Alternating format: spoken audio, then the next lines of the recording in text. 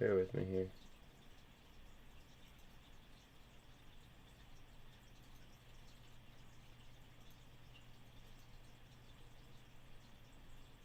There we go. Alright, that's that. Very good. And then make sure Twitch is straight up. Let's see.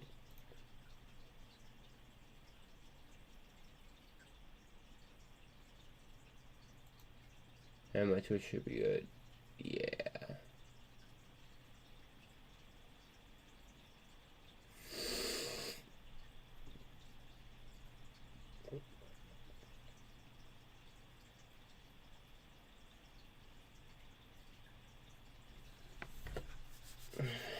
Cool. Wait. No. Wait. Is that from yesterday? 'Cause I'm not wearing that right now.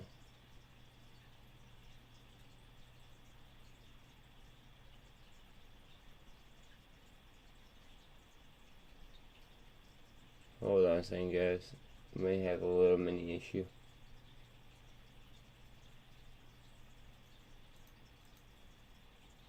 Let's see, just have to refresh the page. I'm not that familiar with Twitch just yet.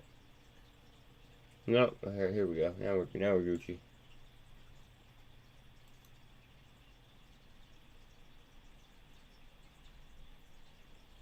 Now we're good.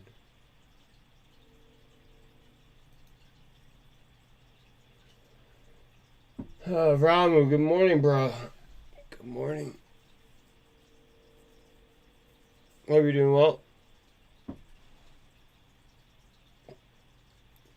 Thank you. Thank you. Thank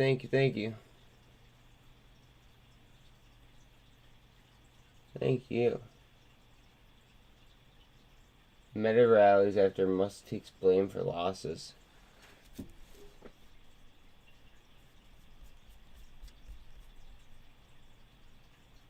Ooh, okay. I keep looking at that and I keep thinking it's fucking Carvana. Oh.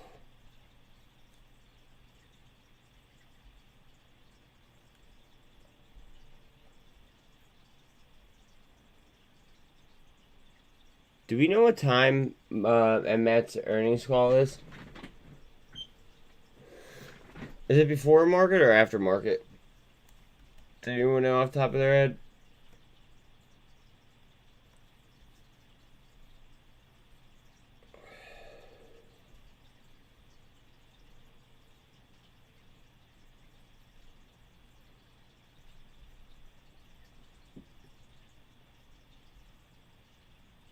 It boils down. Surprise.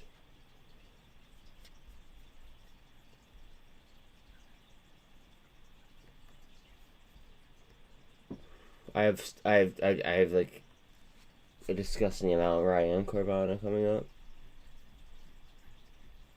I'm a little bit over leveraged on that, to be quite honest.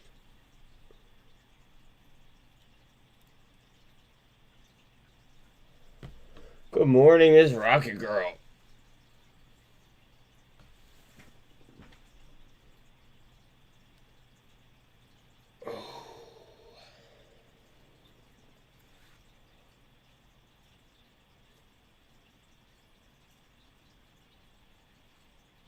I'm sorry, like I'm yawning right now. Like I literally wake up and then I just come on stream.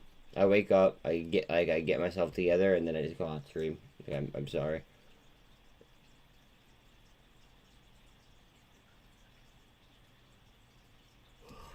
I'll try my best. Yeah, lots of early birds. You're not wrong. Yeah. You have a 5 every day. See, I started getting up without my alarm. My alarms are set for 7:15, 7:30, and 7:45. The 7:45 is more like a God forbid. But, like, I usually don't sleep until my alarm goes off. Like, usually I'm up before my alarm goes off.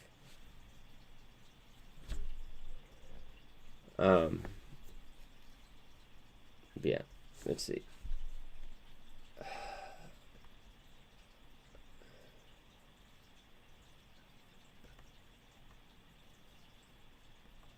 Fuck, Did I not just pull that up and have... Whose earnings are today? It's AGFY's are today, right?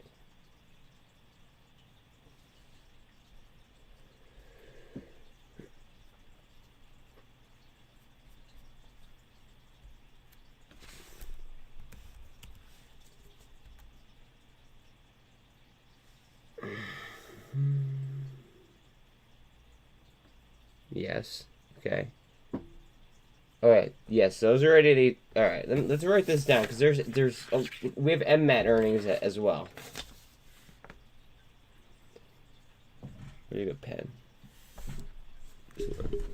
Hopefully this is not out of ink. If not, we'll trash it. Alright, so AGFY at 8:30. Okay, and then Endo Court at 11:30. Okay, and then what time is MMAT's earnings? Do we know off the top of our heads or no?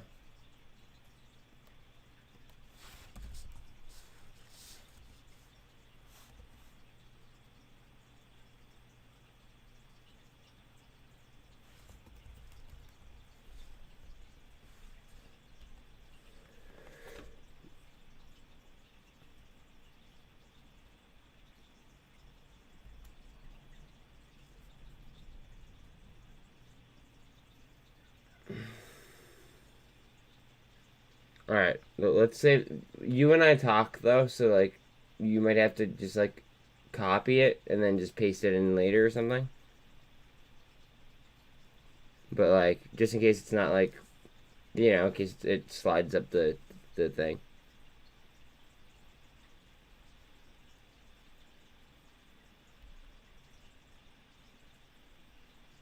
$11:30.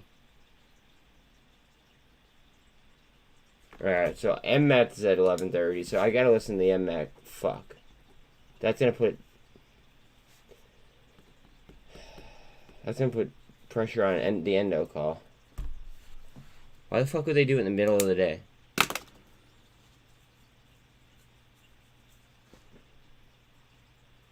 Unless they're gonna announce the S1 being filed, which would be crazy for the market.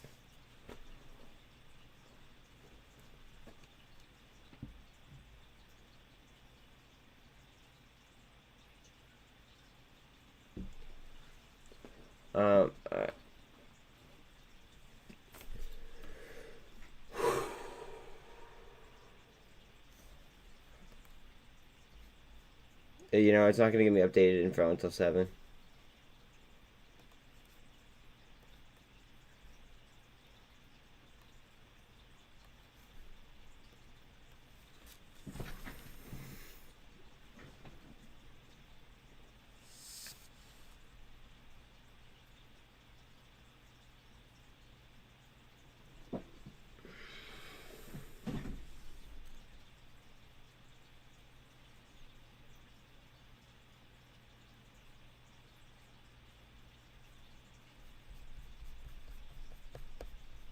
Now, because crypto let us lower, guys, they might be using the money from crypto to cover positions that they have to cover. It's a theory of mine that makes sense. Like, we don't need Bitcoin for SPY to go. They could disjoint at any point in time. It just, over time, so many companies have put Bitcoin on their balance sheets that has been the marriage basically between SPY and Bitcoin.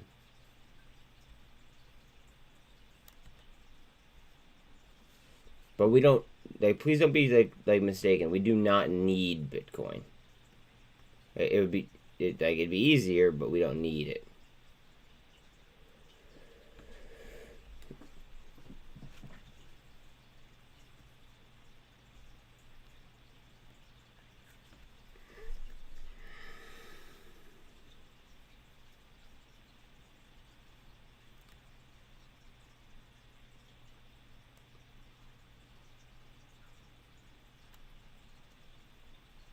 Alright, so now what I'm going to do is I'm going to go, I think, I'm going to go 2 days. Because I did, 2 days or 3 days or whatever with members only. I think I'm going to try 1 day or 2 days with subs only and see how the algorithms act then. Like, I just want to fuck with it a little bit.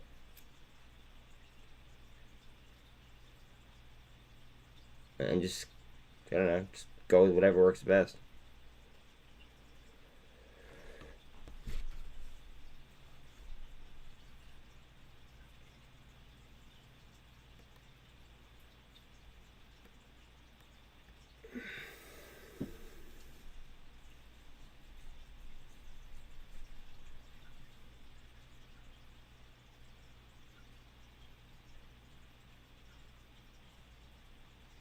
Don't be surprised if Novavax goes on a space mission today.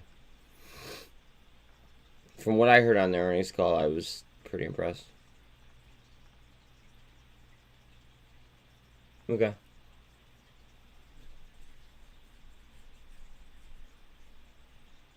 Are they leaving samples or no?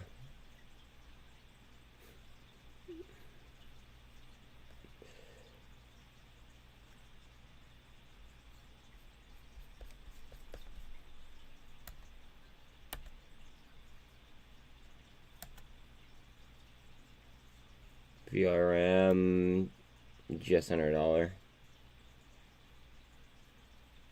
BBIG, 1% up, still under 80 cents. Not financial advice. I think it's like, it's so disgustingly undervalued at 80 cents.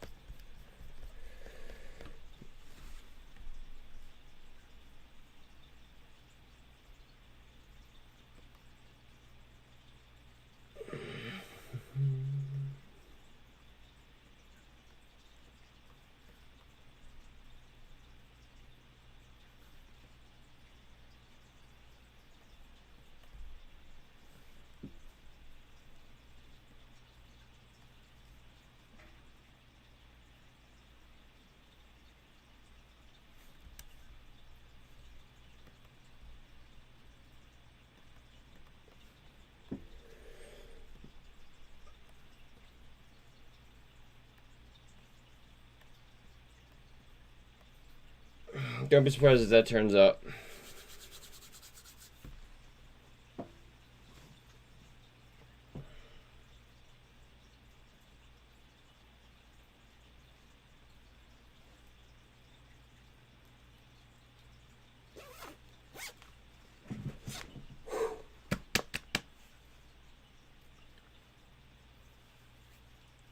Alright. Time to chase some paper.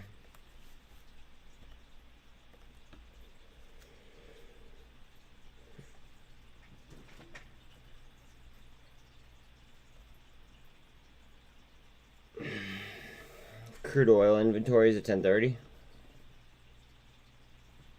Tomorrow we have the CPI.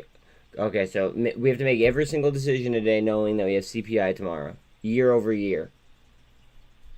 It's very important that we do that. Every single decision today has to be made knowing that we have CPI tomorrow. Please, like, don't fuck that up. Alright, I'm gonna get AGFY's earnings call up on the screen. Just give me 1 minute.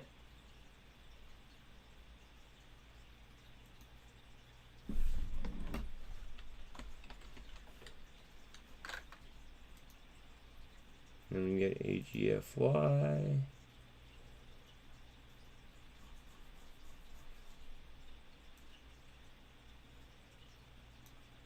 Rocket Girl, I have a feeling that you were gonna be a very happy woman today.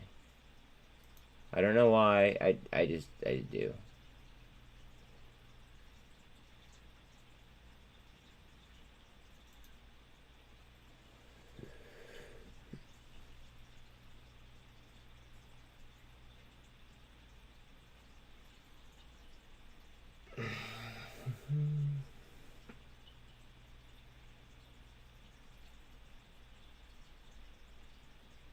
Where is this? Fine events, okay. Okay, trying to send me to MJ BizCon in Vegas. I don't want to do that. So let's go back.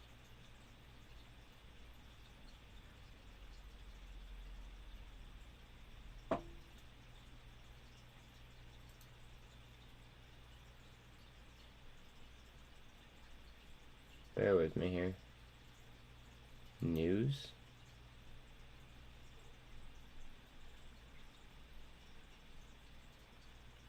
Now they're gonna probably lose money. Everybody just be aware of that. They're probably going to lose money. However, I'm more concerned about the forward-looking statements.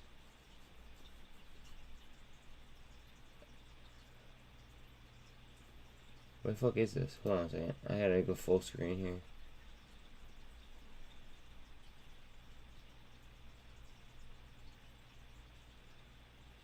Alright, guess I'm doing it the old-fashioned way. AGFY earnings call.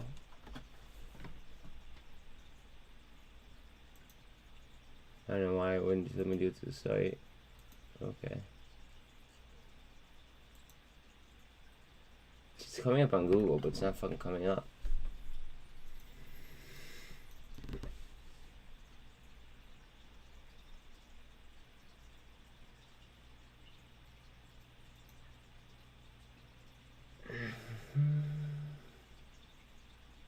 Earnings release.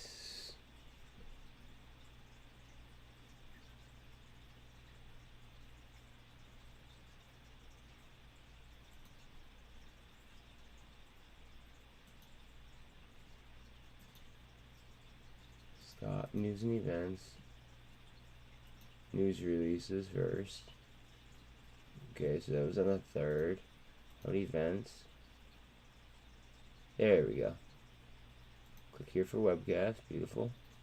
And I have to register. Okay.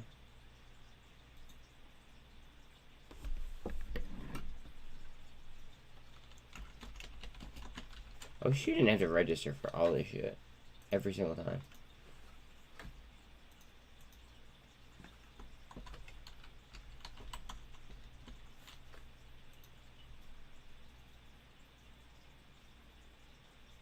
What is this? Hold on a second. I have a new phone number. I don't know this phone number. They want a phone number.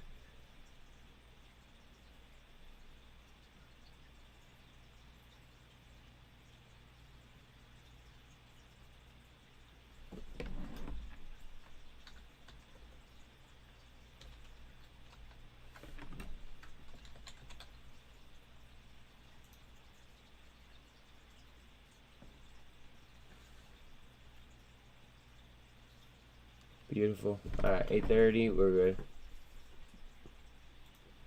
Alright, so that's good. That's Gucci. You said 8:30, let's, you know, try to remind me so then I can pull it up. Or not try, so I could pull it up.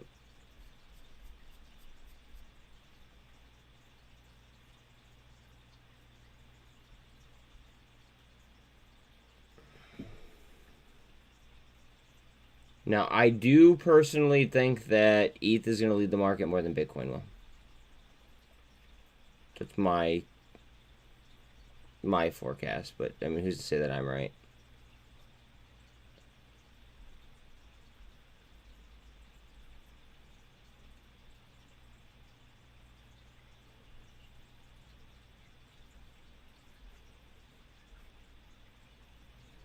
Like AGFY, okay, AGFY might dive, right?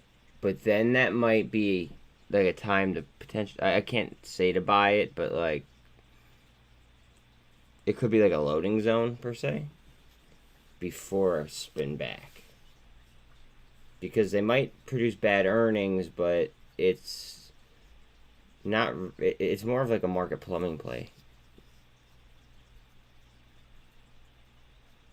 So just be prepared if that does happen. Just like know, like, you know, I mean, we're gonna check it at 7 when everything updates. We'll actually give it 7:05 just to make sure everything's updated. But like we're gonna make sure that the numbers are like are with it still and all that happy shit. Right now, I'm kind of just biding time until 7 o'clock.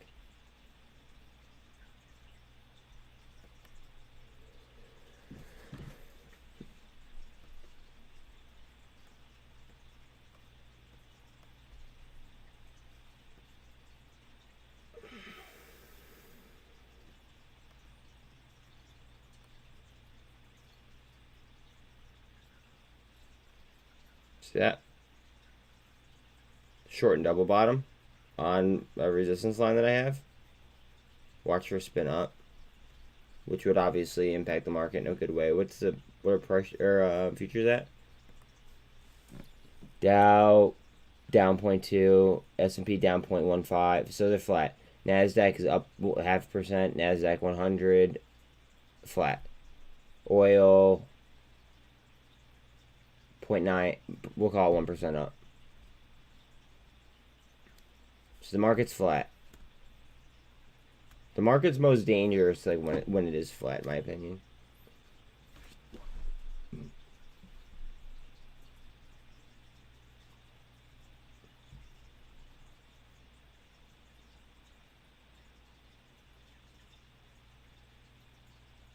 So I don't think goes.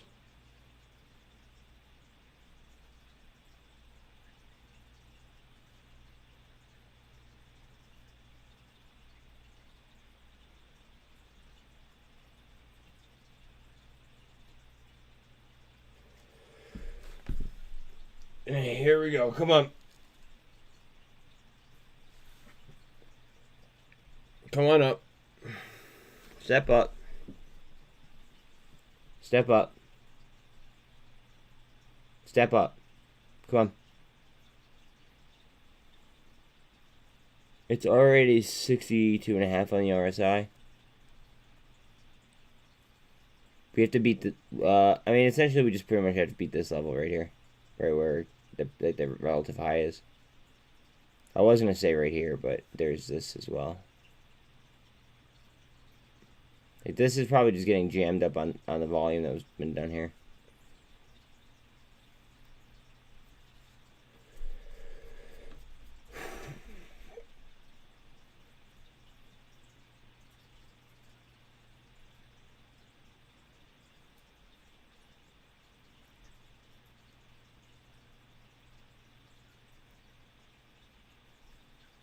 Come on.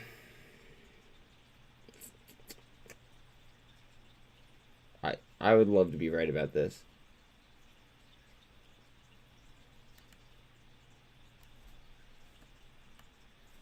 Alright, never. You guys know that, like, what I say. Never, ever, ever, ever, ever draw like this. This is not how you're supposed to draw.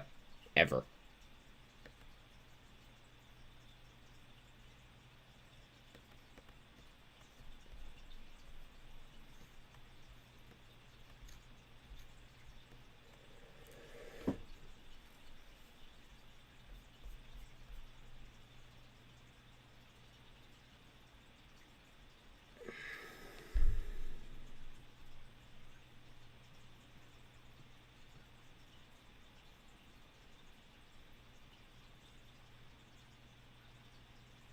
Come on, you son of a bitch. Take this out. I'm right here. This is off of the super trend. We're looking for 1780. Well, 850. 17,850 would send us to a different level, I believe.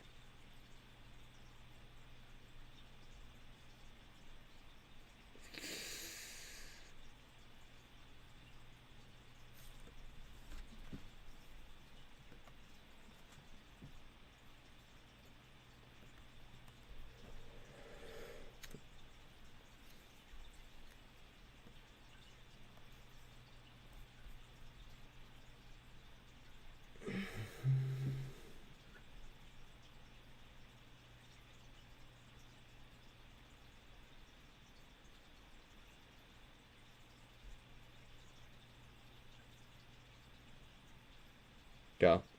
Get out of here.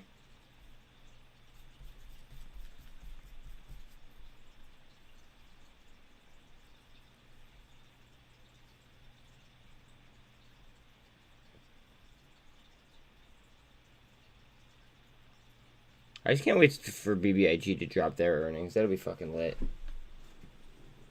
Like when BBIG drops their earnings reports, like their overdue earnings reports, and then files for the merger, it's gonna be insane.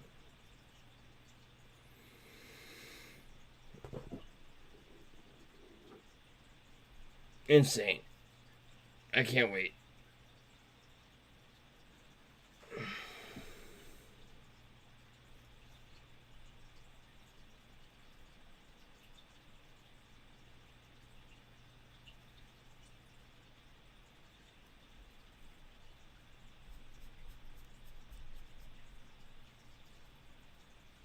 Alright, pound is down, dollar is still kind of down a little bit. Ariane launch? Yeah, we can make Ariane launch.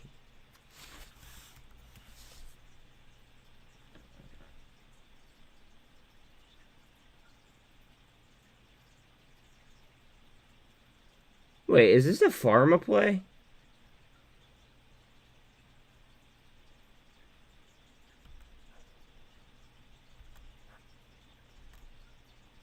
Because there's an AR, okay, there's an RE. I like solar, but there's an RE that said pharmaceutical in the Nasdaq as well, which is kind of odd with the same ticker.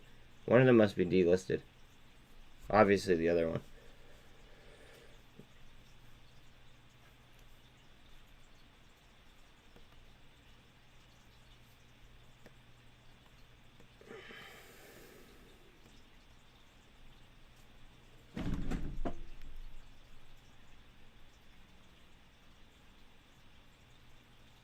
Break of 24 inch, have room to run. Right, word. Word. See, my home run shots, dude, have been like anywhere like around $10. That's the thing. Like, I've been hitting homers at like around the $10 range, and then like a market cap of anywhere between like $1 billion and down. Like, I've just been smoking mid caps and small caps. Look at it fucking pre-market.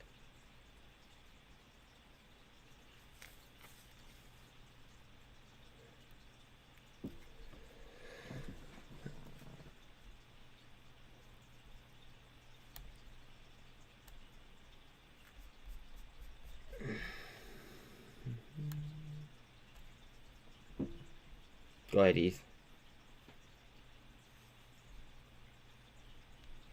So, wait, are you going to scalp it or are you going to play it long? Yeah, are you going to scalp it or are you going to, like, are you going to swing it? Like, what, like, or does it just, like, depend on price action?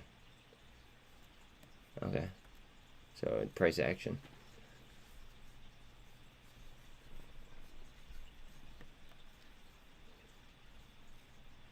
Alright, it's almost 7 here, so then that means I could start checking fucking Vortex here in a second.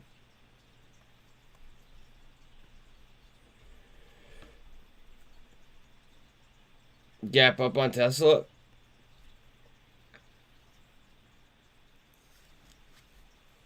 Facebook.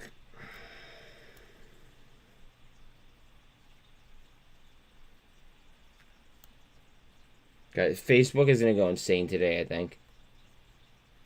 Holy shit. Not financial advice.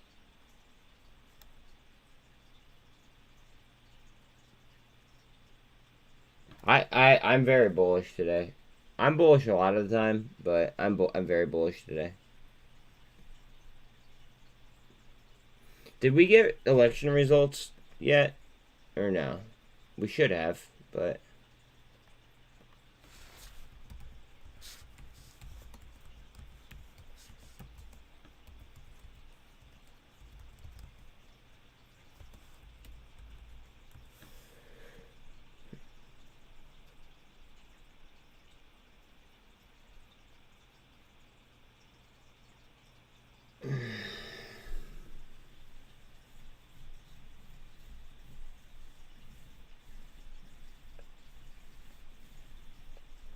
we lost a seat.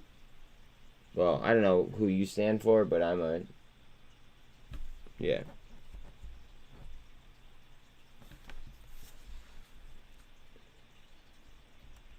Oh, wait. It's not completed yet. No, it's not completed yet either.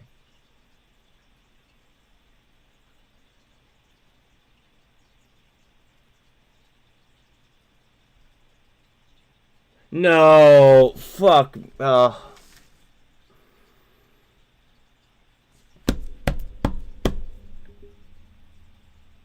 Fucking A. Ugh.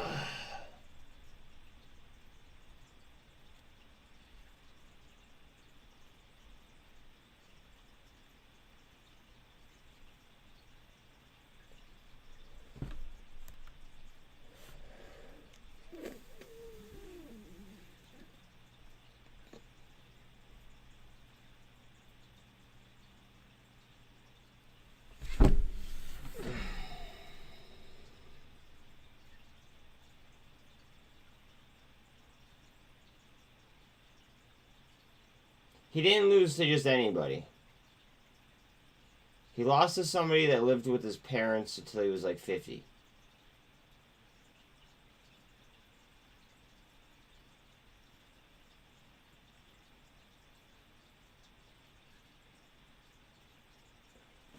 Fuck.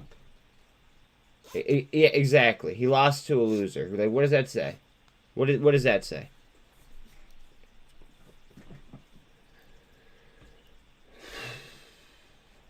Although I do want to say this to anyone listening, and I actually posted a Facebook status about it last night because I was so disgusted, and a lot of people actually kind of responded with the same responses.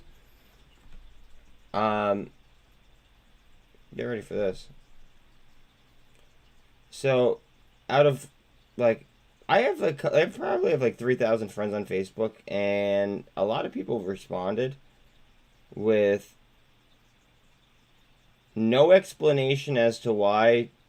No one was questioned whatsoever for an ID in order to vote. Nobody. Think about that. How disgusting is that? Like, you don't need to vote? Or you don't need an ID to vote? What? But I need an ID to, like, I don't know, like, buy a 30 wrap? The fuck? That's so wrong.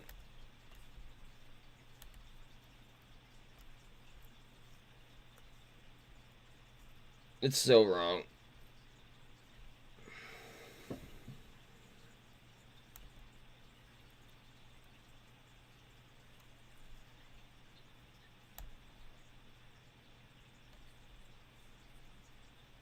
It's so fucking it's so wrong.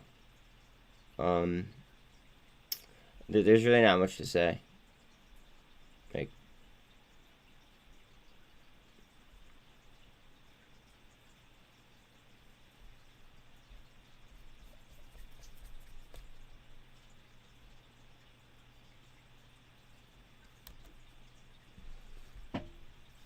and don't think that I was a don't think that like I'm a fan of Dr. Oz.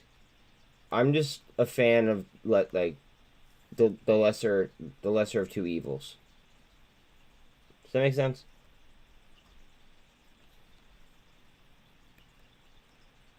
Exactly. Why do we do this?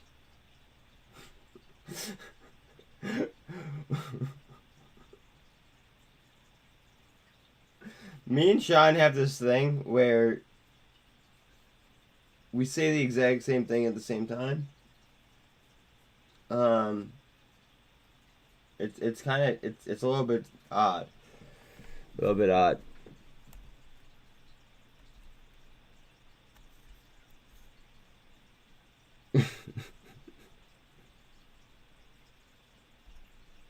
MULN might go for a ride today. I just feel it in my bones. I have no idea why. I think that we're gonna have a very bullish day. Yeah, that's right. Good point. Very valid.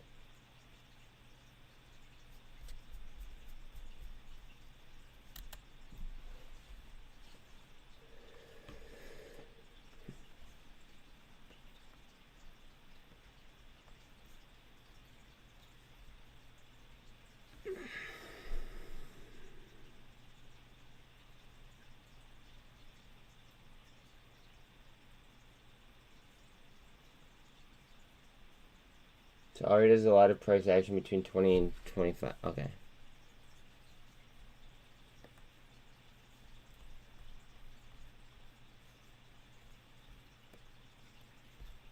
You're looking for a handle right here, bro. You're looking for a handle.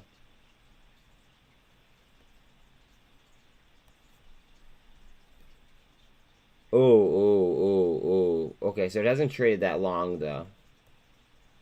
But you are looking for a handle.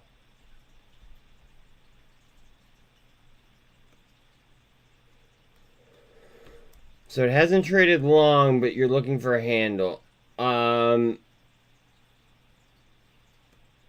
That's not my trade, but yeah. It definitely could move to the upside, judging by what I'm seeing here. I'm seeing a double bottom at the bottom right here. Is that a gap though? Hold on a second. All right, there's a gap above the 200. Dude, watch it. Watch for that gap. Look at this gap right here.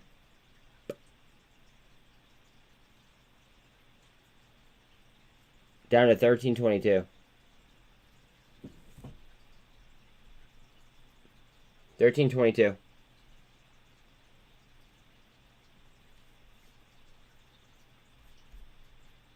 All right, it's 7 o'clock. I could start vortexing. I want to go on Carvana's chart. I have the most to lose on Carvana right now, I think, because of options and stuff.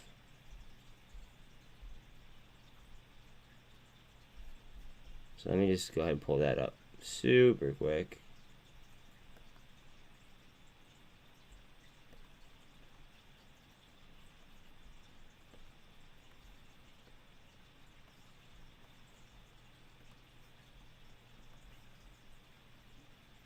Fucking hey, man.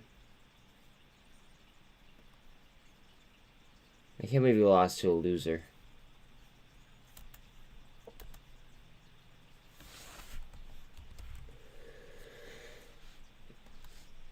Actually, I can, because I wasn't ID'd when I never mind. I'm not even gonna get into that.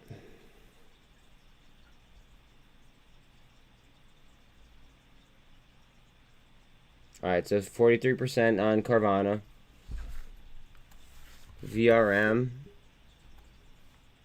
Alright, now my head's getting fucking hot. No, like, maybe you're right. I'm trying to, like, find, like, the perfect temperature here for what I'm wearing. It's just, like, rough. Let's try that.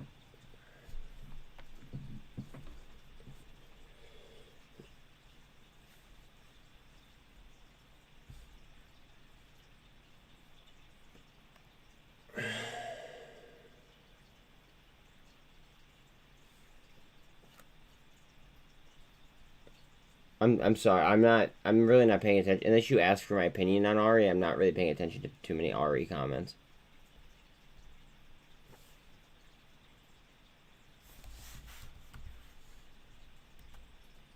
I just have so much going on up here that, like, I just try to, like, I just try to delegate what is worth my brain power and what isn't, unless I'm asked. If I'm asked, then I'm going to answer.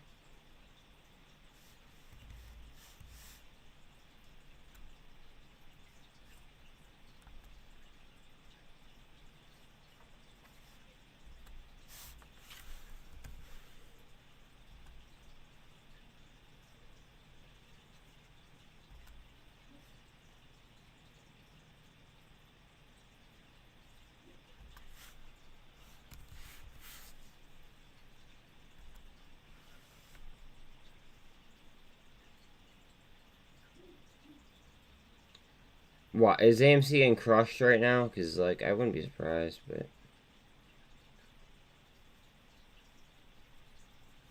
Guys, watch out on AI and IoT. Not financial advice. Just watch out. They could be fucking crazy. Out of nowhere. Your RYAM play like worked out fantastically. AMC's flat, okay. What's Coinbase? I want to see Coinbase's short interest tomorrow.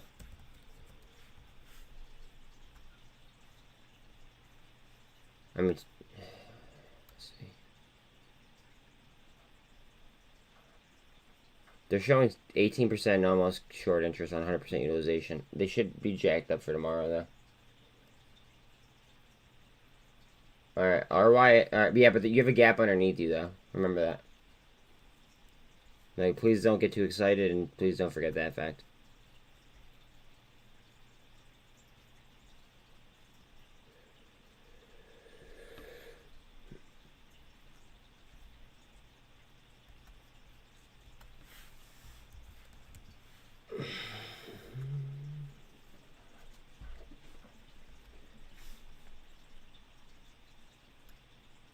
Alright. So, AGFY is showing 25, we'll call it 25.4% short interest. I can't wait to see the T+2 on arrival, too.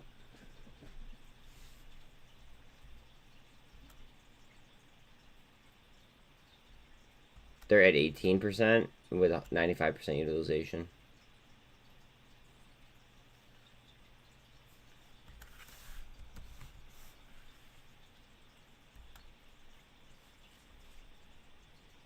Does my lithium play?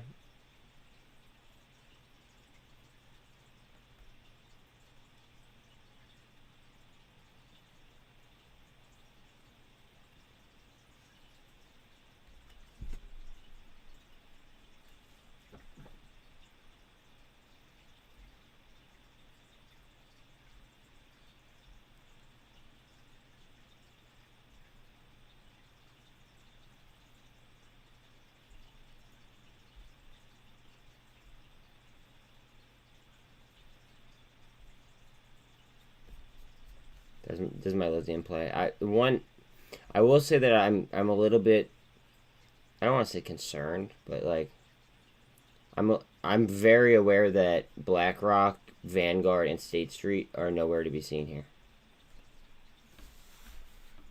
I am aware of that.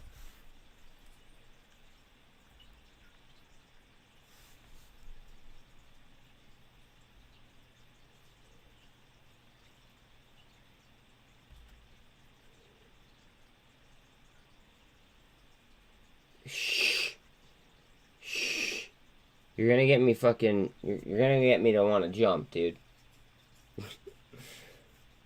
Gonna get me to want to jump.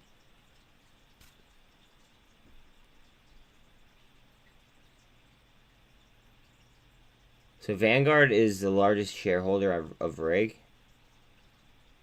And on September 30th, they bought 2.44 million shares. Million more, I should say. BlackRock added 1.16 million on 31st of October.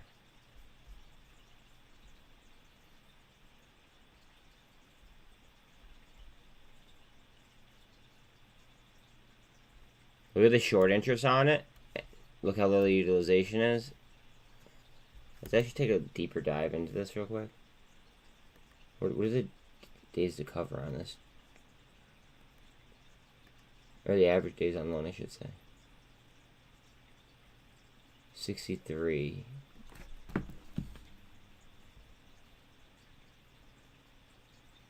What was 63 days ago? September 7th.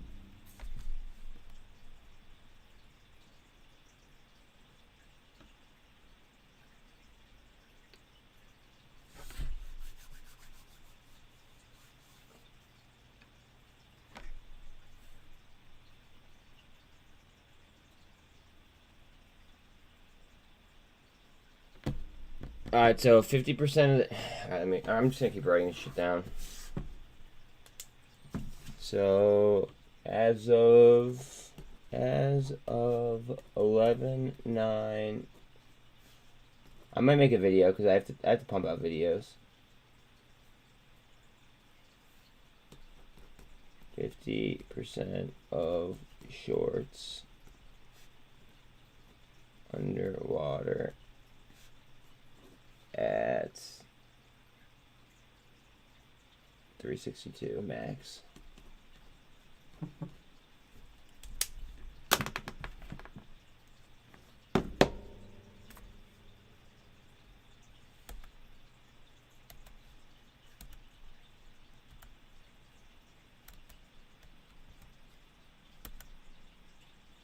They failed at the livers too. What's the...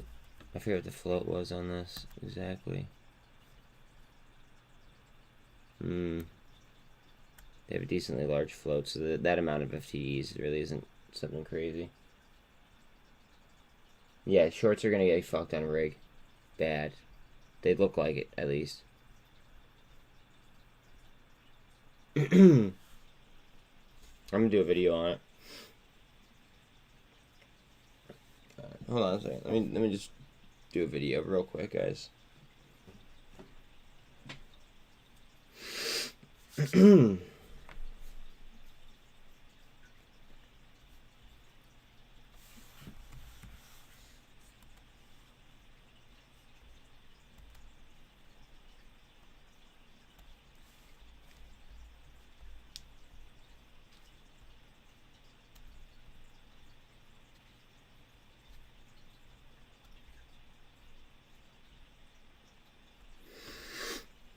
Oh, look at that. Look at that 48 coming up on the daily.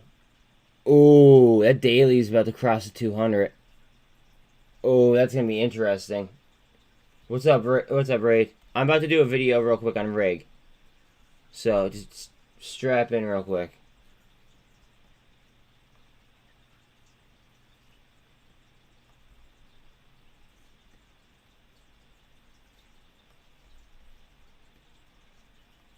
Alright. We're doing it. Yo, yo, yo. As you guys know, I'm not a financial advisor. I'm going to talk about rig. Okay. This is one of my favorite oil plays. Look at the 48 coming up onto the 200 on the daily. Okay. We're coming up to a region right here where we have room to run above. Picture a flag this way.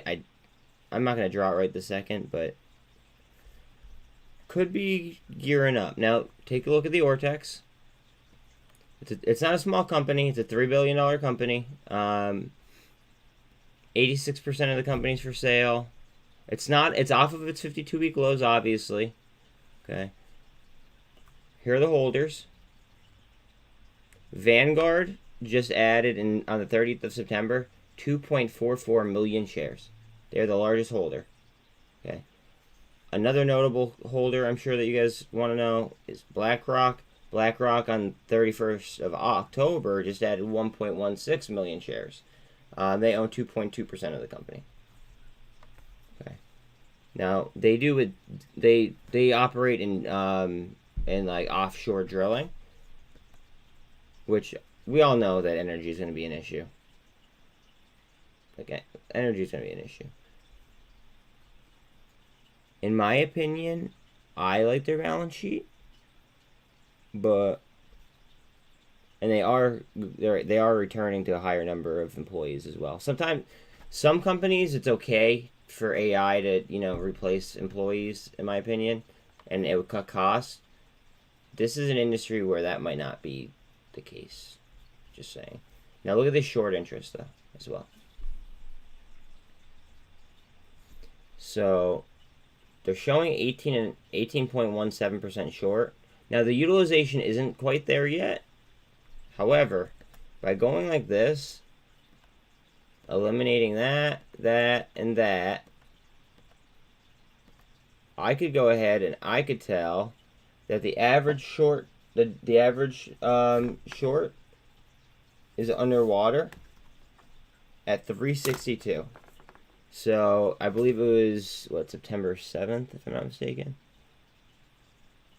Yeah. So the high of the day on September 7th was 362. So if the average days or the average amount on loan comes out to September 7th, right? Then in theory, at least 50%, and this is, I'm lowballing it, at least 50% would be underwater at 362. Throwing that out there for everyone. You guys could see the lending volume. They have some FTDs, but like nothing really like comparable to their float. However, watch the utilization on this, and it's in the the energy industry. So heads up. But again, not a financial advisor. Do as you will. I am live already. I always say 8, but really it's whatever time I wake up and get myself together. Come join the Mafia. See what we're about. Today I am going to do subs only rather than members only. I'm going to give that, I'm trying to mess with the algos and see what works, guys. I mean that's where I'm at. But yeah, I hope to see you here. Later, fam. And best of luck regardless, even if you don't come. But peace.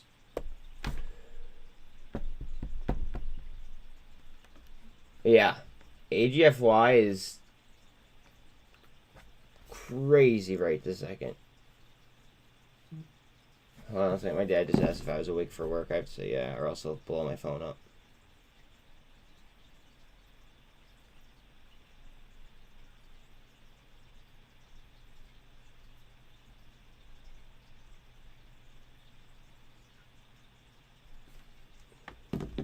Um, 8:30, and we will be live for them. We will be watching them, Brett. And also, good morning.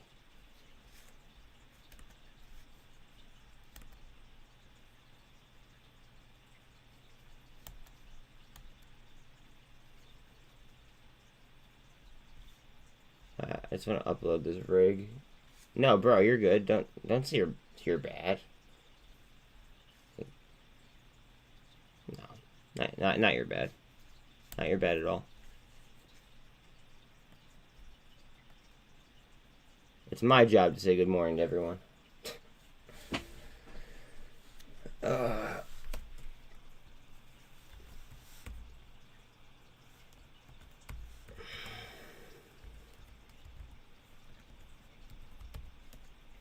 Rig stock.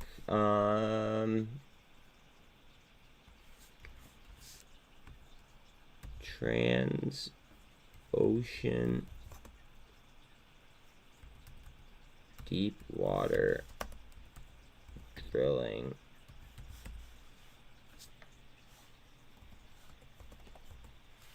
oil stock, oil and energy plays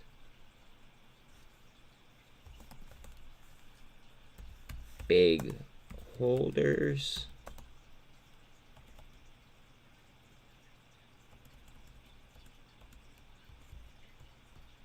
I should put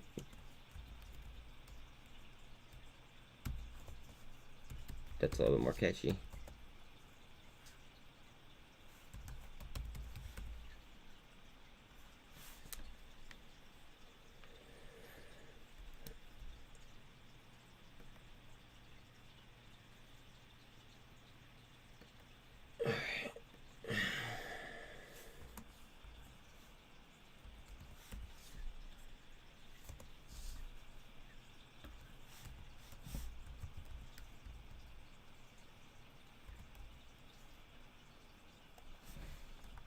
I was wondering why nothing was coming up. I fucking spelled it wrong.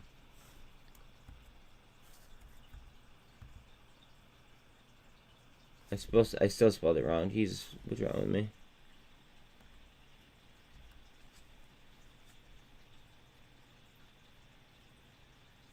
And my dad says, I can't believe it. It's disgusting how it all turned out. Told you, Dad. Let's see. Energy.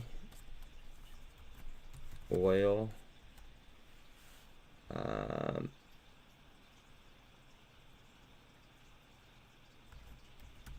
Deep water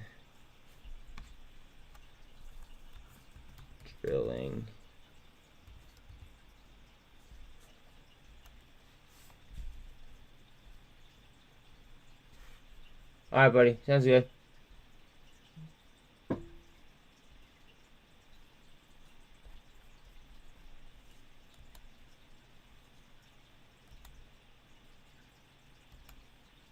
Hey, Sean. Question for you.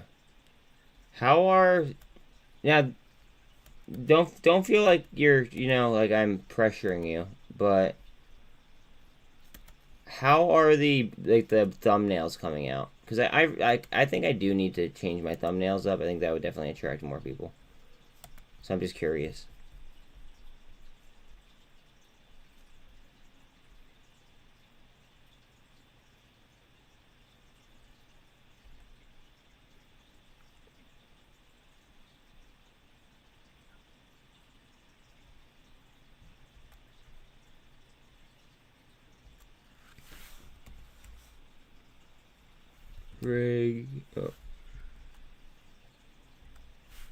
Rig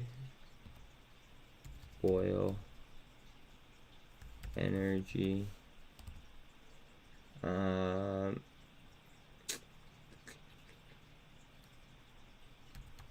drilling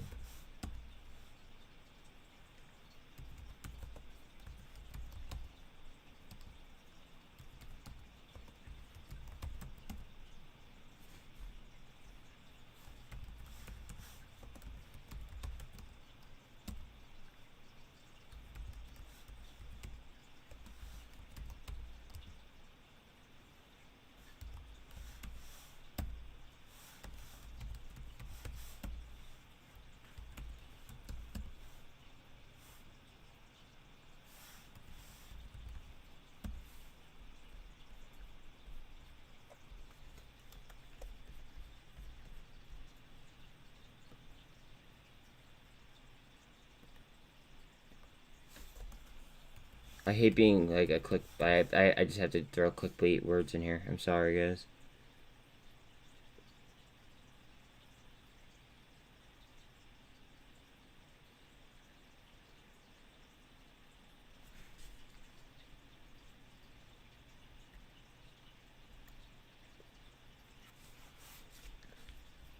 Not good enough. Today's date.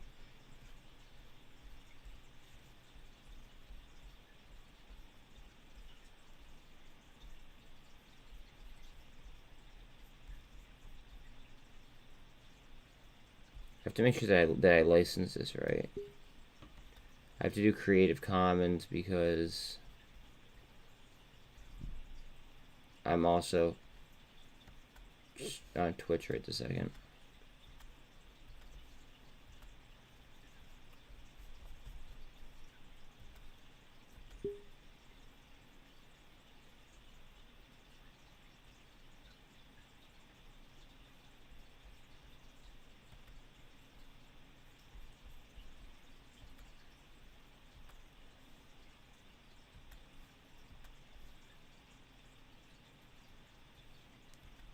Bear with me, fam. Bear with me.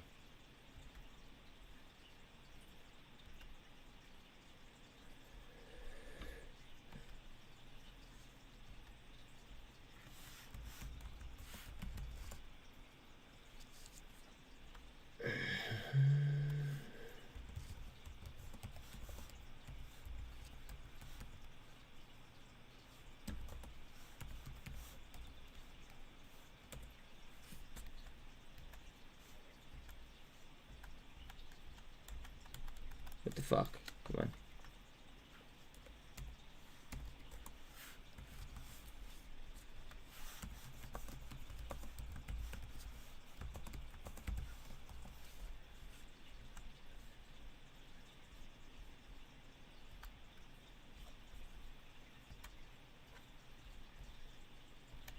Bang. I posted this, just so we all know, I posted this in July. Just saying. I posted the first video on rig was in July.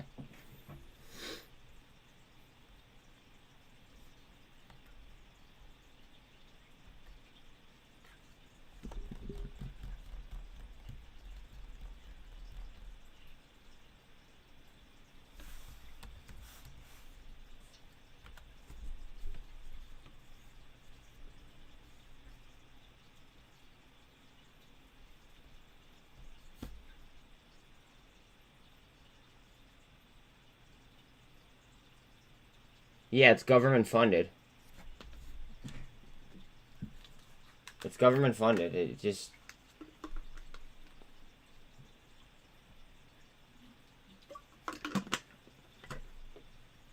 That's the news. It's government funded. That's the only news that I think is relevant.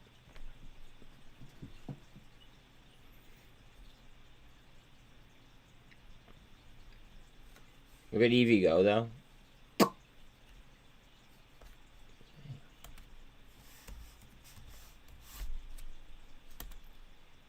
And GEVO has a lot of attention being paid to it.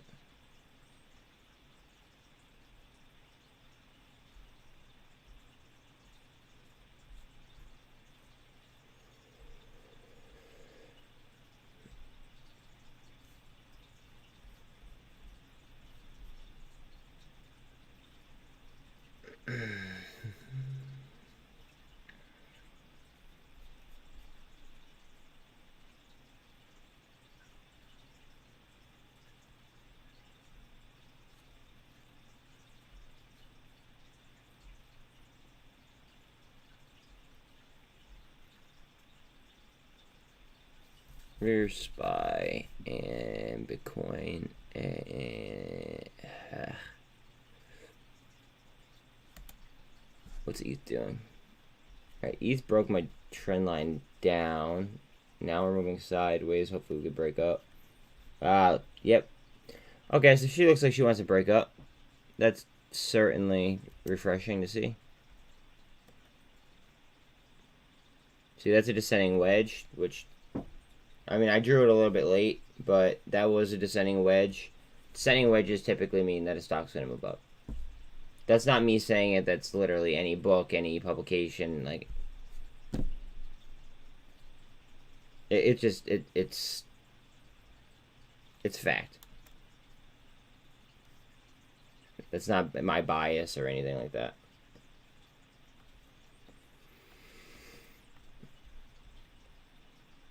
And Bitcoin is double bottoming.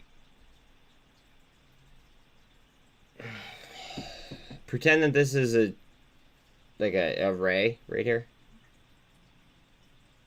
Alright, so just alright. It landed right there in between those two candles. Hold on a second. I'm just gonna extend it out a little bit.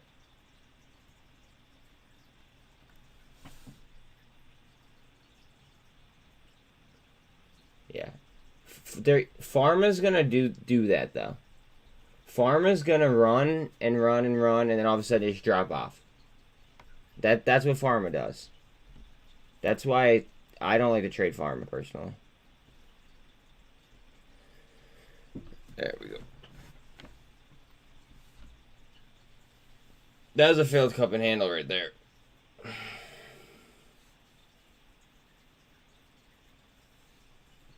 Now we're probably gonna run into resistance right here. In between right here and right here, I'm thinking for sure.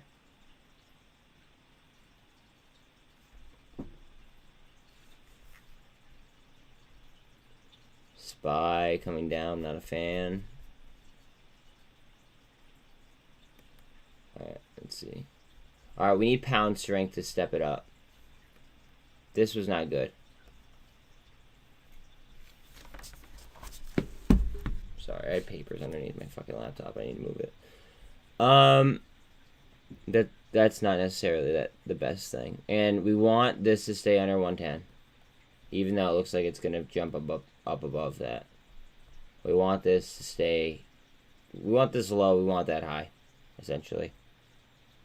Easiest way to break it.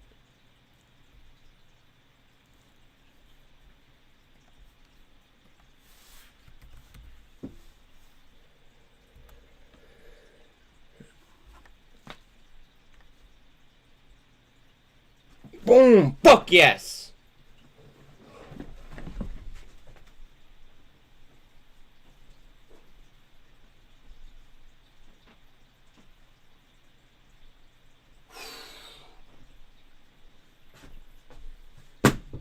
Oh, fuck yeah. Sorry, I needed to walk away for that one.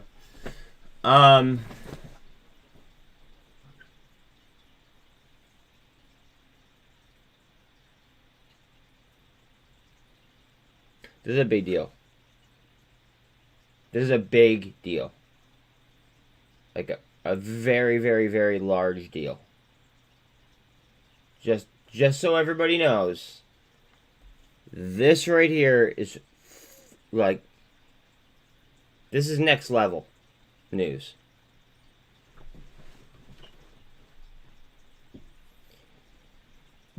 Snapchat just got a U.S. patent for eyewear, for smart glasses.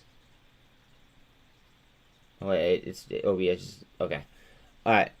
So for eyewear with notifications.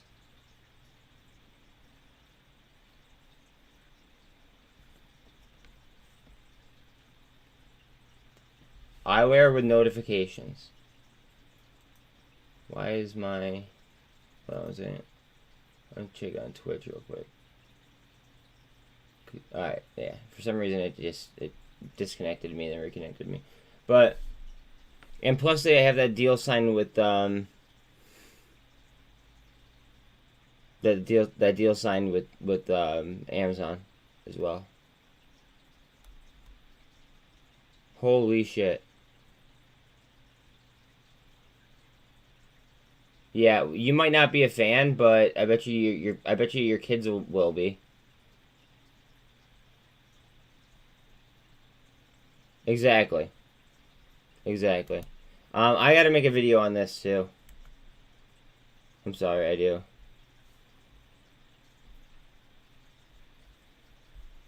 I slacked off the last two days making videos, so I'm gonna make a very, very short one.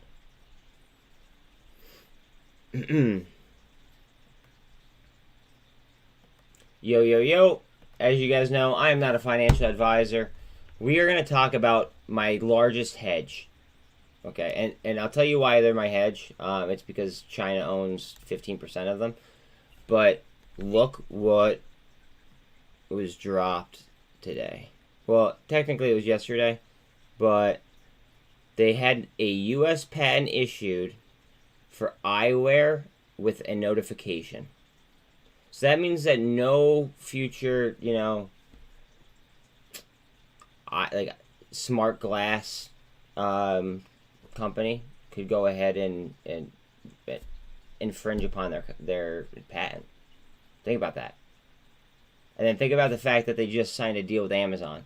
And then look at their chart and look how many gaps there are.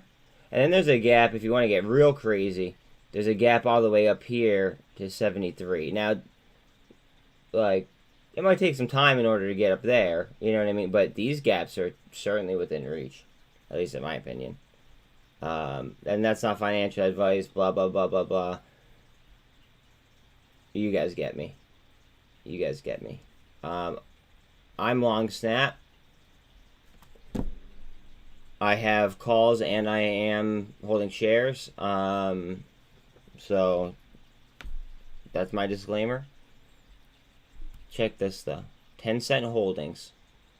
They own 15.06% of the company.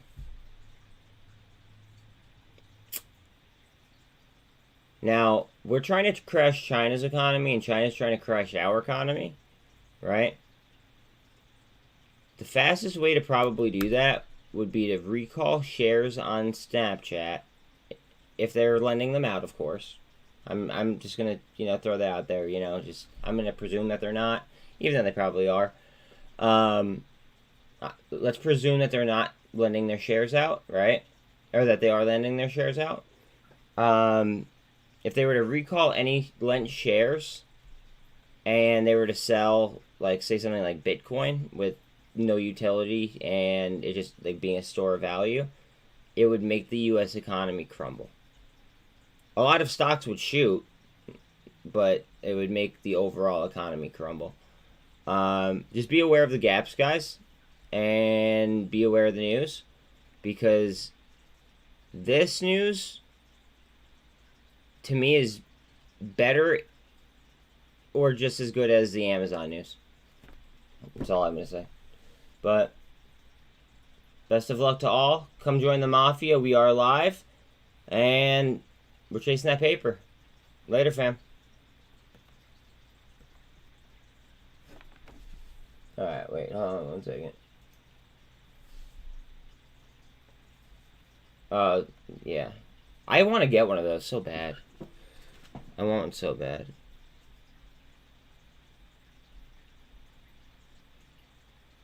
So fucking bad.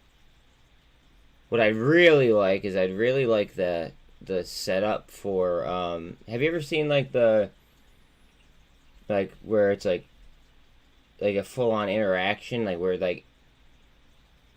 you could like thank you. Like where you could like run and stuff and like it's kind of crazy.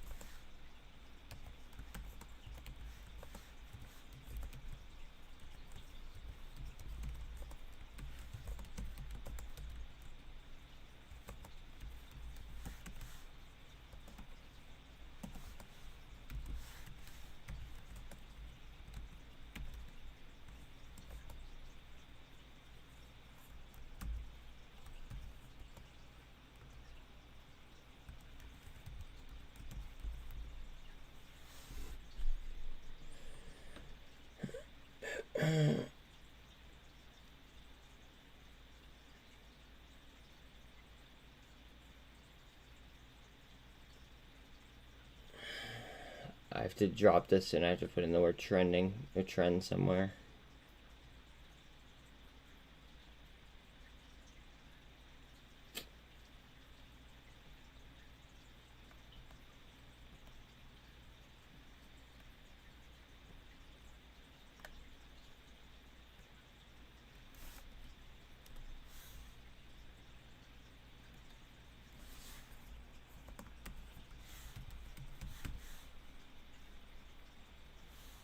That works. Okay.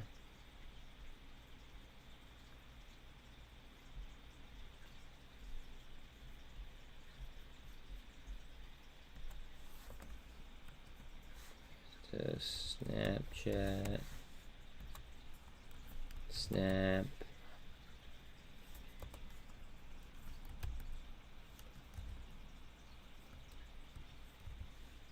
Amazon. AMZN. Patent.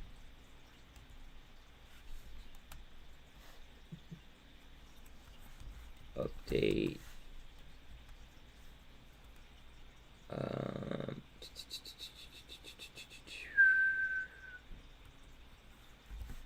Gap.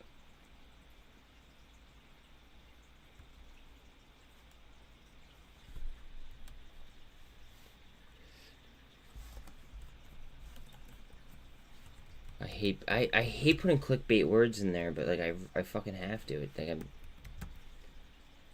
sucks.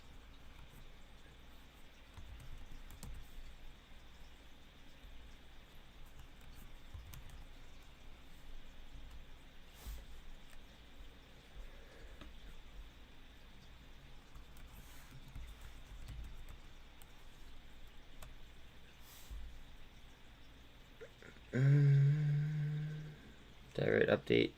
Yeah, I did. Okay.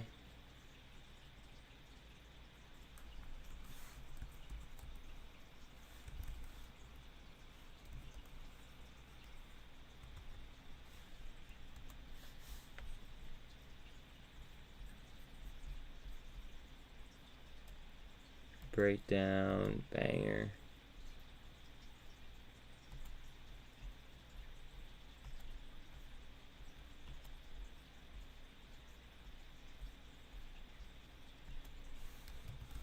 Snapchat, Snap, Amazon, AMZN.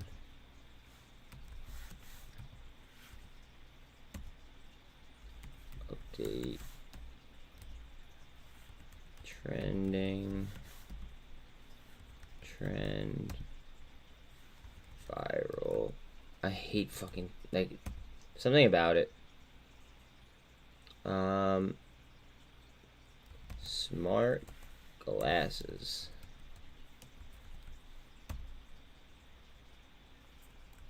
Augmented reality. I'm just gonna write something stupid like that. Alright, cool.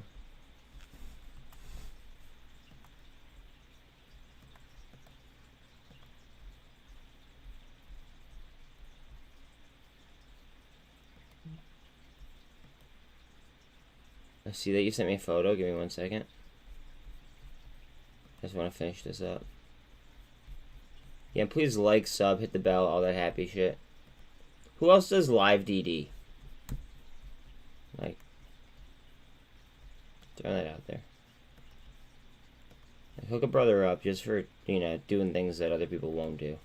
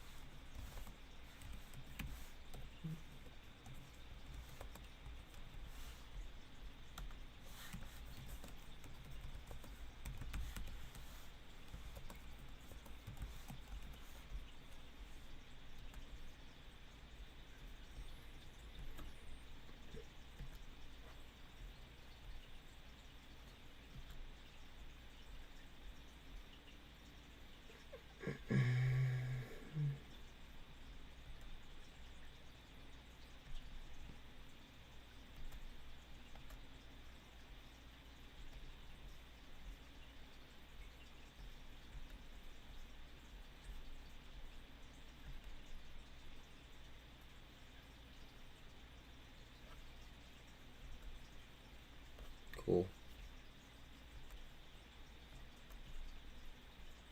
Fucking awesome. I can't believe that they're literally trading down right now after getting that news. That kind of just shows you how disjointed the market is. My humble opinion. Let me pull something that everybody cares about up. That way I could read Rocket Girl's message.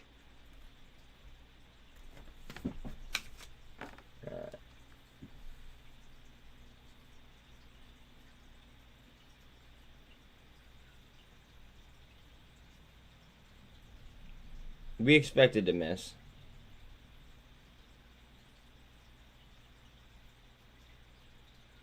Wow. A little bit wider of a miss than I expected. Oh, wait. Revenue.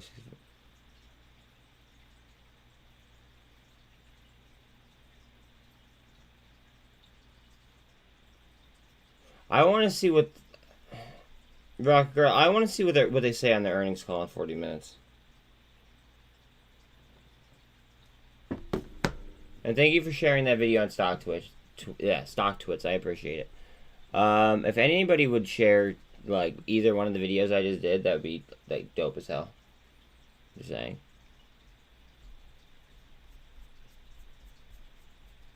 Like, Snapchat. Okay, Rig, a lot of people may not have heard of. Everybody's heard of Amazon and Snapchat. Come on. Everybody knows what that is.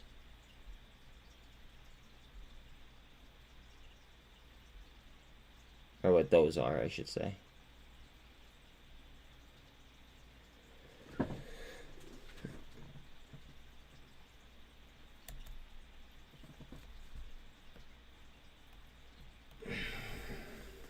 Also, Rock Girl, I'm about to send you another message.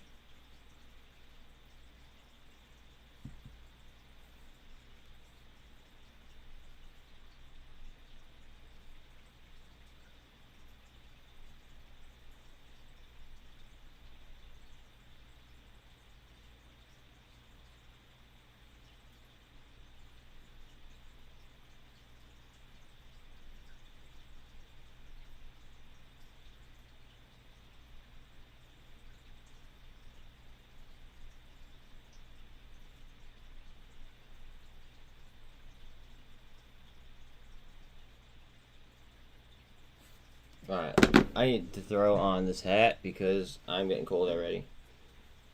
Whew. Alright.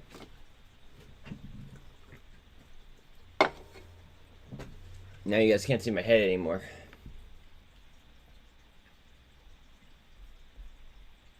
I can't believe Snapchat just dropped that fucking news. That is unreal. Unreal.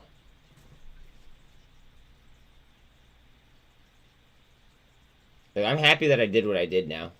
I did something a little bit ballsy yesterday. And I shortened. And I went a little bit higher of a strike than what I wanted to do on Snapchat. So far, it's panning out. I mean, in pre-market, it's moving down, which obviously isn't going to help. But with the news, I don't think it's going to stay down. So in theory, my ballsy move might end up paying off.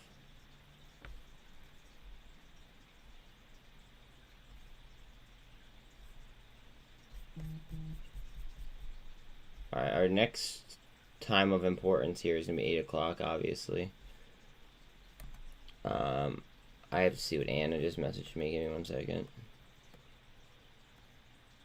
We have crossovers on SPY.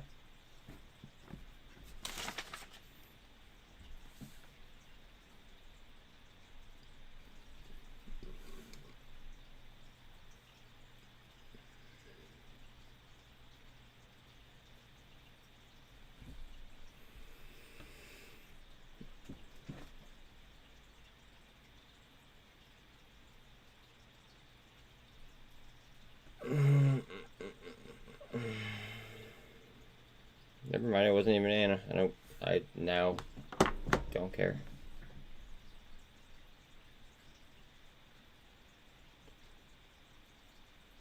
SPY's looking for a gold cross right here. Alright. Rocket Girl messaged me. 1 second.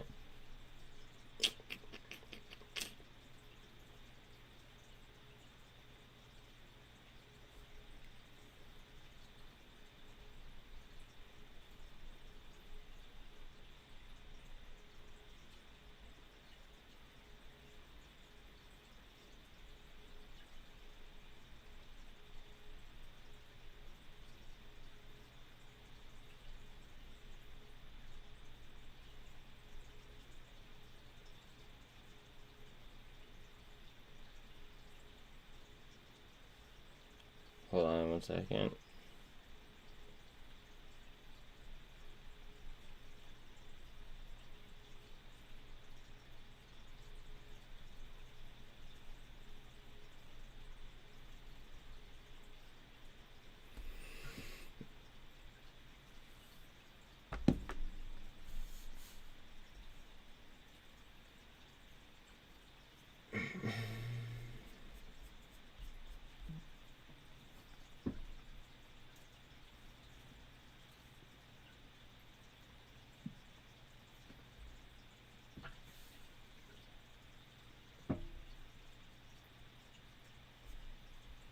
What are you guys paying attention to? Anything other than ARRY, things that I mentioned?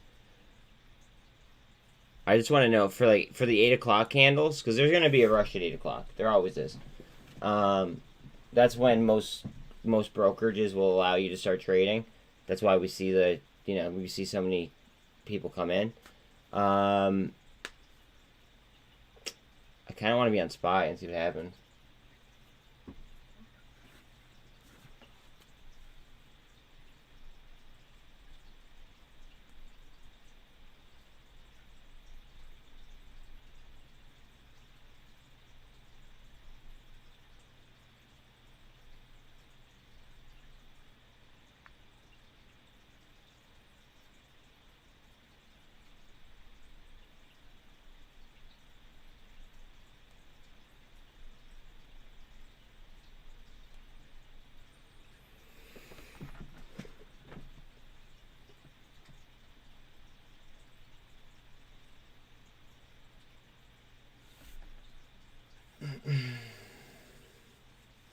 Horrible earnings. Horrible. That's why, like, when it dips,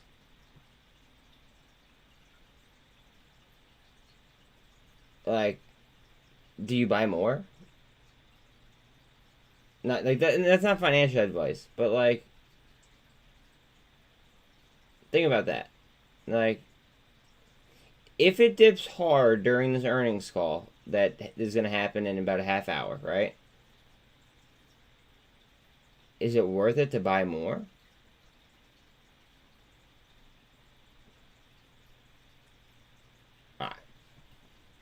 I mean, you like, and that's if it dips, of course. You know what I mean? Like, I'm just kind of foreshadowing, but if it dips during the earnings call, like the DCA on it,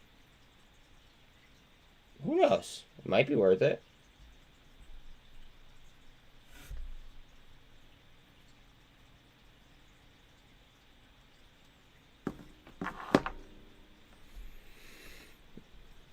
Just saying.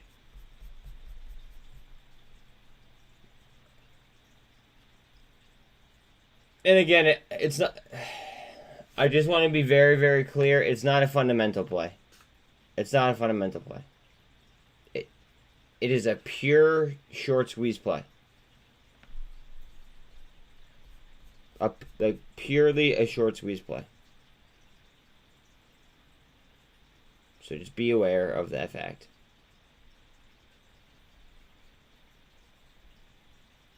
Carvana, come on, baby. I want to move to Greece. Help me out.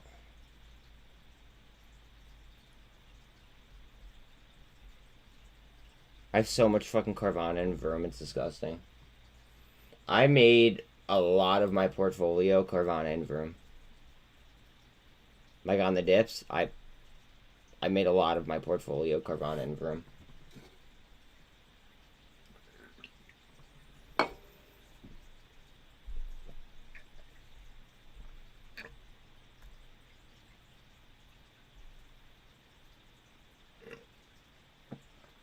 Yeah, but it's a market plumbing play. And it's a blue chip. There's a lot of lawsuits against Walmart. There's a lot of lawsuits against Amazon. There's a lot of lawsuits against... You pick a Fortune 500 company, I guarantee you that they have like a shit ton of lawsuits.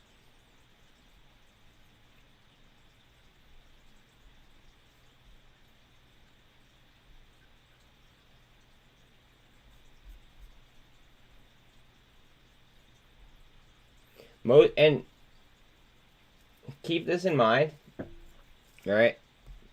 I know this because I've dealt with Carvana myself, like on a business level before.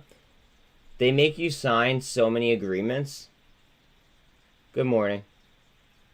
Okay.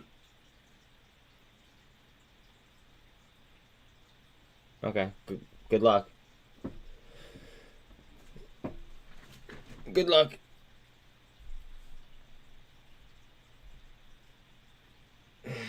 If it does, I'm gonna lose my ass.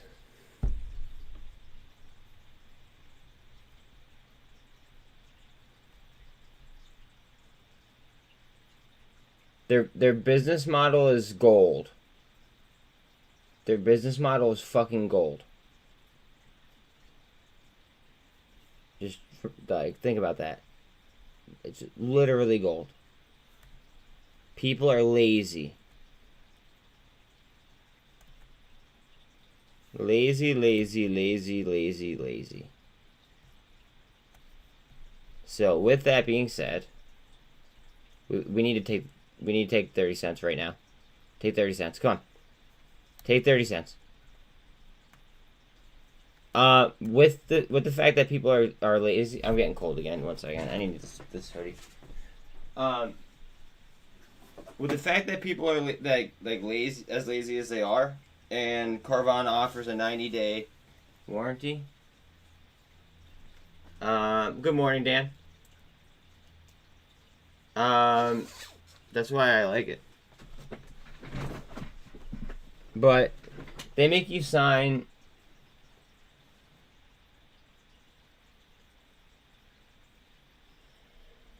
Excuse me? I work for like fucking 14 hours a day. Excuse me?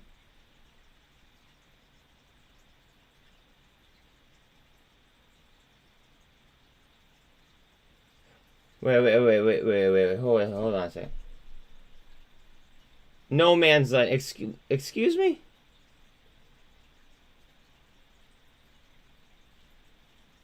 No. Because see, this is why I might have to go to. I might go to members only mode, and I'm gonna. I handle things like this. That's just the type of person I am, Mike. How many hours do you work a day?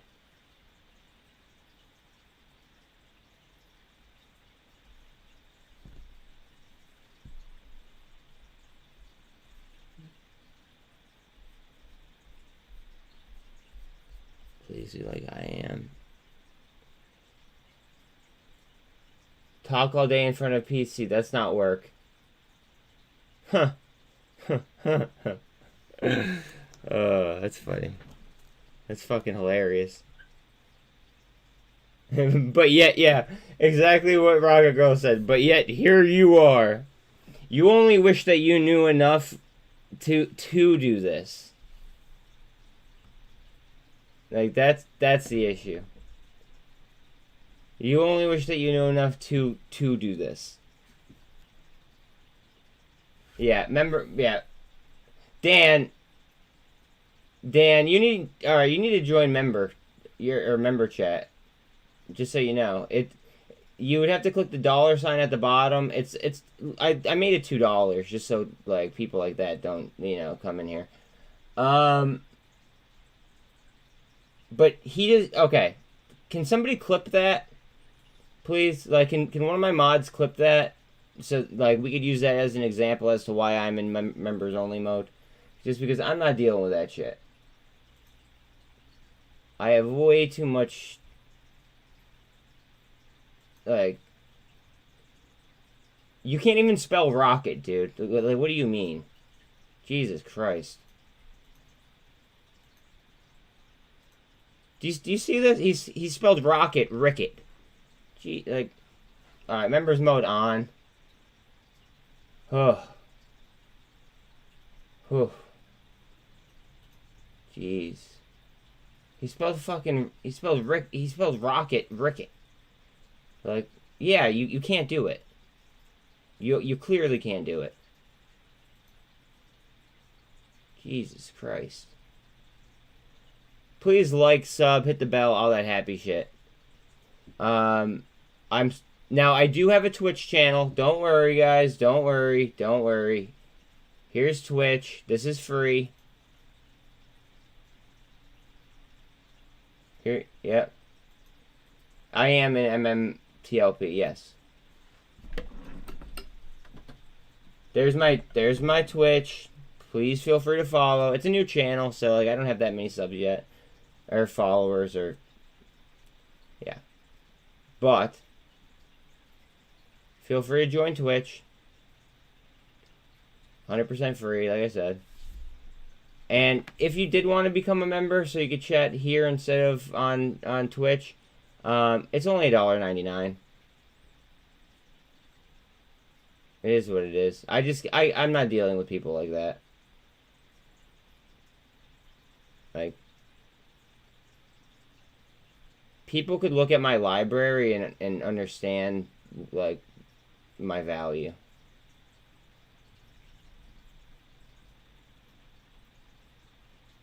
See, the problem is that I just lost 6 viewers because I went members only. See what I'm saying? So it has its perks and its downsides.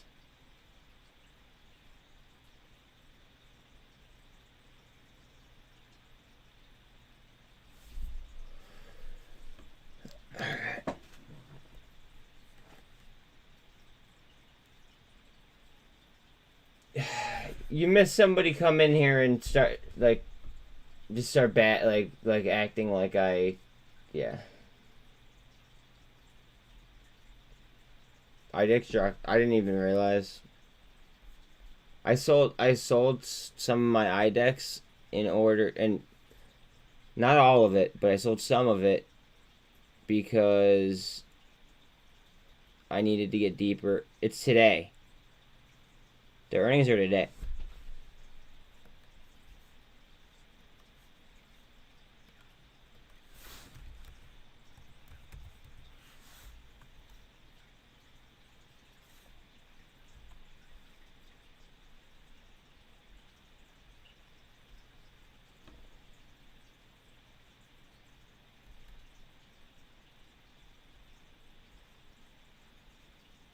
Okay, they're after hours. Okay, so hold on a second. IDEX 4:30 earnings.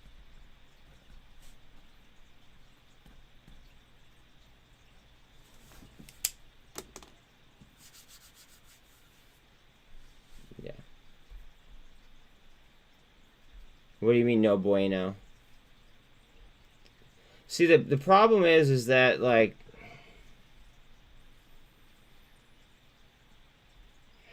how do I phrase this? The public isn't, the public isn't disseminating news in a good way.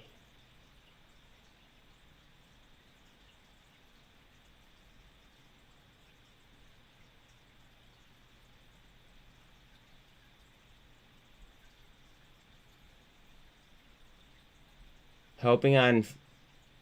Okay. Okay. See, I need to get more IDEX. I need to load back up on IDEX. Snap or Carvana Snap, Carvana, or Vroom need to pop, so then I could buy IDEX heavy again. Yeah, it's today and after hours, so I need to make it. I'm gonna need to make a trade here at some point. I have a decent amount, but I don't have nearly as much as I want. Ugh. Again, guys, please like, sub, hit the bell. Feel free to join Twitch if you don't want to pay the membership fee. That's fine. Yeah, today might be a shopping day. Yesterday was a shopping day, in my opinion.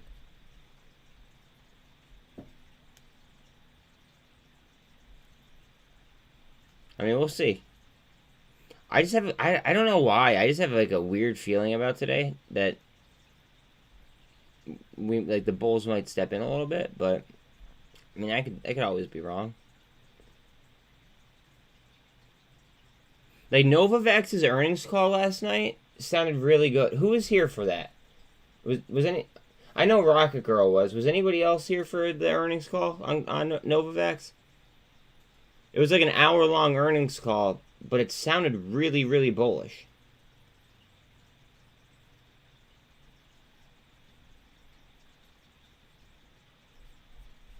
It sounded really, really bullish, in my opinion. This is, guys, consolidating on VWAP. MULN's about to move. Alright, now I gotta respond to Anna real quick. And then I'll be right back with you guys. 1 second.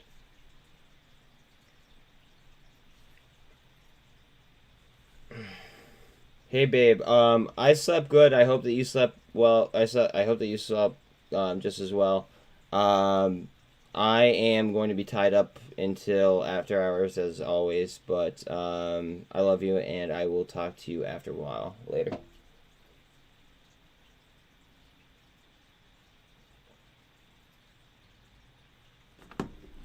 Or you buy a potential sell-off during an earnings call, in theory.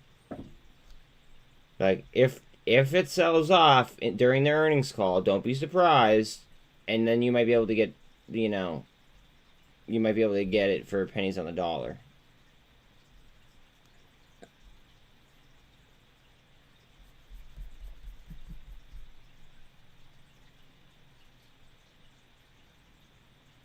I just have a really good feeling about today. I don't know what it is.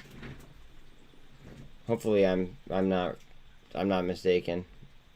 But we'll see.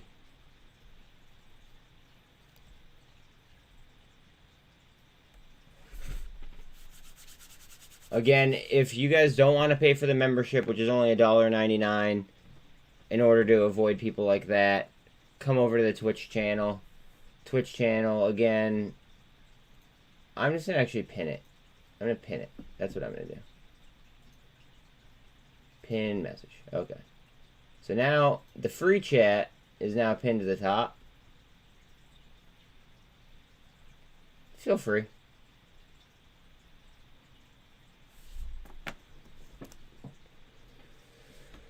Alright, we have 15 minutes till the AGFY earnings call. Let me log into my own broker, because I might want to make a play on it myself.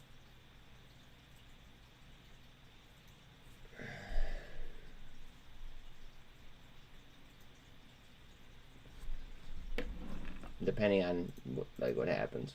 I wonder if they're going to open up the fucking options chain yet. That's what I'm excited for.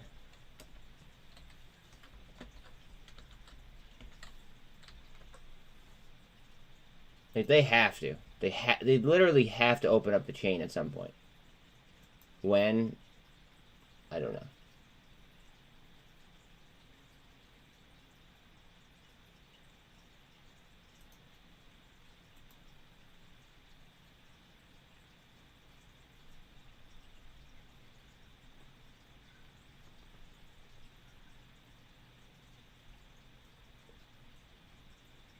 Wait, what am I gonna want to sell if it goes?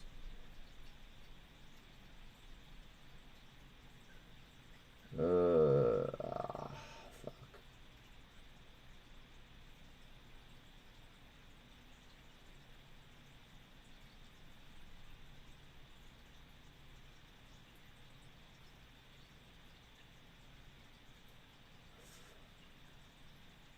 Sometimes making decisions like the hardest part for this, like of doing this for me, is if I'm so convicted into a trade, it's pulling money off of something else in order to put it into something else. If I'm so convicted in the trade that I would then be pulling money out of. That's the hardest part of trading for me. Just throwing that out there. MULN enters into an agreement with Newgate Motor Group. Let's go! Let's go! Good shit, Mike. Thank you for the DD, bro. Thank you for the DD.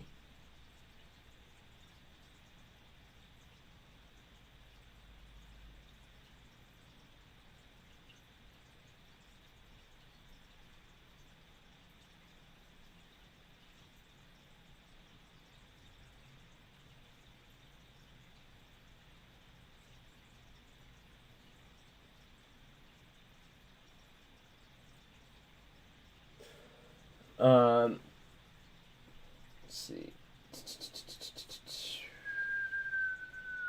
That's awesome. That's awesome. I'm so fucking amped about that. Let's get it.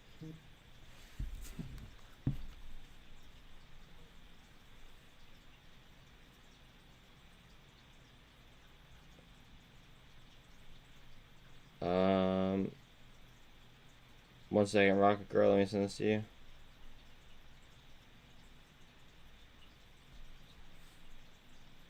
Let me confirm that it's accurate. I'm 99% sure that's it, but let me just check. Yeah, that's it.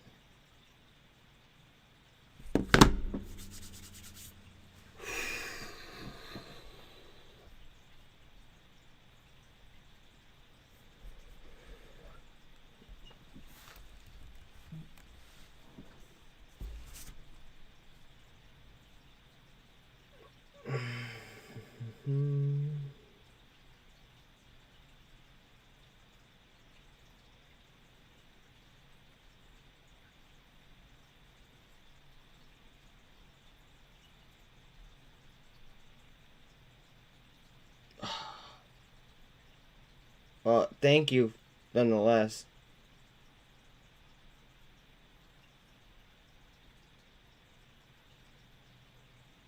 Fuck. Yeah, yes, yes, yes, yes, yes, you can. Yes, you can. Yes, you can. Yes, you can. Yes, you can. Yes, you can. Hold on a sec. Yes, yes, yes, there. That's where it needs to be. Sorry. Alright, so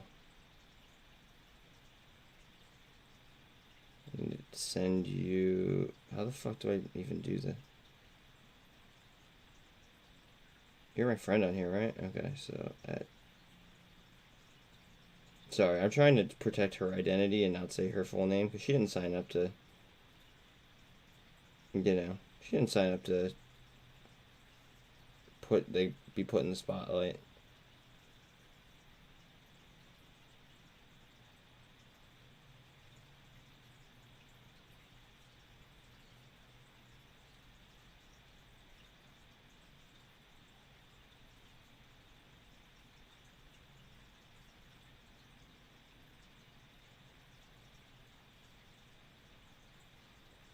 There you go. I just sent it to you back. Mullen's going. Look at this. Neil, what's up, brother? Yeah, I don't even want to talk about that. I don't even, like, I'm so disgusted by it. It's, like, and not only that, but, like, the dude lived with his parents until he was 50.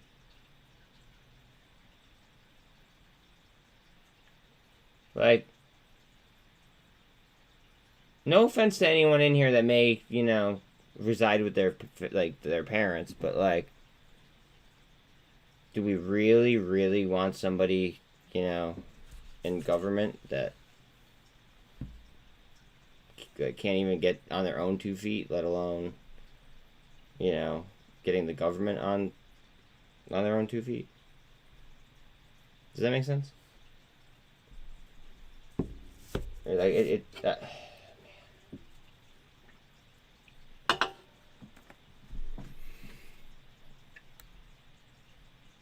it's awfully disturbing.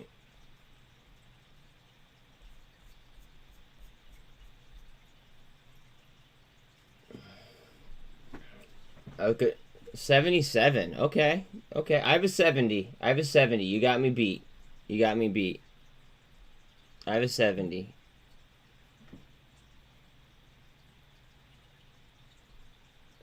Thanks for the compliment. I don't know if you're hitting on me or not, but I'll take it. No, but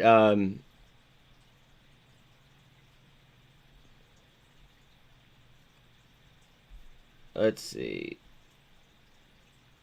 Mullen Mullen. Neil, what are your thoughts on Carvana?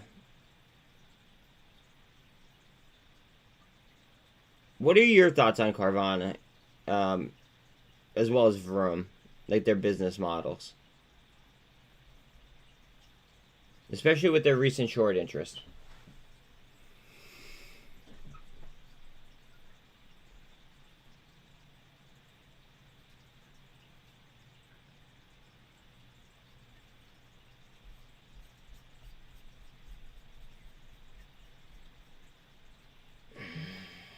It might get worse before it gets better.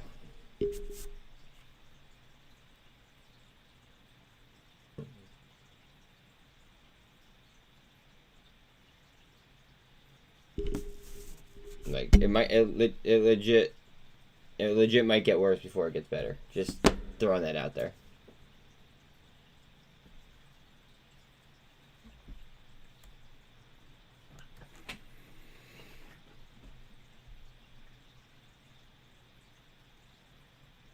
Yeah, oh yeah, today's an earnings day. Earnings are in 8 minutes. We will be listening to them. Holy fucking Mullen.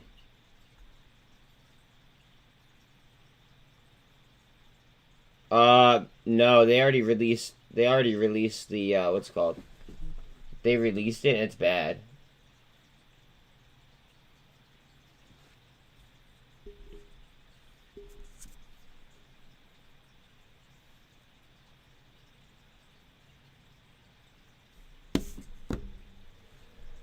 Yeah, AGFY's earnings are really bad.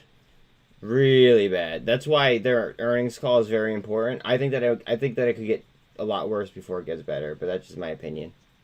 And I'm not a financial advisor. Blah blah blah. You guys know like the disclaimer. Look at MULN, baby. Let's go.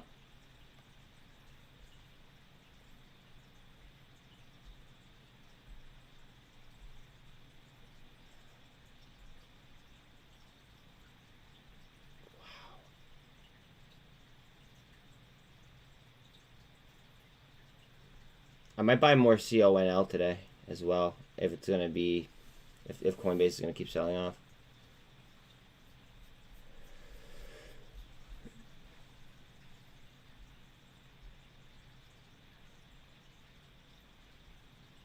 I need to have at least AGFY on my screen here.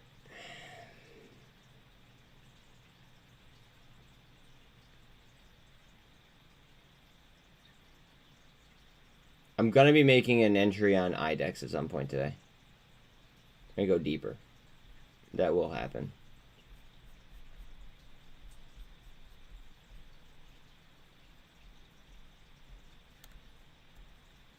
That's it's just gonna be something that I have to do. Alright, AGFY, their earnings are coming on in a minute.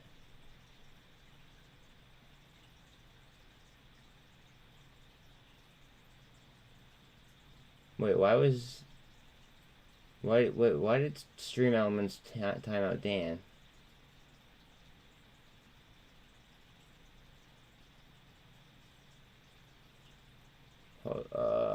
I'm gonna have to fuck with that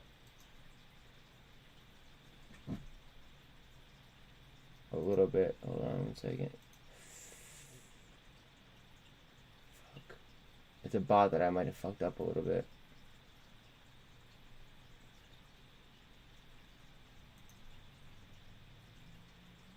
Chat settings. Manage moderation settings. Hold on 1 second. Oh, look at her go.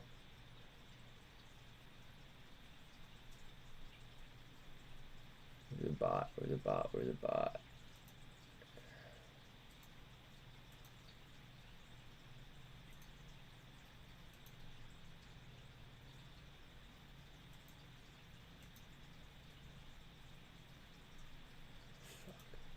Look at MULN go. I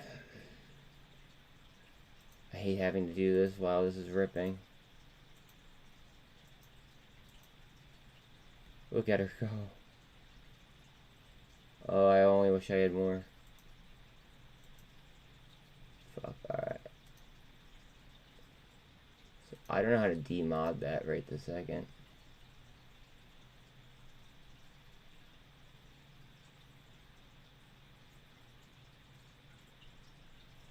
Alright.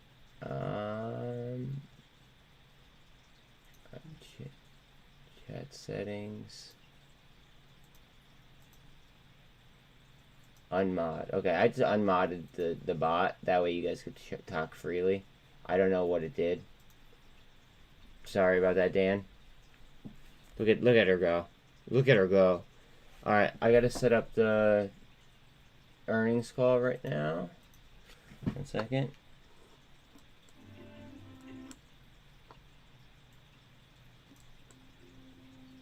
Alright, hopefully it's not. I gotta spin my mic, so then. I just don't want to get DMCA'd again. I'll turn the volume up as soon as I start talking. They start in 4 minutes.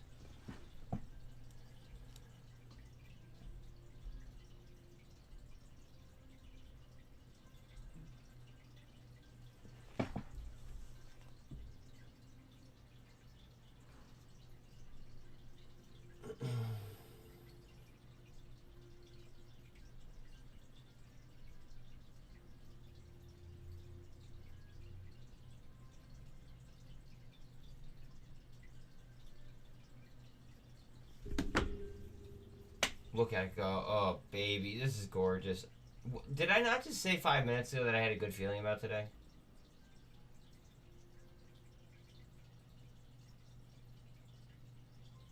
No, it's not. Look right here. Pre-market. This is what it closed at yesterday, bro. Pre-market.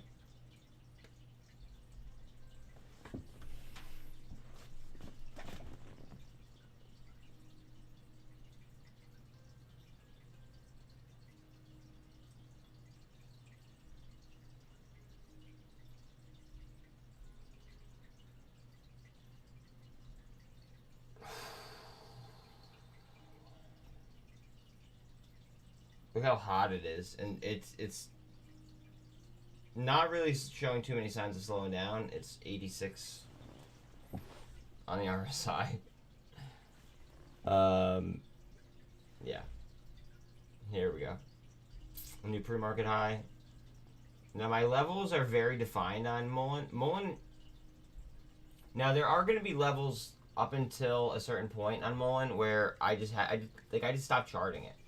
Like, I just wasn't paying attention. However, up here, I would say that above this line right here, right, 45 cents, that's where I have the most, like, it's probably my most accurate chart that I have. Just saying. At least in the past.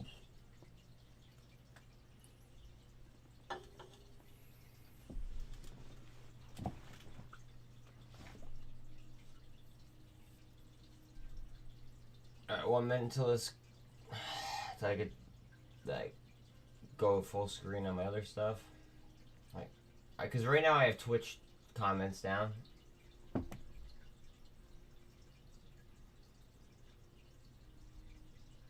My level's at 200 MA on the hour chart. Figures. Well, it might break there though. It might sell off hitting, like it might touch the 200, sell off, come down, recover, and then make another run. So be vigilant of that.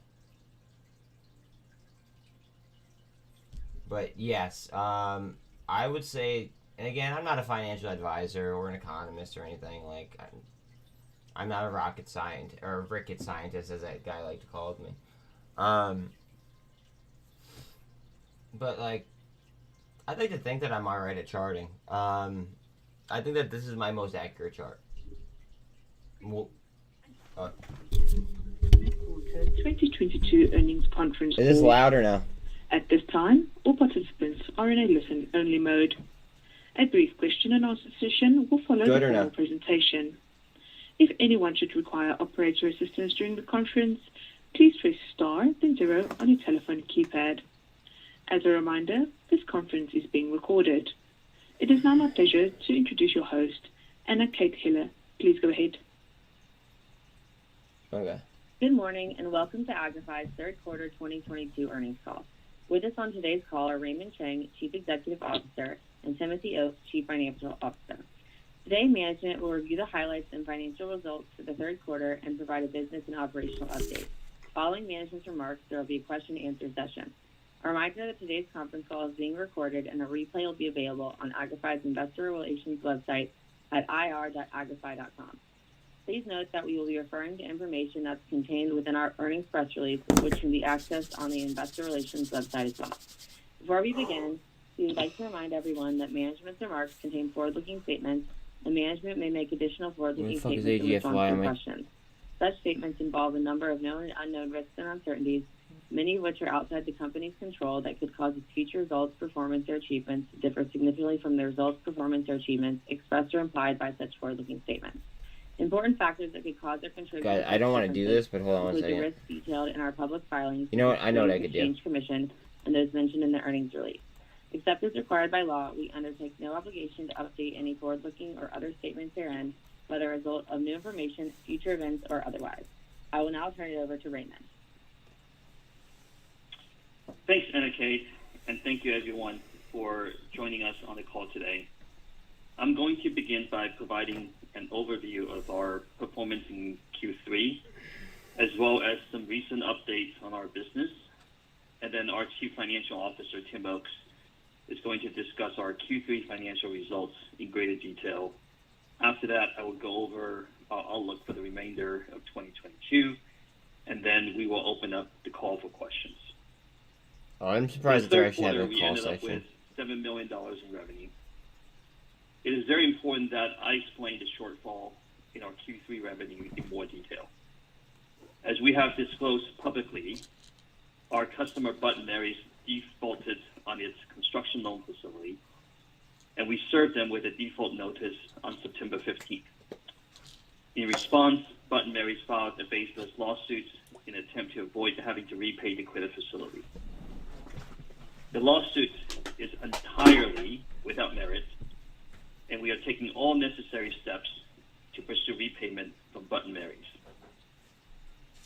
As a result of the pending lawsuit and based on the ASC 606 revenue recognition standard, we elected not to recognize $5.3 million of design and build revenue related to Button Mary's project in Q3. Okay, that's good. That's actually kind of good. I want to reiterate that we are confident that we have the legal rights and means necessary to recover the deferred revenue once the legal process runs its course. Button Mary's construction loan is guaranteed by Button Mary's Holding and David Morgan, founder and CEO of Button Mary's personally. You can be assured that AGFY will continue to take every step necessary to pursue repayment from Button Mary's and protect all our shareholders' interests. On top line, Q3 revenue number was also adversely impacted as a result of the tight quarterly cash spending limits imposed by our institutional lender. In order to stay in full compliance, we were forced to make some difficult decisions, but necessary, to ended up inhibiting our ability to maximize Rock Girl Messenger. Ideally, we would have liked to convert more of our backlog into revenue. In total, we estimate that the cash spending limit prevented us from realizing approximately $1.8 million in revenue that was otherwise within reach for Q3. In total, we estimate that there was about $7.1 million of the negative impact to our Q3 top line stemming from these two factors. Again, $5.3 million deferred due to the meritless Button Mary's lawsuits, and approximately $1.8 million of business pushed out to Q4 due to our cash spending limits. Additionally, some of our customers also encountered some unforeseen construction and permitting delays not related to AGFY, which impacted their ability in Q3 to accept some of the products and solutions that they committed to purchase through AGFY. AGFY might MACD down. Q3 result as well, to the tune of approximately $1.3 million. Look at the RSI on it. But these orders are all expected to be shipped in Q4. I am paying attention to MULN, guys. Despite don't worry. These hindrances, I see it. We generated over $11.2 million in new bookings during the third quarter. It is worth noting that starting from Q3, we have decided not to include the expected recurring revenue streams such as SaaS or production success fees that often spend multiple years but do not commence until our customer facilities are fully permitted and operational. Moving forward, we will only associate bookings with hardware sales that we expect to fulfill in the near term. For SaaS Look at MULN. success Jesus revenues, Christ. 16.64 5 up. Let's go. currently under contract. Let's fucking go, guys. Today's gonna be a banger. Revenue. Today's gonna be a banger. By doing so, I Right. believe this will give everyone a clearer picture of our near-term revenue potential, as well as our more exciting long-term recurring revenue streams. Again, the booking for Q3 without the SaaS and production success fee was approximately $11.2 million, as these are all hardware sales that we could realize in the near term. The additional bookings on SaaS and production fees ranges between 5 to 10 years, with some production revenues attached to it. As the broader business environment continues to be a very challenging one to navigate, we have remained nimble by continuing to adjust our operating approach, adapt to evolving customer needs, and develop and deploy technology that is versatile and scalable. We also continue to make progress with our growing Watch where you up and handle right here. And are seeing very strong traction with our recent innovations and product offerings. With regard to our operating approach, we have talked in the past about cost reduction and cost efficiency measures we have instituted Watch where you up and handle. Cash conservation during the industry downturn. To ensure the health of our business, we continue to pursue cost-saving initiatives that will better position our business over the long term to capitalize when the industry returns to growth. I want to be clear that many of the cost reduction and cost efficiency initiatives we discussed last quarter have already been implemented and are still in effect, and we are actively evaluating other possibilities as well as we look to protect the company from the turbulence we have encountered in recent months. Now, some of the other developments. We continue to see very strong traction with our rapid deployment program, the RDPs. We recently announced 3 new RDP customers in Illinois, Massachusetts, and South Africa. The combined agreements for these 3 new customers have an expected base value of $7.5 million in cultivation-related hardware sales. On top, there are also future recurring SaaS and production success fees. As a reminder, the RDP programs were designed to lower the barrier to entry and upfront investment needed for customers to access the best-in-class plug-and-play cultivation and extraction capability with an accelerated path to profitability. Using the RDP programs, each customer will have the potential to produce an estimated 7.5 pounds of premium quality flowers per VFU per grow cycle, with approximately 5.2 grow cycles expected to be possible each year. We are excited to see early customer success with the RDP and look forward to bringing the RDP program to even more customers throughout the world. Are we going to sync more? We intend to start looks like taking orders it wants for to, a greater but volume of we do have a double bottom right here. starting in the first quarter of 2023 and also in the upcoming MJBiz. We also look forward to showcasing our latest development and advancement in the RDP programs at MJBiz next week, and we will have more to share on that front in the coming days. On the extraction side, I am pleased that we recently announced successful commercialization of the PX10 hydrocarbon cannabis extractor that was initially unveiled in August. The PX10 will soon be installed at 3 customer facilities, including at a key customer site in Maryland belonging to Alchemist Ventures. Our progress with the PX10 has demonstrated our ability to not only successfully turn a product vision into reality, but also our capacity to work closely with a growing number of prominent customers. We still have 380 on SPY. Multi-state operators to enable them through our cutting-edge solution to grow their business. I'm also happy to report that the development of our new 3.7... It got rejected off 33 cents on MULN. And we expect to start shipping these units to customers in the first quarter. All right, looks like we're trying to... We have it. Regarding our TTK projects, the Button Mary project is obviously on hold. The other 3 customer sites, Treehouse in Nevada, Greenstone in Colorado, and Hannah in Washington, are all left with some minor construction and permitting tasks. We expect that the initial phase of each of these projects will be completed in quarter 4, at which time the customers are expected to bring in plant materials into their facilities.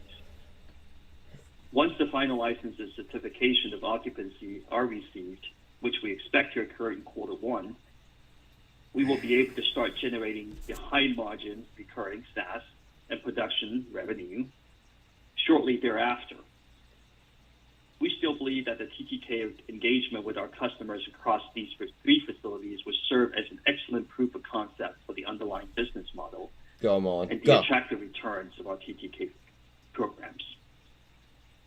Last but not least, it was truly an honor for AGFY to be recognized in September when we received the Best Cultivation Technology during the Green Market Report's Tech Summit.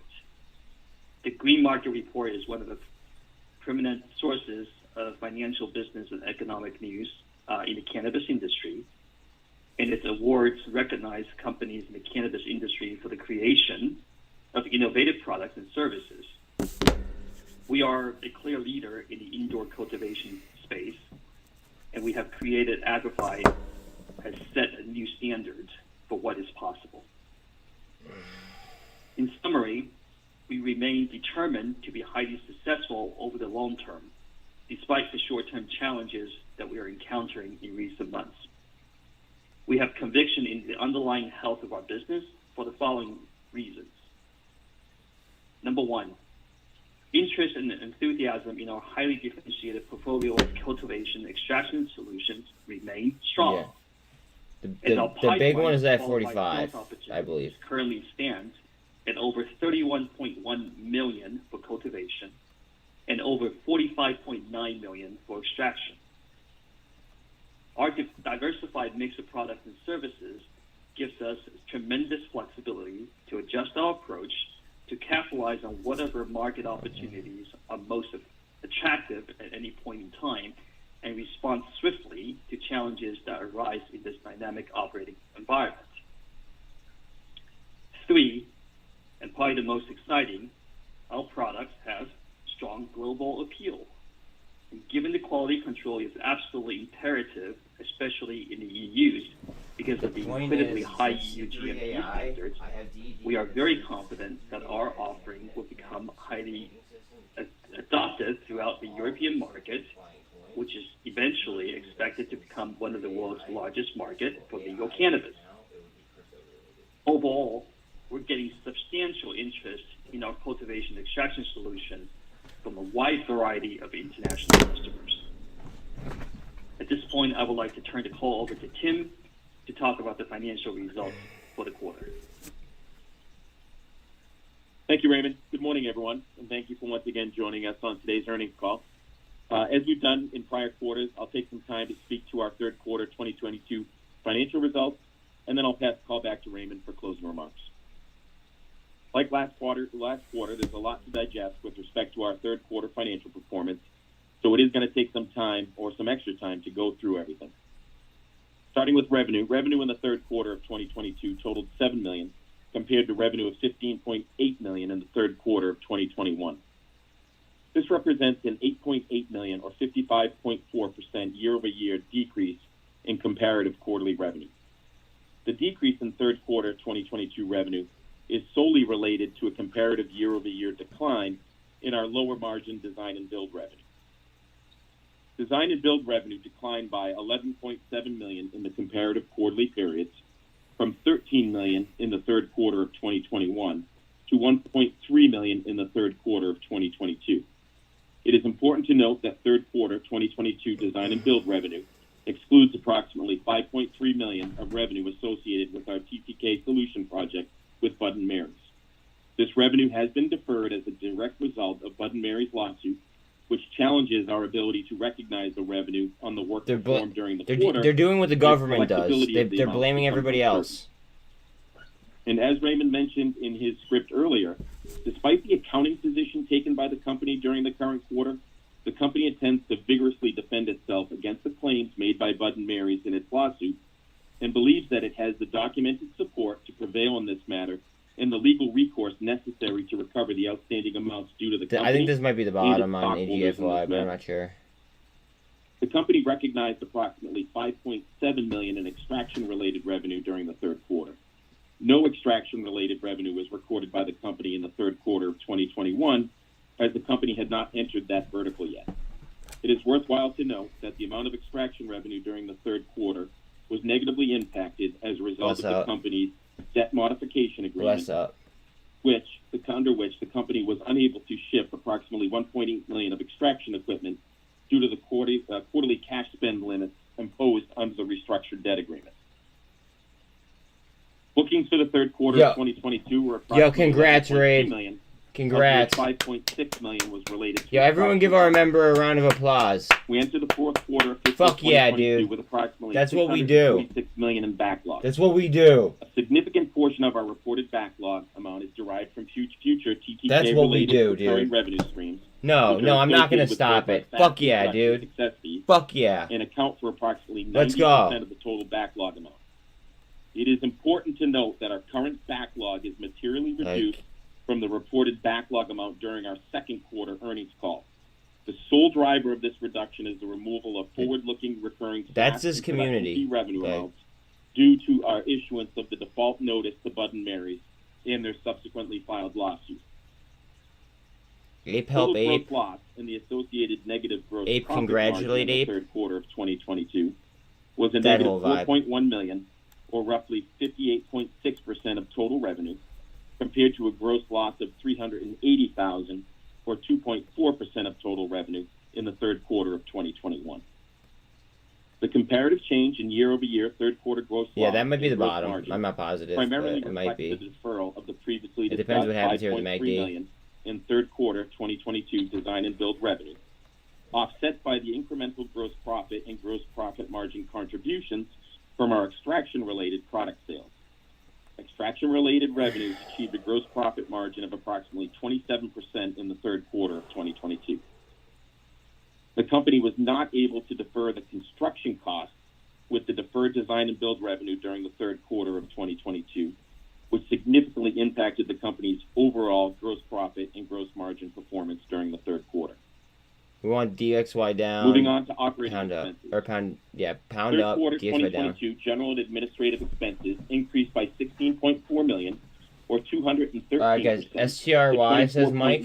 Heads up on STRY. Compared to $7.7 million in the third quarter of 2021. I can't play it right now. The comparative increase in G&A expenses in 2022 is largely attributable to a $15 million increase in bad debt reserves, primarily associated with our decision to place a full reserve against all of the outstanding receivable balances under the Bud & Mary's TTK Solution Project.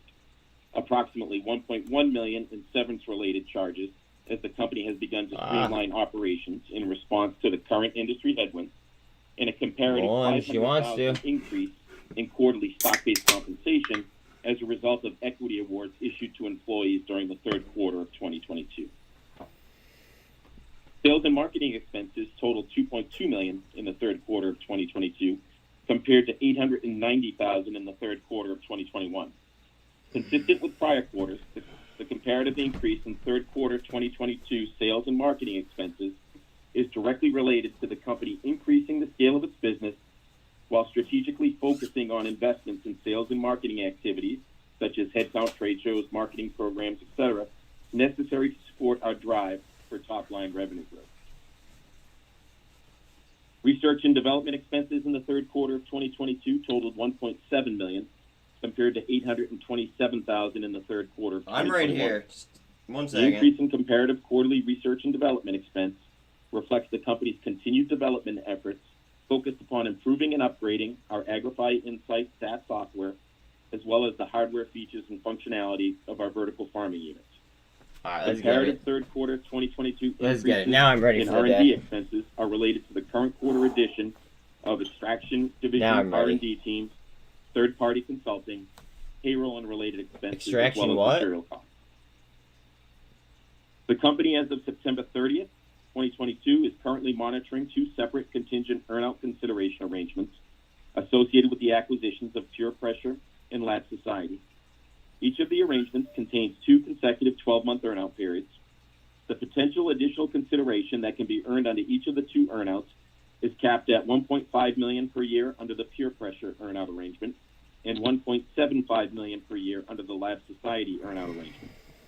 The company made initial estimates with respect to the probability of achievement of the additional consideration to be earned under each respective earnout period and recorded it as part of our initial purchase price accounting associated with each acquisition. Operating expenses in the third quarter of 2022 also includes a $602,000 reduction in operating expenses. which is primarily attributable to the change in our fair value estimates of contingent consideration associated with the currently active Pure Pressure earnout.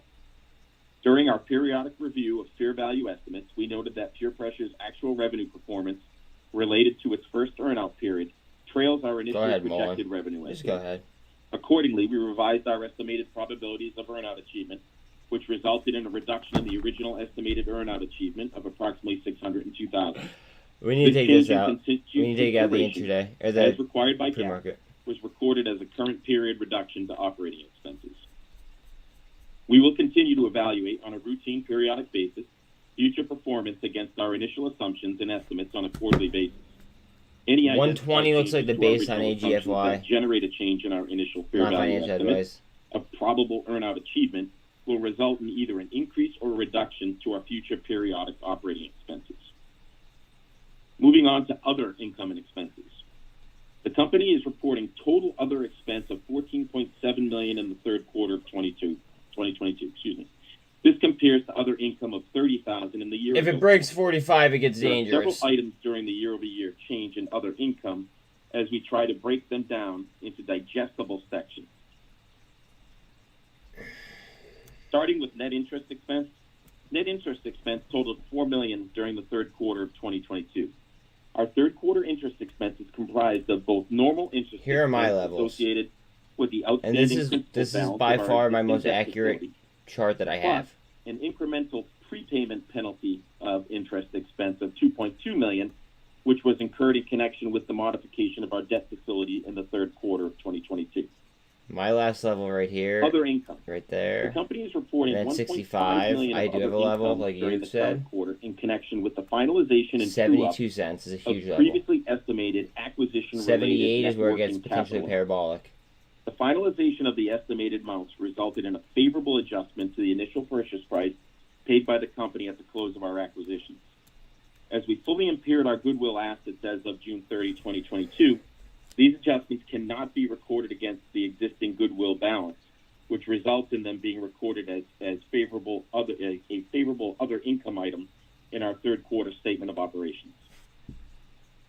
We are reporting a loss on extinguishment of debt. As previously mentioned, in August 2022, the company entered into an agreement to restructure its March 2022 debt facility with its institutional lender. The company reviewed the terms of the modification and determined that the modification resulted in an extinguishment of the existing debt arrangement and not a modification.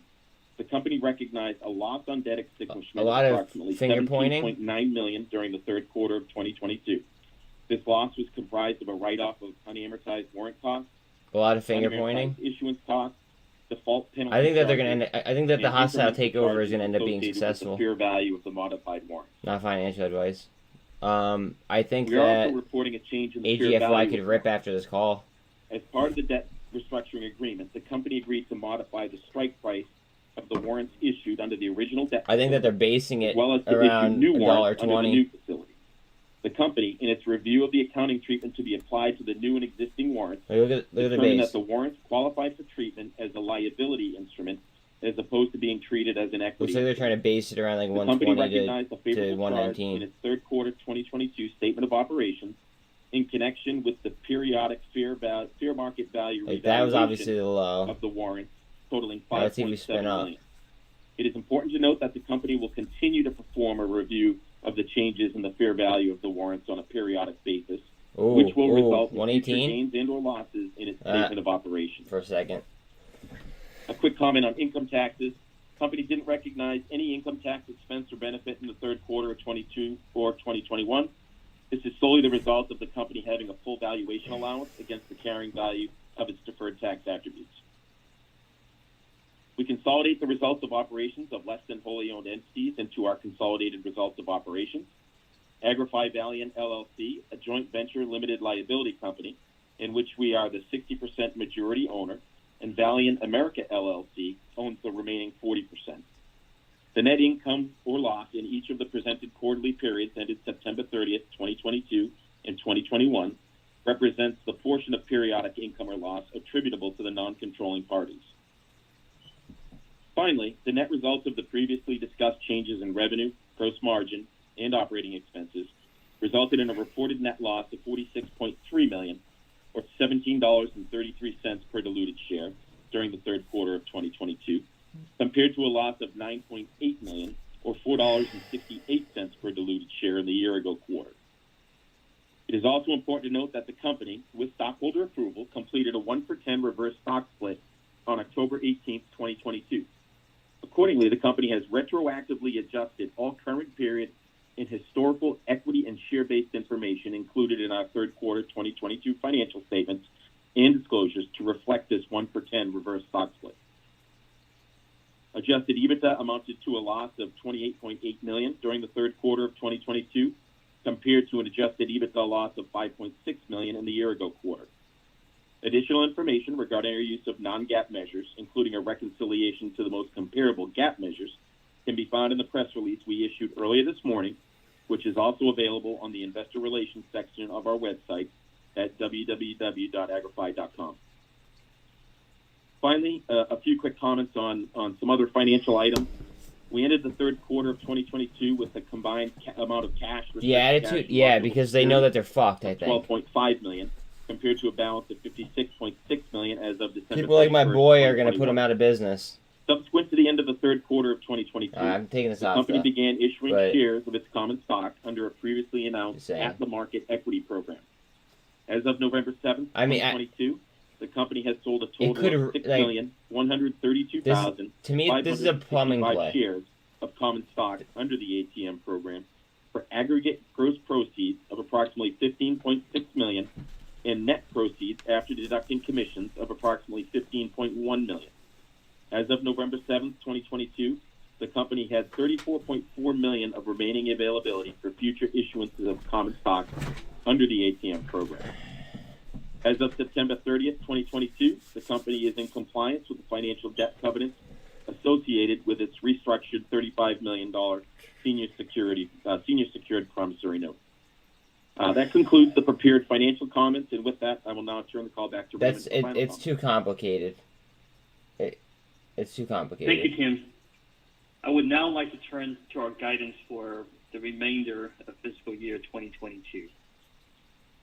Since we are deferring the $5.3 million of Bud & Mary's revenue for the reasons stated above, we are reducing our guidance down to 65 to 70 Watch out million that this doesn't rip off the bottom. Original guidance of 70 to 75 million. In other words, if it wasn't for the 5.3 deferred revenue, we would have been on track to deliver our previously guided forecasts. I would now like to open up the call to questions. Oh, these questions are going to be these are going to be good. These are going to be good. Thank you. We will now be conducting a question and answer session. If you would like to ask a question, please press star, then 1 on your telephone keypad. Yeah. The confirmation tone will indicate your line is in the question queue. You may press star and then 2 if you would like to remove your question from the queue. For participants using speaker equipment, it may be necessary to pick up your handset before pressing the star keys. One moment, please, while we poll for questions. Our first question is from Aaron Gray of Alliance Global Partners. Please go ahead. Hi, good morning. This is Remy Smith on for Aaron Gray. You should. Reed, you should dial in. Your opening remarks. Was there any kind of more market share or retail sales data in the markets where partners are selling products cultivated within? Oh, come on, it'd be so badass. Just want to get a little bit more color on that for the data point. Just ask them about their market plumbing situation. Flowing to retail sales. Ask them about their market plumbing situation. Yes, so our customers, in Nevada, White Cloud continues to sell through their dispensaries. Okay. They had to do a restart because of some licensing issue, but they're basically coming back on track. You can make a shit ton of money for everybody, including yourself, and it would be 100% legal. But okay, I understand. Very Don't high worry. quality, and they continue to produce, and the yield continue to go up. And we expect, that once the restarts I had to try. come to fruition, they will be able to again sell at a very high premium in the Nevada market. Yeah. Talk after. Yeah, let me know what your thoughts are after, because I care more about your Great. opinions And than then my second own question opinions regarding the extraction in this business. in There's this a strong extraction line business, of sight in terms of the pipeline, particularly as we are seeing a number of operators pull back. especially in on the CapEx. extraction Are there business. any other factors to think about outside the macro might be impacting the extraction business, such as competing products and pricing?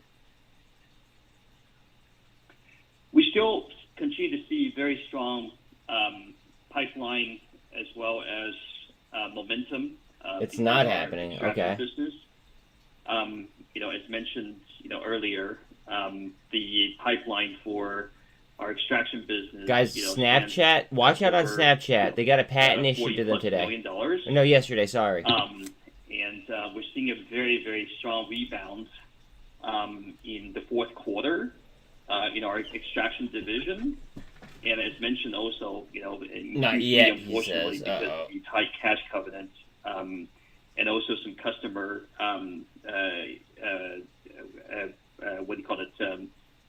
delays on the completion of the facility construction. Roughly about $3 million of business was kind of pushed into Q4, which we expect to ship this quarter. So we're continuing to see very strong momentum behind. You should fucking do it. Positive momentum behind our. Not financial advice, division. obviously. You should from quarter 3. Like, you should do it. And as I also mentioned earlier, we continue to innovate. And it's completely revamped their model. The PX10, it's one, and we will be also introducing additional new products in the upcoming MJ Biz as well. Great, thank you.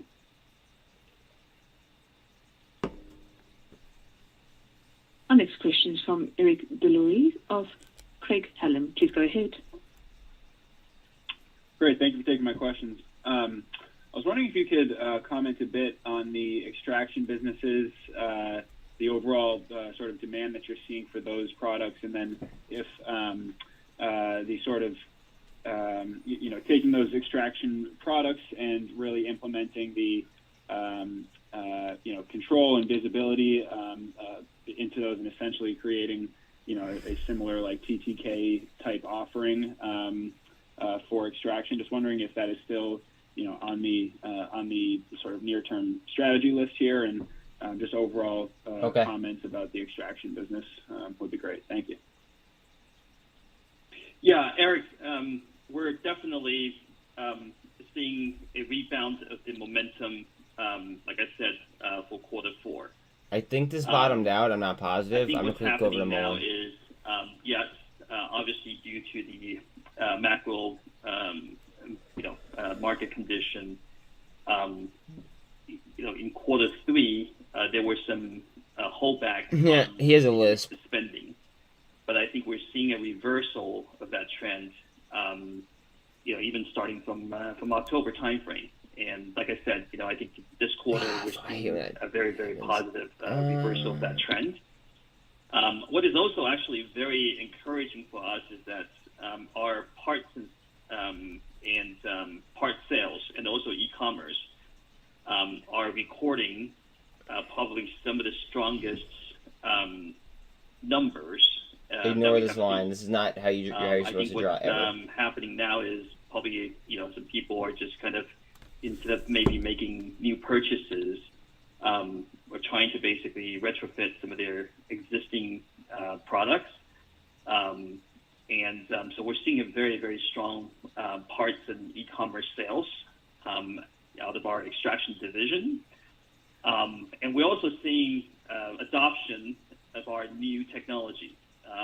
As I mentioned, we launched PX10, the latest technology innovation on the hydrocarbon side, and already we have 3 customers using this, using this solution, and we're also seeing very, very strong interest towards some of the other new product innovations that we're introducing into the market.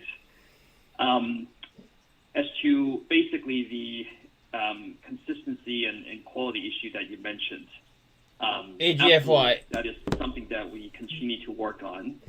And in fact, the RDP program that we are rolling out as of today actually gives customers the option to basically buy an equivalent solution beyond just cultivation.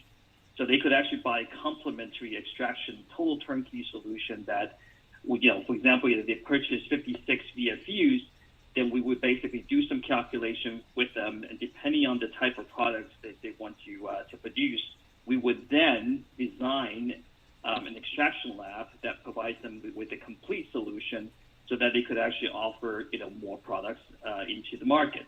And I think that combination of cultivation and extraction are becoming extremely, extremely attractive.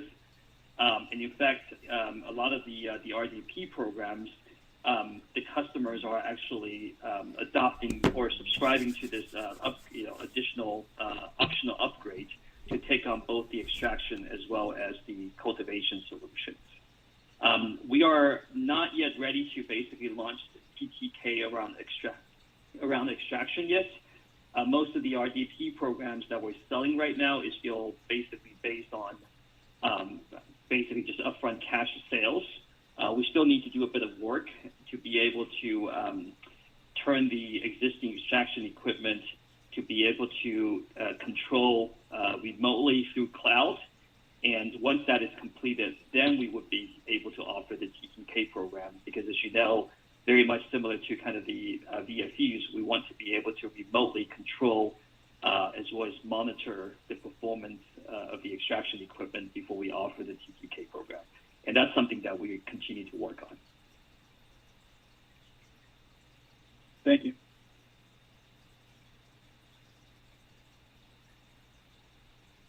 Our next question is from Anthony Venditti of Maxim Group. Please go ahead. Thanks. Just wanted to go over a couple of the numbers. Did you say the qualified pipeline has about 31.1 million in cultivation and 45.9 million in extraction? That's correct. 31.1 and 45.9. Okay. And usually, or sometimes you give a backlog number, which are the signed contracts. What was the backlog number at the end of the third quarter? Kim, can you have the most accurate number? Kim, can you provide that, please? Yeah. Anthony, we actually did. So, Raid, are you saying that they're breaking the law? So the backlog number, as reported in my script, was 646,000 as of the end of the third quarter. Obviously, the majority of that being SaaS-related fees and production-based fees. And that amount of that backlog number, that represents about 90% of the total backlog number. 646,000 million.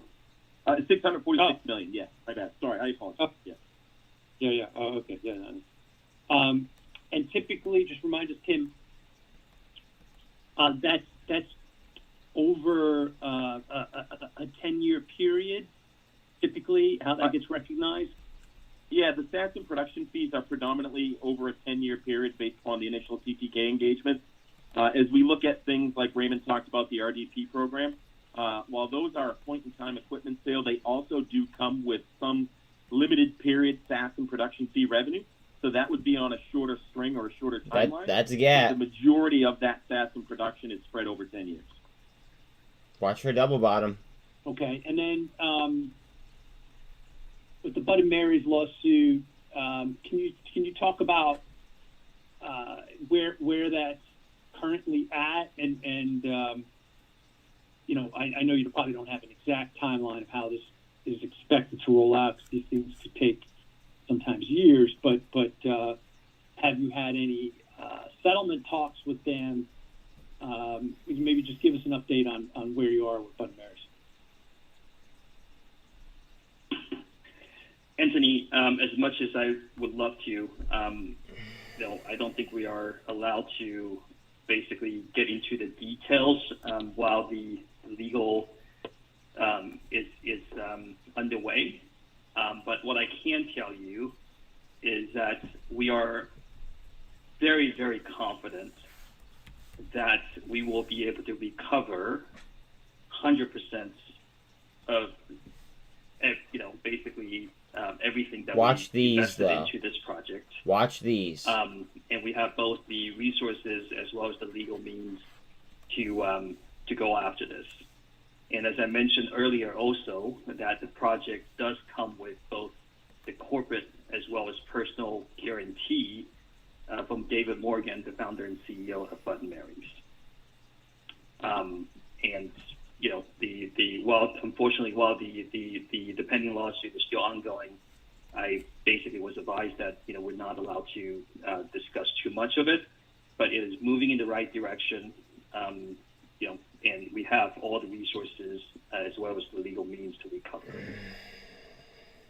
Okay, so David Morgan, the founder of Bud & Mary's. So it's not just the I'd be ignoring that commercial candle. assets, but his personal assets that were part of the agreement, and you have the right in the contract to recover. Yeah, I know. lost Facebook's revenue ripping. or Like I revenue said, that it is probably due would. under that contract through Bud & Mary's as well as his personal assets. That is correct. So the corporate guarantees, we have both the corporate as well as personal guarantees. On the corporate side, they own the dispensary license. They have a home delivery license, as well as two multiple cultivation licenses and product manufacturing license. And as I mentioned earlier, this is actually guaranteed by not only corporate, but David Morgan, the founder CEO, personally. Okay. In terms of new business, in terms of building a pipeline. Thank you. I try my best. How has this lawsuit impacted future business? Is it taking a little bit longer to close new business as maybe customers are wondering what the issues are? Good call, Sean. Or have you seen a change? Good call, Sean. So, Anthony, I think as we have kind of emphasized, given the kind of change in the market condition, we have decided to not invest further into the TTK project or future TTK projects. You can see how miserable they are during this call. Obviously, the ones that we have committed to, every single one of them, we have the resources to basically bring them to fruition. You almost cut the tension with a knife. Basically, the three that I talked about earlier, we have resources dedicated for Bud & Mary's. Go. And also, we have fucking whore. Come on. TTK projects such as goev that we have allocated VFU equipment towards. So all those projects we are fully committed to basically bringing to fruition. Now, simultaneously, what is really picking up steam is the rapid deployment program, right? In the past, TTK, as you know, is basically a large long-term investment that requires substantial capital outlay from the company upfront. And given kind of the market condition today, I don't believe that the market no longer has that sort of appetite. The RDP 1550 is where this gets really interesting. Really what is selling out there. People can get started with $2 to $3 million investment, and in fact, if they could get started with even less capital, they could just basically purchase 8 of our VFUs, and then they would have sufficient biomass to maybe support one dispensary. So it really kind of gives the customers the flexibility to be able to scale over time, and also not having to wait 12, 15 months, large capital outlay to get projects going.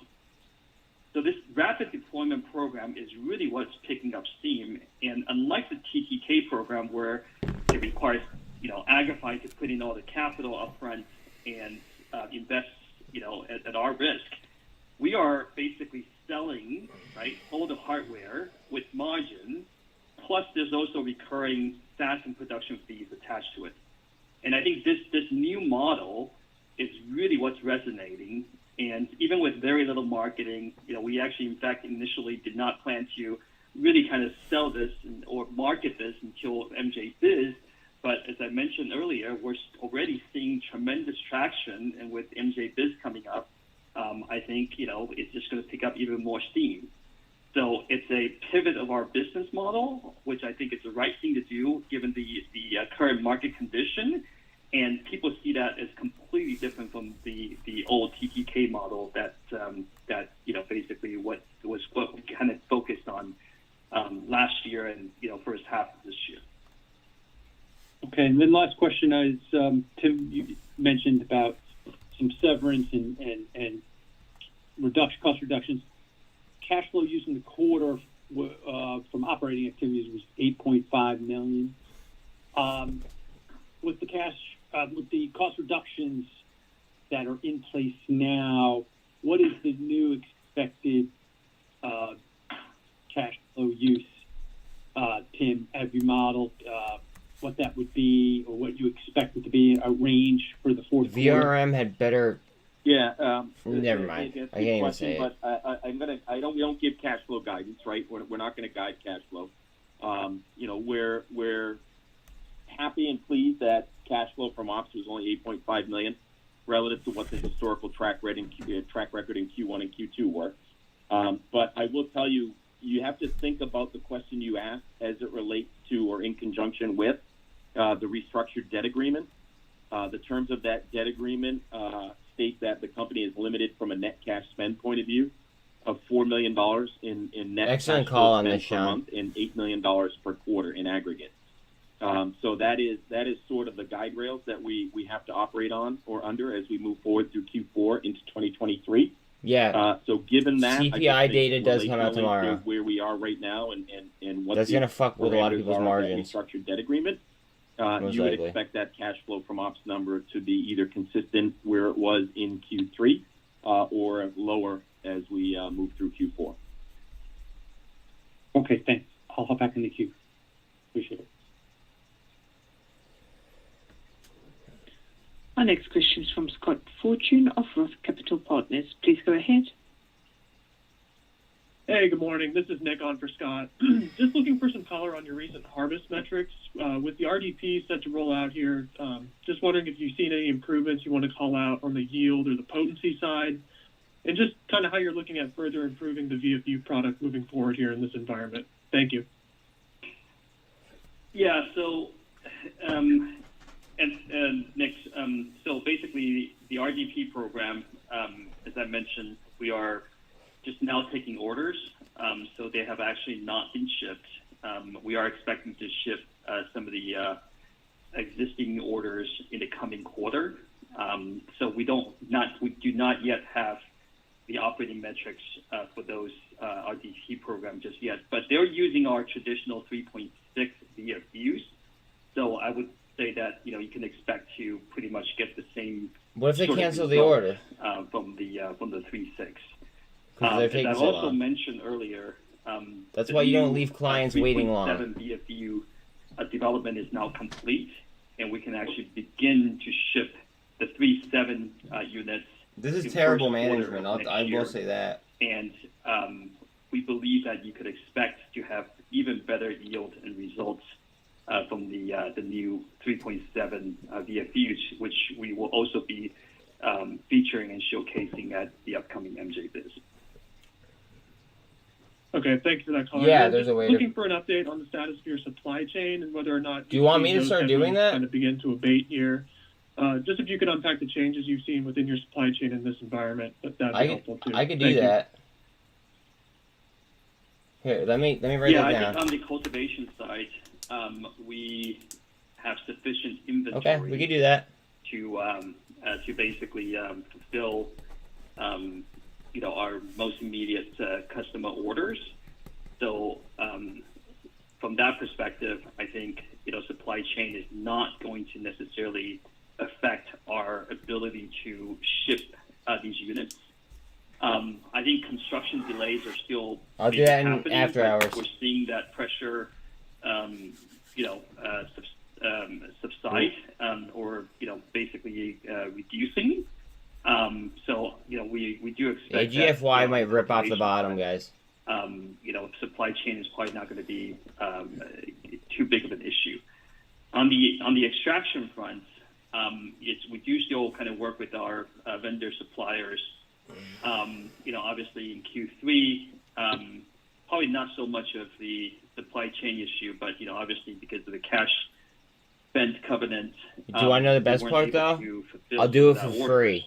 But I think that is. I'll do it for your guys' super chats. In Q4. That's what I'll do it for. But I think it seems like I'll both just do it for internally free. and externally, supply chain pressure is probably getting. Is that better? Getting resolved, but it's not completely. But I would definitely see some improvements around that. Great, that's it for me. I appreciate the color.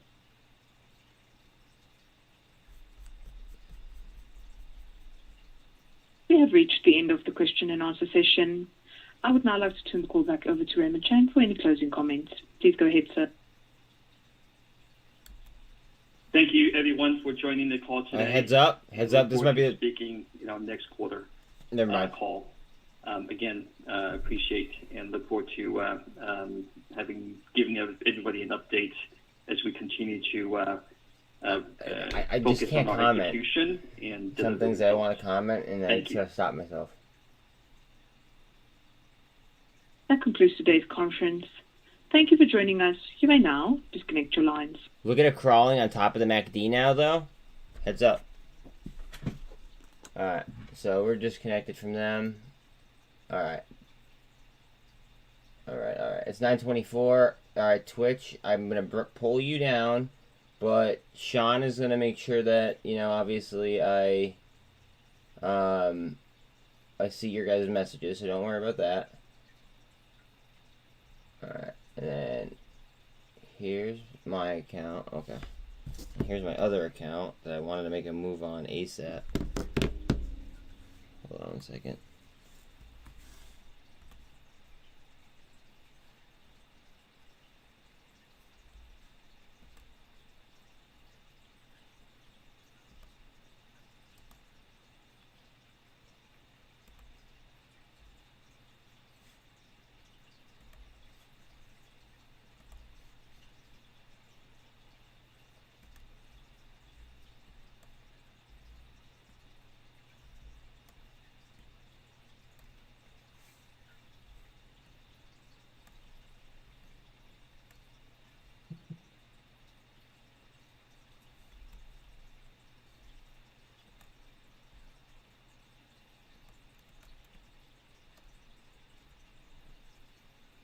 Yeah, because they're liquidating, guys. They're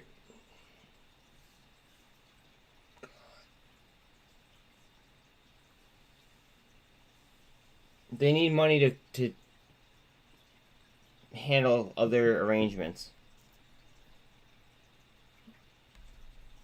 Does that make sense? Please tell me it does.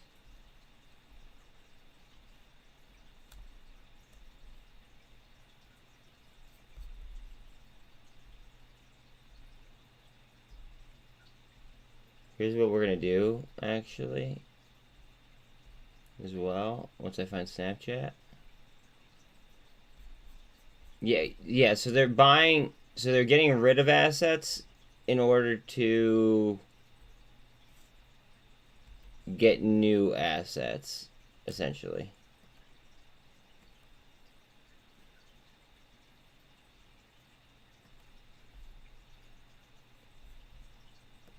Like they in order to cover, essentially, like they could be doing that.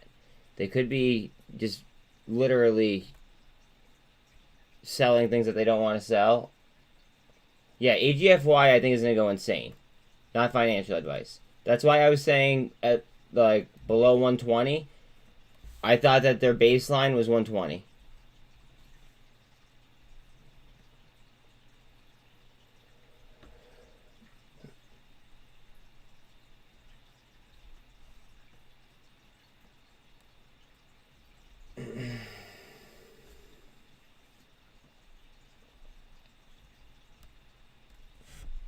I'm gonna have to make a trade though, so like I'm gonna have to watch those charts. All right, guys.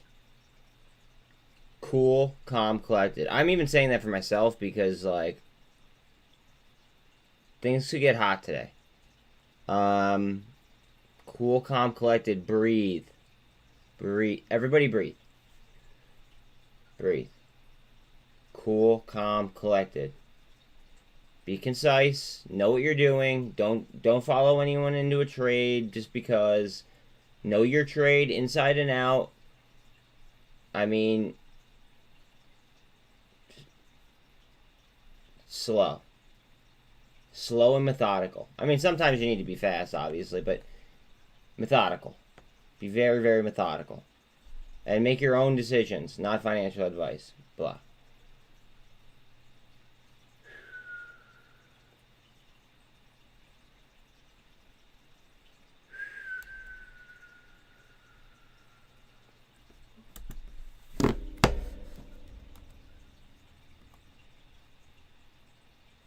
Drop. Drop, drop, drop, drop, drop, drop, drop, drop, drop, drop, drop.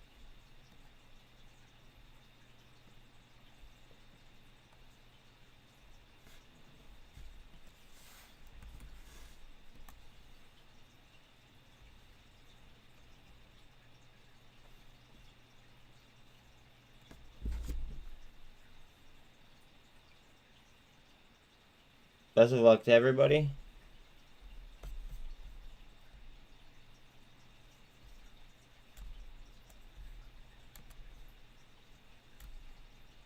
Best of luck. About 40 seconds left. I'm putting orders in. That's what I'm doing.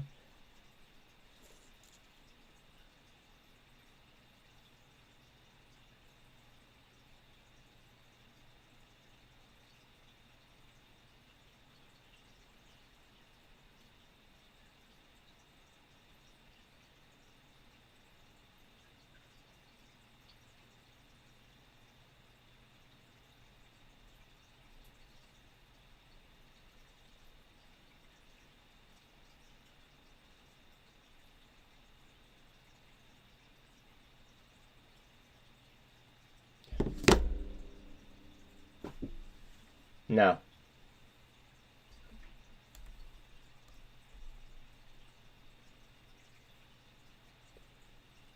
Personally, I would not. I just wouldn't.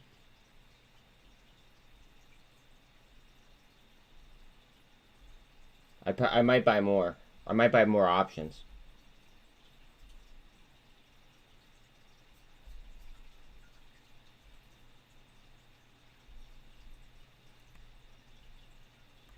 Are we gonna squeeze it? Fucking Carvana. Come on, Carvana. Look at the low turnover, high volume. Look at the volume. Pay attention to the volume. Pay attention to the average volume. And pay attention to turnover.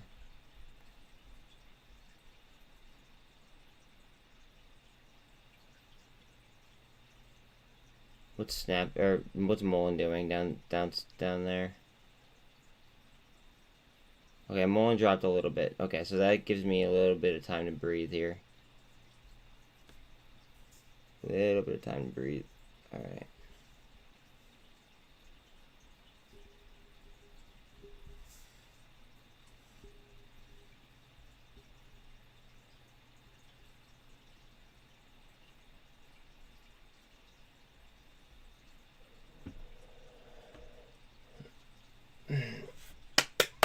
Novavax authorized in the UK.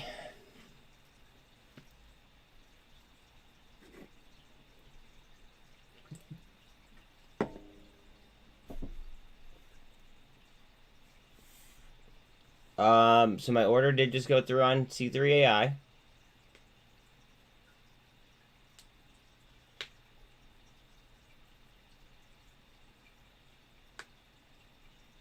If you're wondering why I bought them, ooh, AGFY, what? Watch for rip. Watch for the spin around. There's a gap right there. Look at the RSI. RSI is getting to oversold. Okay, and my IDEX order filled as well.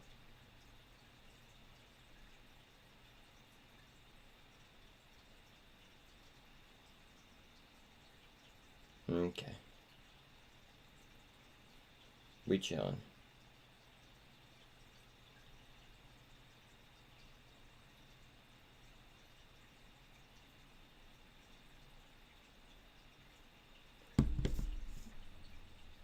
See, I don't trade with stop losses, but I get it if you can't sit in front of your computer all day and trade, but at the same time,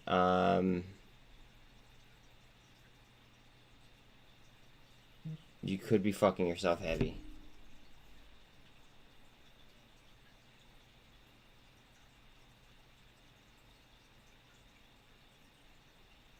Watch out on ENDPQ, guys. Throwing that out there.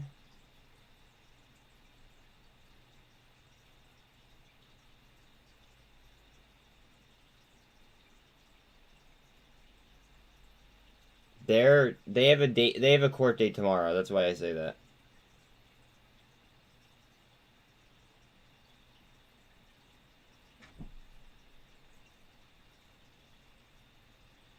And they had a positive. They reported a positive EPS.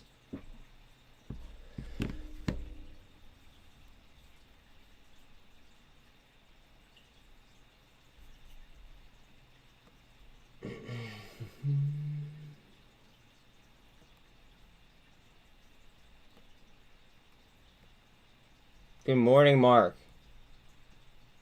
Oh, this is fine and dandy. I'm not even worried, bro. Watch this. This is at the 200. That's it. It's eating supply off the 200. Yes, please like, subscribe, hit the bell, all that happy shit. If you want to become a member, it's $1.99. If not, join the Twitch channel. Everybody will be addressed. It just helps with the algos and helps with me having to deal with, you know, with nonsense.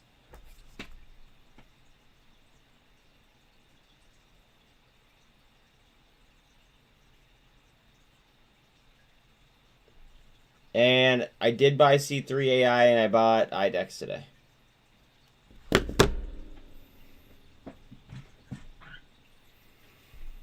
Yep.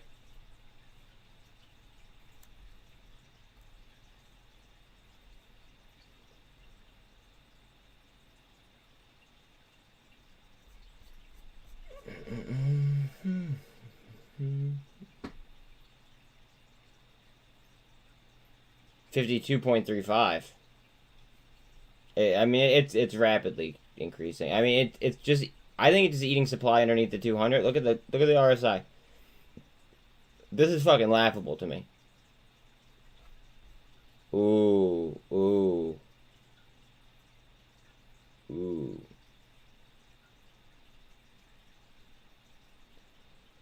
Ari killing it. All right, MULN spinning back up.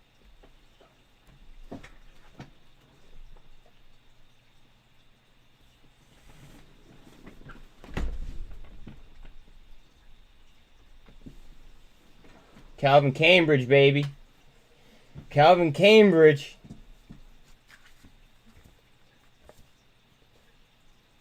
Had to do it.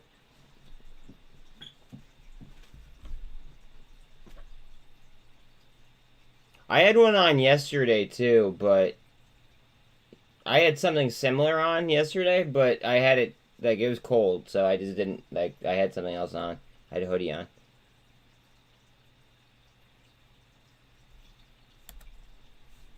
Go Carvana. You fucking whore. Come on, babe. Get up there. Get up there.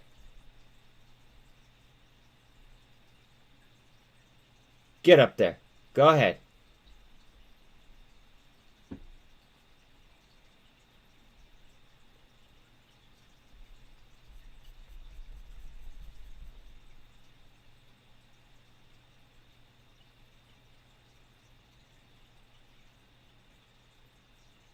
The shorts might have just literally just toyed with everybody. I hope not, but yeah. Look at the turnover, volume. We'll see.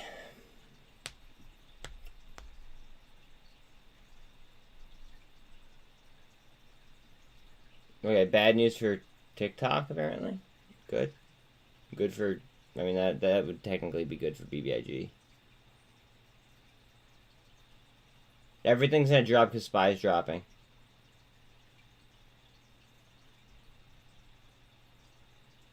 Everything in theory will most likely drop. Unless it goes into a full-on, like...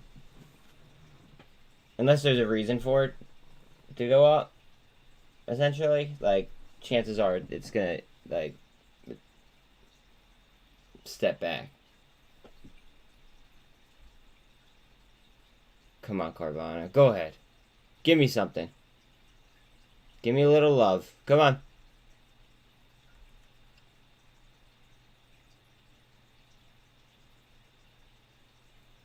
I have so much leverage on Carvana.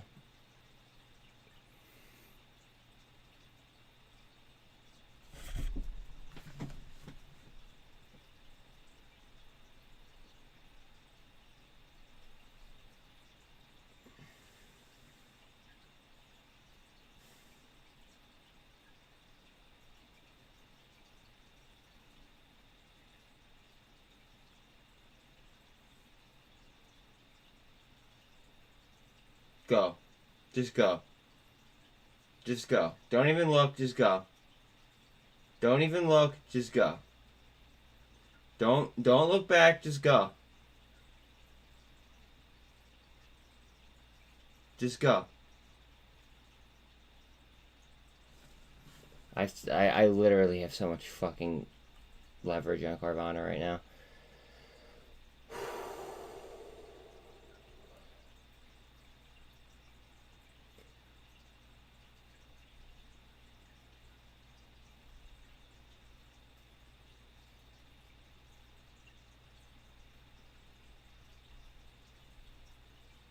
And you guys know this because you guys were here when I kept DCAing and kept DCAing and kept DCAing. And then you guys were also here when I announced that I was buying options on them. So, like, I'm not just saying that. Like, you guys know it, too.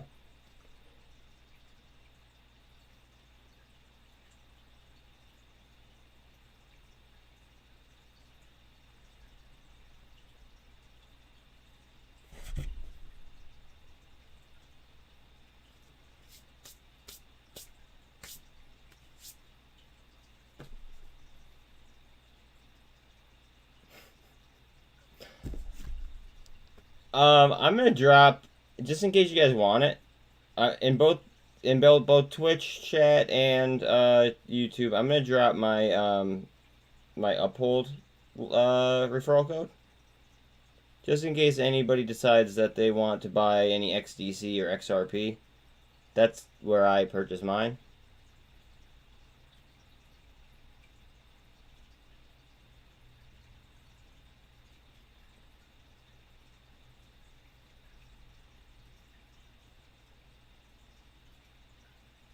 Let me get you guys up.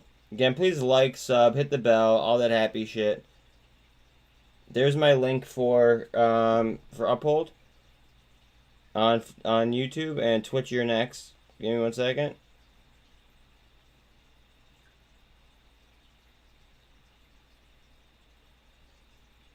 Twitch.tv. Me. Bang.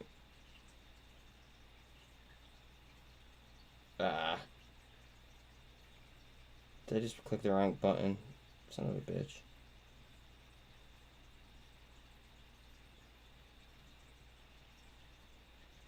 I have to open the app. Hold on a second.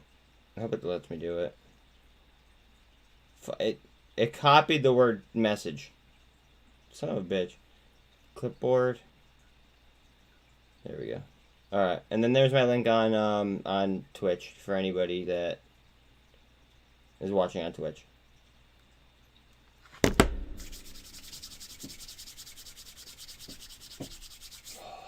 Let's go. What's AGFY doing? AGFY is getting hammered right now.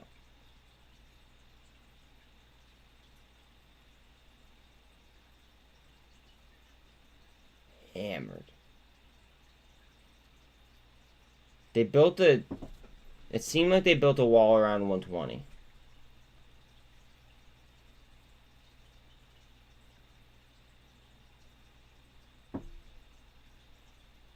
SPX curl, love it. If there were any gaps, that was probably it filling them. Wait, Sean, were there any gaps on SPX that it had to fill, or was that just like a downright move? Tesla's going, so watch. So TSLL, heads up.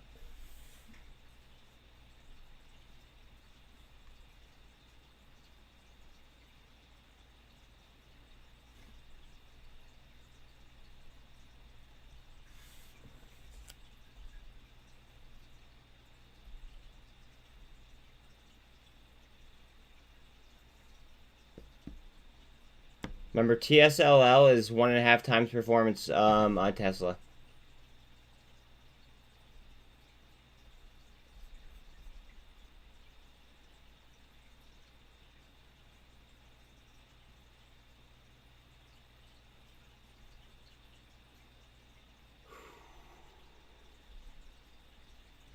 Gather yourself at 8. It's just eating supply at 8. Let's see. Come on. Come on. Daddy needs a new house in Greece. Come on.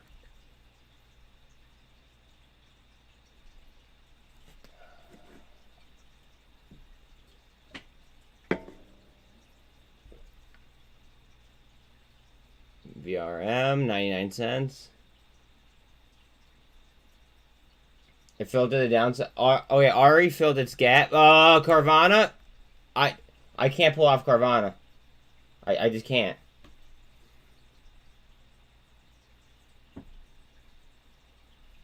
Like I said, my videos.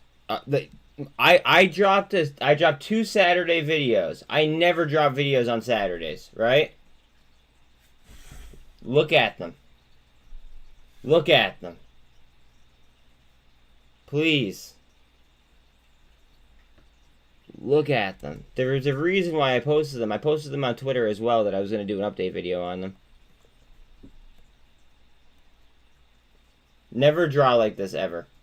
Never, ever, ever, ever, ever. It's something that I do as a trajectory path.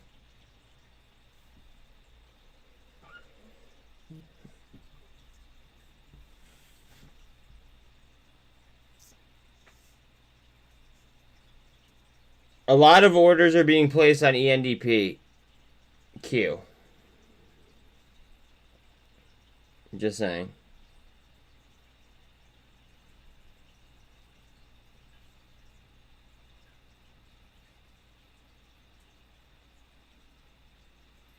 Just so everybody knows.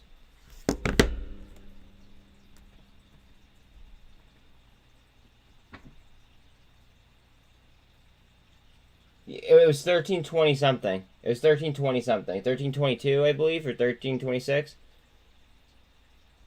on the RE gap.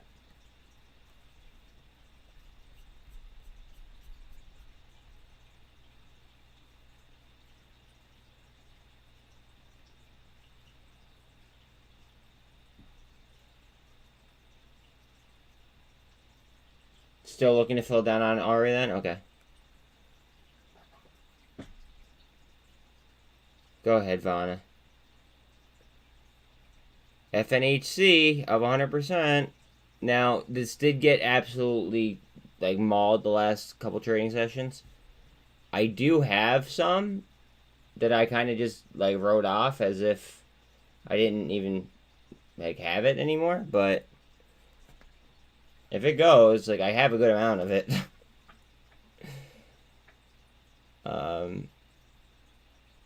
I mean, we'll see.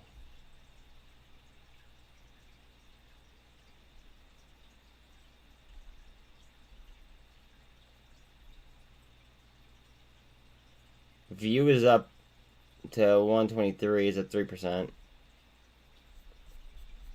Watch what happens here on Carvana. Picture a flag from here to here, just a trend line. Here, wait, I forgot about this update.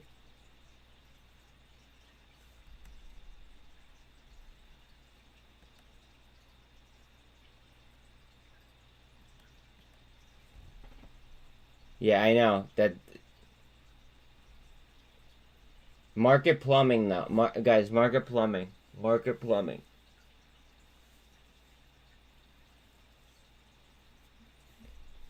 I don't like the company fundamentally.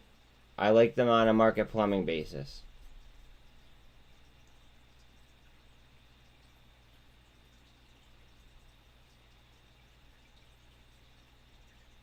Remember the CPI print is tomorrow, guys. CPI print is tomorrow. Yes, and please like, sub, hit the bell. If you guys want to be on the YouTube chat, it's $1.99. Just click the join me button. If you don't want to, I respect that. I also have a Twitch channel, 100% free. And a mod will go ahead and just relay your messages here to YouTube. That way I could still monitor my own portfolio and talk to you guys. But yeah, I mean, it's $1.99.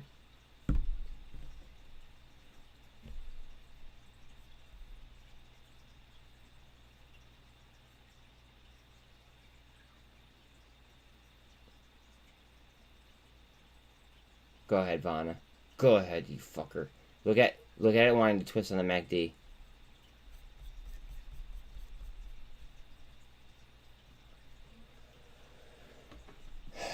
No, not for 2 days. I mean, if I was a short, I probably would. But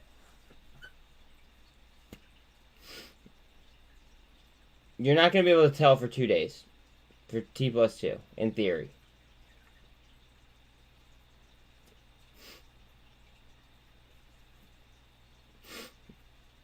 Revlon Q, guys. You know what? I'm not even gonna say it. Not even gonna say it.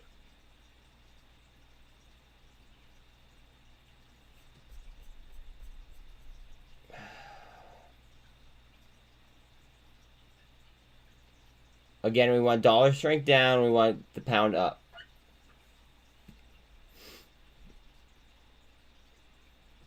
This is doing volume now in between the 48 and the 200. Are we going to double bottom or no? Okay, Roblox got absolutely murked on their earnings compared to expectations.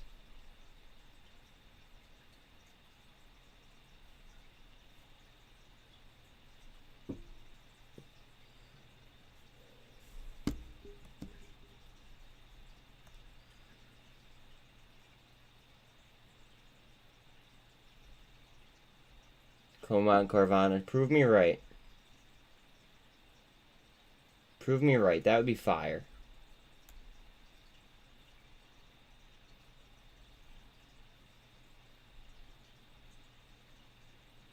Go.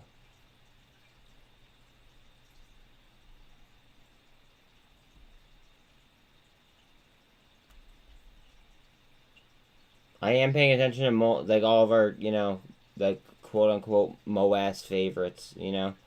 But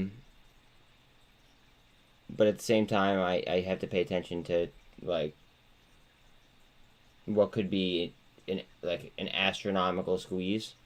Like I have to pay attention to that too.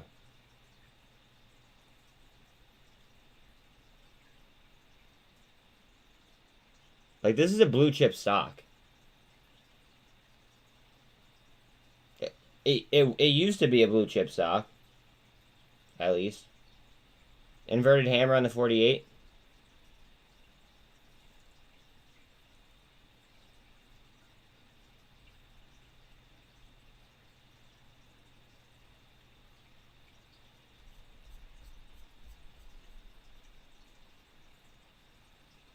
Guys, Snapchat just got a fucking patent awarded to them yesterday.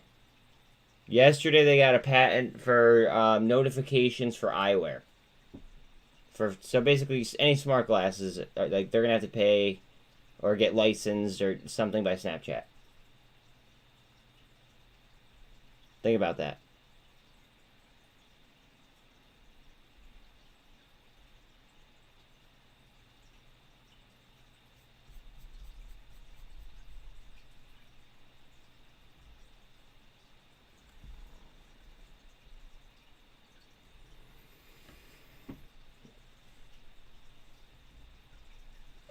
Waiting on this MACD spin on Carvana. If you're not in Carvana, I'm sorry. I'm sorry to bore you, I suppose. But, I mean, they have 43% short interest. They're coming out of the largest used car bubble that we've ever seen. Their business plan is fire. It's mostly like an autonomous like e-commerce like business model. Like the only people that you're hiring realistically are the drivers.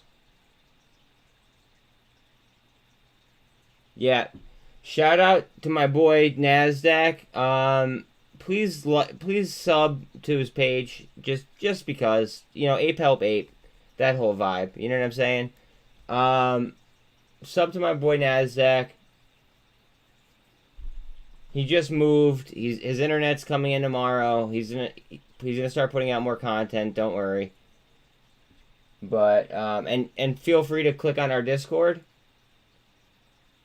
Feel free to click on our Discord as well. I have my own tab. The rest is kind of just like his videos, and then we have like a general chat. But all 100% free. 100% free. The only thing that's not free is the $2 membership that I charge.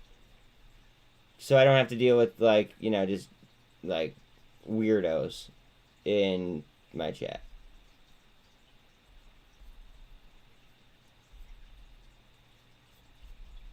The only thing.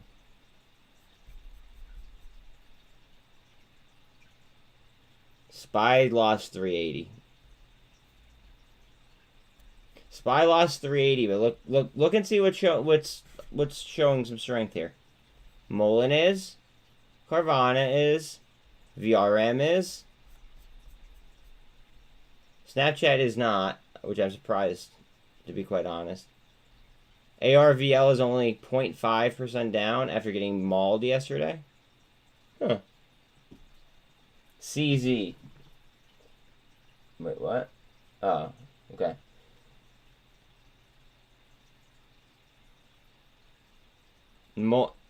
It's showing strength by being green. By being green, it's showing strength. I don't even have to click on it. By the way SPY's moving, by staying green, it's showing strength. I gotta put this hoodie back, or this, I guess, the zip up back on. Let's see. It's cold. I keep my heat at like fucking like 65, 64-ish, I think. It's cold today. The reduction equal about 13%. Alright, so Facebook cut jobs. That's what happened there. MULN might be weak right now, but it's still green. The whole market is weak right now. Just remember that.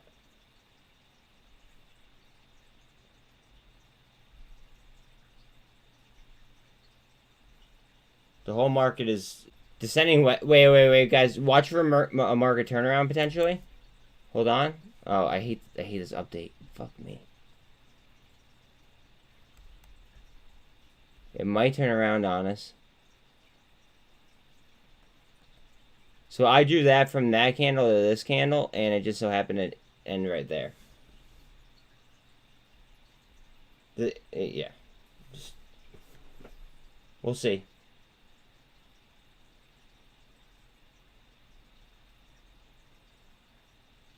Look at the RSI, and look at the MACD.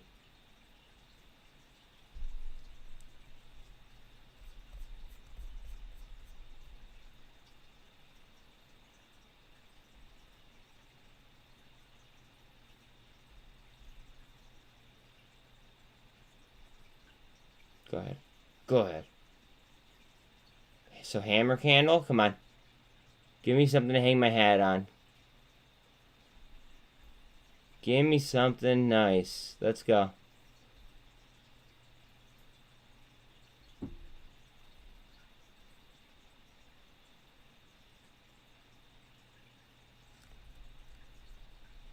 MULN still green. I know you're saying it looks weak, but still green. Revlon was just up 30%. Remember that. Remember, Revlon was just up 30%. Or no, sorry, 18% or 17%. I apologize. It was the other day that it was up 30%. Just throwing that out there. Just watch out on a potential reversal. Watch out on a reversal. Watch out on a market reversal. What are we doing? What are we doing over here? Come on. Hammer off the 48. Looking for a double bottom through trend, hopefully.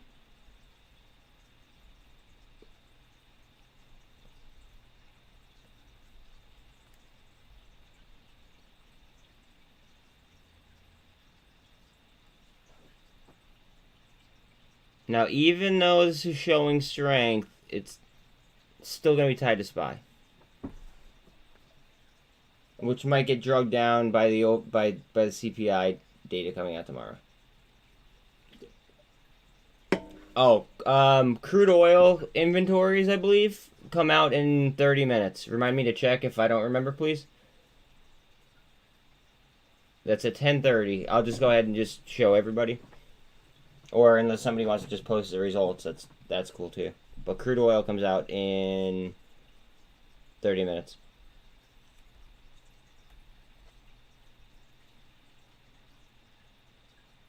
Yeah, if CPI data is bad, watch out on oil, because it could fly.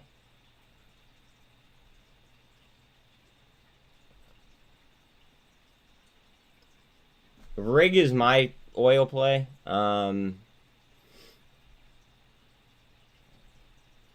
That doesn't mean it's the best play, but I did drop a video on them pre-market.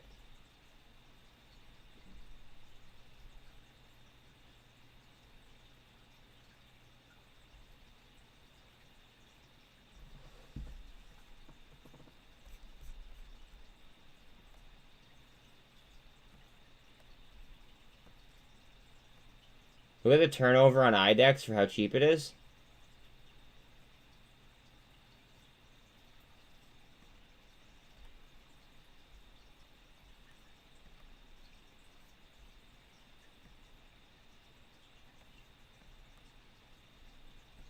Watch out on C3 AI. It does have a little tiny bit of a gap here, though.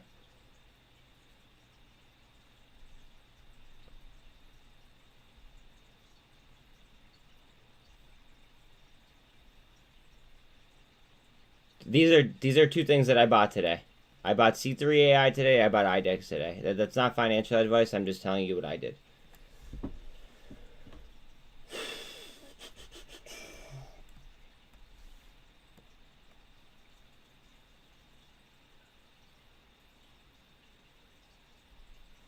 All right. Something about I don't have a Tesla position. I might have TSLL position.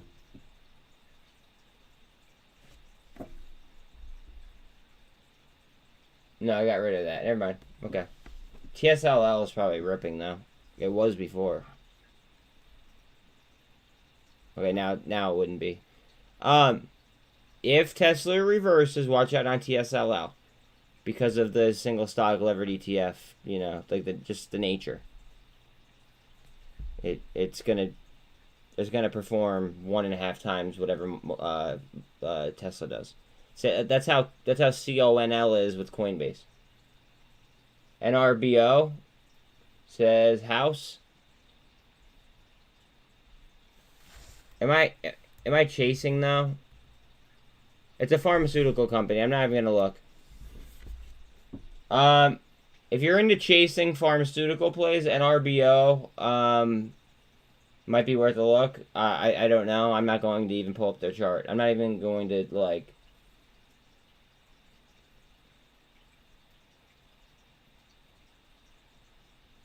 You did? Wait. You should have reminded me, bro. I'm sorry.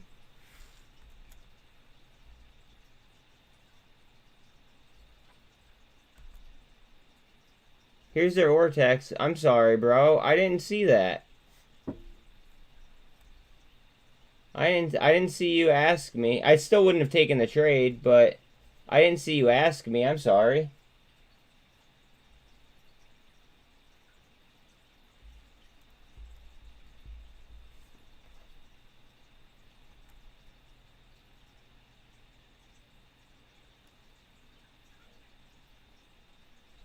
I mean,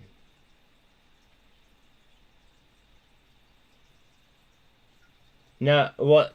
No. We only had a mod problem in what's it called? We only had a mod problem on Twitch. We didn't have it on YouTube.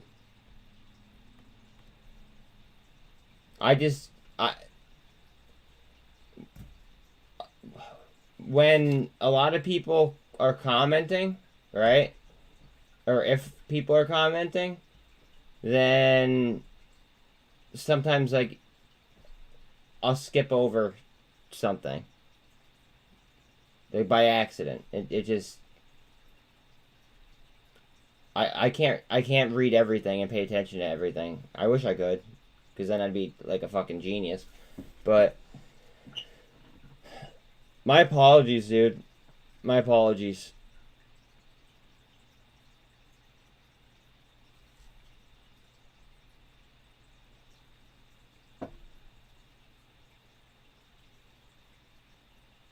Maybe he wanted to know if it was going to be a short squeeze trade.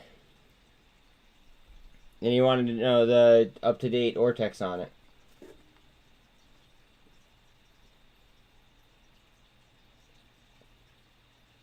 Most of my plays, I Ortex before I trade.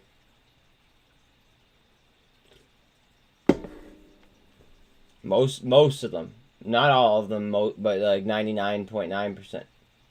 Yeah, like you could, yeah, and I'm sorry that I didn't see your request, but I just wanted, I'm just, mentioning to Luke, like, I could momentum trade or swing trade, just chart trading, a good percentage, but I won't be nearly as successful as I will be if I also, on top of that, have the Ortex information.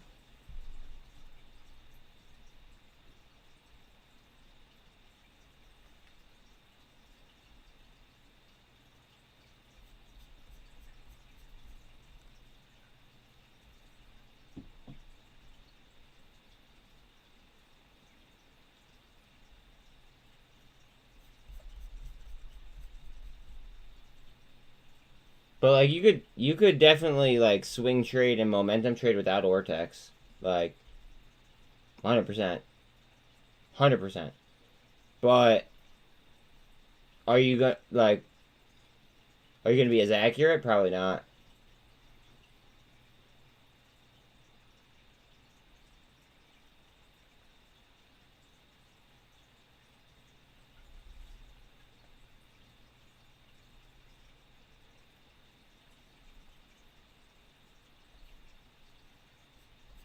If you guys like, sub, and keep sharing my shit, hopefully then I get a partnership with Ortex. But they told me I need to get more subs first before they would, they would partner with me. So I need your guys' help in order to go ahead and, obviously get me in front of more eyes.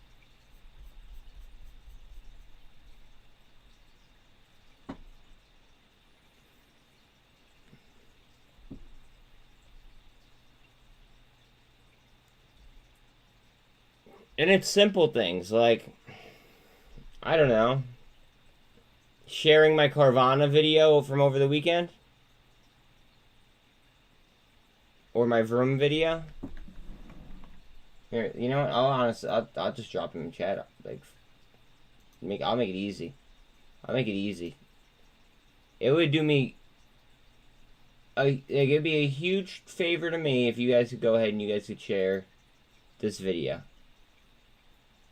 And 1 second. Let's see.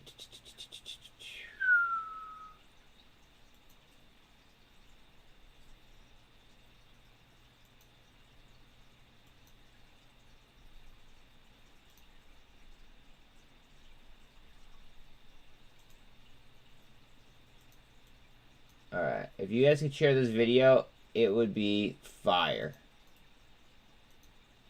That covers both VRM and Carvana. That video. So,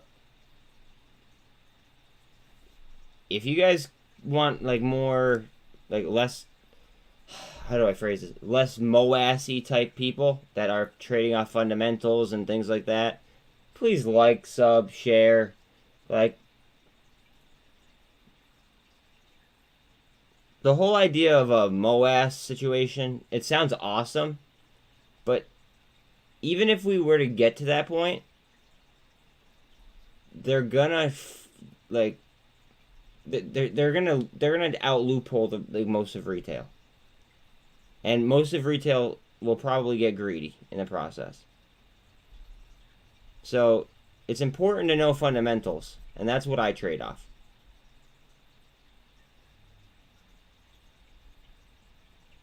Usually, not 100% of the time, but usually. ARVL's up, love it. Remember, I bought calls yesterday. Well, I bought leaps, I should say, to be precise. Yeah, Dan, it's funny you say that, because I just said it. Dan just messaged the Margin Mafia and said that ARVL is up, like seconds after I said it. That's funny. Carvana's about to do it, I think. Like that, I have a lot of money on Carvana. I'm sorry, I can't pull it down. Not with 43% short interest. With 42 and point something. And not the way that it's trading right now. Low turnover, we're still at 4% turnover. And we're already approaching average volume as well, and it's 10 o'clock. Well, 10 after 10.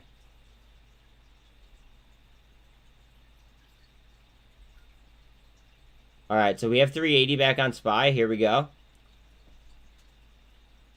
Remember, 383... Yeah, 383 is our big zone. Yeah, I saw that on FNHC.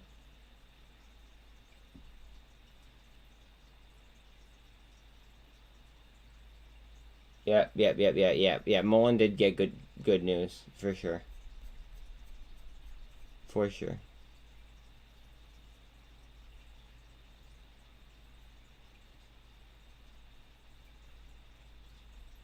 Remember that FNHC, guys, is a diversified financial. Okay, it's in one of the sectors that even during a recession or a depression or whatever, right? Typically, diversified financials are gonna do okay. Just throwing that out there. I mean, it could go up during a booming economy.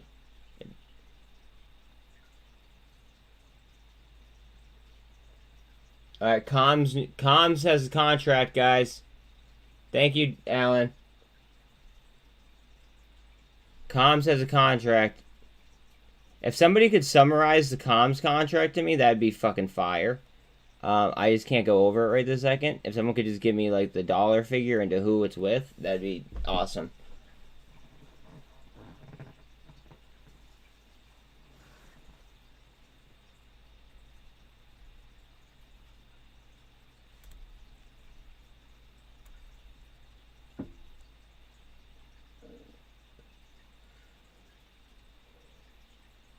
VRM, just under $1. Alright, we are looking for a double bottom right here. Just over the 200.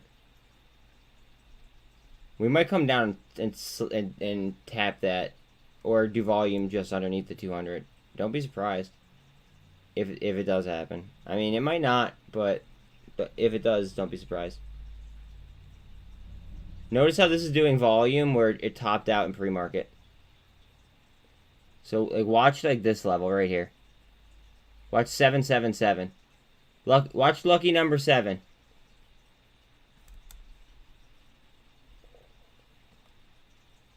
Just watch lucky number 7.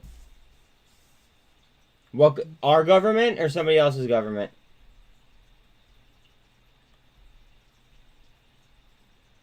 And is it called a DARPA contract? Or does it just say like government contract? Okay. Is it DARPA or is it something else?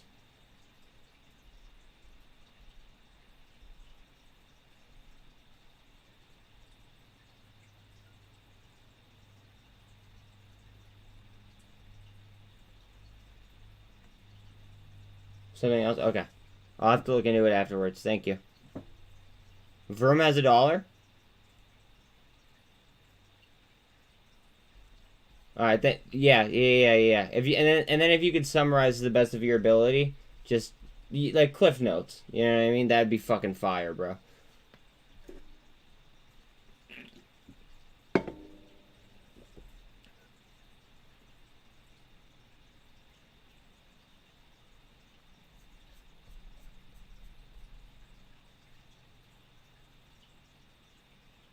Snap is holding 962 very, very, very, very tightly. AGFY is holding at 116.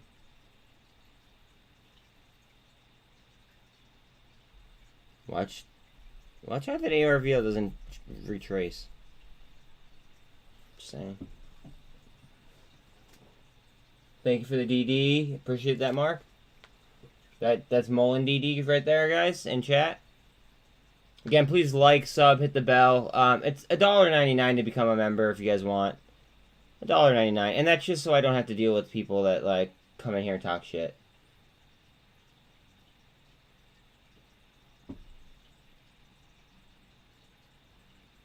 We are actively fulfilling customer orders through existing inventory and drone aviation. We continue to make progress against the 8.4 million subcontract. Okay, so it's a subcontract. It's not a contract, it's a subcontract. Who are they getting contracted through? Do you know? Or because you don't get do you? I guess you could get subcontract through the government. Usually a government's going to contract a company for something, and then they could subcontract out, like, for other specialties or something like that. I mean, I guess the government could technically subcontract, but just make sure that they're not working for somebody else.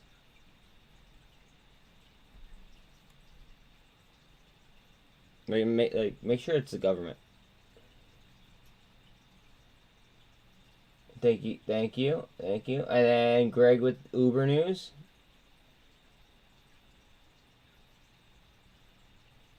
Uber and Go, delivery partnership. AKAM, it seems like a merger is going on with AKAM. Thank you. Again, guys, I can't keep up with all the DDs, so please just read chat.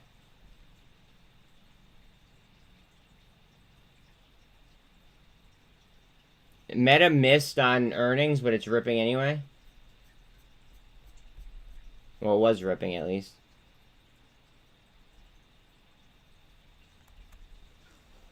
Watch out on ARVL. Remember, I did buy leaps yesterday. We'll see what happens.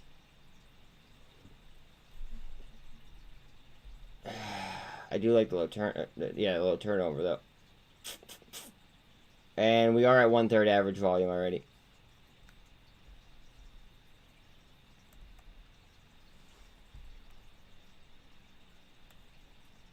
Following trend line.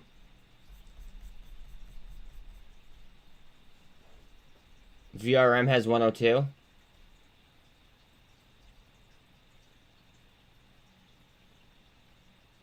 BBIG reverse, yeah. BBIG is green now.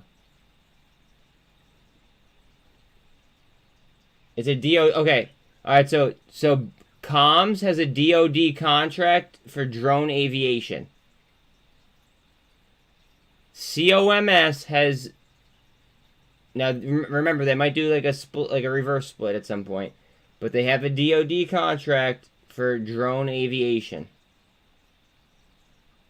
They're trading at like 6 cents right now, or some shit like that.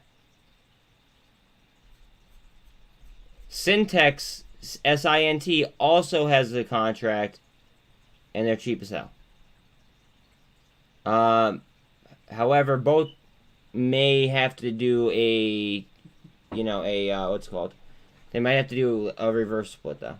So just be very, very, aware of that. There's been a lot of companies having to do reverse splits.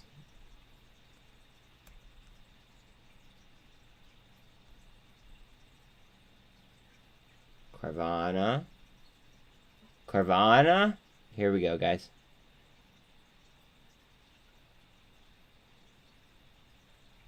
Good. That's exactly what we need. That's exactly what the market needed, actually. Russia and U.S. to meet for talks on nuclear treaty.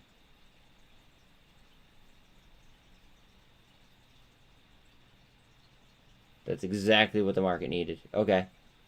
Let's see. Let's watch SPY. Watch SPY start to move up. It has 381. Hold on 1 second. I just want to see if this is important.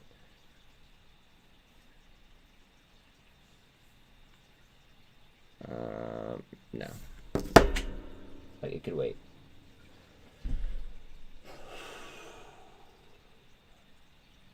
Remember, guys. Breathe. Cool, calm, collected, ice cold. Cool, calm, collected, ice cold. Don't make any emotional decisions. Make sure everything's calculated. Watch out on the Carvana spin. RSI is low. Below the MACD. I think it just needed to do volume underneath the 48, but I mean, we'll see. Alan, that's exact, perfect. Thank you. Thank you. Guys, there's the information on Com's contract. Right in the YouTube chat. Again, please like, sub, share, all that happy shit. And if you guys would, this right here, if you guys could share that for me, like on stock twits under VRM and Carvana, that'd be fire. The link that I just posted. Twitter would be dope. Like, just, getting it out there would mean a lot to me. The more people that see it, the better. We're talking about companies that got absolutely abused. Yo. We're talking about things that got absolutely abused and are kind of looking jumpy. Fed financial report. Since May, market liquidity has remained low in several key asset markets, which may amplify volatility and ultimately impair market fun. Yes, it might. See, that's what I'm afraid of. Impairing market functionality. Just like how the LME was in February or March, whenever the hell that was.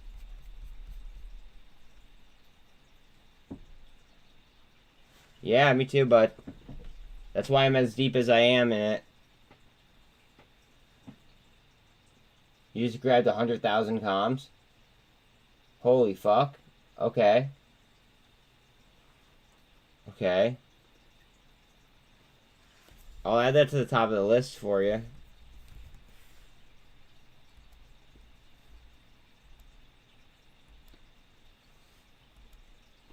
Jesus. It's trading at 5 cents. It's almost 6 cents right now.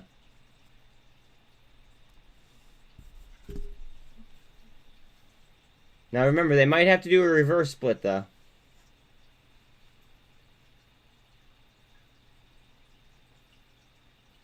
November 11th is a bank holiday.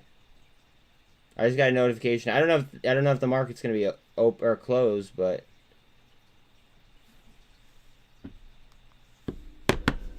yeah, and their earnings report or their earnings call is after hours.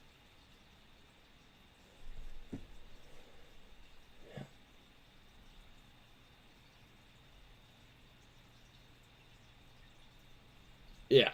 Yeah. Yeah.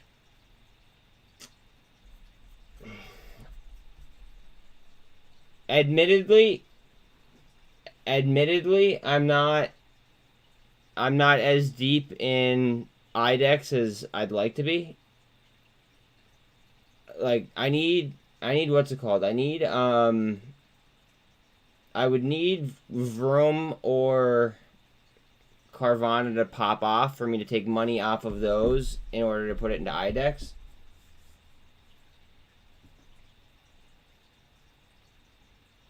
Wait. Are you saying AGFY's options are there? Is that what you're saying, Sean?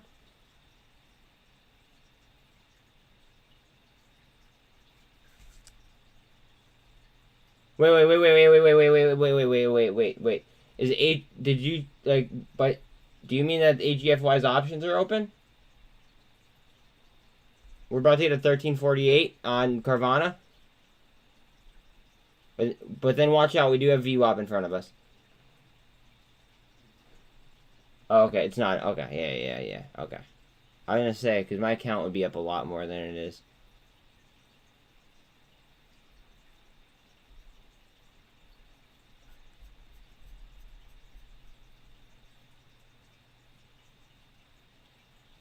Yeah, they had their earnings call and they got absolutely smoked.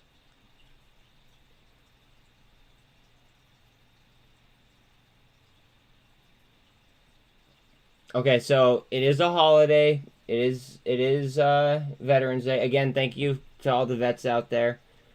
But the market will be trading. It's a bank holiday, but the market will be trading. AGFY did have its earnings this morning. Yes, you missed it. Remember? You said that you weren't going to miss it, and you missed it.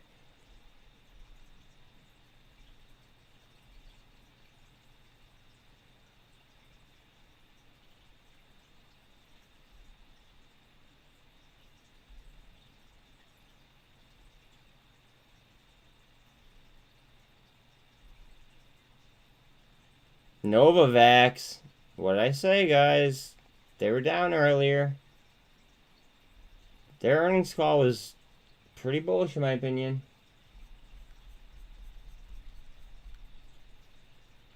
I'm not disagreeing. I'm restraining myself from saying other things. ARVL looking to run? Yeah, I hope so, because I have fucking contracts on them. And I have straight shares, but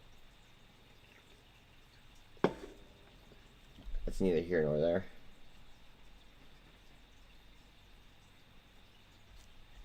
Ooh, do I... Hold on a second. I have to look at something real quick. How much is that worth? Because I'm in the money on something. I didn't even realize I was getting close to the money.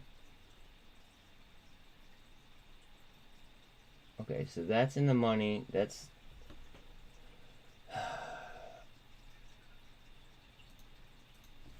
But I want to replace it with pretty much the same thing, but just higher strike. Maybe roll it out further. I could do that, actually.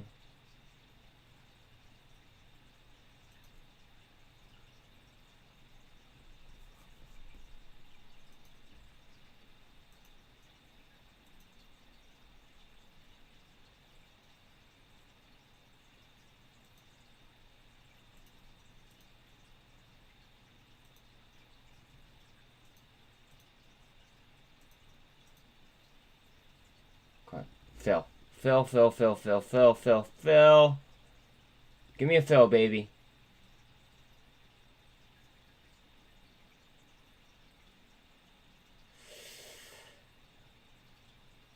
Carvana down. Man, come on.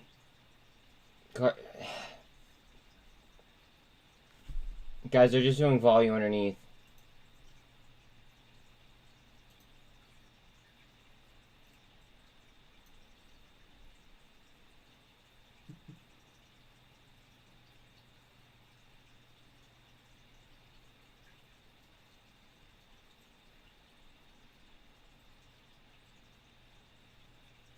Fuck it.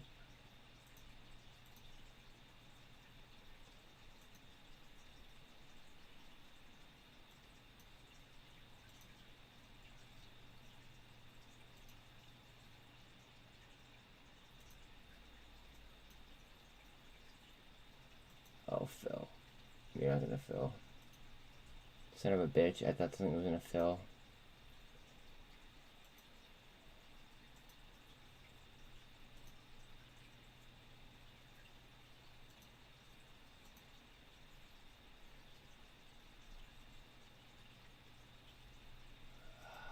Alright, because we're gonna have to go back to there.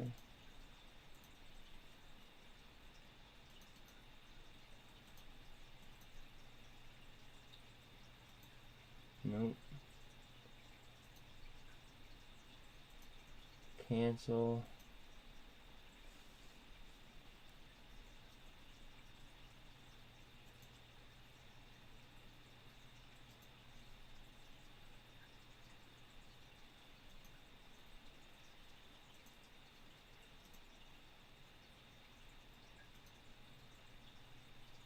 Fuck.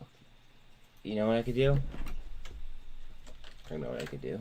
I could go over to Snapchat because they're down right now. And I could probably get some for dirt cheap.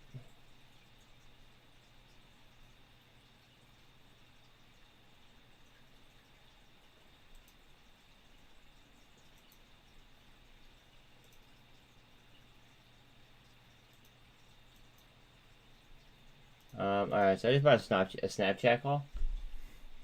I don't know if I bought them. I didn't even look at the chart. Didn't even look at the chart. Ha! Perfect. Okay. So I didn't bottom ticket, but it crawled over the MACD. Alright, how much did I spend? I spent, okay. 18, alright, so I spent 18 bucks out of the 20 that I cashed in. I have $1 right this second.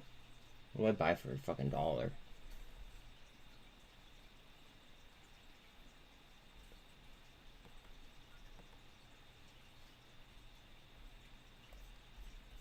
I know what I buy.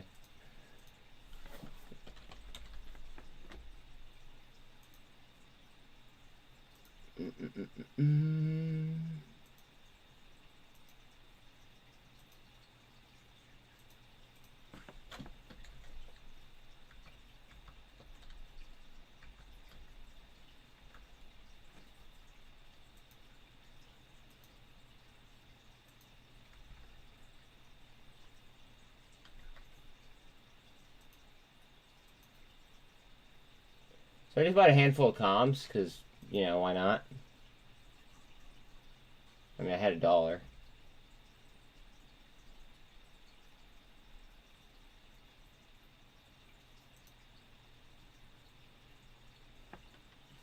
Yeah, probably on just news.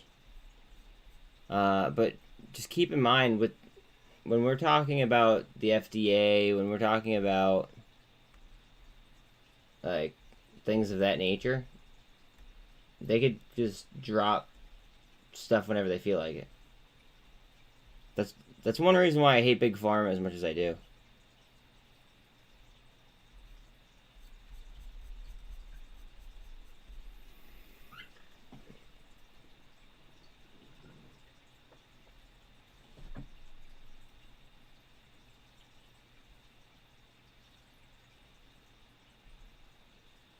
Like, whoever has the most money to lobby with Big Pharma is going to be the winner.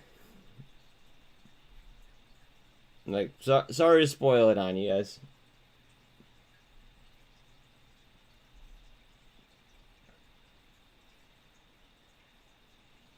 Whoever has the most money to lobby is usually going to, you know, be the person who comes out ahead. It's not always the best drug that wins. Coinbase, oh my god. Hold on a second.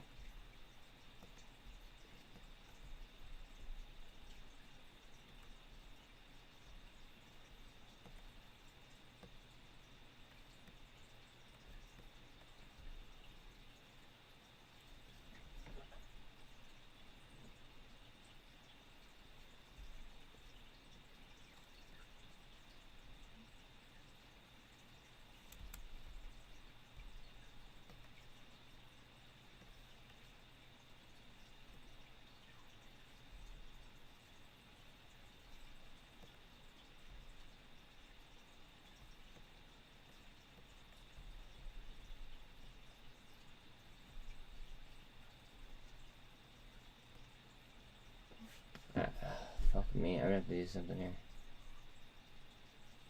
that I didn't really want to do. What do I do? Fuck. Yeah, I know, that's why I'm thinking about doing what I'm doing.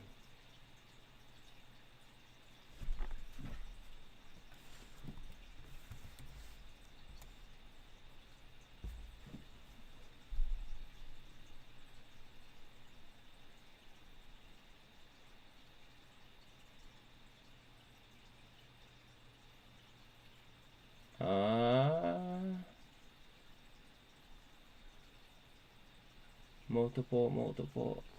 Fuck.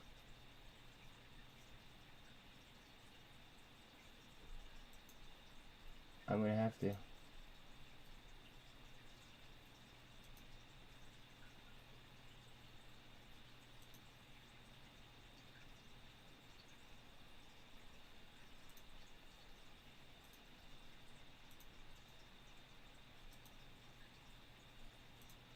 Come on, you fucker.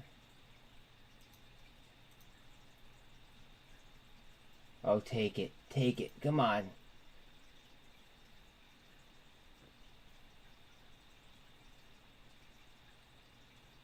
Take the trade. What is VRM doing right now?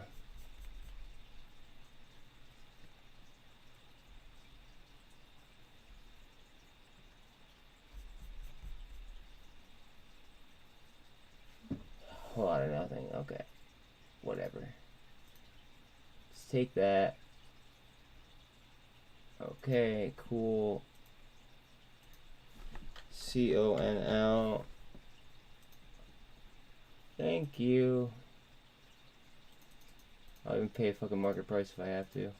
Thank you.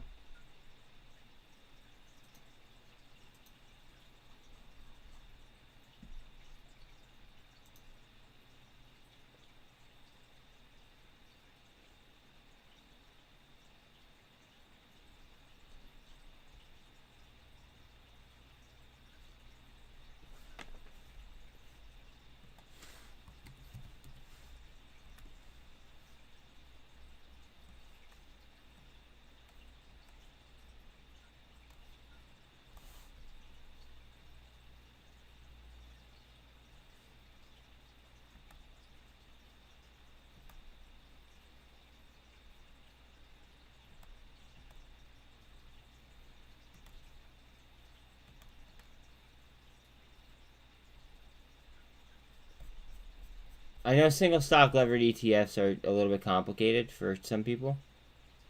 I might explain them further. Wait, I just realized I have money left in this account though that I need to spend. Just because, in all reality, I trust my own decision making more than I trust inflation.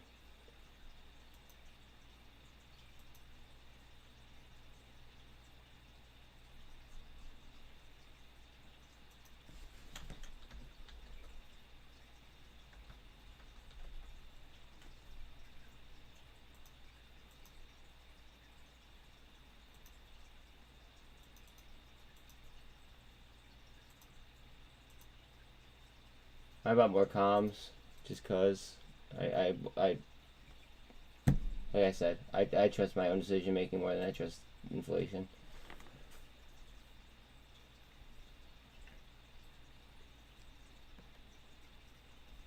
Watch out on Carvana.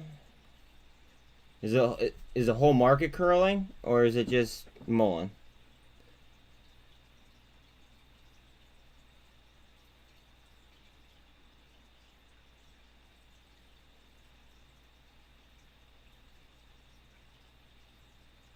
It's fighting 30 cents right now.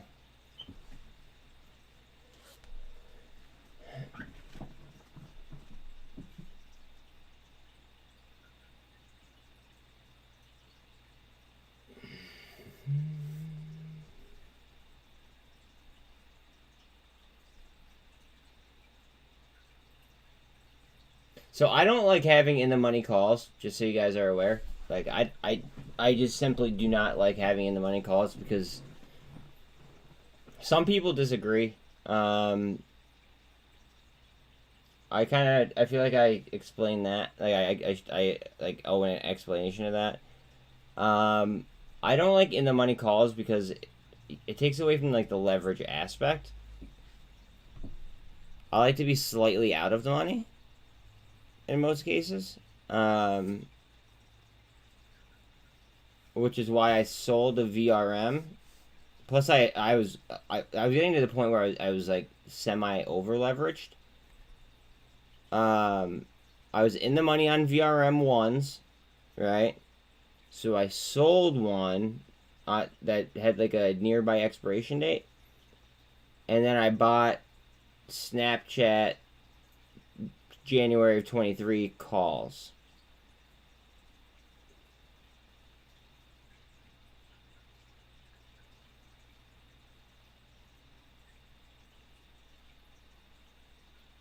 I don't know. I never used Voyager. Never ever used Voyager.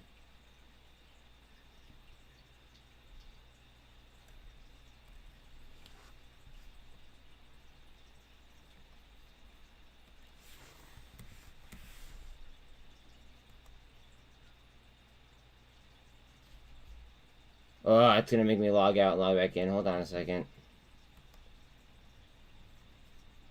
I hate when Vortex does this. Log back in. Alright.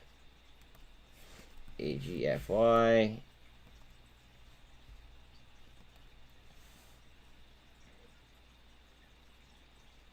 They're 25.5% short.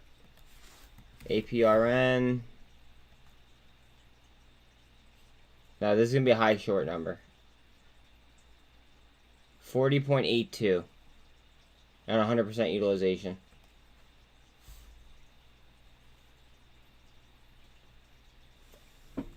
But yeah, so anyways, I don't like to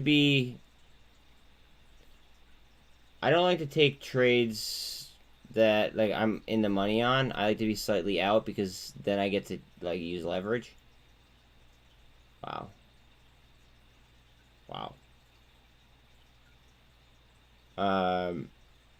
So that's the reason for that.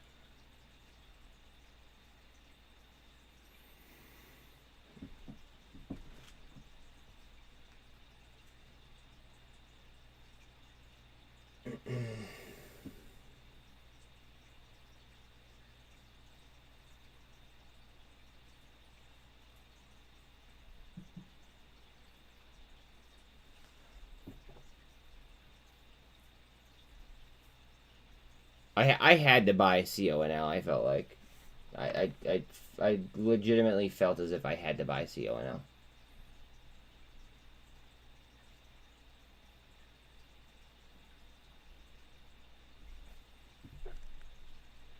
Like Coinbase is just. I mean, it was what I got a double bottom last time we looked. I mean, let's look again quickly because this is breaking trend. But let's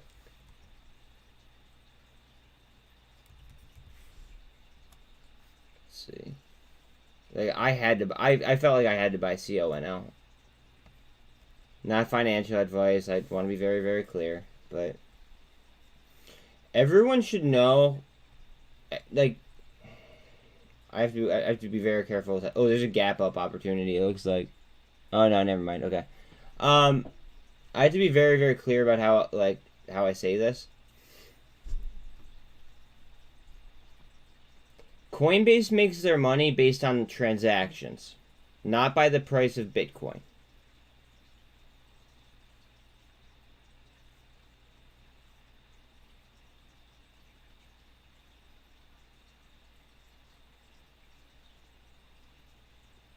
I feel like I have to make a video on that, actually.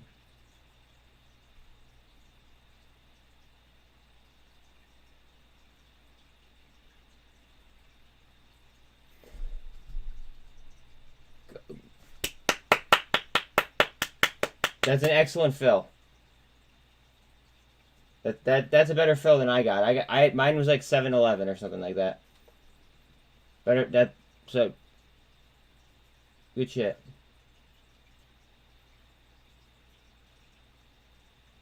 Good fill.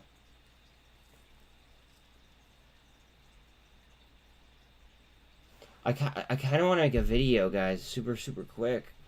Wow, look at fucking AGFY.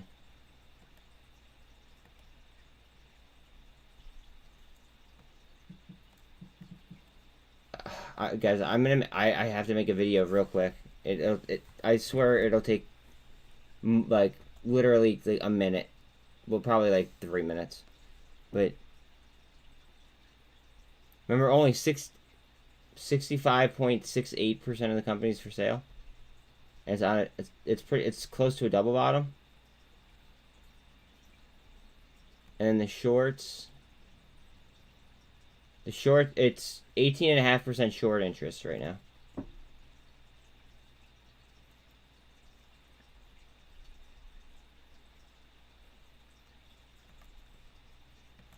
Guys, I'm not a financial advisor. I'm live right now, so I'm going to be very, very quick, okay?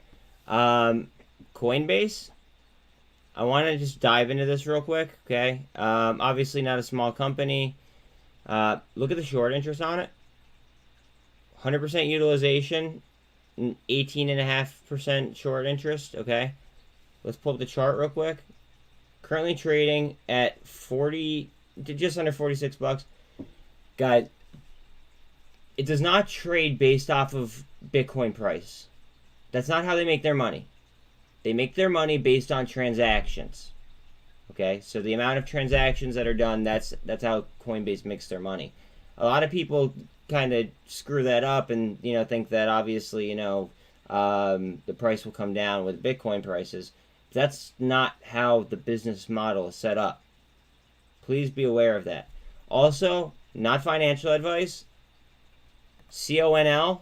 This is how I play my exposure to Coinbase.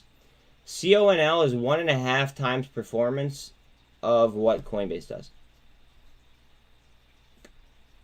So, take that with a grain of salt.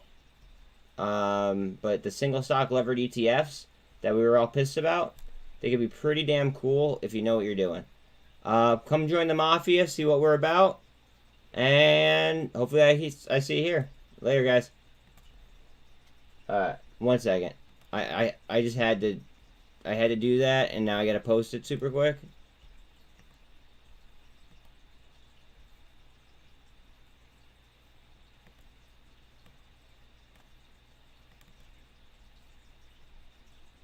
I was kind of like slacking with videos, to be quite honest.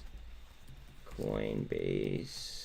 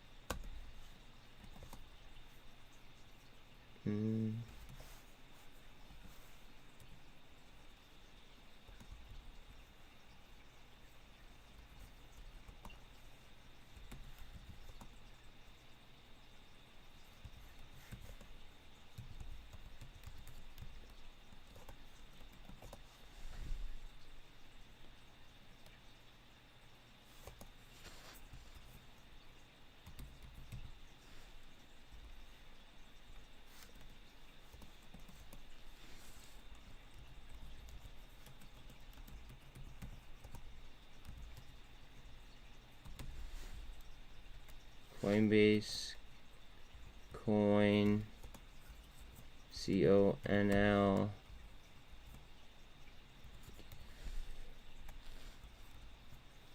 leverage,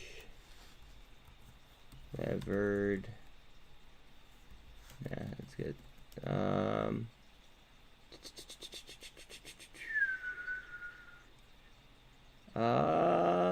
What else can I put? Institutional, because it has a lot of institutional ownership.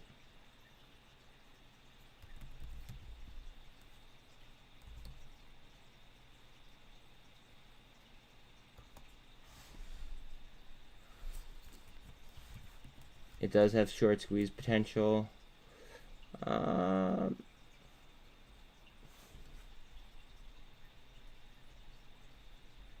good enough. Good enough for right now.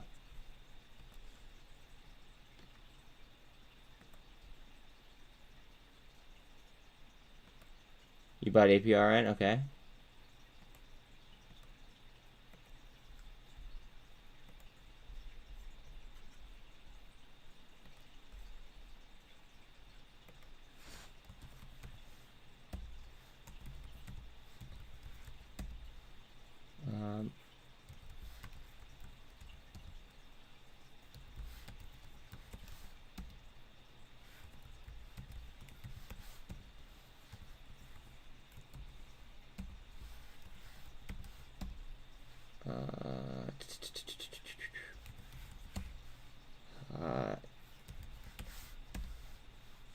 Best. Am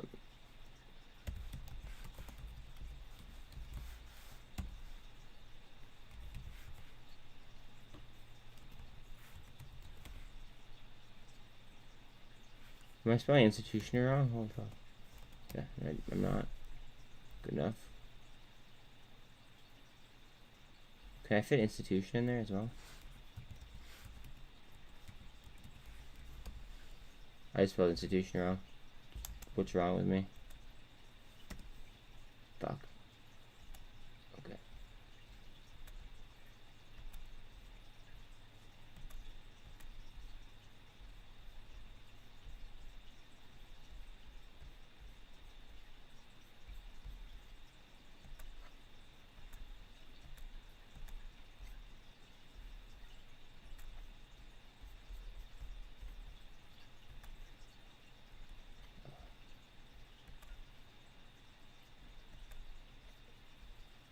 I'm trying to hurry up, guys, I promise.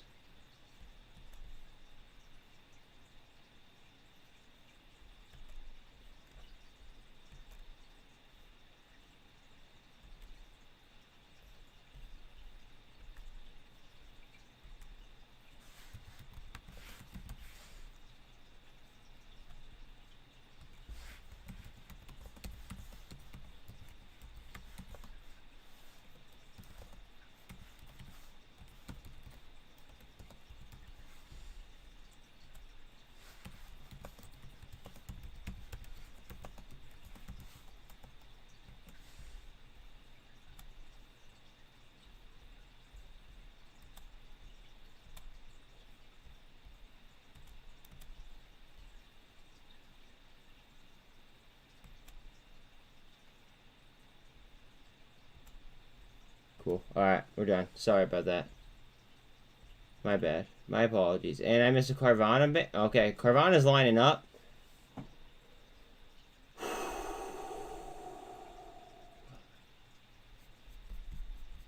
Carvana is in a beautiful cup and handle formation. MULN is also 8% up. My God.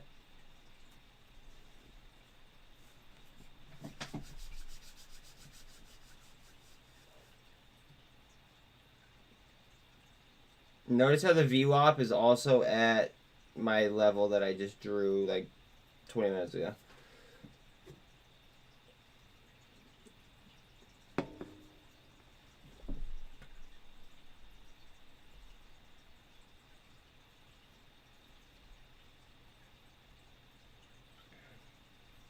Crypto slide. I don't really pay attention to like my holdings in crypto because they're all compounding interest. I've done the research on the crypto that I'm in, so like to me it's just like if I'm adding, that's when I'll pay attention.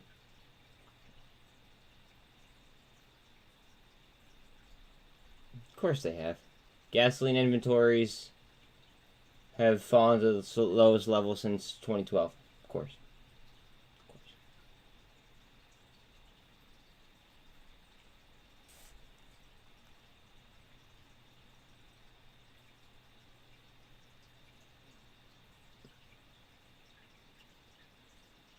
You applied to add my YouTube live stream to trading.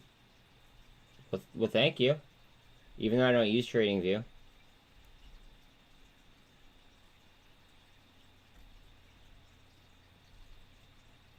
Whatever. Yeah, oh, I appreciate that. I appreciate that. Whatever gets me in front of more people, I'm with it.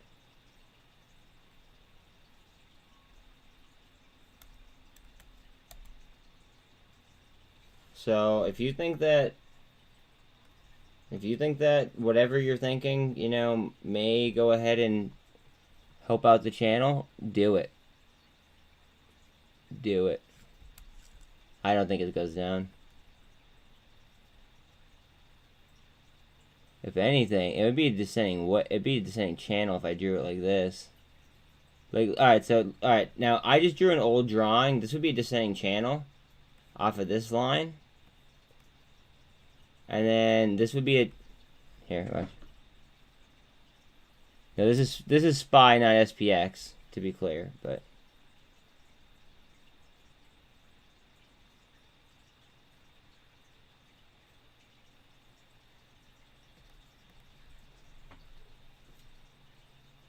see what I'm saying?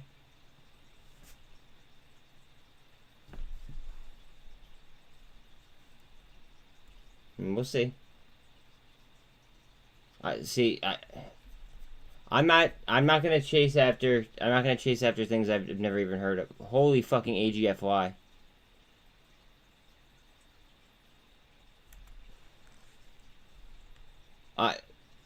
If I'm in AGFY, not financial advice, I'm considering buying this.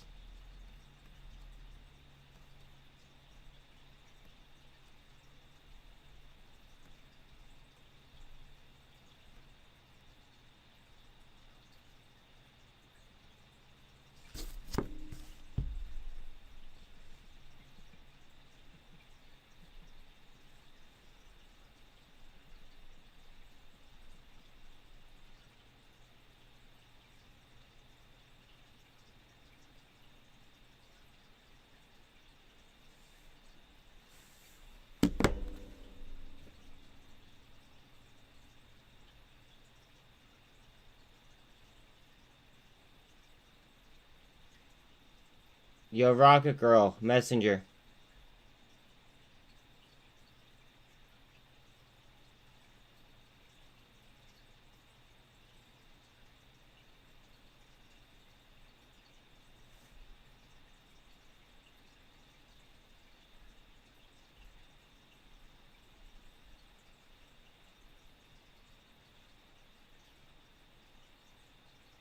I mean, I'm thinking about fucking buying some right now, to be quite honest.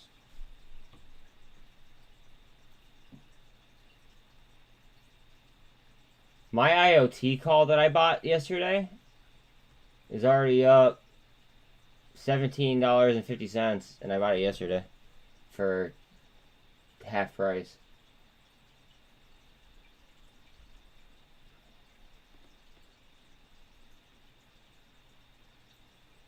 I need to drop you guys for a second. I need to look at this because I might buy some.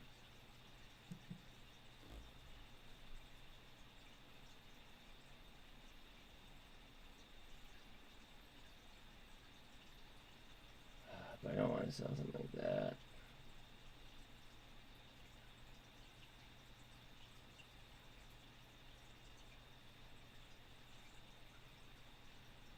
Boil is down to fucking, wow.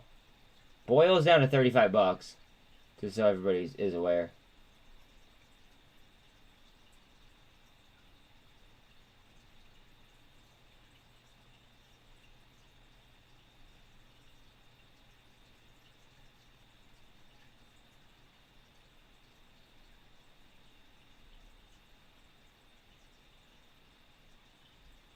You know, I have calls on AGFY. I'm just. Wait a minute. You know what? I have an idea. Hold on.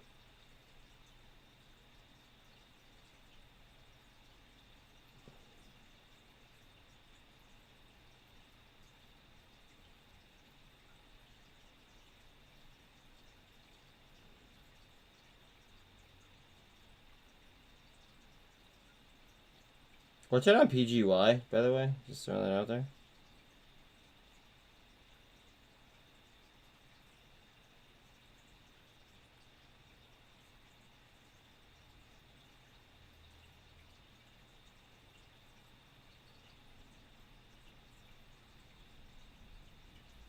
Oh, come on. Hurry up, hurry up, hurry up, hurry up, hurry up, hurry up.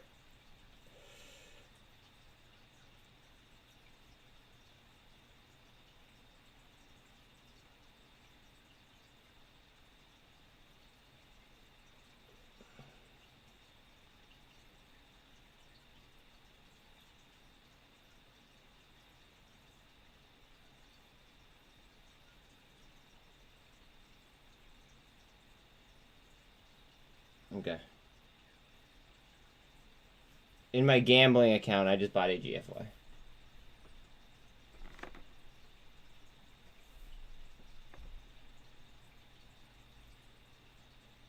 Again, in my gambling account.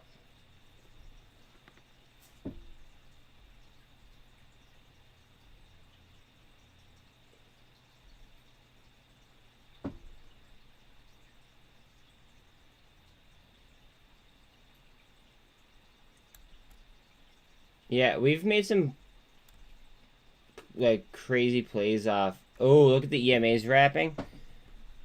We've made some crazy plays off of what's it called? Off of bankruptcy plays. And this, like before you became a member. Just saying.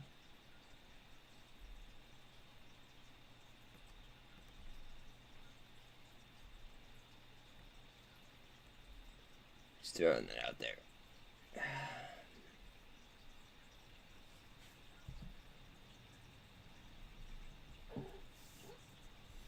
I don't know if AGFY is done falling, but I don't know if I got a perfect fill.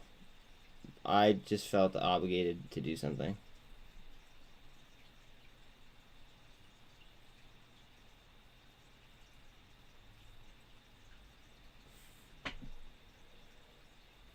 How do I play what? CLV? I can't, how would I play? I can answer how I would play it. I can't answer how do you play it. So, how do I play that? I wait until I find what appears to be a bottom. And then, if it is a bottom, right? Then chances are there's a lot of shorts on it, right? And if it volumes out, shows good volume, shows some strength, right? Then you could play the squeeze on the up and get out before they go bankrupt. Theoretically. I mean, that's what I did with the ENDP. But, I mean, I still also have an ENDP position.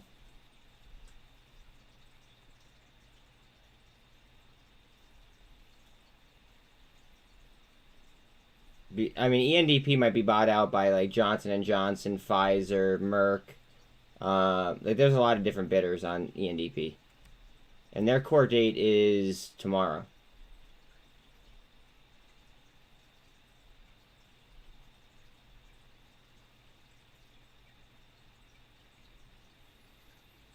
The pound is slipping. Yeah, it's very it gets complex, bro.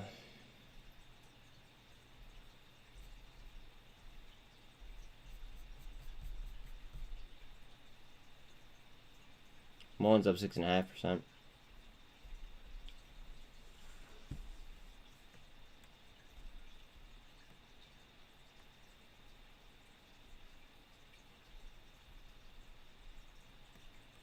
again, the portfolio that I bought AGFY in is my like high risk thing.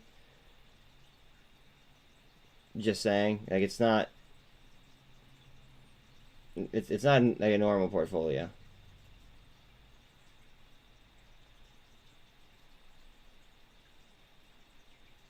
VBLT, or was it? It was something Zia mentioned. I always fuck up his name. I think it's Zaya. It's something that Z mentioned. VBLT, I think. That was down 95% the one day.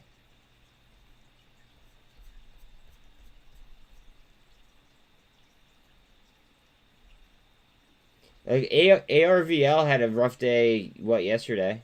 I mean, they were down. They weren't down that much, but they're down like a decent amount.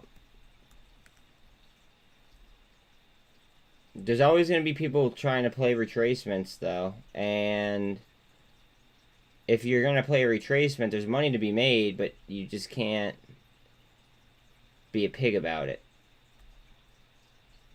You got to get out before everybody else does, or else you're going to end up getting fucked.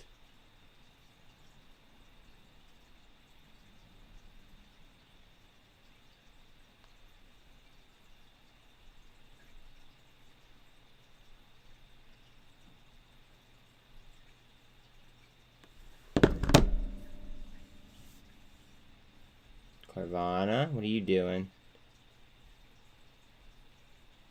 MULN's hanging out pretty much around 30 cents. We need a SPY push, I think, in order to see MULN move. I'm just sharing what I've learned. I think MULN is gonna move with SPY. There's only a few equities that could move without SPY, in my opinion. MULN may be one of them. I know Carvana is one of them. Snapchat's definitely one of them. I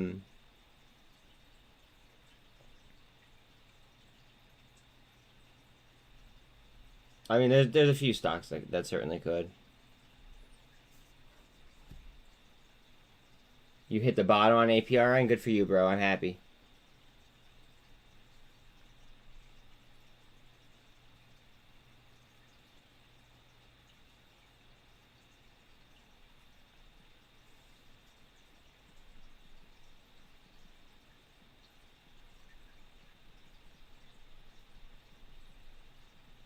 Neil, I'm responding to your Facebook message. I didn't notice your notification now.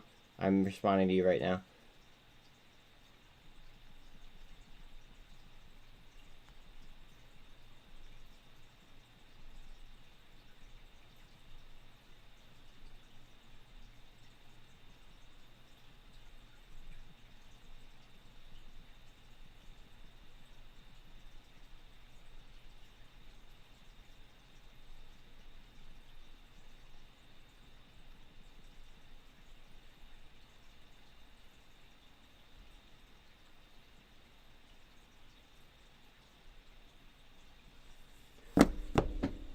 RVSN. I called that out in July.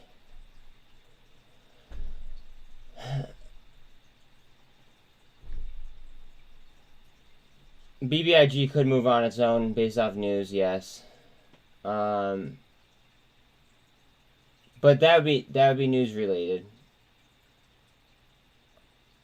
RVS.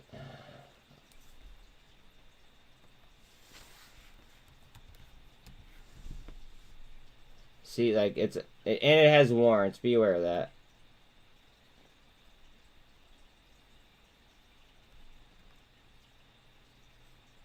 Yep. Heads up. I liked it. But I didn't. This is why I didn't take the trade. Because of when they started to trade. This is why I didn't trade them. I don't like newer things. I'll actually find the paperwork that fucking says why I like them.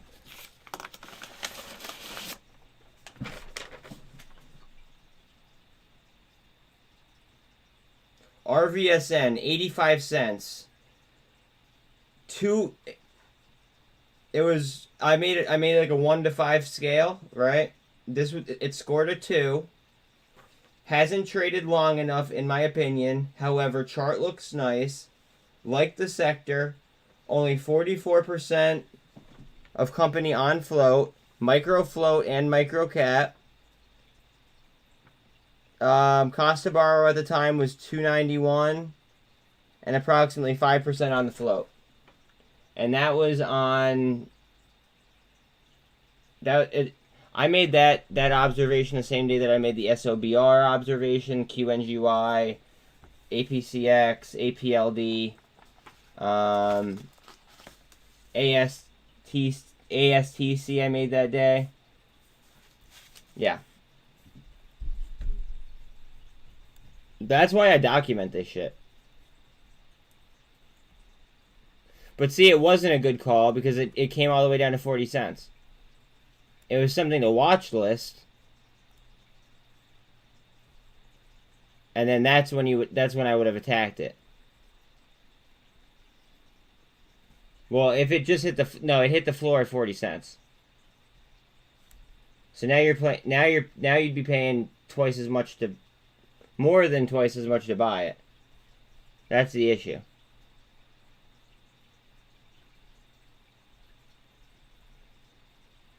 So, well, look up the warrant. Look up the warrant exercise, right? Like look up, because I don't remember the warrant information, right?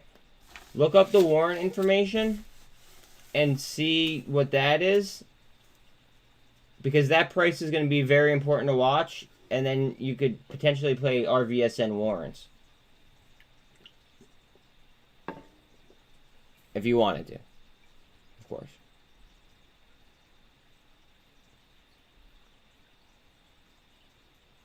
AGFY is it's at $1. Does it find it right here? Does it find does it find like its bottom?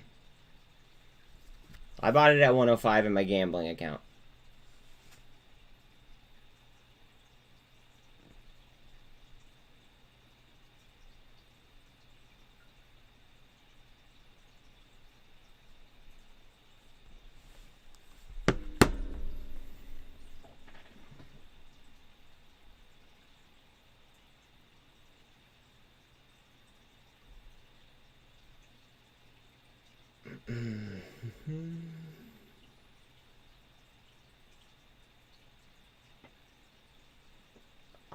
See, I'd be buying more.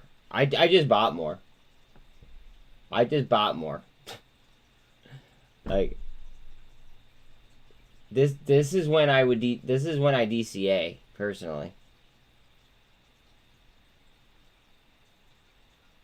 I even said this pre-market. I said this pre-market. Who was here? Who was here and heard me say this pre-market? You know, I'll do something else that's kind of radical. Hold on a second. Sell all. I'll even buy more.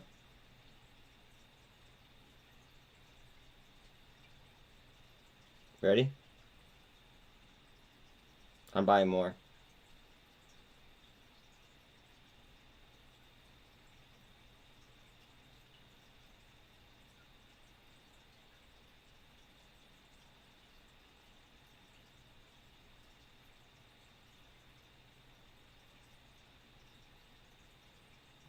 I just bought more.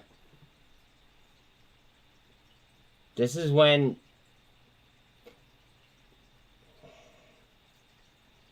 if you're DCAing and you're running a DCA strategy, right? Do you buy dips and sell rips, or do you do it the other way around?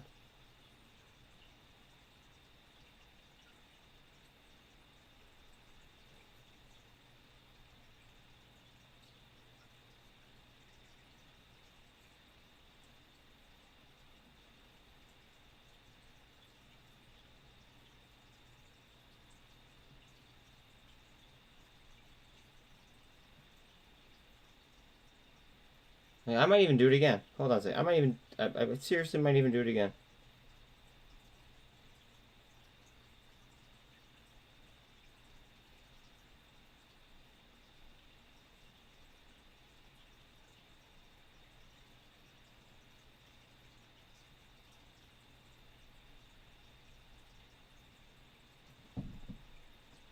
I'm not selling Snap. Are you kidding me? Are you on drugs? Are you on drugs? Did you miss? I don't care about Bitcoin. Bitcoin is worth 0 to me. Bitcoin is worth 0. 0.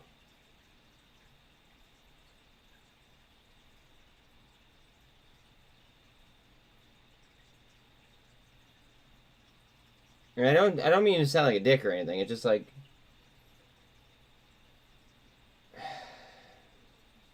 the economy was held up by Bitcoin. That's what happened.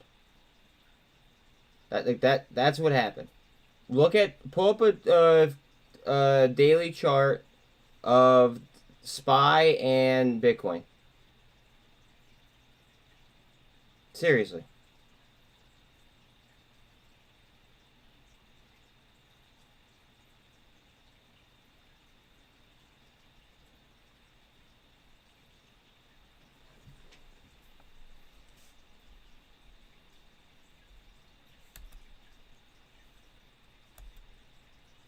Like, and then too many companies put Bitcoin on their balance sheets, and Bitcoin doesn't like it doesn't have a use case. Like, it doesn't have there's no utilization for it. So that's why I believe that they're holding up XRP in court, because they don't know how to tax crypto yet. But that's why I think ISO compliant things are going to be very, very important very, very soon. Because they're setting a precedent.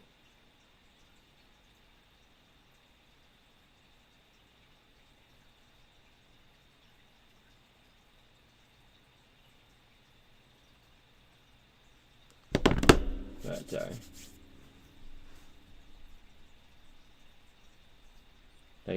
But XDC, low-key? And no, I think Quant might be like the SPY of crypto.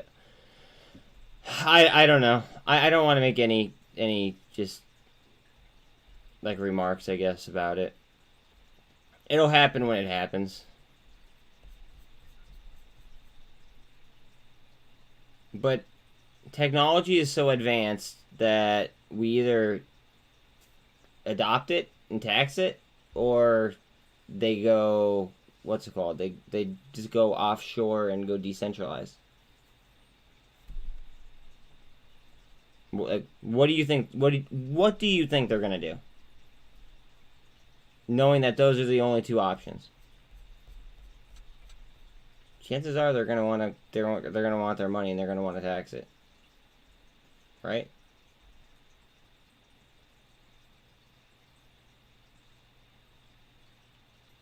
I mean, dude, do you? Snap for me is it's a long hold. It's a long hold hedge. They just got a patent yesterday, and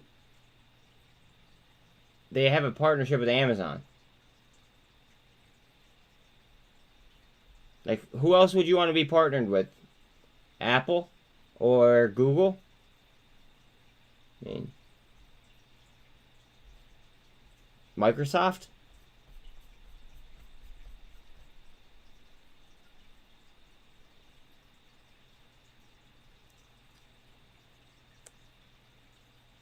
Okay.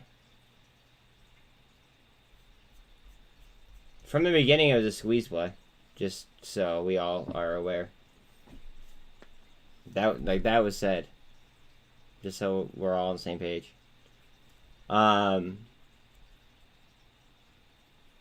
If you need a more solid play, I mean, there's a lot of options out there.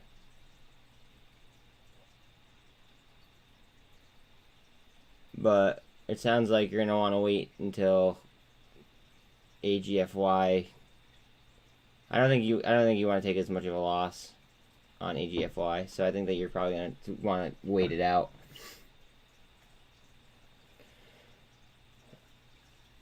If I were to guess, of course. See, you have too much emotion. You just said it's giving you insane anxiety antics, right? What do I always say? What do I always say? No no emotion. If you become an emotional trader, you're going to become a less successful trader.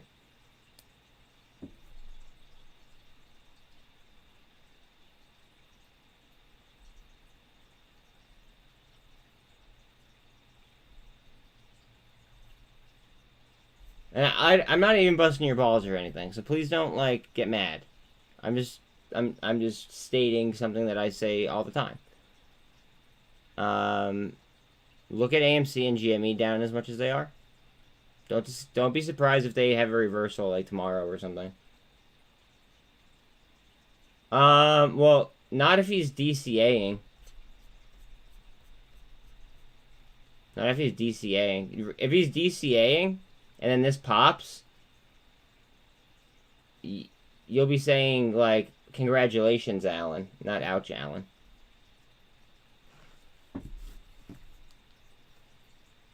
Right? Like I just bought AGFY at $1.05 and then $1.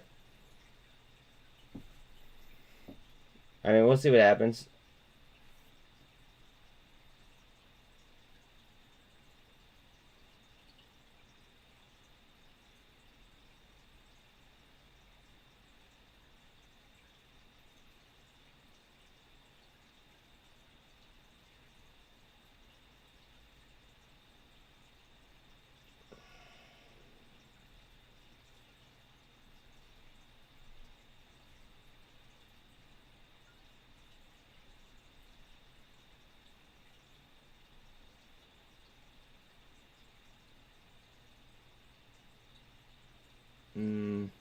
How would I phrase this word?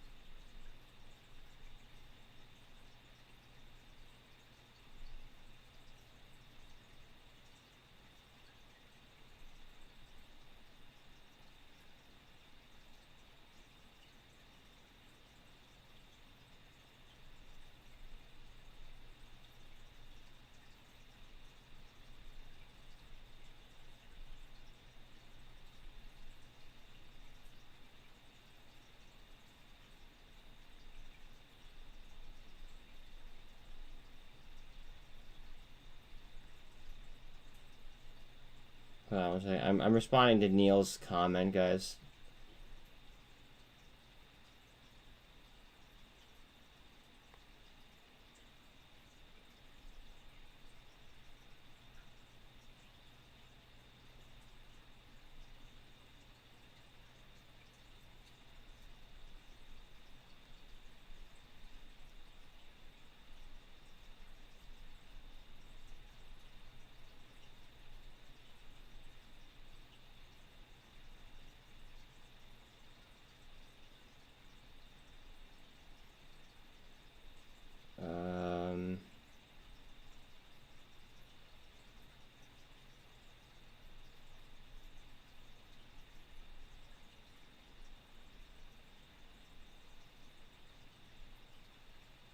Alright, there we go. Sorry.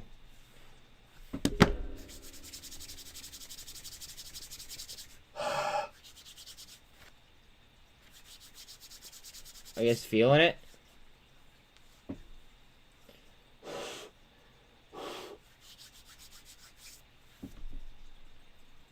Alright. What is going on here? Time to get hot. Time to get hot. What are futures at right this second? Hold on a second. Let me look at futures. NASDAQ down 1%. NASDAQ 100 down 1%. Oil down 2.2. Europe down 0.25. I kind of like that. I like how Europe's only down 0.25. Dow's down 0.76. S&P's down 0.8. That's fine. Let Bitcoin drop. Fuck Bitcoin. Fuck Bitcoin. Let the money come in. Let the money come to the actual market.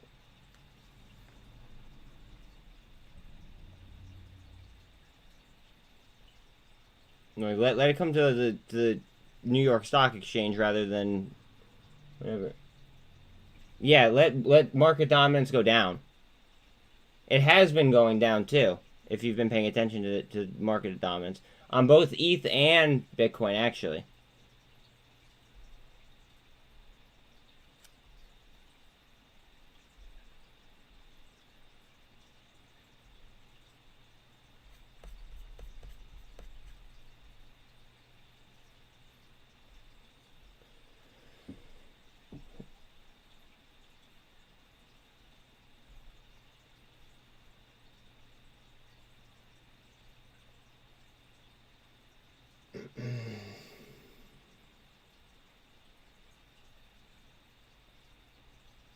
I'll tell you what, those UVXY hedges would have paid yesterday.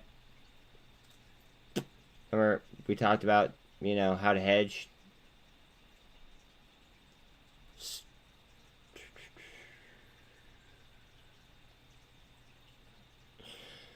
So what of the SQQ ones? We don't have to get into that though.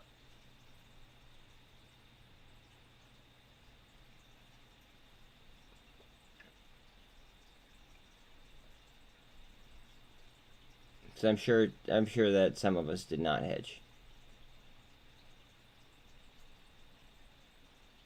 Again, please like, sub, hit the bell, all that happy stuff. If you guys want to chat here, I charge $2. That way I don't have to get like heckled by like just keyboard warriors. However, if you do want to chat here, it's again $2, or you go over to Twitch and join the Twitch channel. Regardless, actually, please join the Twitch channel, just so I, you know, hit my I hit monetization. That'd be dope. Even if you are a member, just, you know, it'd be sweet if you guys would just follow me on Twitch, just so, you know, I hit that level.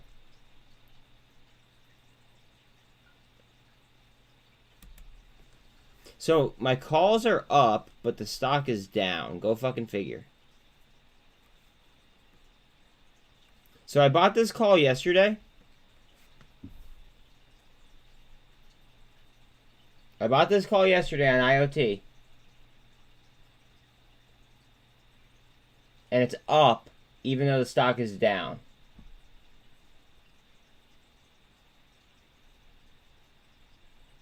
Weird, right? Who do they want to buy? A firm? Because the firm was cheap as balls yesterday.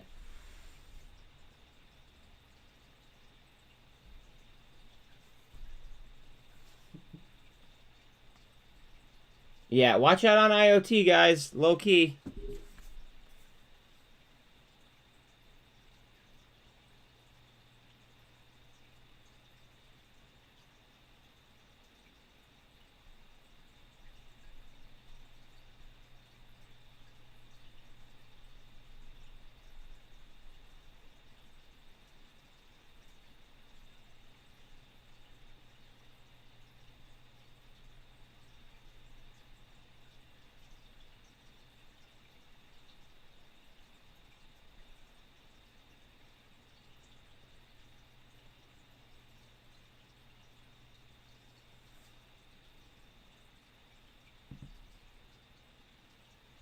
Spy is going, says Matt in Margin Mafia chat.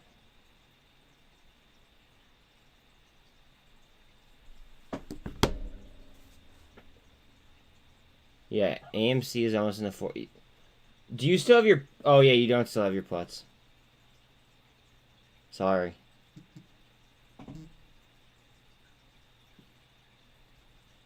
He said it was. I must be late. Yeah, I mean... Who would expect that after earnings, though? I mean, it just really would have been ballsy. MULN filling the gap. Do you know what the gap's at? Out of curiosity? Or are you instructing me to find the gap? It's trading within a descending channel right now.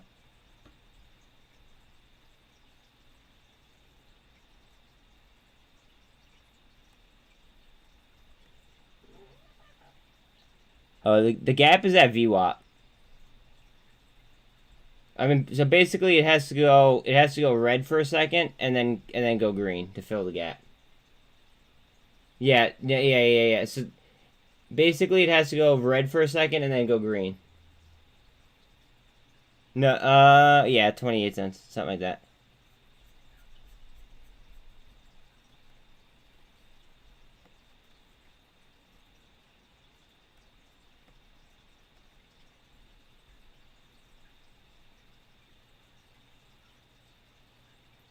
What is BTC? I don't even know what fucking BTCM is. I would never...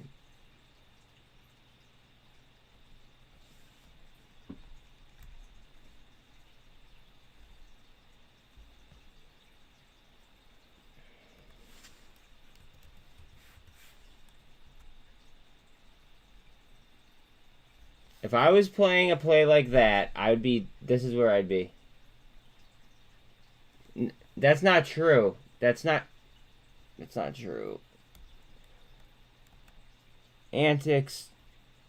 You know the play. You know the play, right? Do you remember when I read the...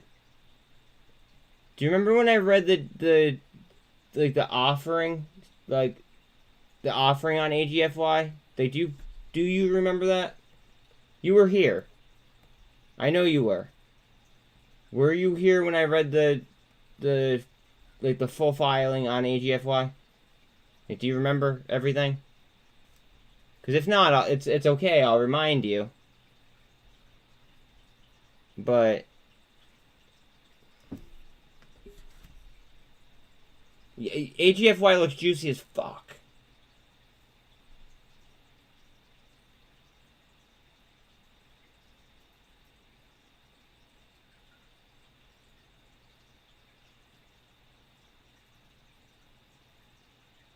Okay. It's an offering until they decide to stop it. But they could cut the offering at any point in time. Either the agent or the company. They could cut the offering at any point in time. So they're not going to let it go below $1 or else they're going to cut it. Does that make sense?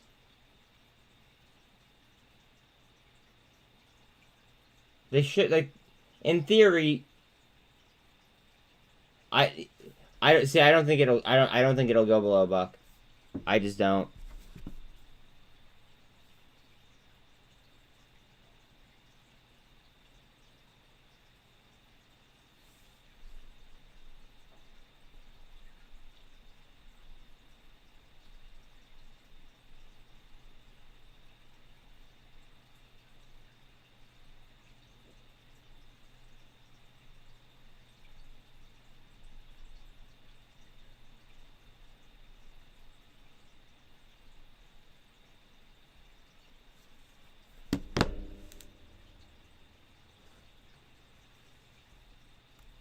So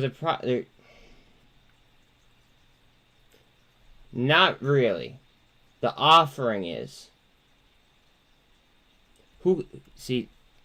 People are too afraid of Bitcoin. Stop paying attention to Bitcoin prices, guys. Pay attention to SPY. Pay attention to SPY. SPY. SPY. SPY. SPY. SPY. SPY. SPY. SPY. Fuck Bitcoin.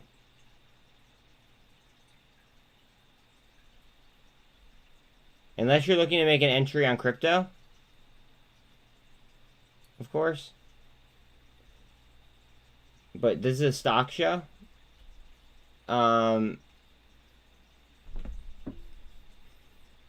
Bitcoin needed to come down. Why?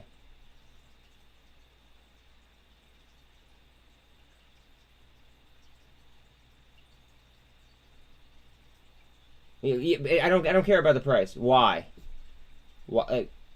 Why do you like Sol? Why do you like Solana?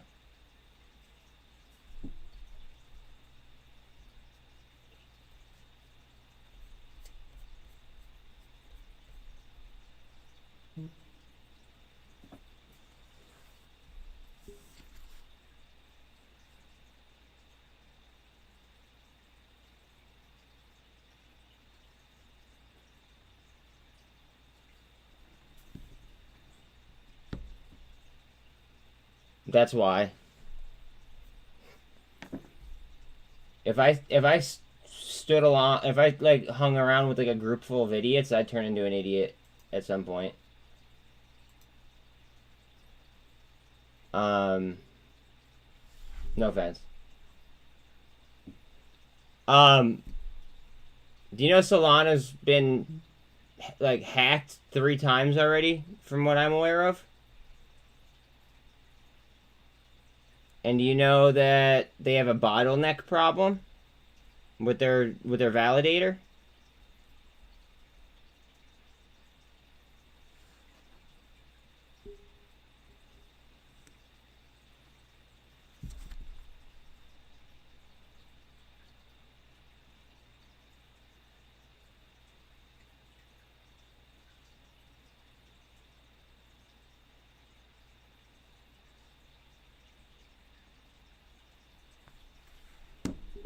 You like Litecoin the most? What? Let me ask you this: what's the utility of Litecoin, and what's the supply like? Is it inflationary, deflationary, or that's incorrect?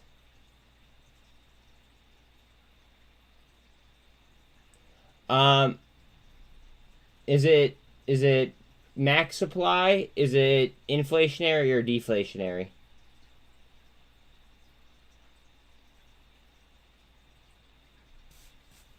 I don't care. I care about the amount of money I can make.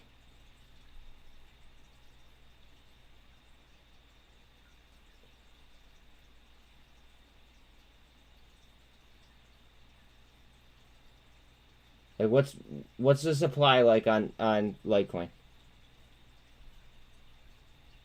And does it do anything else other than just act as a store of value for transactions, or no?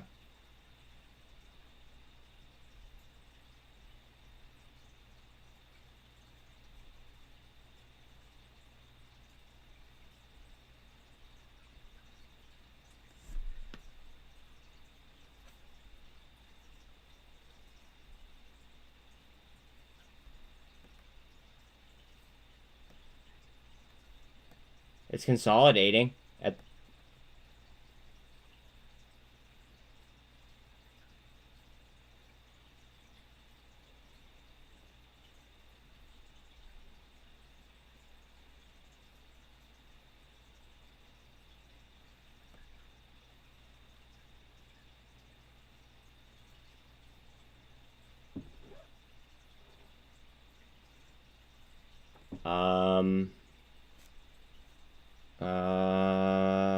what do I want to do? How much are these? Hold on. Come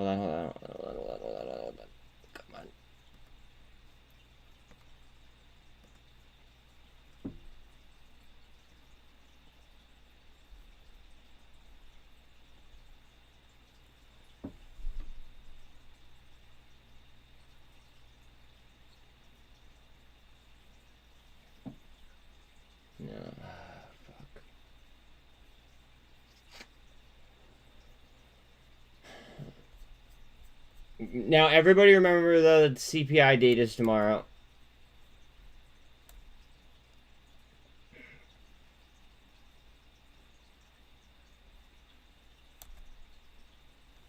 That was a hard short, by the way.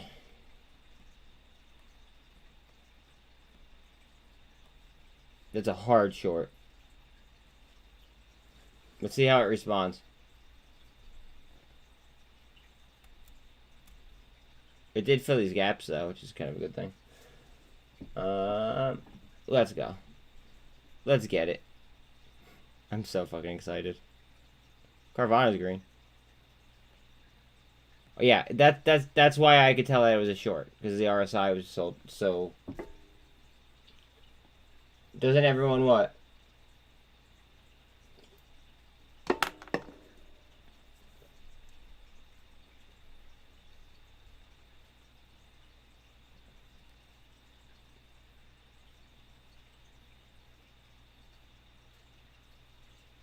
With the RSI here, guys, make sure you're paying attention to the RSI and the turnover rate.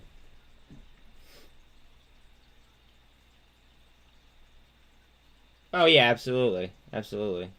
But that's why DCAing in my opinion is important.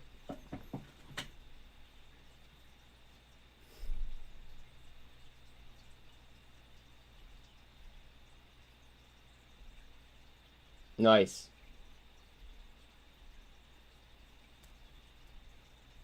You might have bottom ticked it almost.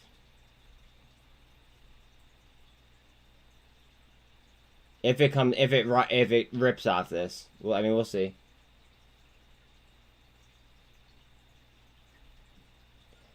Antics. You can't make sound decisions, right? If you're trading off of emotion, you won't be able to make sound decisions.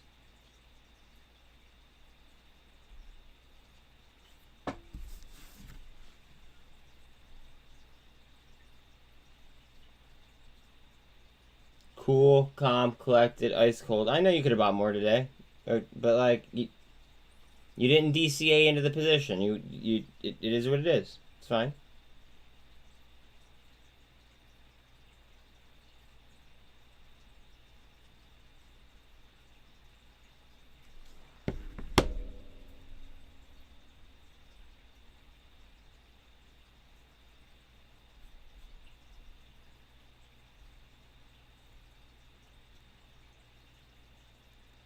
Go.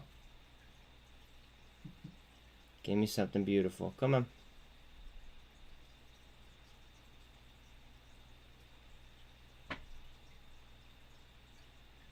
Well, it depends what you're talking about. MULN's forming a W? Fuck, let me know if it blasts, because I can't really pull off of Carvana, Snapchat, and AGFY right now. I'm not looking for new trades.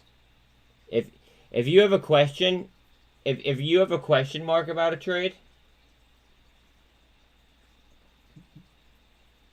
so if you have a question about a ticker, right, then it doesn't really sound like you're confident enough to take the position. Does that make sense?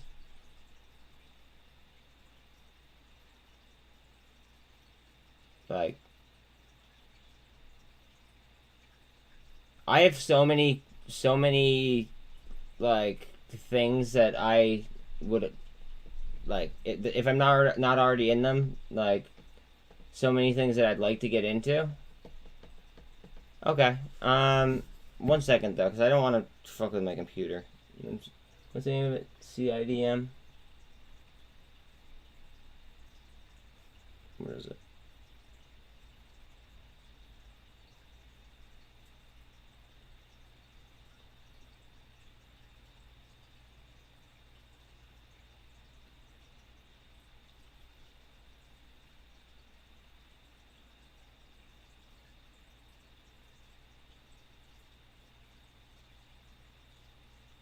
Their net income was down year over year from on their last one, I should say. So their last earnings on that one that you're talking about, their net income was 215% down from the year prior.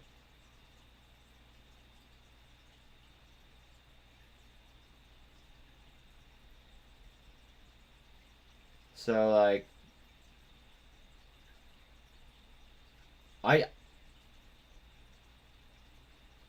I would have to like get intimate with the stock or like with that stock, and I'm not in a position where I'd like to get intimate.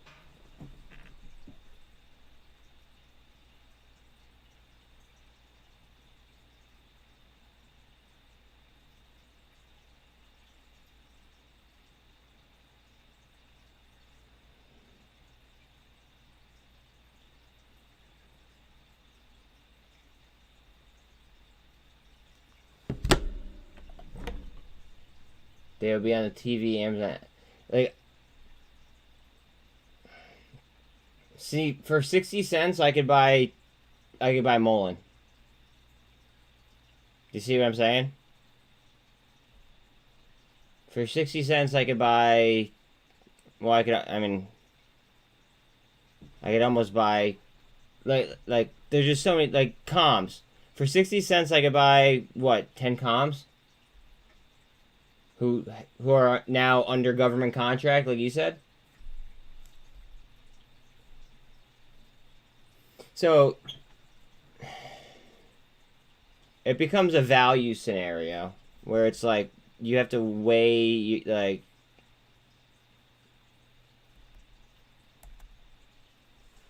have to weigh how you feel. We're crossing the MACD on Carvana. Carvana looks like she's gonna fucking go.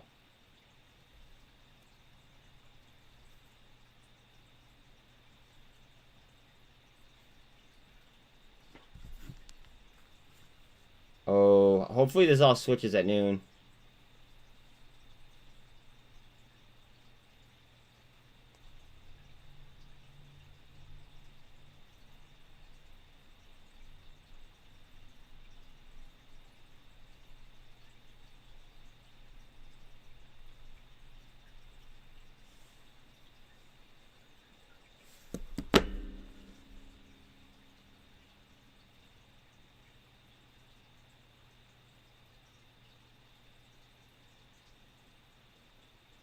ARVL, this one green.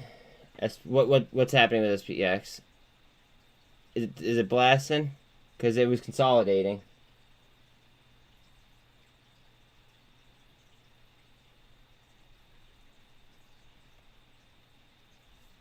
Oh yeah. Oh yeah.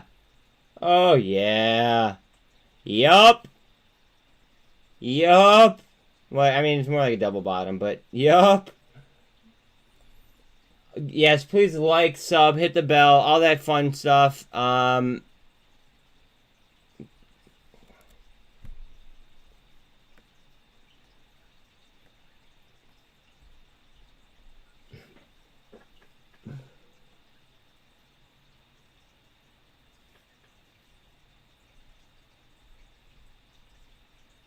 It has a gap to fill on it, or to the upside, though.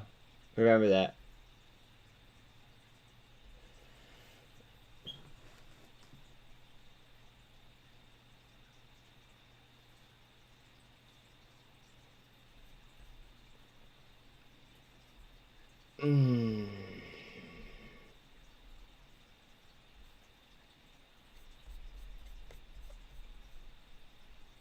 I bet you at these prices, AGFY cancels their offering.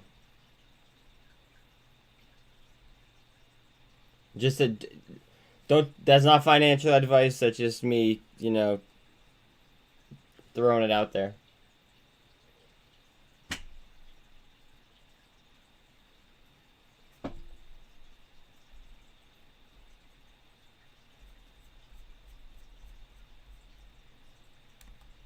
I bet you at this price, I bet you AGFY cancels their offering. We might not hear news of it, though, for a little while.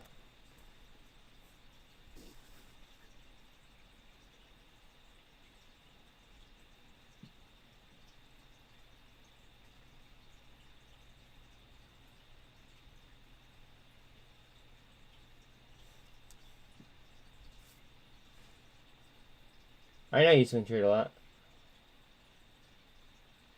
I mean, you do you, dog. You do you. I mean, you're an experienced trader. You know what you're doing. Just know that they have a government contract as of today.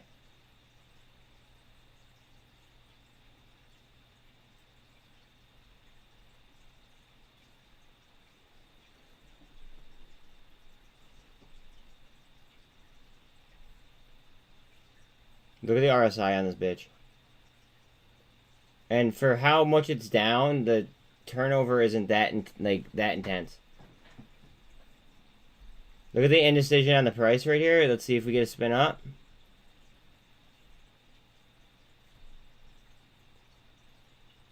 I kind of want to buy fucking more. Jesus Christ, what's wrong with me?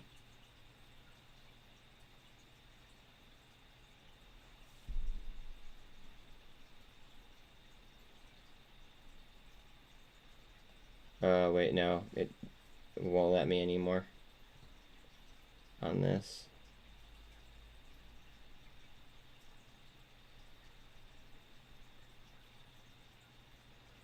I'd have to deposit more money. I don't feel like doing that. Not my gambling portfolio.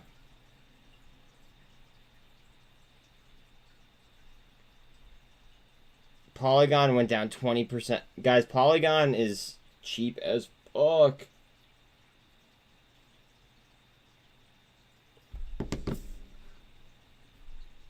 Yeah, they got a government contract today. Alan posted about it earlier. It's a DoD contract for like 8 point something mil, and it's in regards to their drones.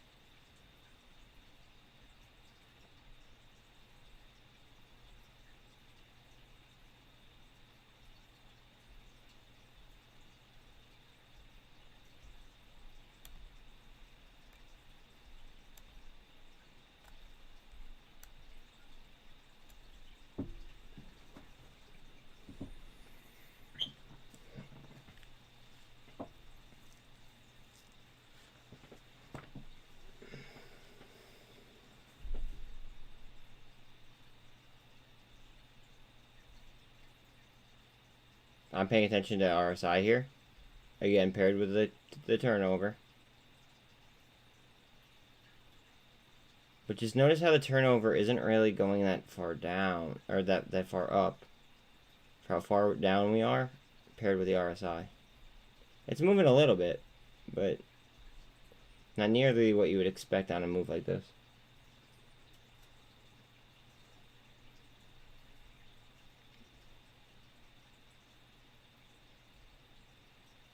I'm surprised Snap made it down to 965.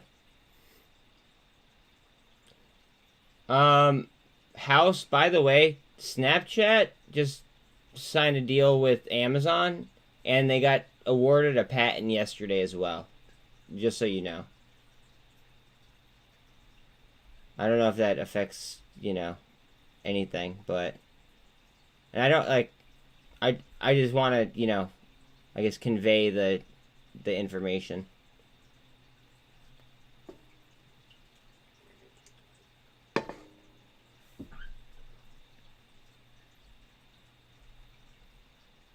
Oof.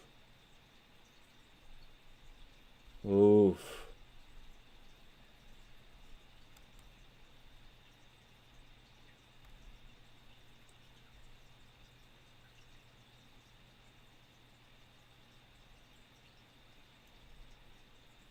DXY has 110 back.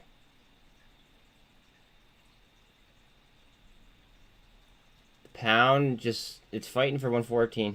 Just got one, it's fighting for 114. Trying to hold it. RSI right now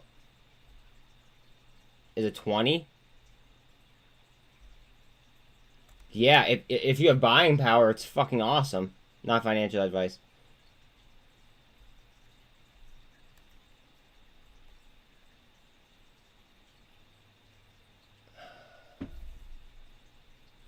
Hold on a second. I gotta look and see if I could sell anything to buy some. What do I want to sell?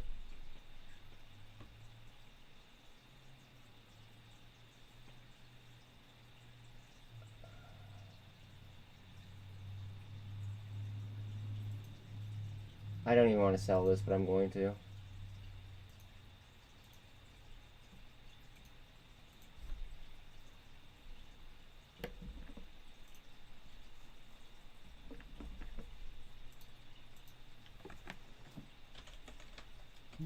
Oh, oh, oh, oh.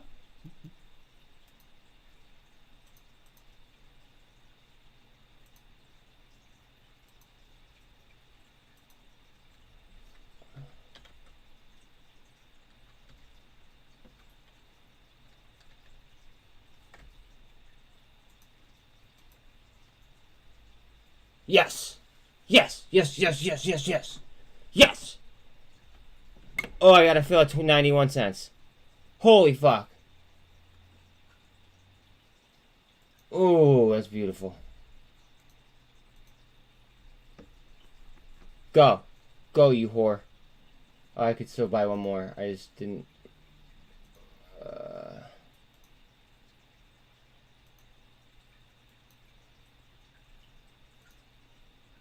Oh. That was close.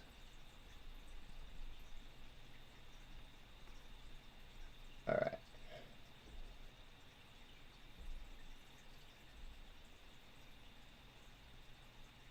So now I have more AGFY.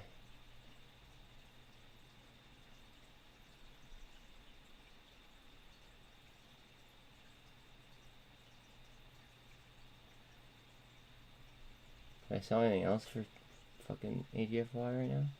Do I want to?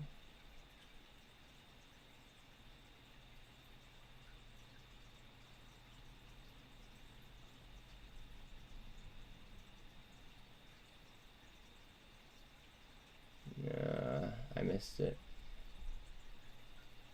Look at the RSI starting to curl up from 18 to 25. Let's see if the MACD follows.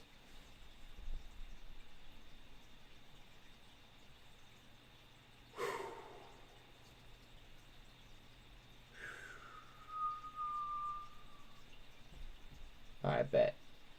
Bet.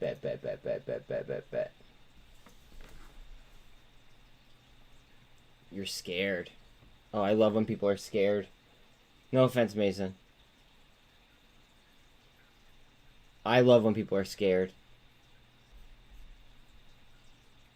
People make really bad decisions when they're scared.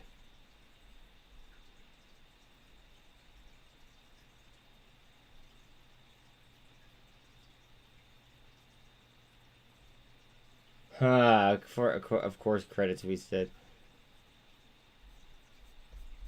I literally love when people are afraid. Fuck yeah, dude. Nux.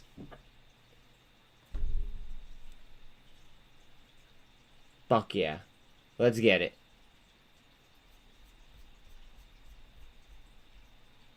Look at Carvana. Look at Carvana. Come on.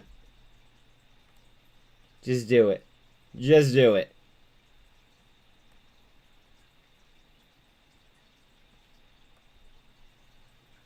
Go ahead, Carvana. Do him dirty. If Carvana goes, I will be so happy. I don't even know if I could explain it.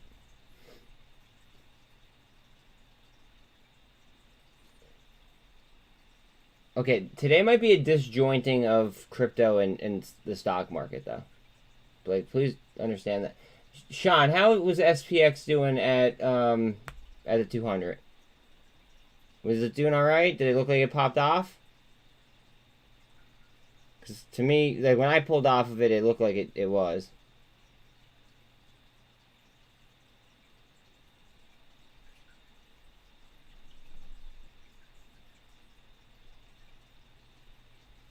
Hang in there, buddy. Hang in there. Hang in there.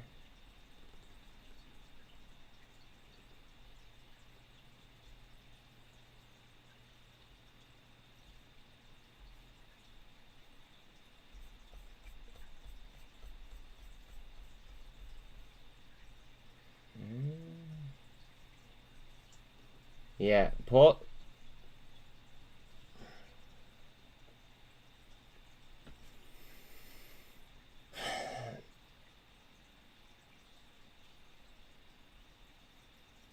Never mind.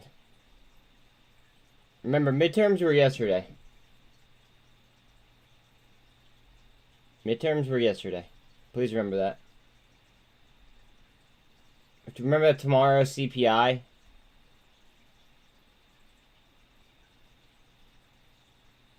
Yeah, in crypto too, right? Yeah, Greg, why don't you tell them? Why don't you tell everybody about the Twitter news? Because you're the one that told me, I believe.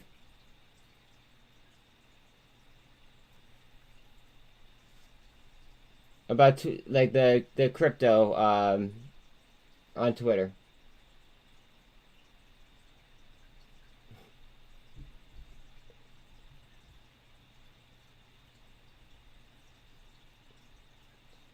See, it won't matter who's in the big house though if we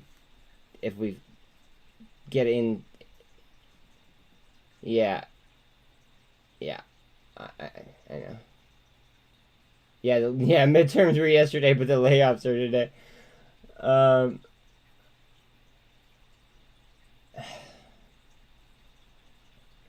Guys, Twitter is gonna be handling payments, as he said, right? And they're gonna be using. They're gonna accept payments using XRP. Whoa. I'm sure I just blew a lot of people's minds.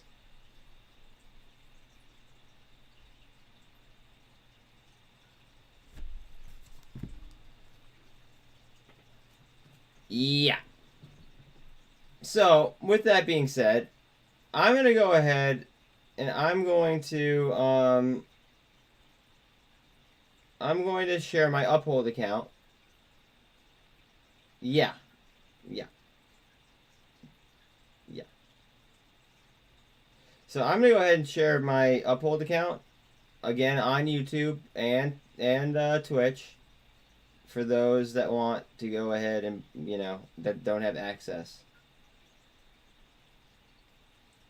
So there's my thing, and Twitch. Let me get you guys going on Twitch here.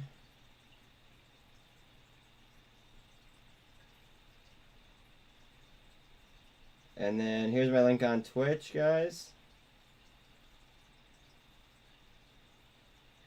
Now, I'm not saying to buy it, I'm just saying if you want to.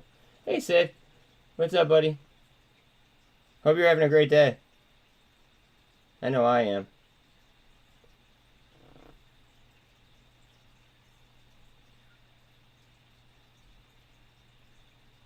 Okay, hit me.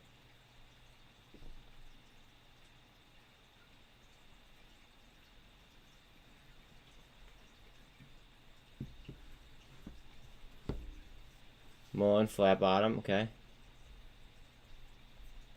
We just hit 379 on SPY.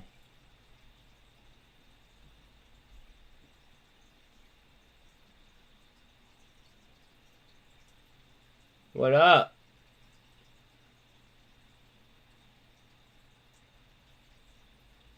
Zuckerberg with an 11. Zuckerberg just fired? Like, yeah, be safe, by the way. Oh, great, I didn't even see that you were back. Yeah, you just heard that. Yeah, XRP and Twitter. That's correct. Alright, well, yeah, so he basically got paid to eat the bullet. Bro, I'm on Nexo.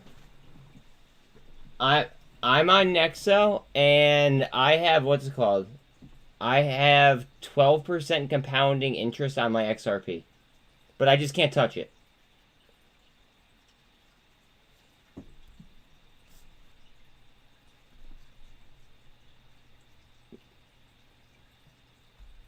You're worried about your internet connection.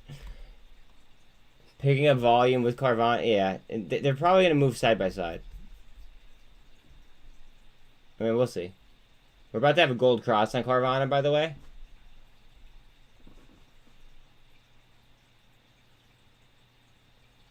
MULN starting to curl. Okay.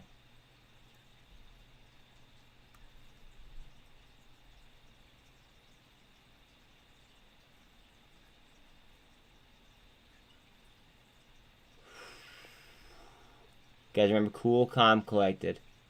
Take a deep breath. AGFY 95 cents. Yeah, watch that come off the lows. It could get dangerous coming off the lows with velocity.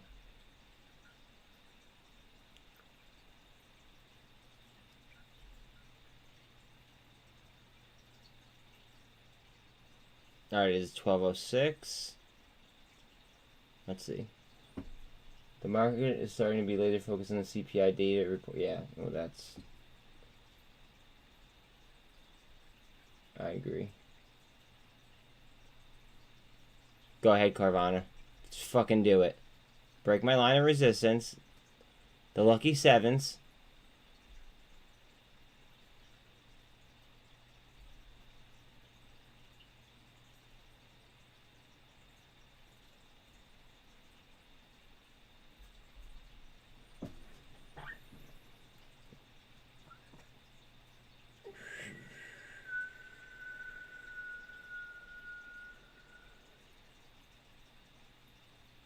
$52-week. See, they've been getting nonstop good news and nonstop lows. I don't get it. Just like tblt. I mean, tblt has just been getting pushed down and down and down and down, even though they've been getting good news.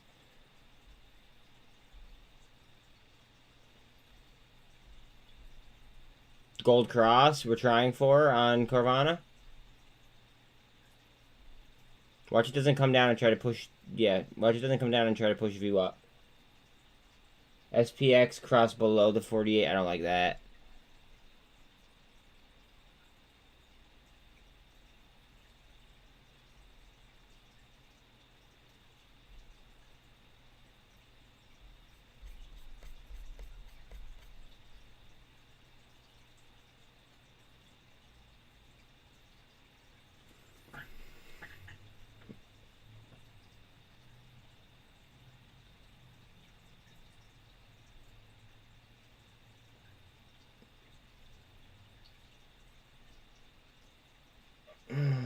That's a big yup.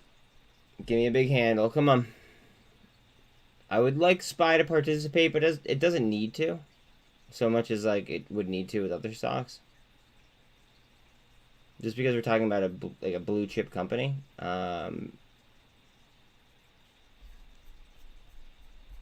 It could certainly move on its own. Snap could move on its own. Like I said, there's a handful that could move without help. AGFY, yes. Guys, 2 days ago, I was talking about AGFY. 2 days ago. 2 fucking days ago.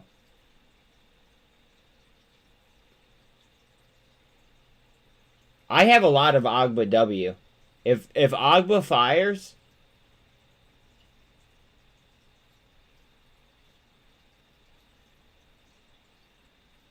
I'm gonna be a happy camper. I have AGFY W. Good. Let it go. Let it just keep going. Let it fly. Let it fucking fly. I don't even want to look at it right now. I have a shit ton of warrants on it. The warrants are exercisable at 11.50.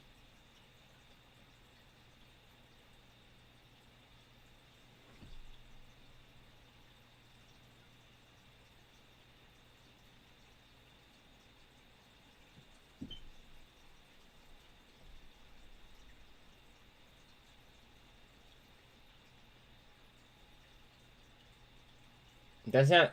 Sid, that sounds more like a complaint.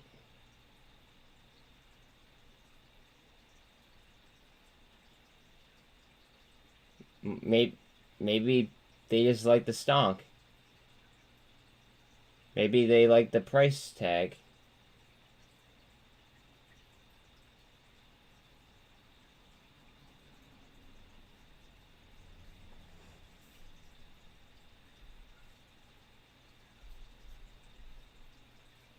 Nerve is running? Jesus, let's go.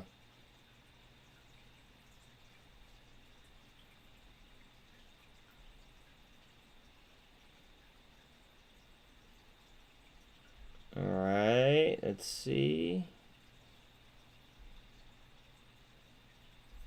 What's AGFY doing? AGFY is back up to 95 cents. Yeah, probably. Huge pop on Nerve. Okay, Nerve is running, guys. I don't want to cover an FDA play, but Nerve is... It's been defying the market. That's NERV.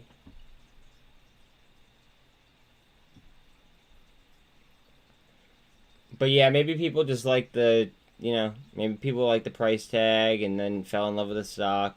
See, the problem is a lot of people fall in love with the, like, stocks instead of realizing that they're either, you know, investments or they're trades. Which I think is, like, I think that's bad, but who the fuck am I?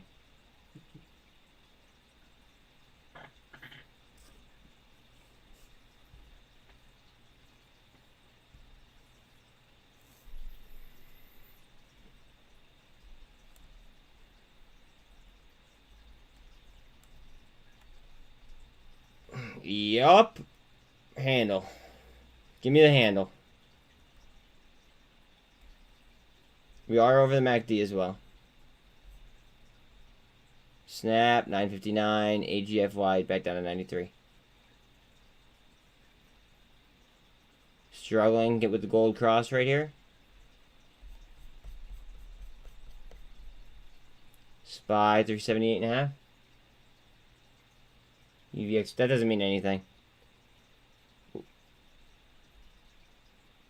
I mean, it's probability. That doesn't mean, like... I mean, it means something, but... Yeah. Not everything. Especially in this market. UVXY and SPY were both going up, like, last week. At the same time.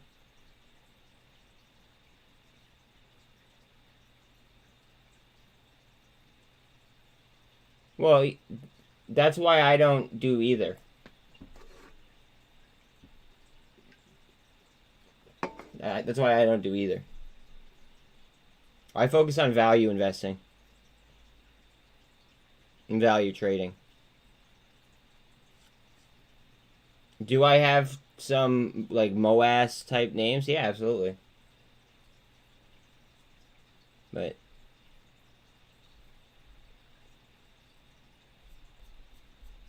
Okay, you're getting emotional, Antics. Don't be emotional. Breathe.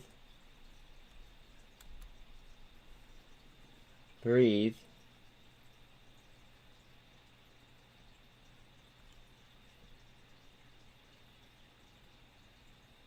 Wait, what was going the opposite? I'm sorry.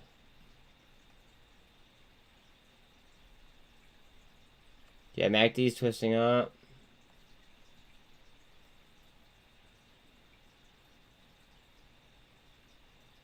Oh, NRXP, yeah. Yeah, we've been on NRXP though for like months, to be honest.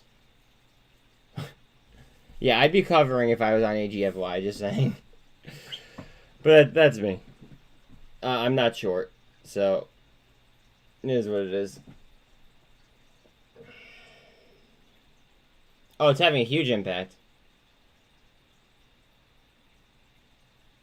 I mean, it's having an enormous impact. That's what's driving the market, in my opinion.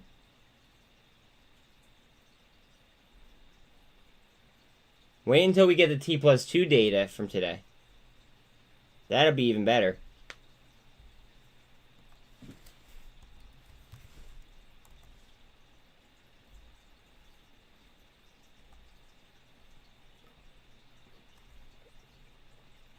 Guys, I'm nailing these CONL trades. Absolutely fucking nailing them.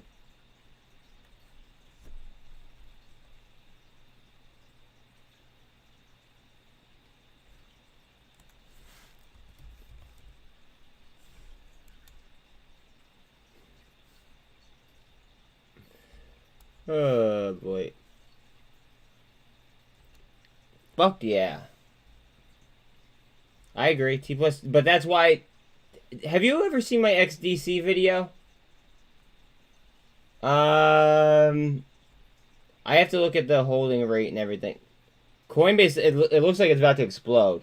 Coinbase looks like it's about to explode. Just saying. Just saying. 1 second. I gotta do something real quick. I gotta get over to Carvana because I have a lot of leverage out right now on Carvana. I get it. I get it. I've been there. I've been there. I've been there. I've been there. So like you're not alone, bro. I've been there. Do you want to know the positive? Here's the positive antics. You have straight shares, not calls. That's the positive. Is that you have straight shares and not calls. So they don't expire.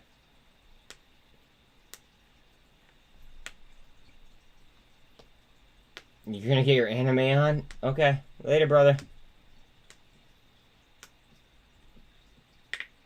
But no, wait. Actually, Sid. Hold on 1 second. 1 second. I have something for you. And I would really appreciate it if you check it out.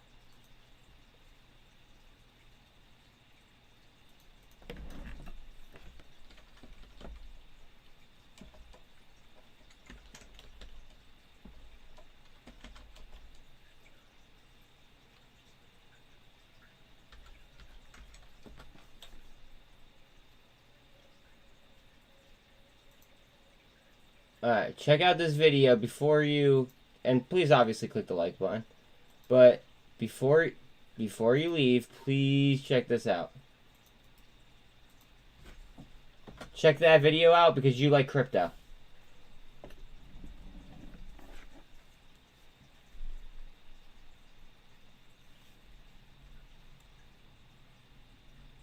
I posted that in July. Yeah.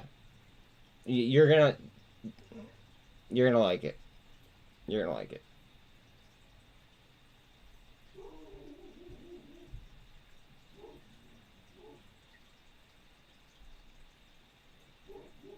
Again, guys, please like, sub, hit the bell, all that happy shit. If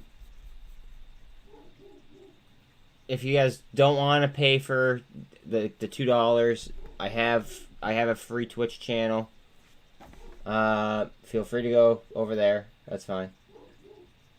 But it's just all algorithmically based, which is why I'm doing this. I was gonna do subs only, but then I had a troll like immediately, so it's just like they kind of ruin it on everybody. I was gonna give it a shot again, but yeah, I'm not taking it. I'm not getting involved with meme, like, other than where I'm at already on meme stocks, right? They're in a different portfolio that I'm not even fucking opening, right? And I'm not even paying attention to AMC, GME, APE. I'm just not.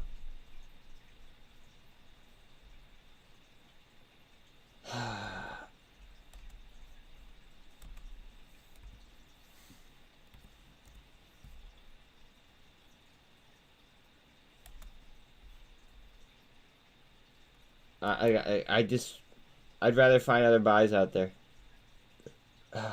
23.5-ish with 92.5 utilization.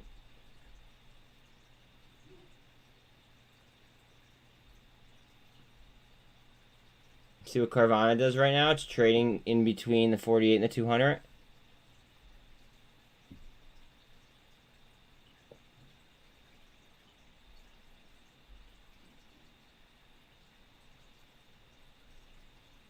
Let's look at SPX. I just want to see what she's doing.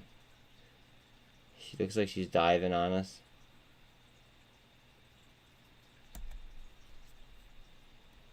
Ooh, MACD's swinging though.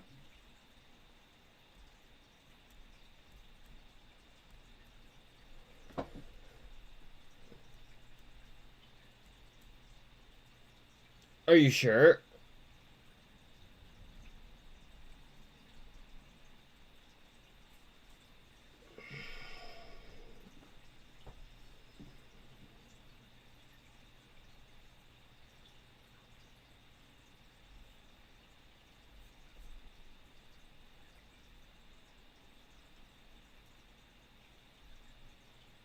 I mean, realistically, it depends what happens right here.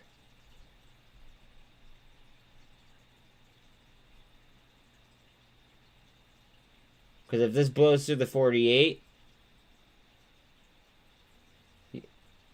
Oh, you sold Snap. You know that you I stressed the news to you about Snapchat, right? Yeah, dollar strength's killing us. You're right. So is the pound. I mean, honestly, if they went up in like side by side, we'd kind of be all right. But that, like you know the news on Snapchat, right? Okay.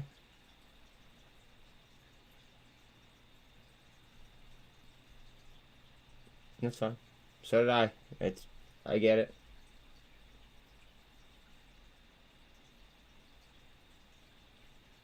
That's what I have a low average, and what's it called? I have leaps as well. So I mean, it kind of is what it is.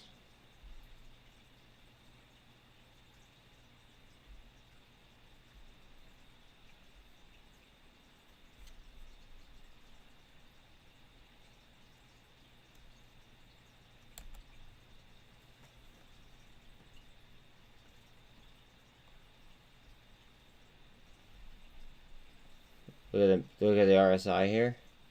Low turnover rate. Guys,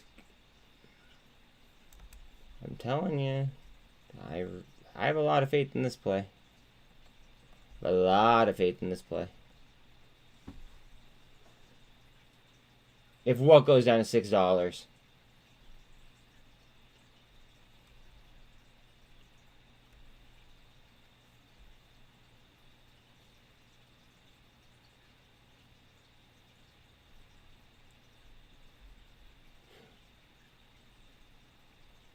I think you missed your chance. Yeah. I think you missed your chance on that one. I don't. We might, but I don't. If we do, I'll buy more.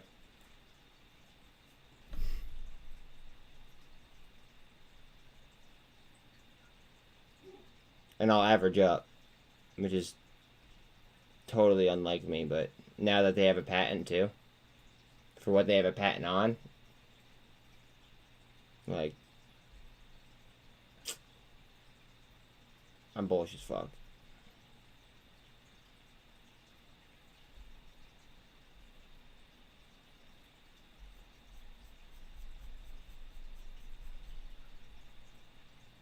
A bear flag, uh-oh.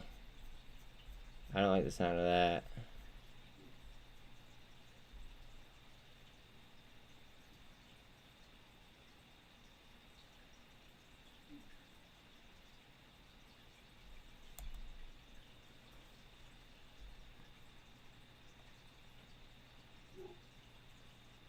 Okay, watch out on EV Go, though, in sympathy. Yeah, we need a double bottom, like right here. That'd be beautiful.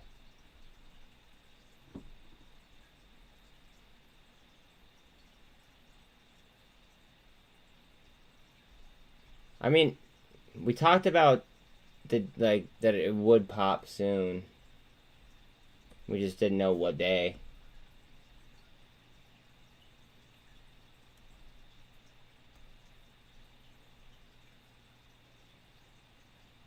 Go ahead. Bounce right here. Come on. Right off my resistance line. Do it.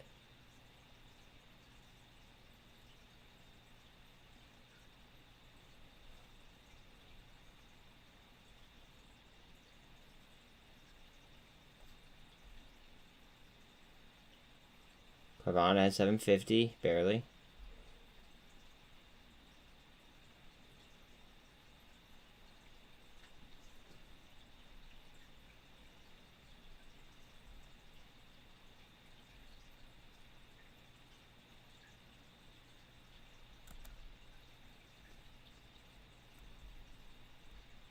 Guys, just remember to breathe, please. Like, woosah. Woosah.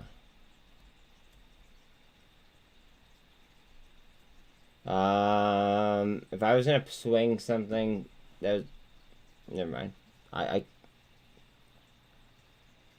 have to stop myself sometimes, just because, like, I just don't want to be the guy that ever gets in trouble over some bullshit.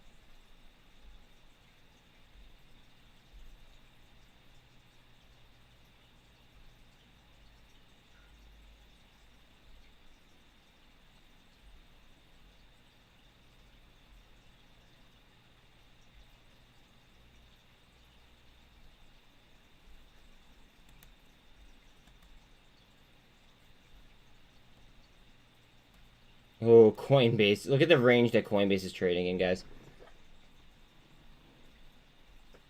Look how tight that fucking range is. And it's on top of the MACD.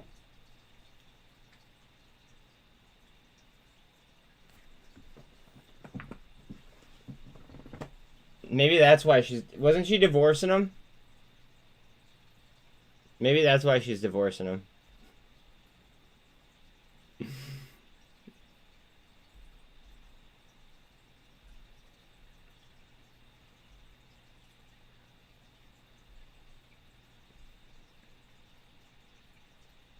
Watch for that twist. This is just way too tight of a range for Coinbase. And that's why I'm in CO now. Ooh, I was about to pull off the chart, and then I saw that little push. What are you doing? What are you doing? New candle on resistance. Most of FTX's legal and compliance staff have quit. Oh shit. That's a kind of a big deal, because they're gonna need those people like ASAP. Nerve is ripping. If you're a Nerve, congratulations.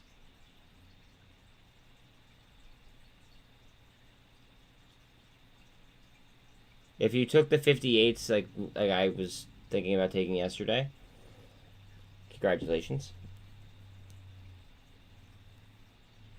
I didn't take them.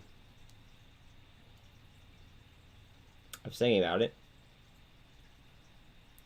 But, oh well.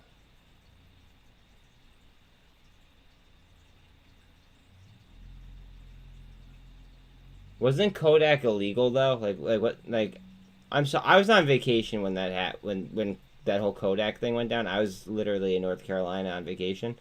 Wasn't that illegal? Out of curiosity. Watch out on Coinbase. Veru halted ahead of FDA panel meeting. Watch your Veru to rip after it regains. What's it called? After it starts trading again, watch it that it doesn't just take off. I'm pretty sure it was. You should probably look that up.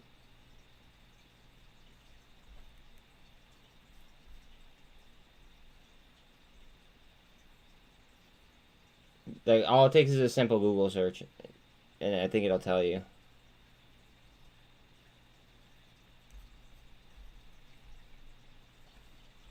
Super trend up.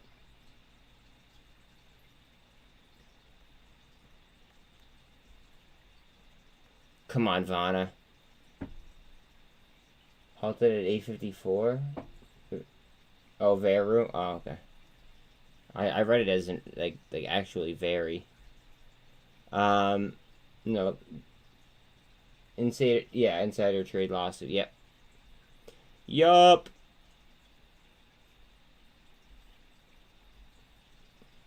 Sounds like HKD to me, but I mean, who knows?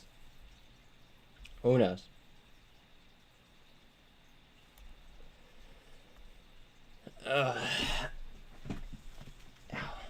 Or Getty Images. GETY, like a little bit questionable.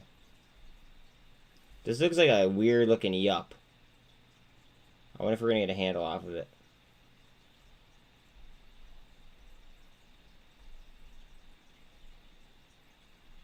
Yup. And like this is a yup within itself. Oh, SPX push. Alright, come on, babe.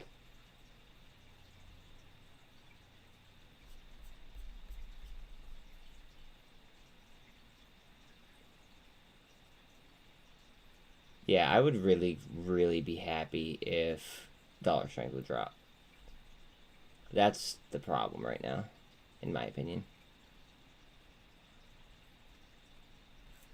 I mean, it wouldn't be good for the economy, but it would be good for us.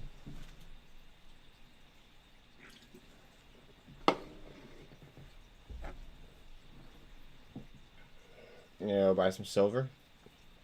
Do you?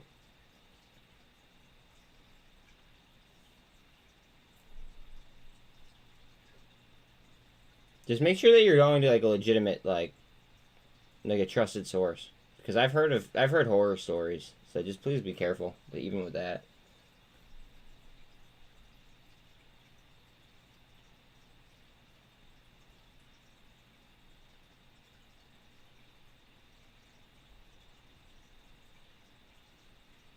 come on, Vanna. Don't you wanna, Vanna? Don't you wanna, Vanna?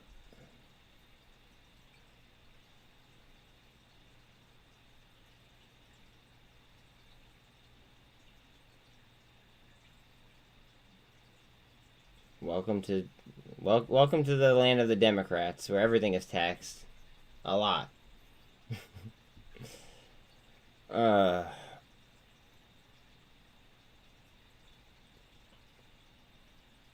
They tax everything and don't build anything. Oh, man.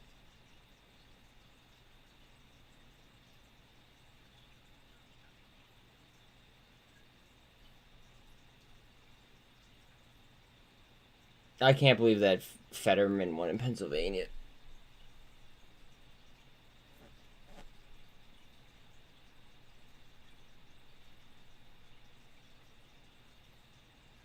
That's such a disappointment.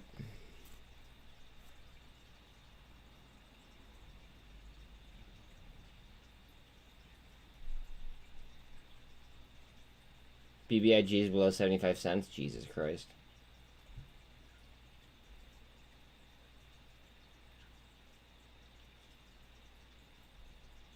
Go ahead. Come on. Give me that cup and handle. Right through VWAP. All the EMAs are there. They're spread out. SPX super trend. Come on.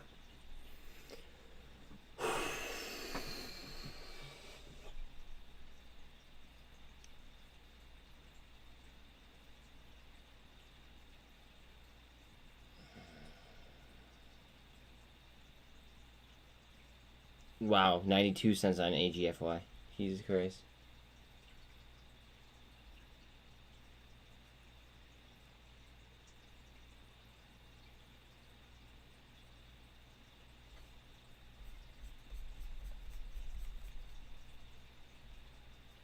You said triggers 379.39. Okay.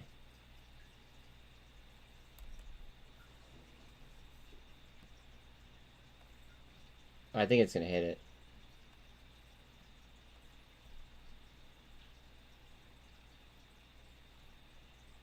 We're trying to have the 13 go through the 48 on SPY.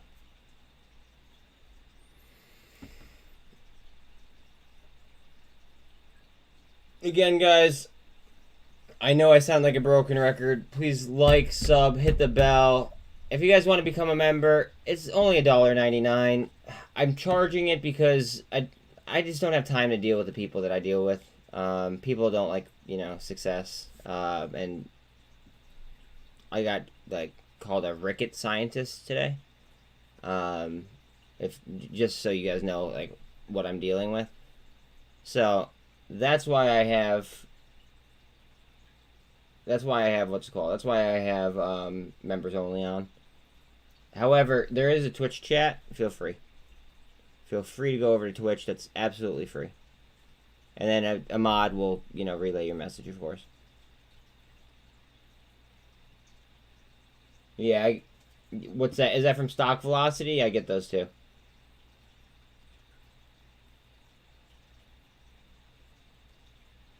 So we already have the weekly trigger. No. No. All they have to do is click join.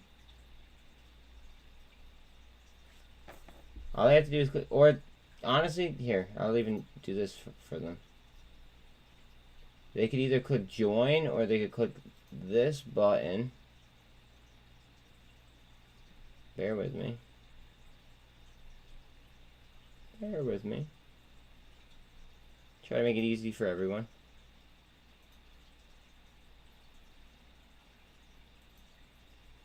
Or they click this button right here. Kablang.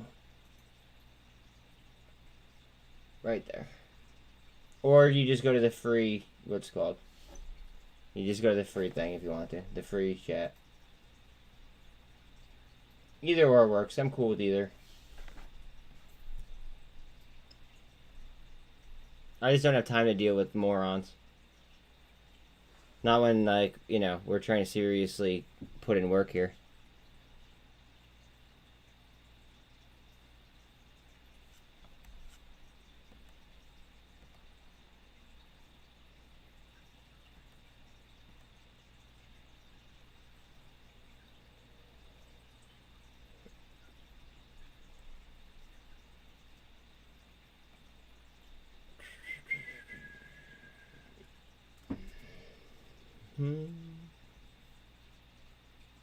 PTE did? Okay.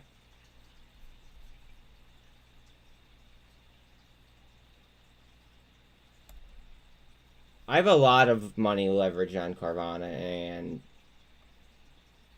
Snapchat as well as Vroom right now. So a lot of my focus is on there, to be frank. Fuck Bitcoin. Bitcoin should be worth $1. Bitcoin is terrible,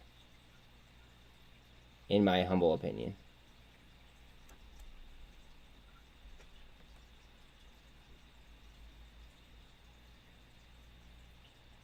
I can't even go off. So if I go like this and I go off a body, that's just a long ass descending wedge.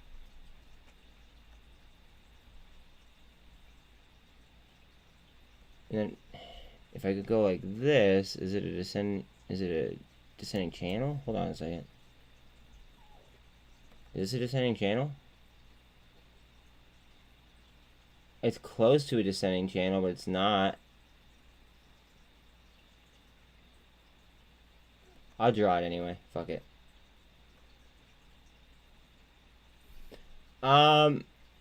It's very, very close, but it's not. SPX down, okay. Dollar strength needs to go down. This is what needs to go down.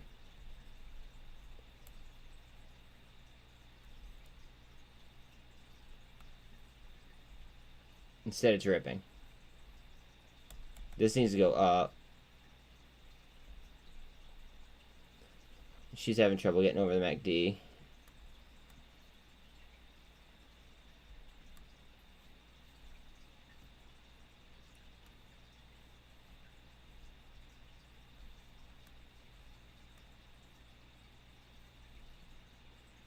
Okay, we busted up a little bit, came back down. Let's see if we swing on the MACD here on Coinbase.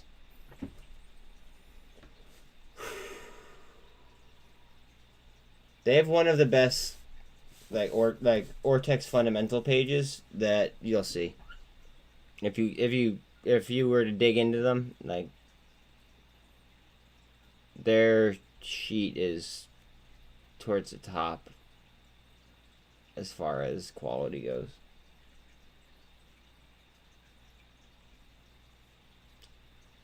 Can I ask you a question? Why would you Now, this is not financial advice, right? Why would you buy 2 ETH when you could spend the same amount of money on Polygon?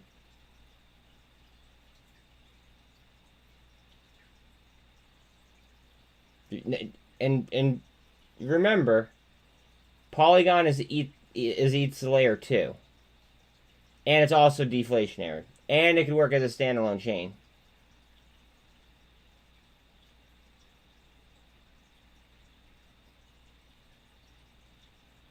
I'm happy to hear that, Greg. Yeah, okay, but all right, so what if they freeze ETH like they froze XRP? Polygon will be safe. You don't want to mess it up? All right, so say Polygon runs to, I don't know, $1,000. Right? Say Polygon ran to $1,000, right? Would you give a fuck about your average? Or would you be happy that you got it where, like, lower than where it was? Does that make sense? I don't doubt it at all. It's deflationary.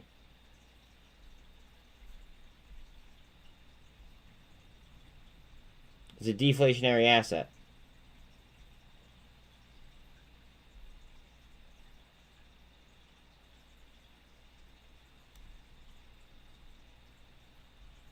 I mean, I just came up with a number, but I don't doubt it at all.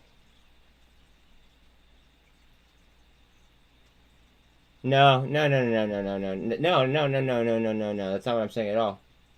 It's not what I'm saying at all. What if, I mean, I could see ETH hitting like fucking 50K or 20K.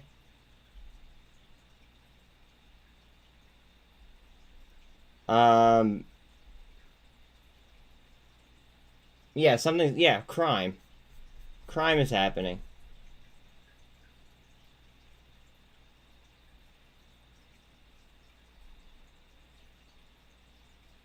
AGFY, all-time low. Probably gonna depress people by looking at this.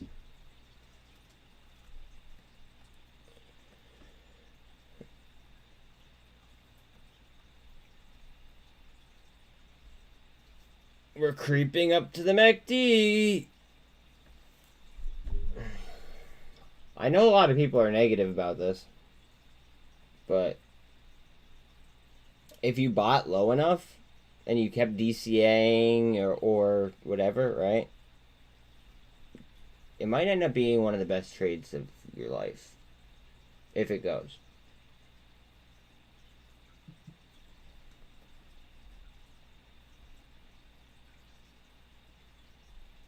Just because something is negative doesn't mean it can't be a great trade. Like, for instance, like,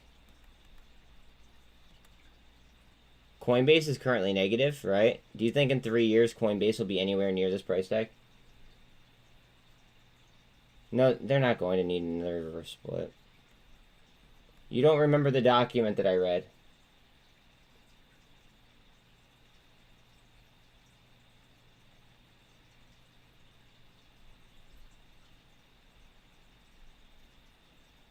You should reread the document that we did on what's it called? That we did on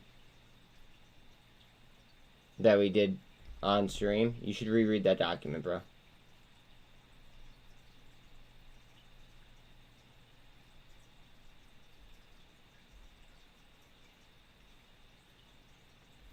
Remember, IDEX's earnings are after the bell. I wanted to run MMAT's earnings, but I'm gonna have to go with IDEX's because I've been bullish on IDEX for a long time, and there's gonna be a lot more people running MMAT's. I'm actually gonna change the name of this video real quick. Yeah, Endo Court's tomorrow. Oh shit! No, wait, that was at 11:30, wasn't it? No. Oh yeah, MMATs was at 11. Yeah, I missed that. We missed both MMAT and Endo's court date. Fuck. Oh well. I'm sorry. I wish somebody reminded me. Fuck.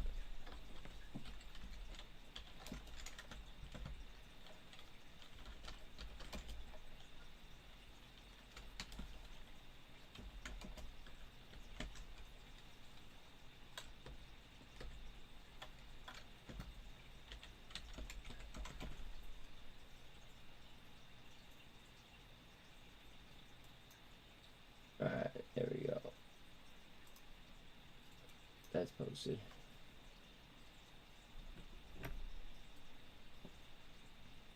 Yeah, I had it fucking written down, and then I put the... After I pulled up this paper where I called out SOBR, RVSN, and all that stuff, I ended up tucking this paper underneath my computer. Son of a bitch.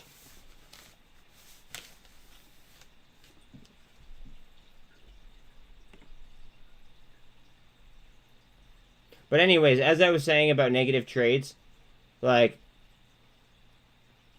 Coinbase was down big yesterday, if I'm not mistaken. They're down big, well, they're down a decent amount again today, right? That doesn't mean that, like, ultimately it's going to be a bad trade. Like, you could get into something and then all of a sudden it just absolutely, like, you know, tears. And it ends up being an excellent trade. So, like, do you believe, like, that's what it comes down to, like, believing in what you're investing in. And knowing what you're, like, knowing, like, the whole thing. Like, knowing the whole trade. I'm not trying to bust your balls or anything, bro. I'm just trying to, like,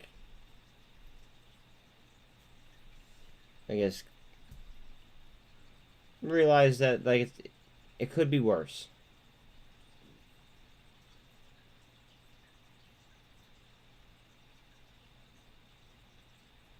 Hoth regains compliance.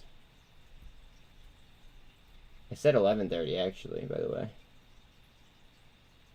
Endo and MMAT were both at 11:30. We fucked up there.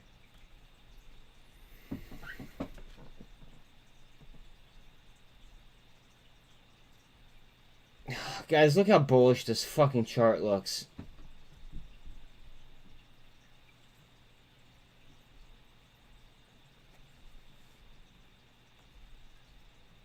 I'm sorry.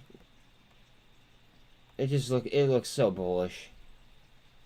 Whether it reacts that way, that's a totally different story, but I mean, we'll see.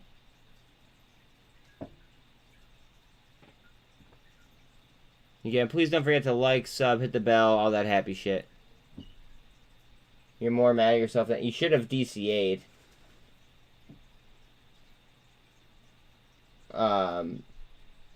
Not financial advice, but like you should have DCA'd and you'd be chilling. It's okay. Like I don't think it's the end of the world though. Like it might feel like the end of the world right now. Yeah, but I mean, how do you stop right before the earnings report though? That's the issue. Like, or with the earnings report, especially when they're expected to have a bad earnings report. Well, so then you should have slowed down in the beginning, and conserved yourself for the end. I'm the same way. I run out of money to stop DCAing. I run out of money all the time when it comes to that. So I face the same exact problem that you do, right? My thing is like, what I'm saying is if like they're expecting to have a bad earnings report, right? I'm saving a little bit of ammo going into that call. That's all.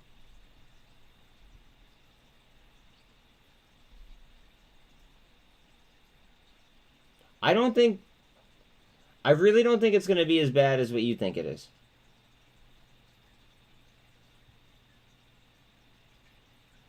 Okay, don't even. Okay.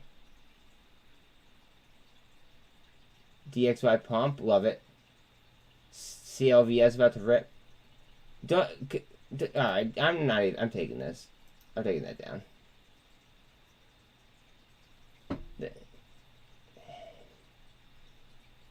You don't lose until you sell, theoretically.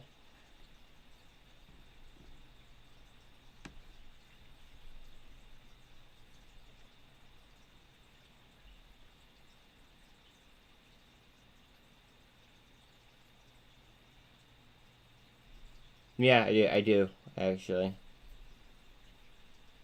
I mean, that's why I DCA'd. Just because, like, I didn't know. That's why I DCA'd. And that's why I took a position, like, on my gambling account. That's why I bought in at 90. I got a fill at, what, like 91 cents, I said? I mean, if this thing rips and if I have a fill at 91 cents, I'm gonna be fucking, I'm gonna be a happy camper.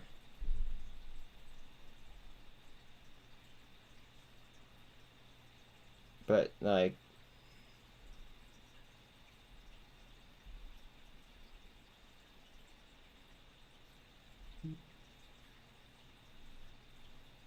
yeah, it'll all be alright. It will all be alright.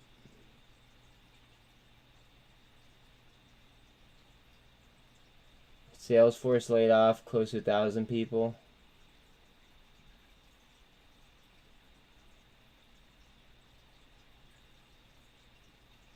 I think that you'll do. I think you'll do better than that.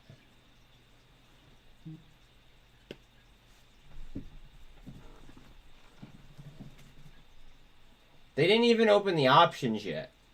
Wait until they open the options.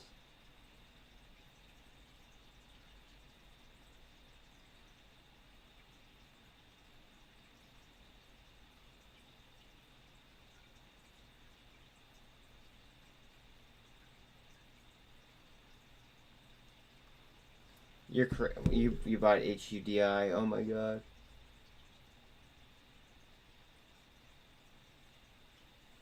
Good luck. Good luck. I seriously wish you luck, but I'm not gonna. I can't cover that. It goes against my trading plan.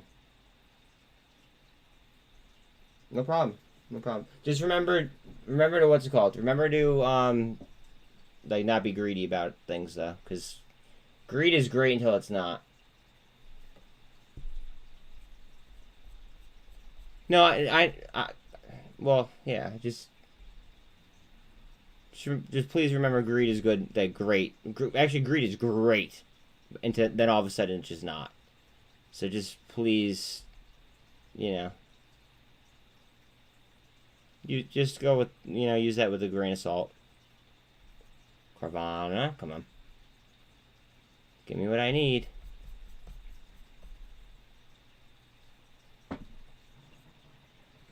No, you think so? I'm gonna pummel it with calls. We'll see.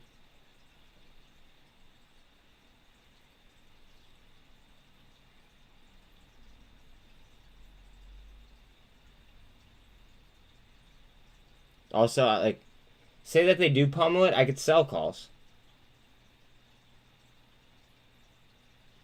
QNGY has delisting information. I don't know why though, because well, I know why, because they've been getting the shit kicked out of them, but they literally have a contract with the French government. The fucking French government, and they're getting delisted because they've been shorted.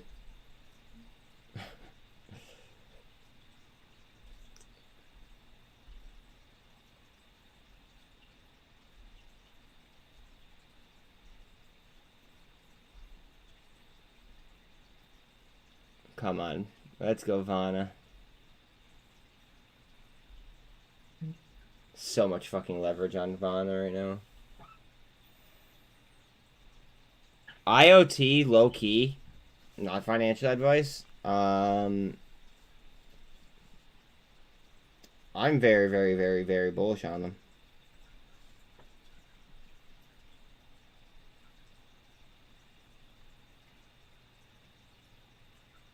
$8.55.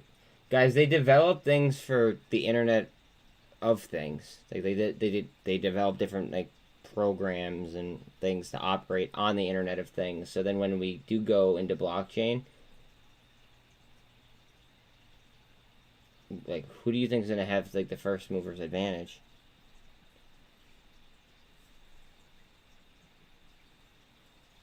Yeah, and the CPI print is tomorrow, just so everybody's aware.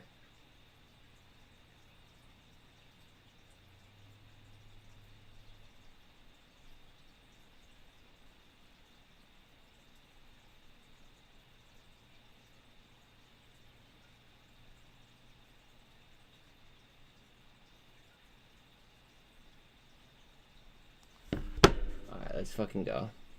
Let's get it. INM is up 10%. Remember, that's a micro cap, micro float.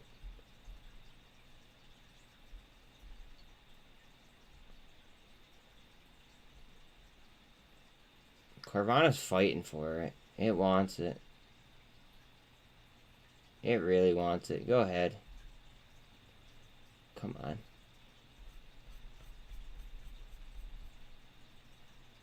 I haven't like whipped out this much leverage in a decent amount of time. Like I just haven't. I don't know. But Carvana and Vroom kind of I don't know. Made me. I don't want to say made me, but I mean, they were almost too appealing not to do something, at least. Especially on their lows. Yeah, DXY is killing us, though. The MJ economy is growing, said whatever. A law firm focused on cannabis companies Wednesday. After most of the results come. Yeah, I think that it does get legalized. That's another thing for AGFY as well. Like, what if MJ got legalized in Maryland, didn't it? Or no, it was Delaware. MJ got legalized in Delaware. Now keep this in mind, okay? Delaware is one of the states with like 0 taxes, and it's a favorite for people to go ahead and incorporate their business with because of the tax, like the way that the taxes are set up. Just remember that.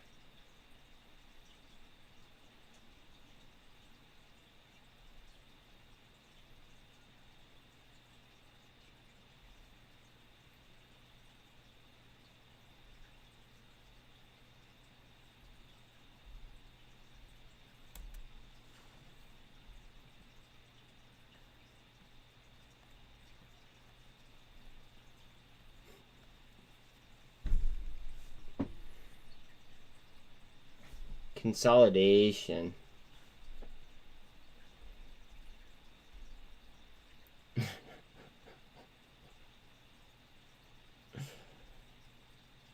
Oh man, like you can't even get upset anymore, in my opinion. It just like more of like a laughter, and you just DCA where you can. You don't over leverage yourself, and then it just becomes a pure waiting game. Like, let them crash and burn. That's fine.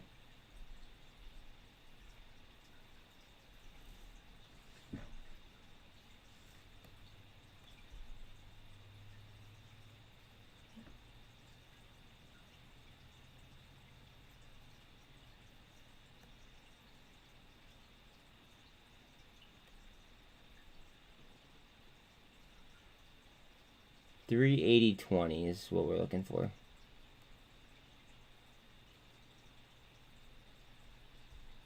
I don't think it's going to take that long. You're kidding me.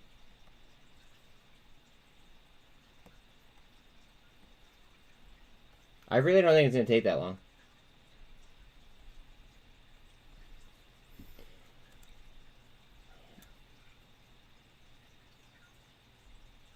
It wants to cross the MACD is what it wants to do. Come on, babe. We want it on top of the MACD. The 200 is through the VWAP.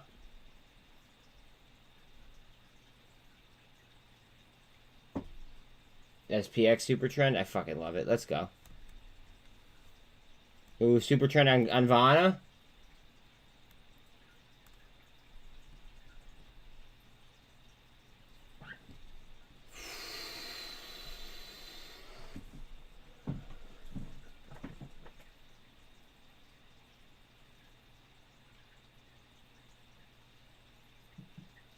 Meta super trend.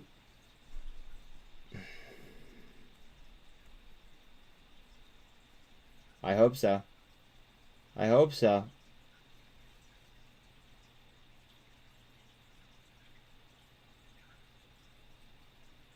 Apple super trend. At 1 o'clock. It's fucking 1:02 right now.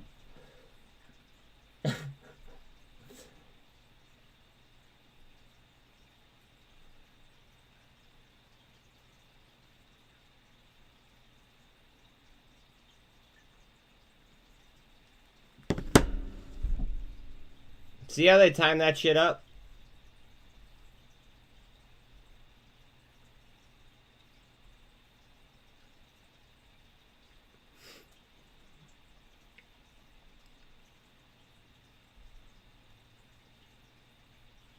Pull up SPX, okay.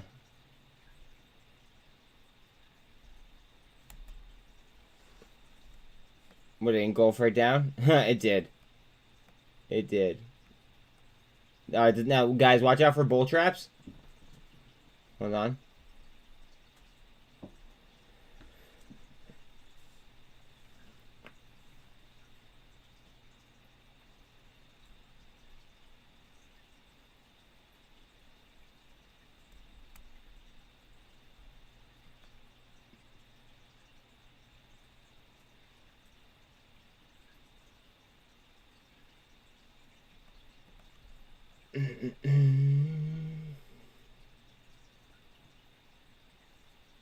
Engulf down, is what I said.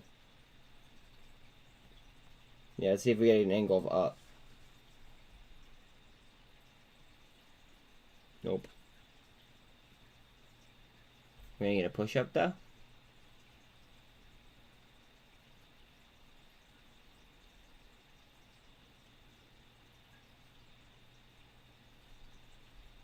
All the EMAs are on top of each other right now, as well. Except for the 200, of course.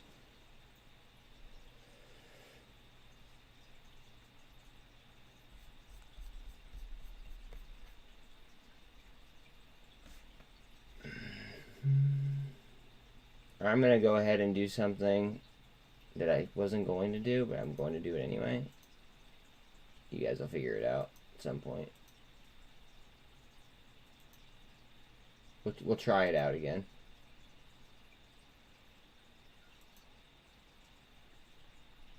Let's just see if let's see how long this lasts.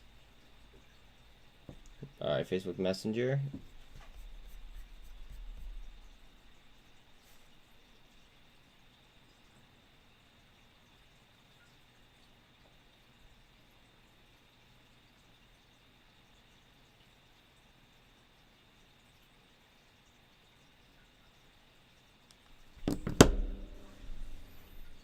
Let's just see what happens with the algos.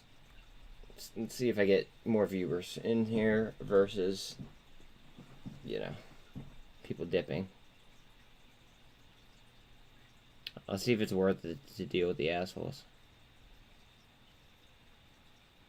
Nerve is up 18%. Oh, baby.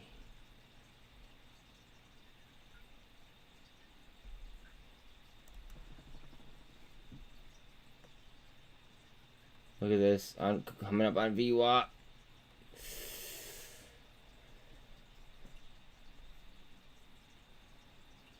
Snap lost 950. You guys know what inverted hammers followed by hammers mean. You guys already know. If you guys are like, if you guys watch this stream a lot, you guys already know what basic wick structure indicates.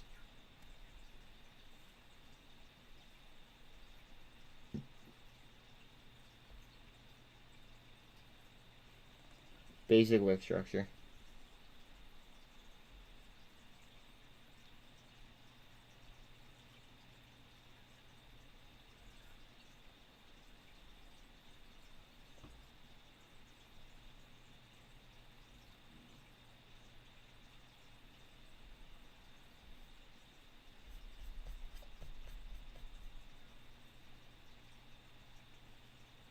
Like, MULN just being green, just to throw this out there, MULN just being green, to me is a sign. It's a sign of strength. Excuse me.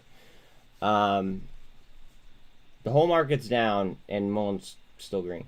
That's strength.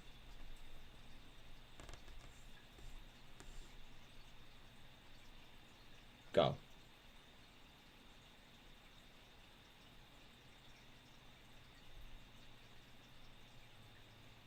If Carvana goes, I bet Vroom will probably move in sympathy.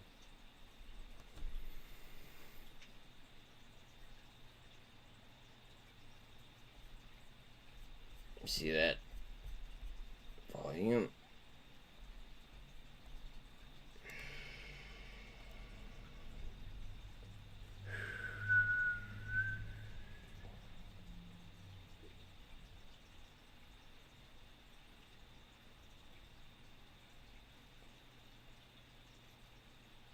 I would love to see DXY drop.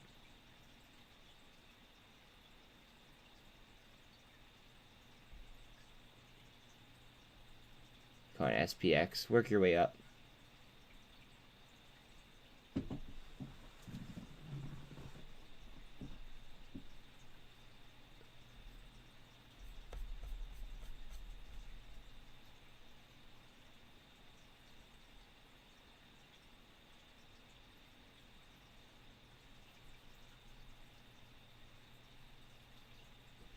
Look at the turnover on it. Also, look at the volume. And look at what time it is.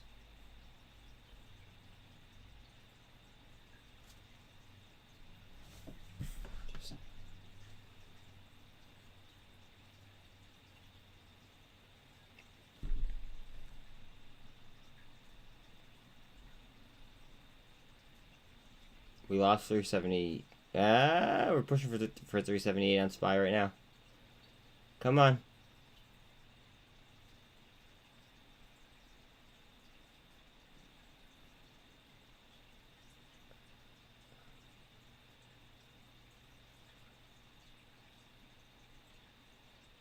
Oh, SPY, you want it. Go ahead.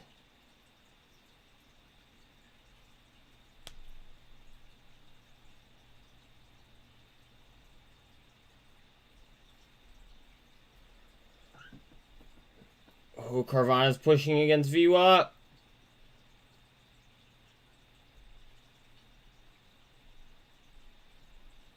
Do it, you fucker.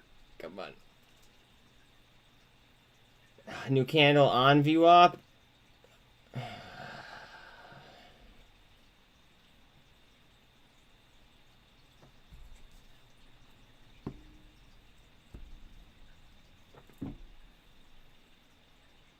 Oh, price action above the VWAP. Look how low Bitcoin and ETH are. That's why a lot of things are red. Within itself, it just, guys, a lot of these companies have to sell off their balance sheet.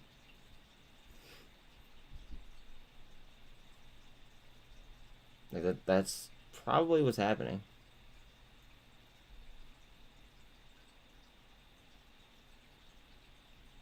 Come on, you fucker.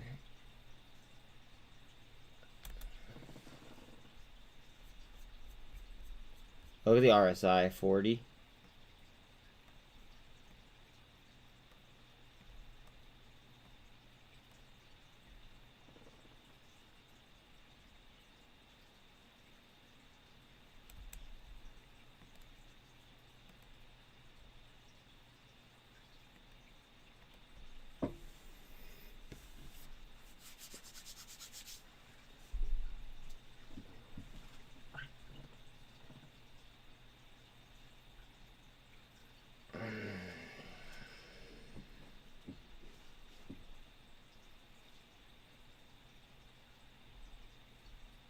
AGFY almost at 97 cents.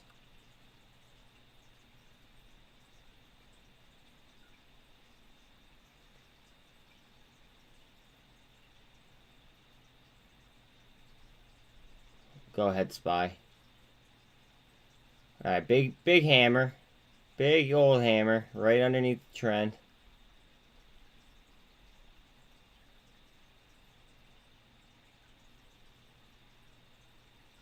Pretty much have a doji now next to it. I say pretty much because there's a little bit of movement, but give me some green, babe. Go ahead, bust it, bust it, bust and move.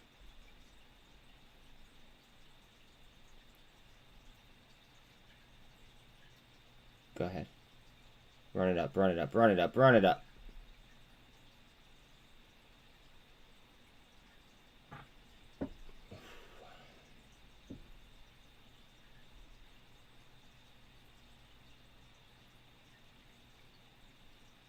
Now this is the basic support line. This is the standard support line. This isn't my line. My line is this one. So this line is probably going to be more important than the line that it's currently at.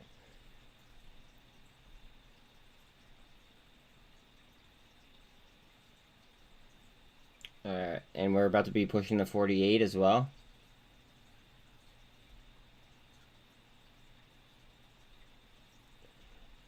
A green finish here would also indicate 3 little soldiers. Please remember that. So a green here would be 3 little soldiers. It has about 20 seconds left on the candle.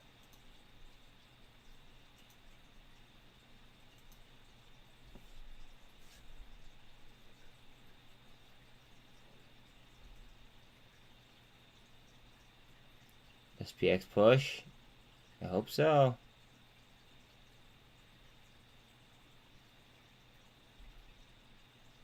Alright, so that's 3 little soldiers through trend.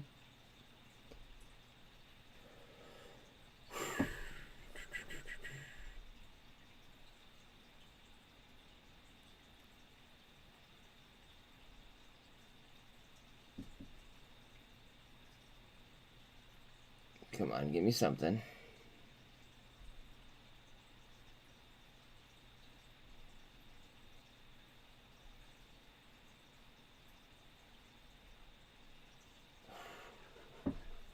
Yeah, I saw that. I see it. I see it. Now it's at 95 cents, though. It's bouncing around.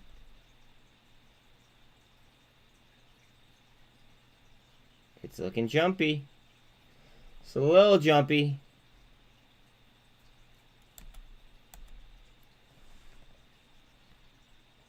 Oh, it's on top of the MACD, though.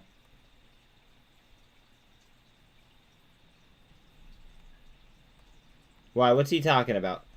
Can you... Oh, the EMAs are getting in line on AGFY. The EMAs are getting in line on AGFY. If this runs, then congratulations to those who sniped it. Just saying.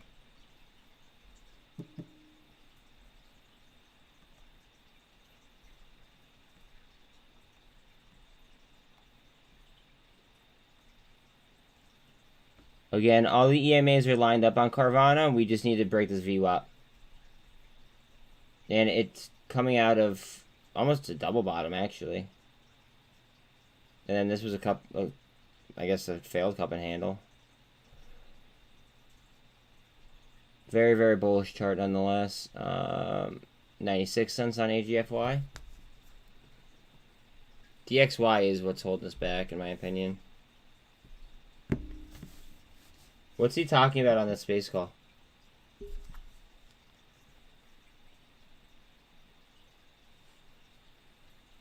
See, I don't know if I get DMCA'd for this or not.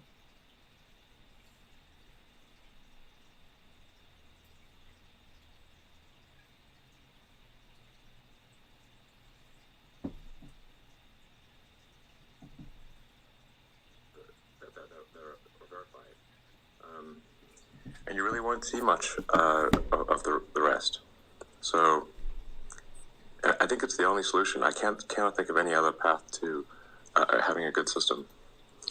Okay, thank you. I'm also going to ask Yoel. Yoel, you've sent a bunch of great tweets out recently. Can you just speak to where we stand with policies, but also, the facts around what we're seeing on the platform today in terms of toxicity? Absolutely. So first, to again echo Elon, our policies have not changed, and our enforcement continues to be focused on being as proactive as we can be to mitigate harm to the people who are using Twitter. There have definitely been a couple of areas where we have seen people test the limits of what the new Twitter is, even though we haven't really changed anything at all. One of the most notable being a spike in hateful conduct on our platform. Ooh, and I'm going to be sharing another update on this in just a little while. But we've been focused on protecting the folks who are using our platform, on shutting down hateful conduct wherever it emerges on our platform. And what we've seen is not only that we've put a stop to the spike in hateful conduct, but that the level of hateful activity on the service is now about 95% lower than it was before the acquisition. The changes that we've made and the proactive enforcements that we've carried out are making Twitter safer relative to where it was before. And so my ask of everyone would be, judge us by our results. And the results, the proof that we're going to be sharing, the data that I'm going to continue to provide, shows us that we're going to keep investing in making Twitter safer for everyone every day, and in delivering on that vision of creating a welcoming platform that Elon talked about. 378 on SPY. Thanks. So I want to bring up David Cohen, who is the CEO of the IAB, the Interactive Ad Bureau, which is, as we all know, one of the governing bodies of our ad industry. And he's a very trusted name and partner, given this is such an important topic. David, what can we answer for you? Appreciate that. Thank you. I just want to start by saying that we are rooting for you and for Twitter. So at the risk of that not being obvious, this is not a softball question, and it's something that we're hearing from many of our members. So I thought it'd be a good time to ask. We all have a brand. There is the Elon brand and how it shows up on Twitter, and there is Twitter as a platform and business that the world and the marketing community have come to know and love, warts and all. Those two things can sometimes blur. So the question is, how should we think about the coexistence of those two distinct but obviously related perspectives? Right. Well, I think if I say that Twitter is doing something, then I mean Twitter, and if I say I, then I mean me. And if there's any confusion about the two, then I would just ask me on Twitter, basically. But obviously, Twitter cannot simply be some extension of me, because then anyone who doesn't agree with me will be put off. So Twitter must be as neutral as possible. That doesn't mean I'm completely neutral. That would be untruthful. I am not neutral. No person is. Right. But it is important to have broad acceptance of the platform, that the platform be neutral, and as sort of as inclusive as possible to the widest demographic possible. That is the only path to success. Got it. Could I do a quick follow-up? Is that possible? Sure. Yeah. Okay. This is a totally different question. in my experience and from what we hear from our members, 700 Nervous plus strong, breaking out again. Brands are interested in basically 5 things: scale, relevance, brand safety and suitability, ability to measure, understand what I put stimulus in the market, what does it do for my bottom line, Yep. and then an impactful creative canvas. Of those 5 things, where do you think Twitter is today? And where are you going to spend the majority of your time in This is a good question, immediate actually. term? I really like SLI. I think we're probably not doing great on any of them. Doing okay on some. We're terrible at relevance, I think. Oh my God. And one of the ways we're going to address that is by integrating ads into recommended tweets. So the relevance of recommended tweets is much better than the relevance of the ads because they're 2 different engines. We need to have them be the same software stack. So I've reorganized Twitter software from having 3 different software groups to having 1. And that's occurred just in the past week. So we really need to improve the relevance of the ads. As I mentioned earlier, if an ad is highly relevant and timely, then it's really information. Like it's something you might actually want to buy when you want to buy it. That's great. But if it's something you'd never want to buy, then it's annoying and it's spam, and that doesn't serve the advertiser or the user. Mm-hmm. So that's incredibly important to improve that. So that's a major priority, and I think you'll see that get way better in the coming months. Nerve is running. I'll pass it back to you, Robin. I'm not chasing it, but Nerve is running. At the end of the day, NERV. at a high level, Twitter needs to be useful to advertisers in both the short term in driving demand and in the long term, hence the brand safety. But at the end of the day, it's short term and long term demand is kind of what it comes down to. So drive sales in the short term and protect the demand in the long term. Got it. Thank you.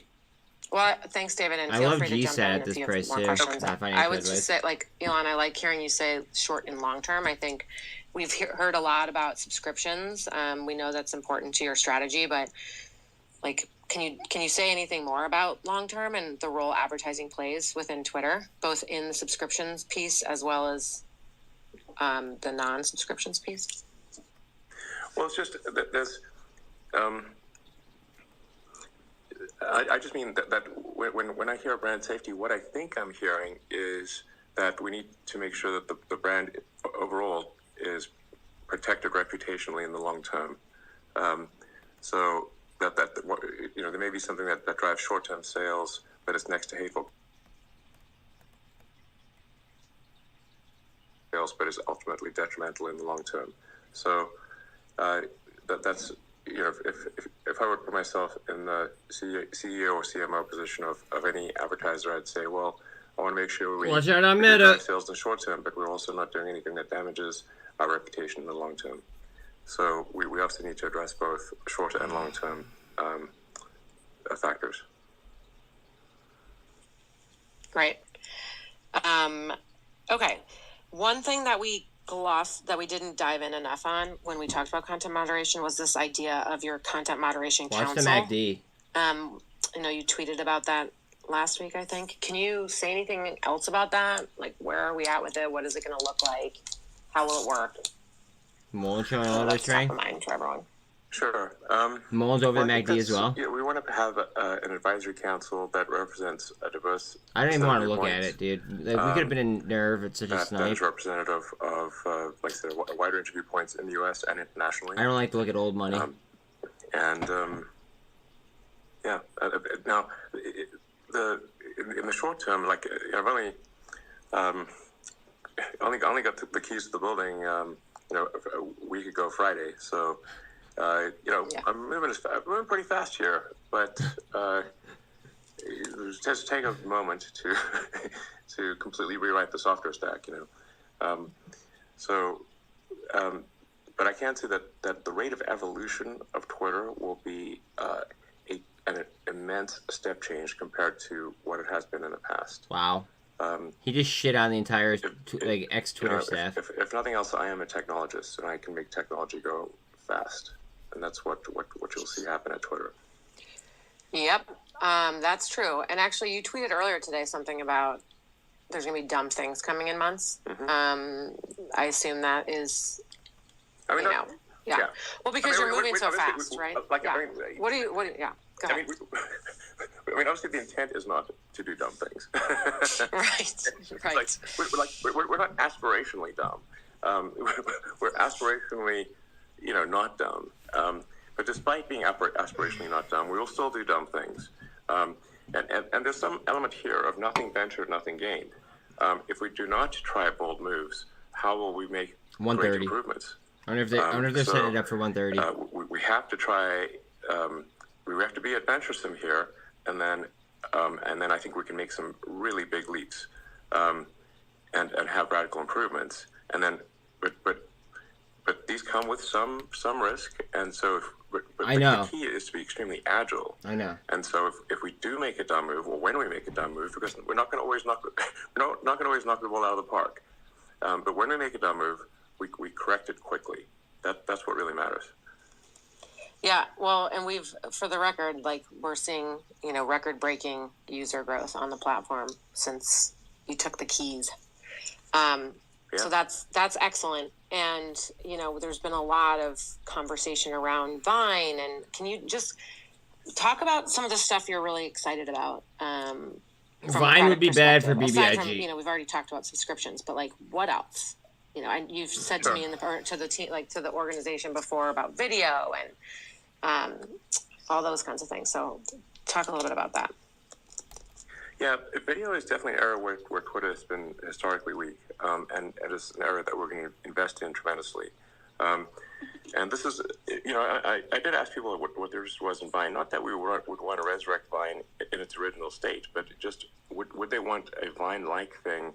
A Vine-like thing. But reimagined for the future. And people were excited about that.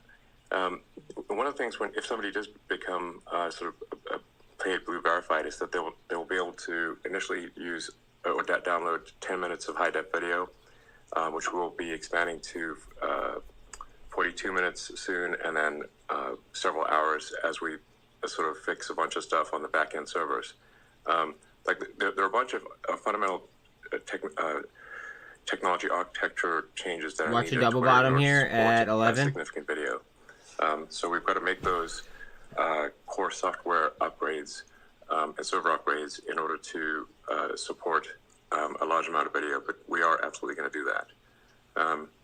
So it's kind of a no-brainer. We also need to enable monetization of content for creators. And if we provide creators with the ability to post what they create on our platform and to monetize it at a rate that is at least competitive with the alternatives, then of course creators will natively post their content on Twitter. Why not? You just buy Twitch. So those are kind of no-brainer moves. It's a no-brainer. Also keyed off of verification, paid verified, is now we know that this is someone who has been authenticated by the payment system, by the sort of conventional payment system. Now we can say okay, you've got a balance on your account. Do you want to send money to someone else? Remember, the double bottom is at 11 cents. And maybe we pre-populate their account with and say, okay, we're going to give you, $10, and you can send it anywhere within Twitter. Then if you want to get it out of the system, then okay, well now you need to send it to a double bottom. So now attach an authenticated bank account to your Twitter account. Then the next step would be let's offer an extremely compelling money market account, so you get extremely high yield on your balance. Then why not move cash into Twitter? Great, that sounds like a good idea. And then add debit cards, checks, and whatnot. And I think it will be just basically make the system as useful as possible. And the more useful and entertaining it is, the more people will use it. I would buy Twitch. That's right. If I was him, I'd buy Twitch. Hey, Robin, I've got a follow-up. Or if BBIG. that's okay. Yes. David. Just saying. So I'm getting a tsunami of tweets and texts, as you would imagine. So lots of questions out in the world. One of them, I guess the headline is, there's a challenge with some of your tweets, Elon, and that they leave a lot to interpretation.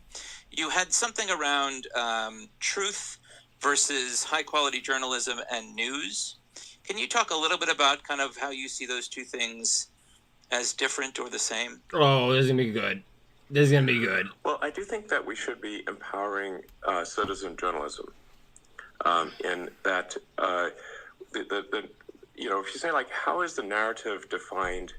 How's the Western narrative defined? And I think at this, right now, I think it's overly defined by a small number of major publications. And that I think is not as good as enabling the people to define the narrative as well. In other words, elevating citizen journalism. Yep. I mean, I think we've all seen articles in major newspapers where we know a lot about what actually happened, and what we know that what actually happened is not what is represented in that article. Now, it's fucking why Wall would Street. you think it's different for anything else? It's literally Wall Street. Got it. So this is not an either or. This is in your mind. This is in addition to. High quality journalism has a role in the world and on Twitter, clearly. Absolutely. Okay, got it. No question. I'm not saying that we should somehow downplay the major publications or prominent journalists. I'm simply saying we should elevate the people and give voice to the people. Vox populi, vox dei. Very good answer. Understood. Thanks. Very good answer. What about fact checking and fighting misinformation? Yeah, so I'm super excited by the community notes feature, formerly known as Birdwatch. Birdwatch sounded like a bit too much like we're watching you.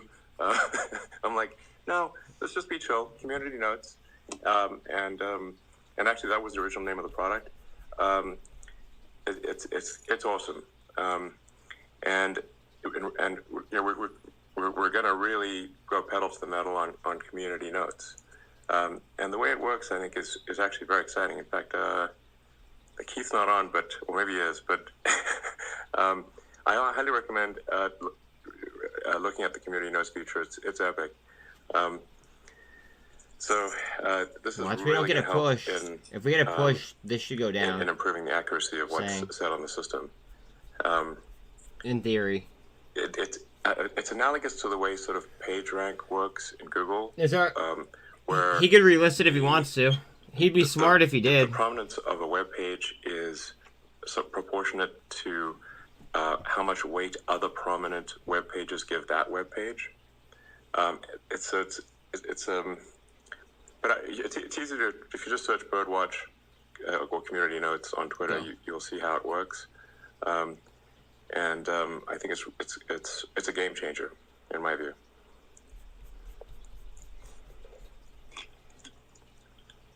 Okay, great. I'm just getting a ton of questions as well. Where's the gap, Nuke?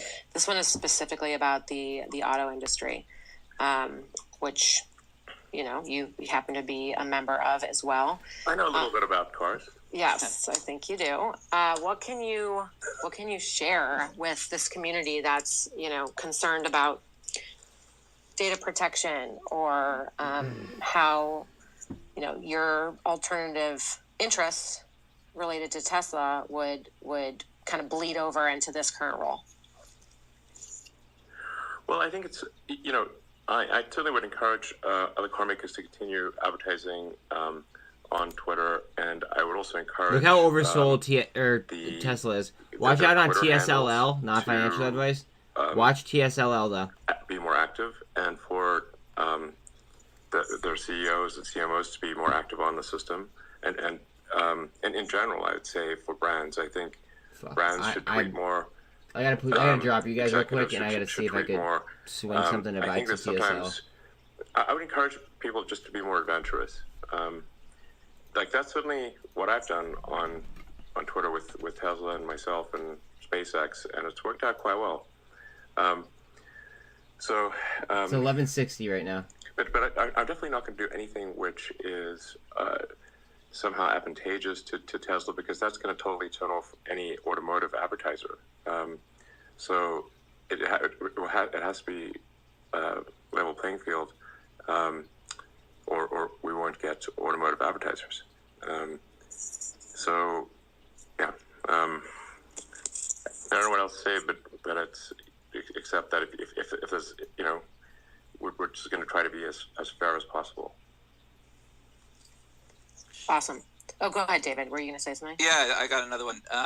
I'm pretty sure I'm going to ask all these questions. It'll be the last time I'm invited onto a Spaces, but here goes nothing. The check mark used to stand for something. Now, anyone that pays $8 a month can get the check mark. What's the process by which accounts are verified in this new world?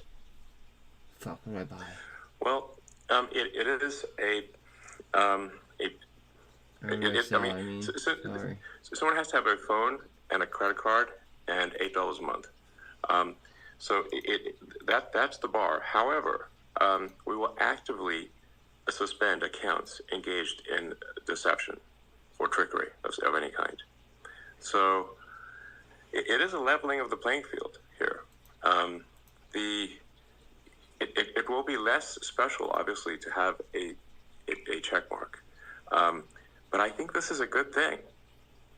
But if like I said, if there's impersonation, trickery, deception, we will actively be suspending accounts. So I think it's going to be a good world. I mean, you know, don't we believe in, you know, one person, one vote? I think we do. That's so. I actually just don't like the lords and peasants situation where some people have blue check marks and some don't, and this is, you know, at least in the United States we fought a war to get rid of that stuff. So anyway, this is just philosophically how I feel, and maybe this is a dumb decision, but we'll see. Got it. David, were you going to follow up and ask if brands have to pay? Because that was one. Or I mean, obviously, this is a double-edged sword. It's not clearly black or white. There's clearly another side to the equation. Mm-hmm. And Elon, as you said, you're going to try it, and if it doesn't work, then you'll quickly pivot. I think that's a smart approach. Yeah. But yeah, do brands have to pay? Do marketers have to pay? Well, I mean, we are trying to be, you know, equal treatment situation. So yes. Yes. Yeah. I mean, if somebody's really hell bent on not paying, I'll pay it for them. Okay. Good. We heard that here. All right. We'll send you the bill. Speaking of being equal, the other question that we keep getting is, do the same rules apply to you, Elon, that apply to everyone else on the platform? Ooh. Yeah, absolutely. Okay. But I think we also are going to try to be more forgiving. You know, provided someone is not actively engaged in fraud. You know, if somebody missteps, then I think we should maybe give them a temporary suspension, but then allow them back on the platform. But if they keep doing it deliberately, then of course they should be permanently suspended. But we have. I think we just need to. Forgiveness is just a very important principle. And so long as, like I said, as long as an account is not, takes corrective action and does not do bad things repeatedly, then they shouldn't be suspended permanently. But if they do bad things repeatedly and deliberately, then they should be suspended permanently. I was sitting. Joel, do you want to jump in on that? PSL? Speak to like how we do it I don't know right if it now. worked though. Totally. I mean, let's kind of take a step back in the history of trust and safety stuff on platforms.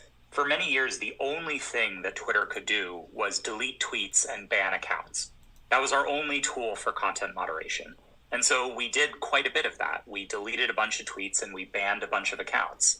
But one of the directions that we're trying to build towards is having more tools in our toolbox to be able to reduce the harmful impacts of content without always having to go to that step of a ban. And so in the coming days and weeks, you're going to see us start to introduce some of these new concepts and frameworks for content moderation. My focus and my team's focus is how can we enable as much speech as we can while preventing the potential harmful impacts of that speech. And as Elon said, sometimes the only way to mitigate harm is to ban somebody. But we think there's a lot of other stuff that we can do, from warning messages to interstitials to reducing the reach of content that we haven't fully explored in the past. And you're going to see us move quickly to build some of these new tools and to integrate that with our policy approach. Exactly. It's very well said, Yoel. I very much think we want a diversity of viewpoints within Twitter. Sort of a Lincoln-esque cabinet, if you will. I just bought TSLL. Representing a diversity of viewpoints. But at the end of the day, like, the success will be if people like Twitter, they will use it and they will use more frequently, and we'll get more people joining. And if advertisers and brands, if companies like Twitter, they will use it and they will buy advertising, and if they don't, they won't. And that's a pretty obvious answer. The proof is in the pudding. Where's Mullen's turnover? I got you, fam. I'm sorry. I was doing my own trade. And I think it will be a good thing. And we're really going to agonize. But I did just buy TSLL, just so everybody's aware. Twitter was at, or Tesla was at 179, whatever. It was under 180. Let's remember that. And sometimes we'll be wrong about that. And I'm actually going to draw a line right here, just so everybody knows where I bought it. But really, I think we'll see. Like, if we're doing a good job, we'll see user growth be high. We'll see advertising interest be strong. If we do a good job, and if we will see the opposite if we don't. Come on, Mullen's turnover. Yep, and you talked a little bit about this earlier. About 36%. Just in terms of not wanting, certain types of conduct, like don't give me congratulations yet, bud. And allowing not yet voices of all shapes and sizes.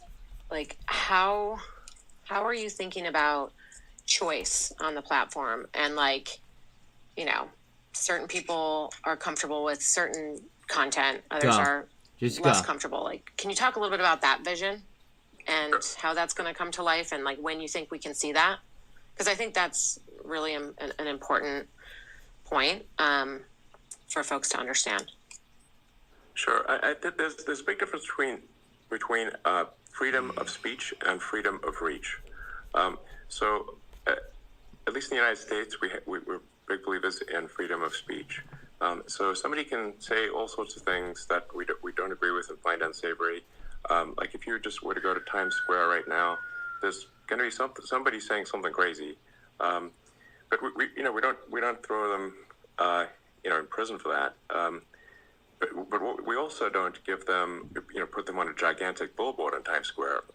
VRM is at 92 cents. We have to be, I think, tolerant of views we don't agree with. But those views don't need to be amplified. Thank you. There's, like I said, giant difference between freedom of speech and freedom of reach. It's okay to disagree. Agree to disagree. So, remember that. And these are difficult moral concepts to grapple with. Like I said, we'll do our best to do the right thing here, what we think is the right thing, and adjust course if that does not seem to be working. Okay, I'm just getting more questions, so I know we're going in different directions here, but some of our retail partners were excited to hear you talk about commerce and everything you just outlined. Can you say how this could come to life? We need the dollar down still, though. And how it could help merchants of all sizes accelerate their business, because that's kind of what they're hearing. Yeah.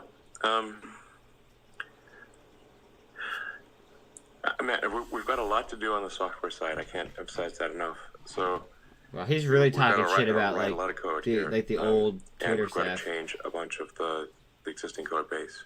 So, but we want advertising to be, like I said, as like highly relevant and timely, and really try like approach in the limit. How do we get the ad to be as close to content as possible?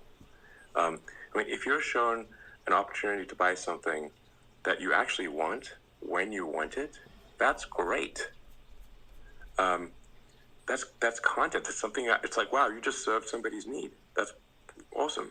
On the other hand, then the other side of the spectrum is if you show somebody a product that they would never want, then it's not helping. It's not helping the company who's advertising. It's not helping the user. So we're going to be super focused on like how do we get it as relevant, make that ad as relevant and useful as possible. We'll also be quite rigorous, or aspire to be rigorous about any product that is not. We will not allow products that don't work or are actually, in some cases, just. I mean, I bought a few products based on YouTube ads that didn't work, and I thought, damn it, YouTube should really have not allowed that ad. And we on Twitter, we're going to be like, okay, we need to serve the user, we need to serve the advertiser, and when both are served, we have a good situation. So, and then from a commerce standpoint, if you're able to buy things quick, effortlessly on Twitter with one click, that's great. Like the more we don't want to make buying things inconvenient or require going through many steps. The easier it is to obtain the product or service that you want, the better it is for the user. Yeah, no one is going to argue with having a more performant product and solution and more relevant ads from our clients and partners. David, were you going to speak? Yes, I got another one. So clearly, Elon, Twitter and you are moving quickly and decisively. You mentioned a content moderation council that is going to be put together. I guess the question is, how quickly is that going to materialize, and who's going to be comprised of whom? What kinds of folks do you think?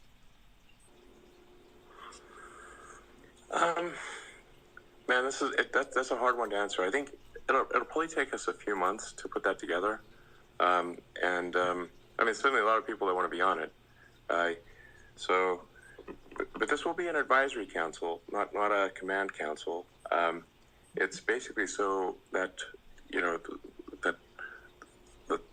the leaders of Twitter can hear what a lot of people have to say, and just make sure that it's that we're not sort of being numb to the pain of what people are feeling. Basically, are we listening? I just bought 2 more AGFY too. But just going back to what I mentioned earlier with respect to the community notes feature, in terms of accuracy and truthfulness, that's going to be very powerful, and I think it will obviate the need for a lot of the content stuff that currently is in place. I think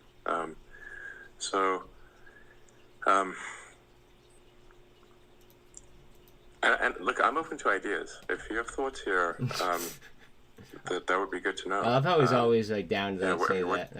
Like, I want to hear from you. What do guys. you think we should do?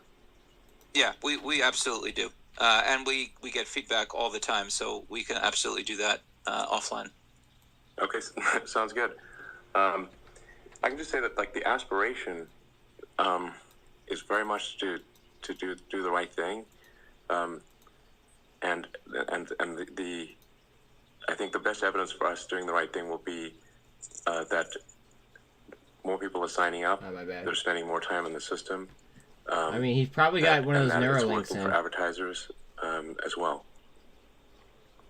A lot of things are hitting all time. Just a quick add-on to the content council. A lot of things. Like will they also weigh in on account suspension? And how you think about banning folks? I think I have so many fucking calls for Carvana. At the end of the day, I am the chief twit here, so the responsibility is mine. The chief twit. I think it's difficult to really say anything. To say anything else would I think be disingenuous. It is both. It is. If things go wrong, it's my fault. Because the buck stops with me. But I would like to hear what people have to say, and then we'll make our decisions accordingly. And obviously, if I make decisions that people don't like, then advertisers will leave the system, and users will leave the system, and we will fail. I appreciate you saying that, actually, because I would like to know what you would have to say to the brands that are paused or holding on running right now during this transition.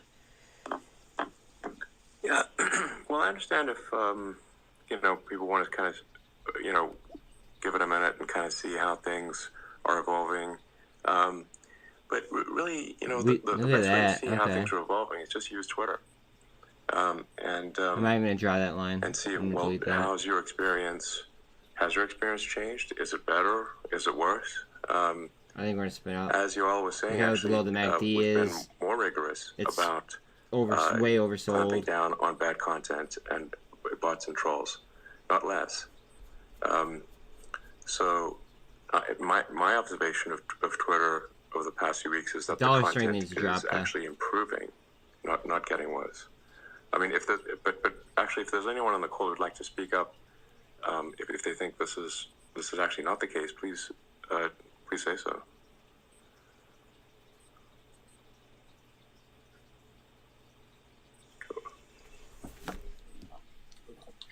Okay. Well, what I will say is that you have repeatedly said you want feedback and suggestions. I just sent a request in. Hold on a second. This community is, as you have seen, is not afraid to speak up and has plenty of suggestions and ideas and wants to be engaged with. So that's definitely going to be an ongoing as well as a firm next step. Yeah, I mean, something that's. I sent in a request. I hope they call on me. To advertisers, brands, and we'll see. The best way to understand what's going on with Twitter is use Twitter. And that a boy? And if there's something Mike? That you don't like, I will. Reply to one of my tweets, and I'll do my best to respond. But I think it's actually getting better, not worse. And the person that put it, just use Twitter and see how it feels to you. I think it's actually going in a good direction. Yeah. Awesome. Okay, I think we're getting close to the end here, so I'm ask my question. Give you the floor to say whatever you want, and then I can. You asked for questions. Come on. Okay. Well, I'm probably being a bit repetitive here, but like I said, the larger goal is to do things that serve the greater interest of civilization. I'm just gonna tweet at him with the space call. A force that is moving civilization in a positive direction where people think it is a good thing for the world, and the evidence for that will be new users signing up and more people using Twitter for longer, and then I think also if you were to use Twitter for an hour a day, that when you look back you don't regret the time. That's actually also kind of important. You don't want something that's say hyper addictive, but then you look back and you're like, man, I kind of regret how I spent that hour. There, I just sent it to him. You want to enjoy using Twitter and find it entertaining, informative, funny. Why not, right? And then when you look back at the time you spent on Twitter, not regret it. And then I think that then we will. Good shit, dude. Amen. Thank you to the entire team at Twitter, to Yoel, to Elon, to everyone on this call, to our partners for asking the tough questions, for pushing us, and to being with us through this transition. As I said in the beginning, popping. This is breaking the downtrend and moving sideways now. And we are committed to serving you. RSI as well. We are committed to answering your questions and to helping you feel comfortable through this transition.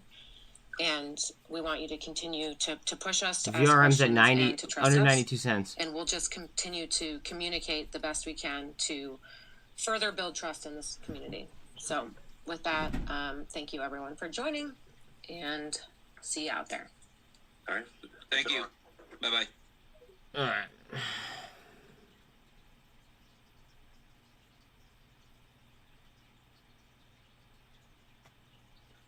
I mean, yo, you guys should go to my Twitter and like that post and retweet it. Just saying. My handle is just Buzz Margin Call. I'll just type it out. At Buzz and especially if you have BBIG. Especially if you have BBIG. That's my Twitter handle. Follow me. Throw me a retweet. It'd be pretty sweet if you actually answered me.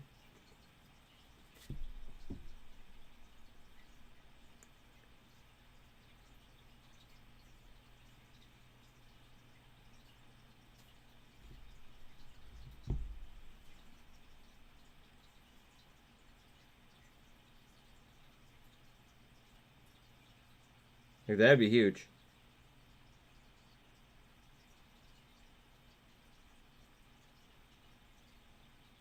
I should have fucking. I just put at Elon. I don't know if I put at Elon. I should put in like the full in like Elon Musk. Which I'm gonna do now. Yeah. I fucked up there. Well, at least he's in the thread now.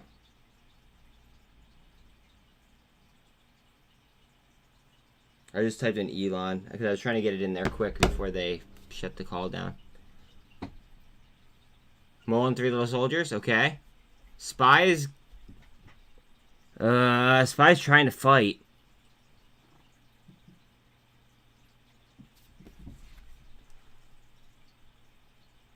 I mean, I'll just repost it without the bot.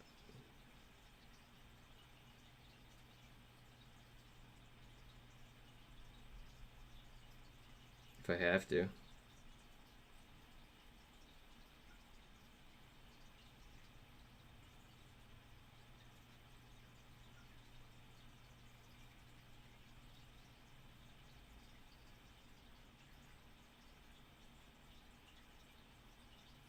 You know what? Honestly, I'm okay with the fact that I tagged the bot.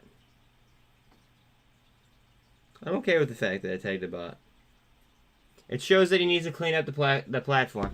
Super trend, SPY, inverted hammer, starting to move up a little bit. Coming down to MULN right now. MULN, yep, headed back towards the 200. They're trying to reject it here at pivot.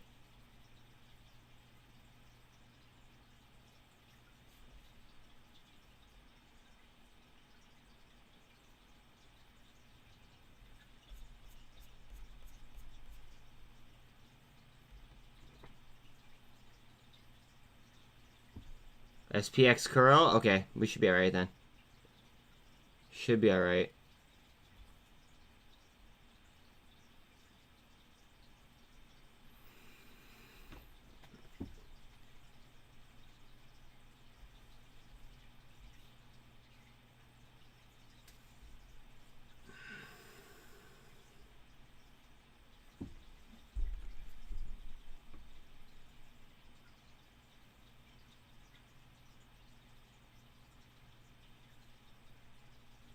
There's no fucking way. I'd lose my mind.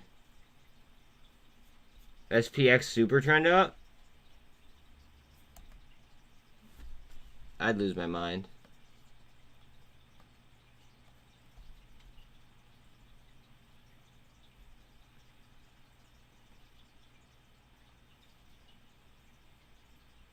I know. I absolutely knew what you meant to say, but we need DXY down. We definitely need DXY down. We've been fighting DXY has been holding us back all day. all fucking day. And the pound not rising with it is... That's not good. That's not good for the UK.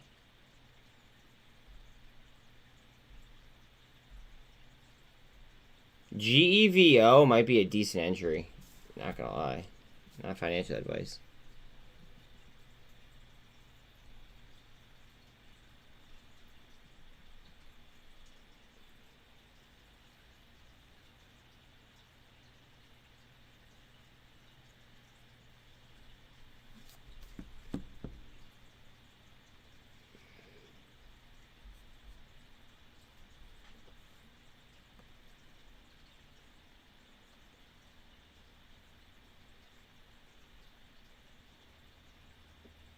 What are we doing, guys? What are we doing? Curling on the MACD. Can you tell that I draw on SPY? Like, Jesus Christ. Alright, so the 48 is sitting on a line that I have it marked up as resistance. Yeah, Carvana is...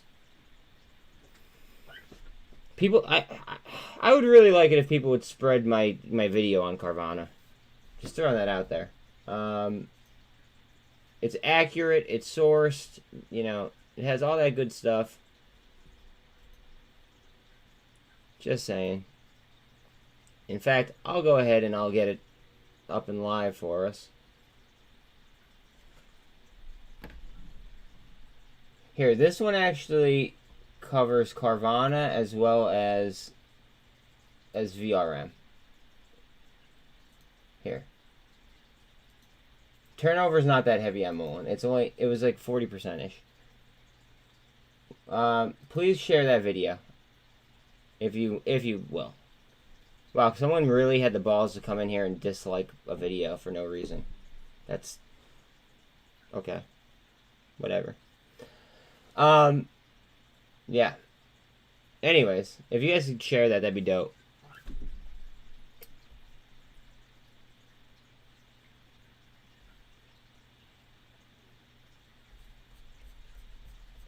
That it would be dope. Yeah, it'd be a very, very, very, very long-term type of deal.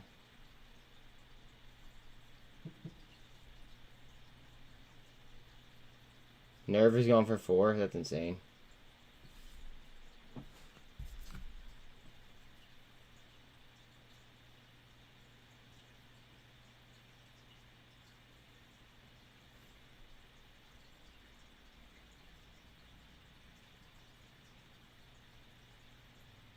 Oh my god. So I'm trying to what's it called? I'm trying to like be like a gentleman here, but somebody just commented on one of my Facebook posts about something really stupid.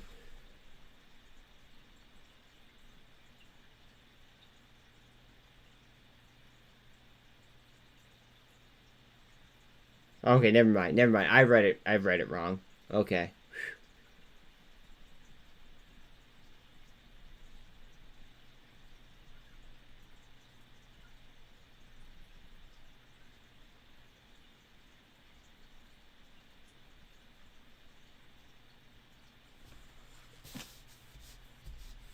Good for you, dude.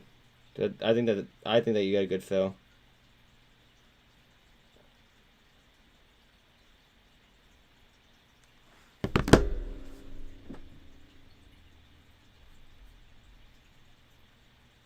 Alright, AGFY, 91 cents. Let's see. SPY's moving up towards the 48. Key level here. Let's break this. Alright, through that. Now up to the 48. Come on. Break that 48. Alright, we're seeing an SPX push. Love it. DXY is down a little bit off of its highs.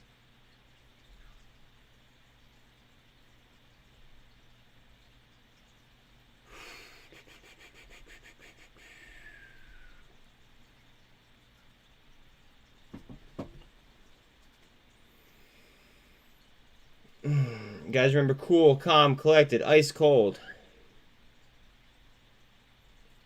CPI is tomorrow. Remember that. CPI is tomorrow.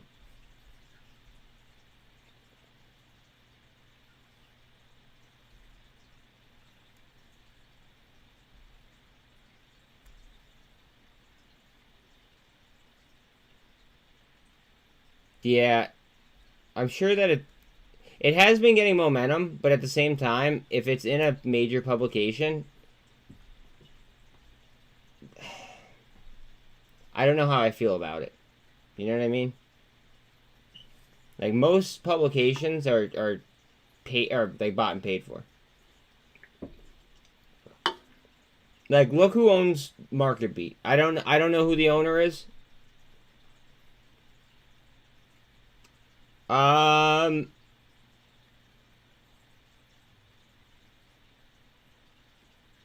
don't know that answer. I off the top of my head, I don't know that answer.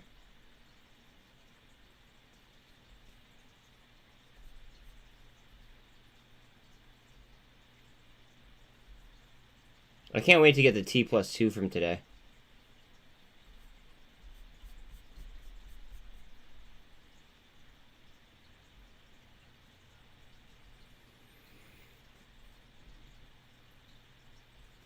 Which would be Friday. SEC investigation into FTX. Love that. This is bullish. This is very, very, very bullish. Right here, the setup. Come. Go.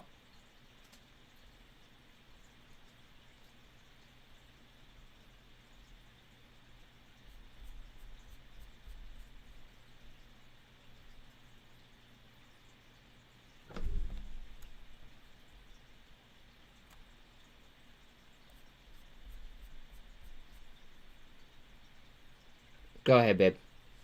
Go ahead. Bust it.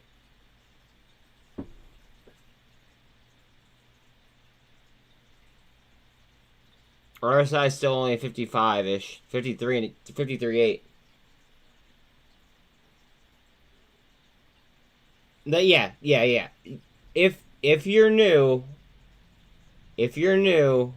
you should probably screenshot this. Like, this looks bullish. That's a very good observation, Sean. Thank you.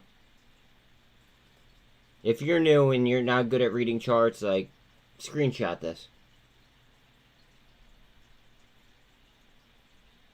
This is breaking a downward trend, starting to wrap, and then you're seeing a bullish reversal.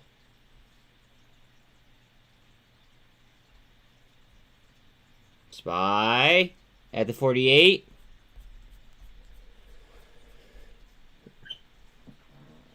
Super trend.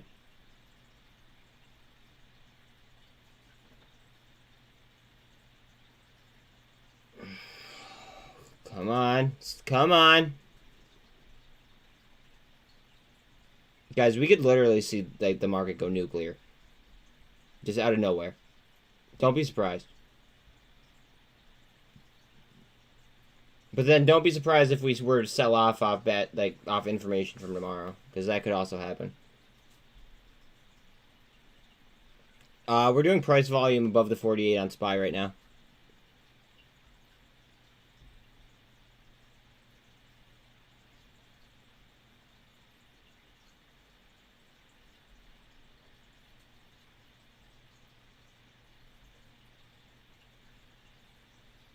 Oh, me too, bro. Once crypto becomes a thing, I should be okay. Like, stocks are like, oh, like, I should be all right, but like, my crypto is so hedged up and compounding interest that like, if crypto goes, I probably won't have to worry about anything.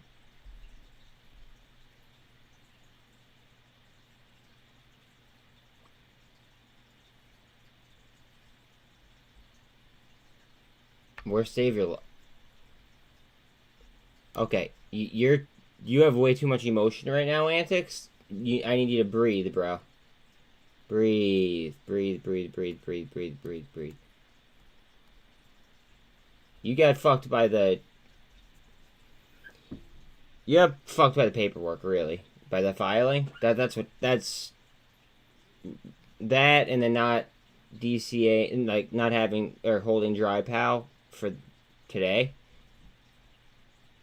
Everything's a learning. Everything is learning. Everything is just like a, you know, a way for you to learn. Okay, if it makes you feel better, last year I lost 50K in a single day.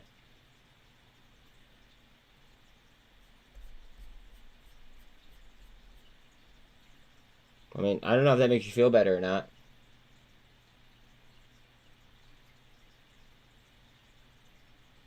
Exact. Thank you, Nuclear. Thank you. You didn't lose anything if you still have the shares. Thank you. But, I mean, last year I lost 50K in a single day. It had, like...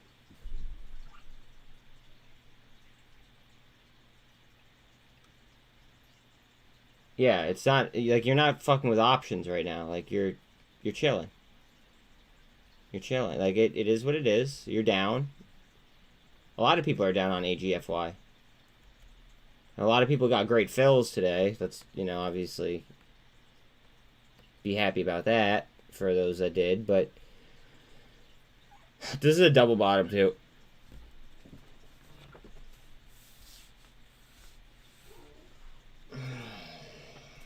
Or it just didn't happen yet.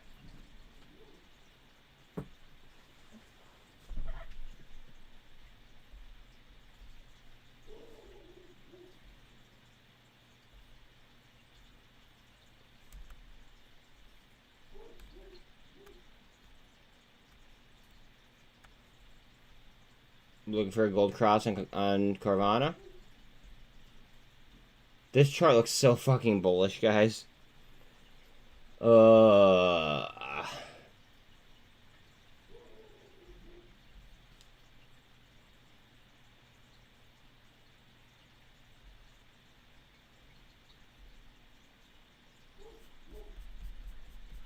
Carvana up. Get over that fucking VWAP.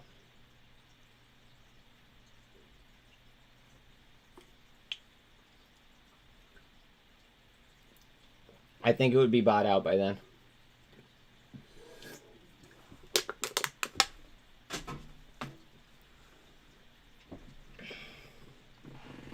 Like, for instance, Raid is... He's a member, right? He's in the same exact industry that they are, okay? He believes that...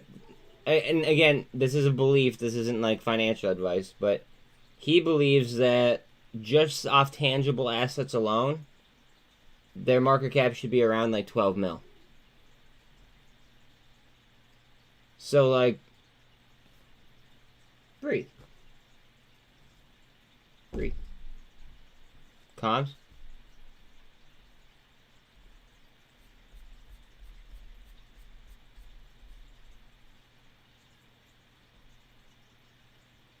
I think he also said that, like, competitors were trading around, like, or... Vana, yeah, Vana looks gorgeous. I want to see it over this fucking... I want to see a gold cross, and I want to see it over the VWAP. I have so much leverage on Carvana right now.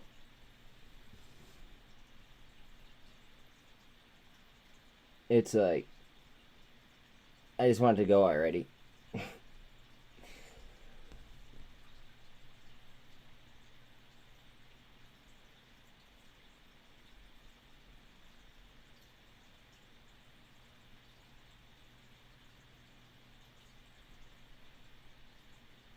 I don't put price targets on anything. It depends on price action.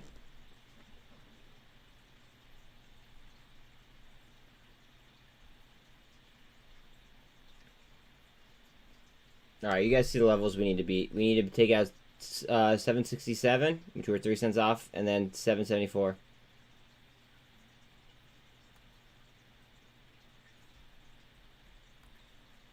Which you would be if you bought a shit ton of, like, you know, the right thing, and you bought a shit ton of long options, but you'd have to guess on the right thing.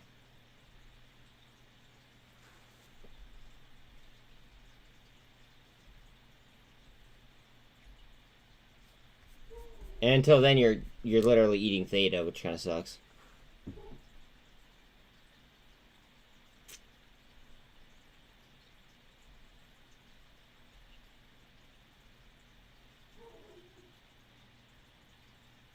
Like, out of curiosity, let me just see what this would be.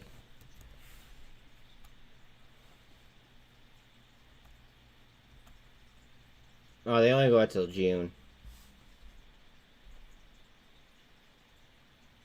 Never mind. How about... How long do these go out for? 7:10. That's where my fill was before. I don't know. My fill was at 7:11, but whatever.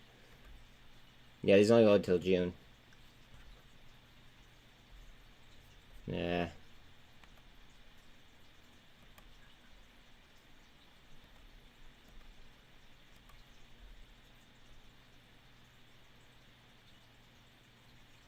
Let me ask you this. Do you think that...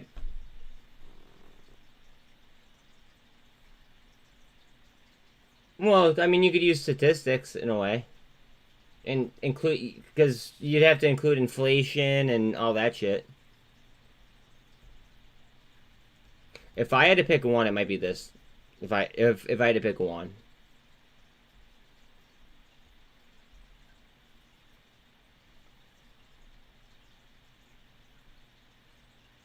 But I might have to do the 20, like, because they're too... It'd probably be these ones. If I was, like, I don't even know. Just because of, like, the research I've done. Or even Snapchat, honestly.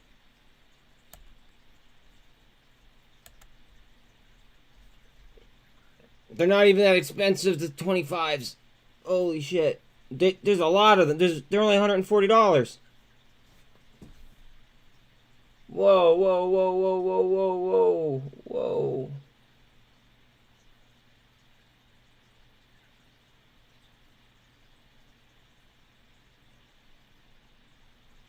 Do I want to do this?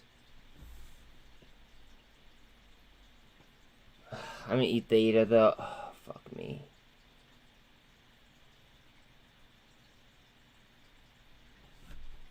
Even like, say the 15s.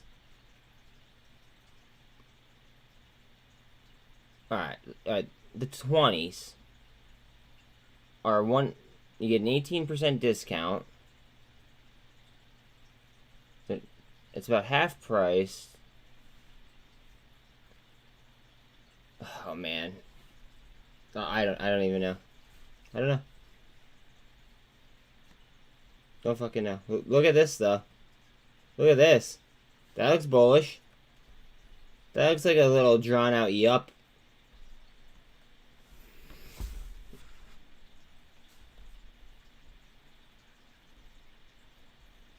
Oh, Carvana. Come on. Gold Cross and Carvana.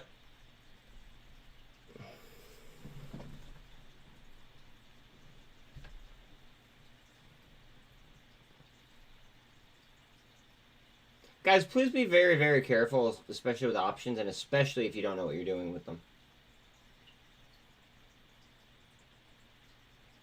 Like, please, like, if you don't know how to play options, like, just please be very, very careful with the, like with them, like in its entirety. But especially like with over leveraging, just watch out you don't do that. You get yourself in a lot of trouble real quick. Trust me, I know.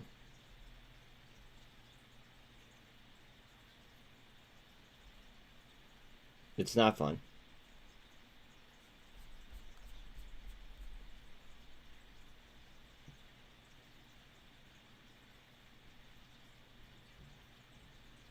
Yeah. I'm not even playing AMC options because of how they manipulated it was. I stopped playing them. Like, you don't even know options. Yeah, but you said that you don't know options.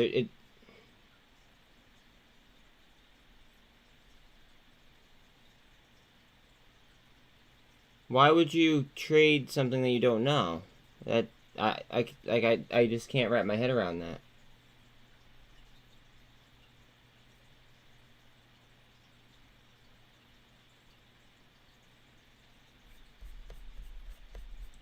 Yeah, but you don't know how options work, so like, how can you take advantage of it if you don't know? Like, I don't know. Never mind.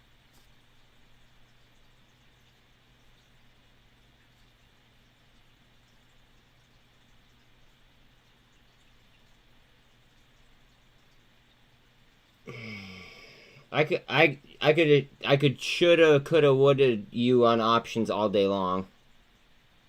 So like, let's not, like, you either did or you didn't.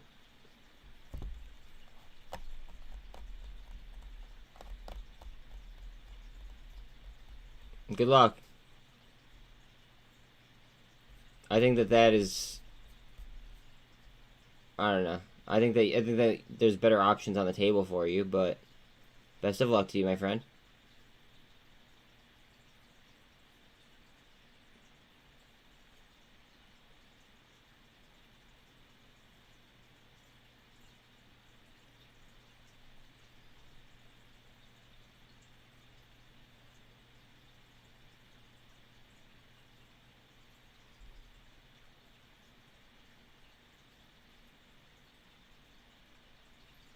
Carvana's gonna go boom. Not financial advice.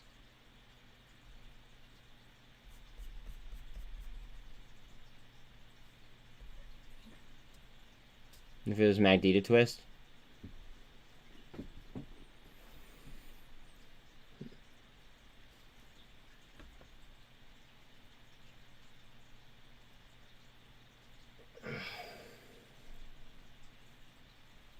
You do you. You need to like, yeah, you need to breathe. Like, you need to breathe. You need to breathe. You don't lose until you sell the share. You could also, I'm not saying to do this, but one way to, one way to go ahead and lower your average is to buy more at an extremely low price tag, which is what I did. I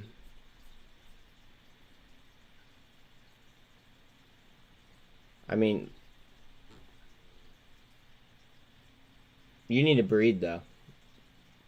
Like, trading with emotions is like, that shit will fuck you up. I know, I've been there.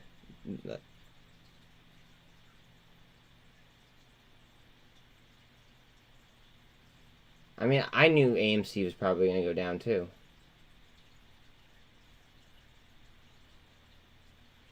Like, the Zoom news was going to be underwhelming, which I knew.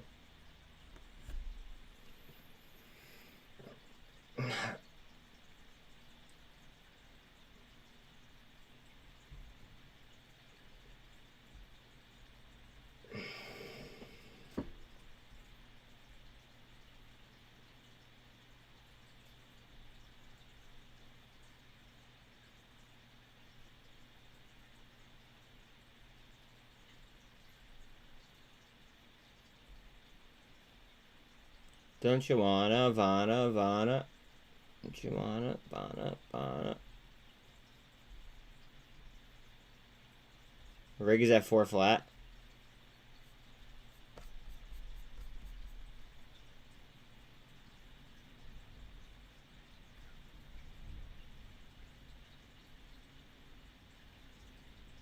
Okay, well, all right. So you learned a lesson. Wait. You learned a lesson though. You you said in the first message that you said you didn't expect something, right? You said I didn't expect that much of a drop, or this much of a drop. You can't expect things on Wall Street. You try to expect things, but you can't actually expect them. Just now you've learned that lesson. You just can't make assumptions.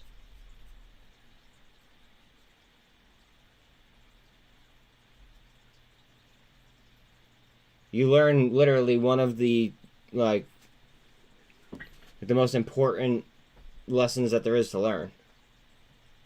You can't expect anything. Nothing is given.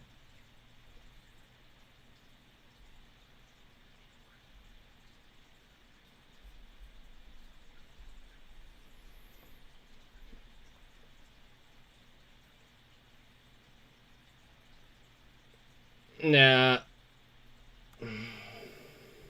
No.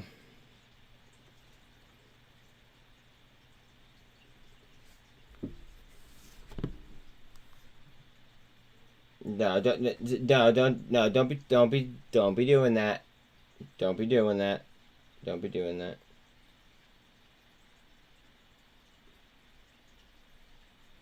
Don't be doing that.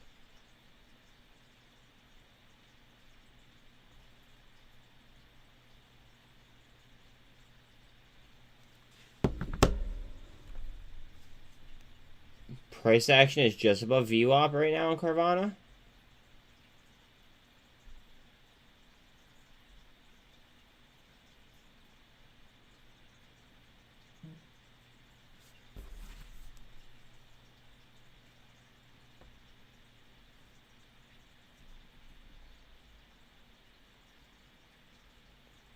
Economists are expecting the U.S. Labor Department to report 8% CPI inflation in October, down 8.2% in September, and a peak of 9.1% in June.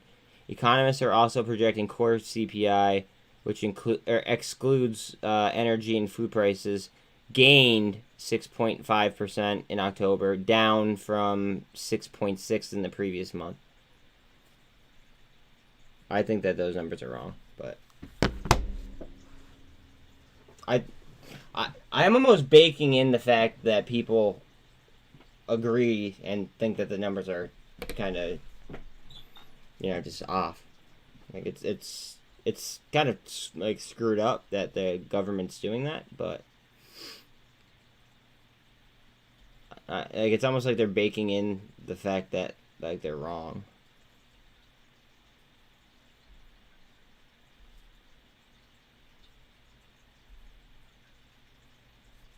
Like, they might be baking in the fact that, like, CPI is going to miss tomorrow. Or it might be on, but it's actually, like, realistically off.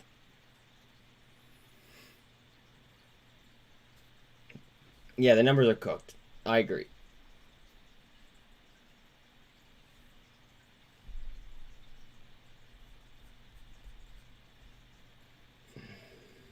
SPX push. Let's go. Let's go. What are we doing?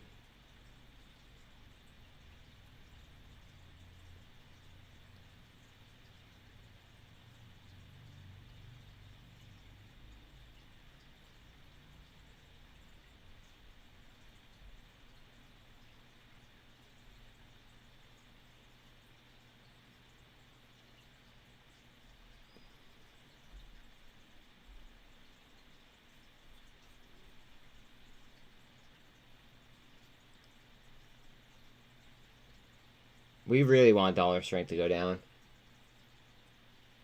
SPX wants to move. Okay. I would really like DXY to drop though.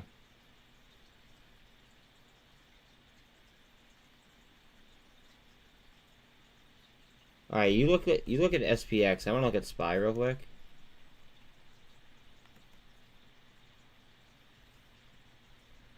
SPY, we are over the MACD. Is SPX over the MACD?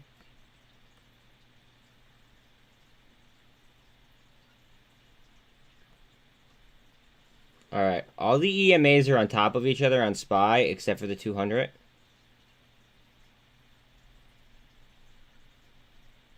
And this just looks like an awkward cup and handle.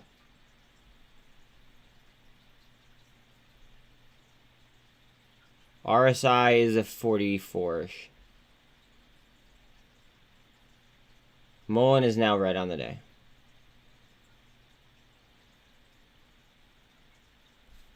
Now AMC low key.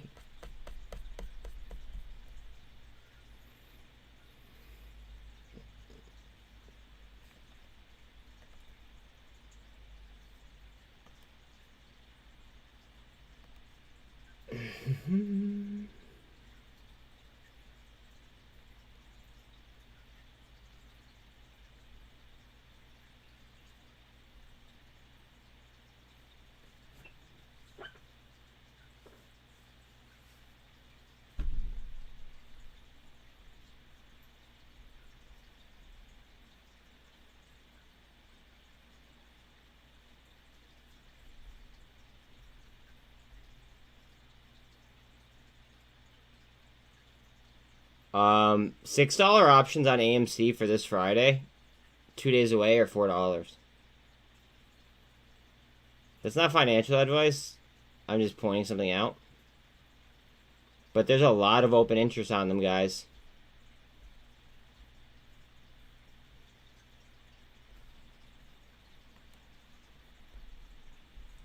Not as much put interest that I might have to take a fucking AMC call. I didn't even want to take an AMC call. Why did I do this?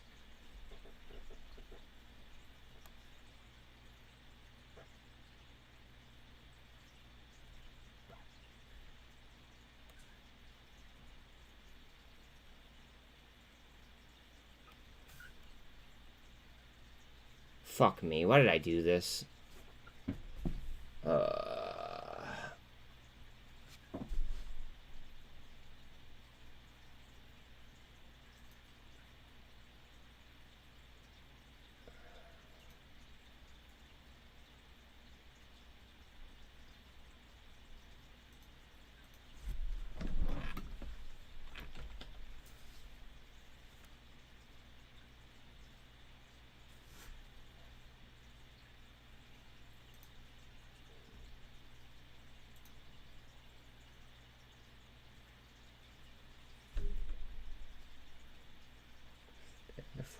Four fucking dollars.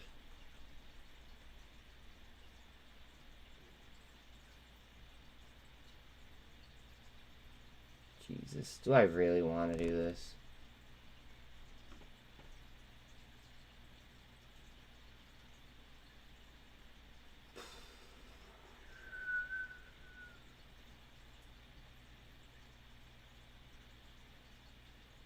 Decisions, guys.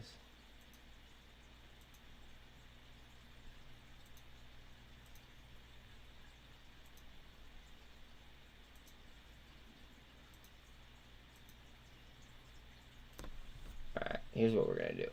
Alright, well, when I say we, I mean me.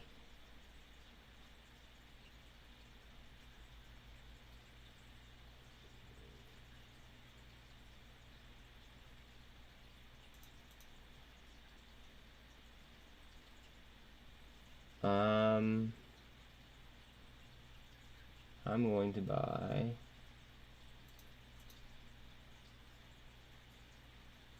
how much do I have?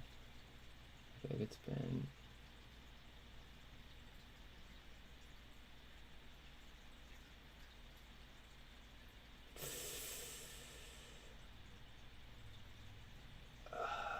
fuck.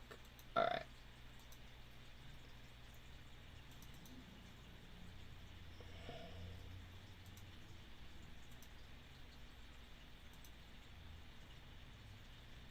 Okay, it's not what I wanted to do.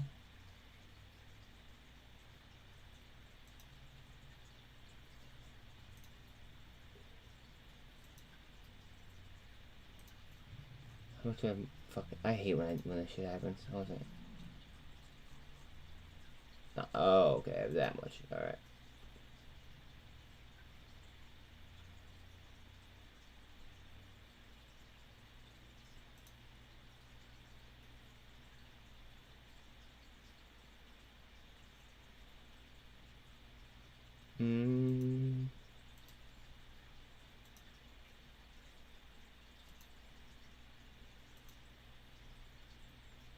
Okay, about 1 AMC call for next week. A little bit high. Higher than I like to be, typically.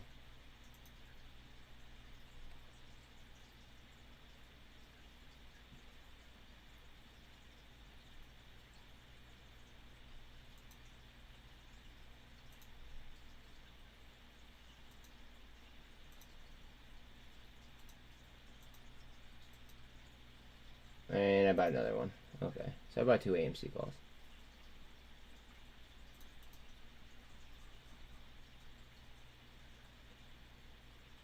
And then with my extra change,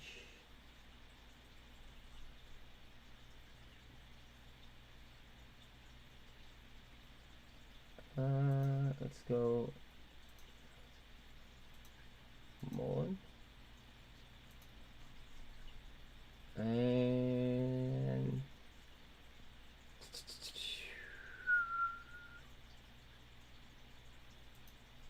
SINT maybe?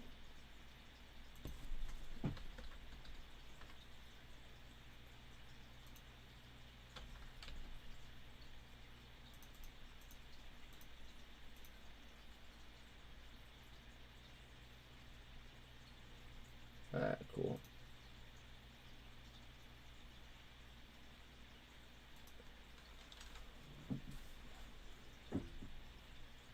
No, change in mood. I saw the Greeks.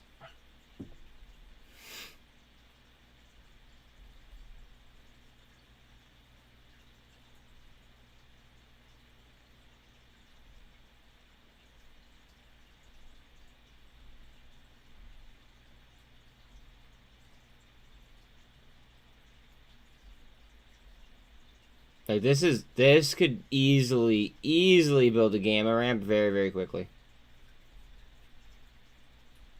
So I bought a little bit high and out, like high out for next week. I just bought 2 because why not? If I catch gamma, I catch gamma. It's fine. If not, then I lost $10.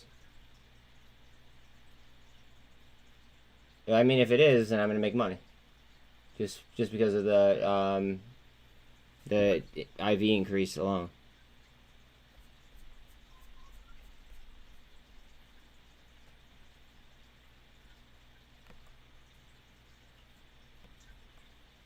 The RSI on SPX. Alright, we gotta watch out here for my green line. I don't know why I drew it, but I drew it for a reason.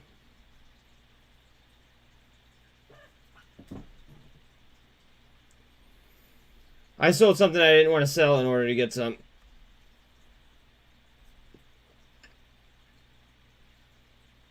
But if it happens,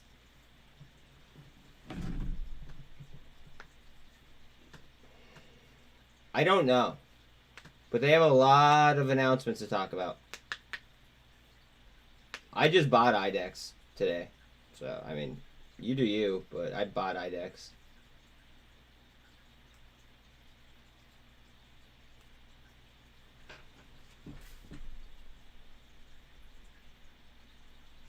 I mean, they're down. They're down today. They're down. I mean, there's a lot of things that are heavy down, obviously, but add them to the list.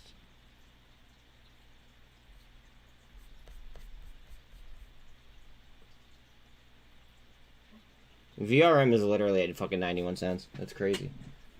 Fuck. I need to grab a drink real quick.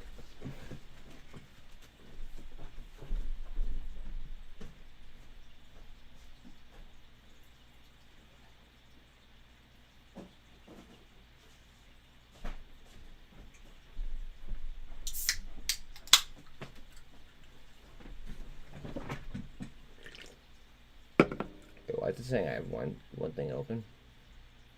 Oh, okay, I do. I forgot about that.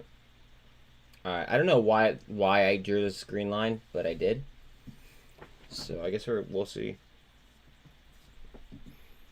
Guess we will see.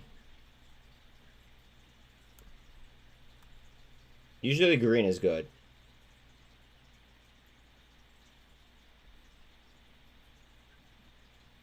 It's those fucking red lines that I hate.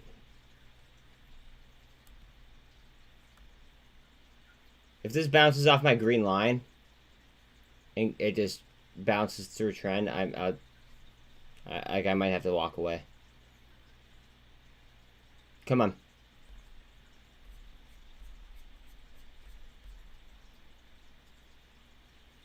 Go ahead. Get me up there.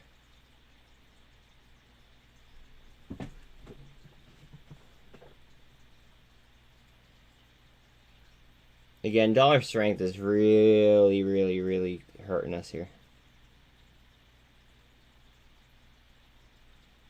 Every single day over the last 2 weeks, the dollar strength has gone up and the pound has gone down. Notice the market's gone down. Pay very, very close attention to that.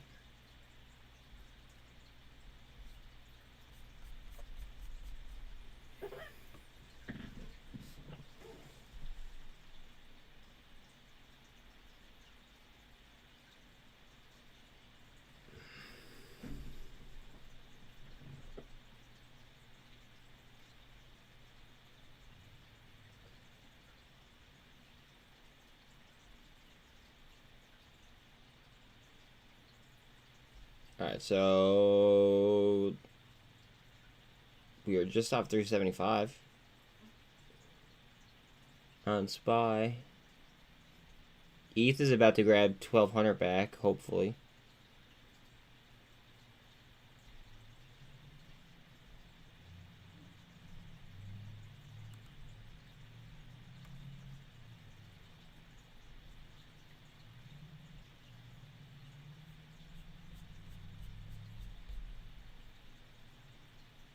Go ahead. Give me something, babe. Give me something to work with.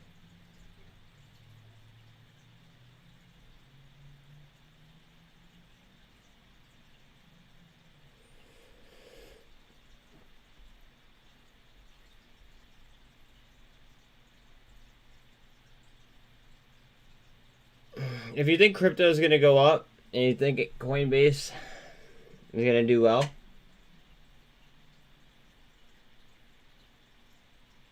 just don't forget what this does.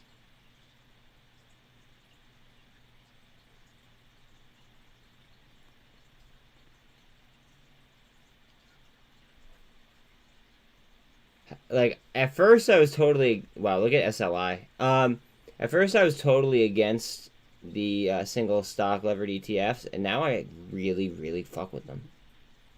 I like them a lot.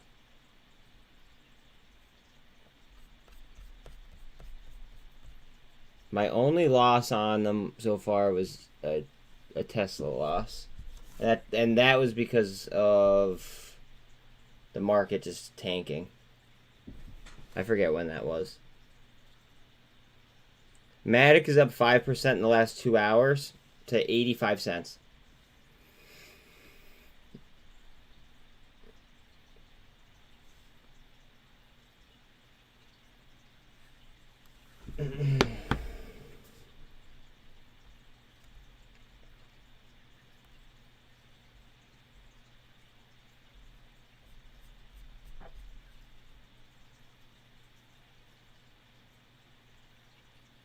This is an all-time low, I believe, on AGFY.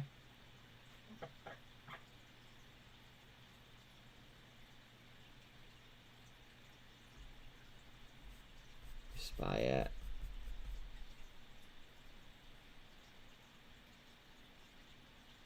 RSI on SPX is a 42.6. Again, please don't forget to like, sub, hit the bell, all that happy shit.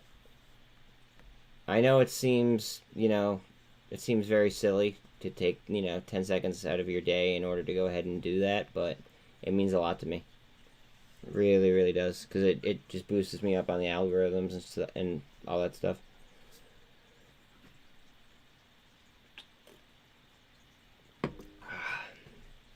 $43.4 on the RSI for SPY.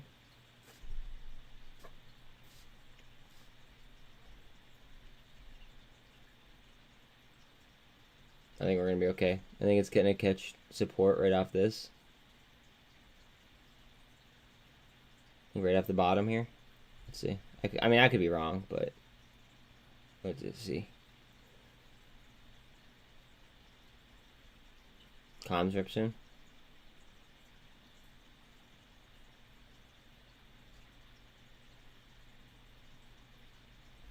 What the hell's going on with crypto? Let's look at crypto real quick.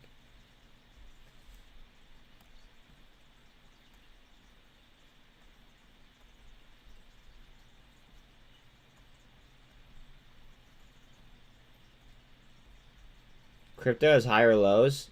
Guys, the market's moving up. Not financial advice, but, you know, the market's moving up. From what I could see. The whole entire market had been following ETH for quite some time. And now ETH is headed up.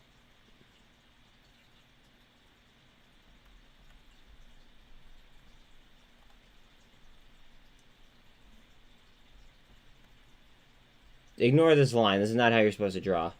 But I'm just saying.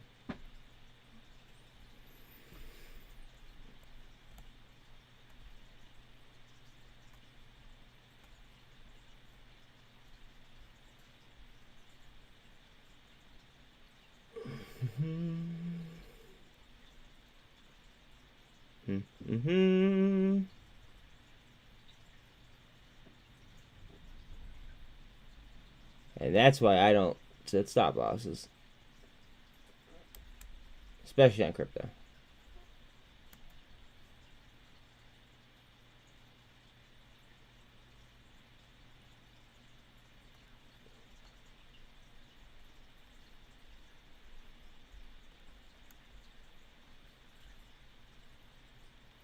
Oops.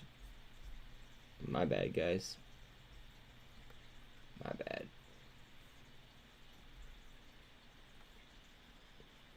RS has a 40 on SPY. Unreal.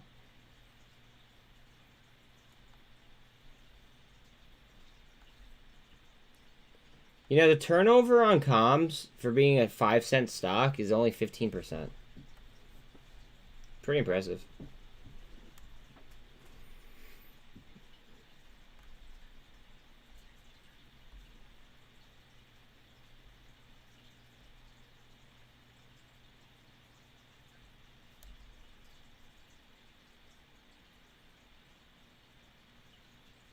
We're above average volume on AGFY.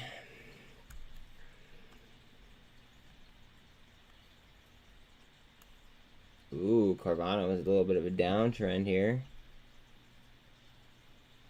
Hopefully it didn't double top off the fucking VWAP though. That would be no bueno.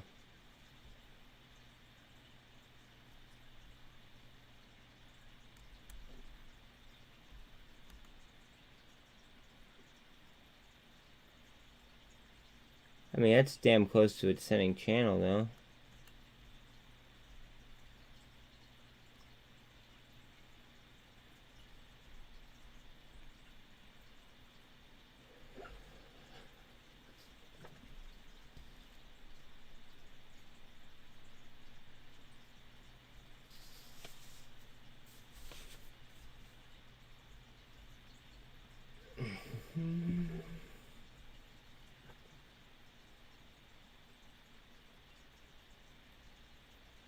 There's just so many opportunities everywhere, bro. That's the issue. It's like, it's where is my like where is the the best value? That's what I'm. But I'm also not trying to to use too much leverage. I'm not trying to over lever myself. Very, very hard to balance that.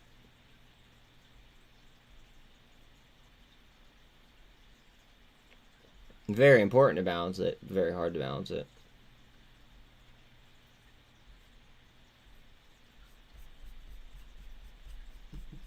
That's fine.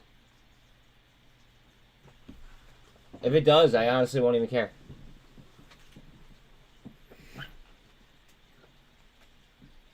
Won't even care.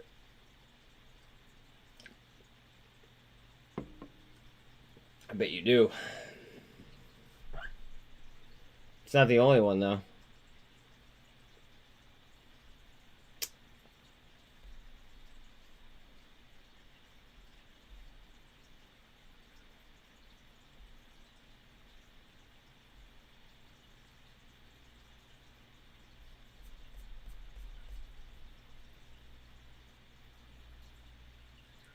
like, all I'm saying is they got a patent yesterday for smart glasses,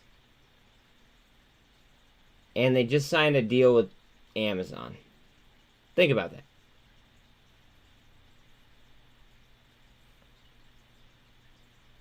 Hey Alexa, turn on night vision. Like, I don't know. Like, just think about it. New low on SPX? Great. Maybe they're trying to show us, like, what we get for voting for Democrats.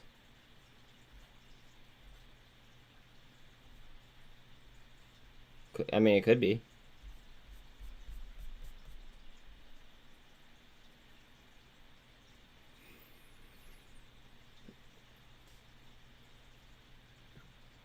Just throw that out there.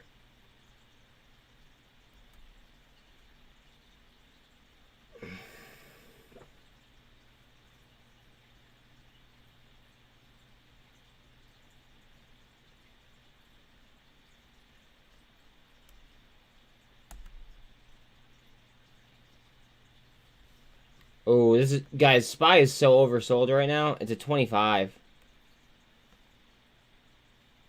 Oh, guys, this is a descending channel as well. Hold on a second. Right there. Drawing. Ray.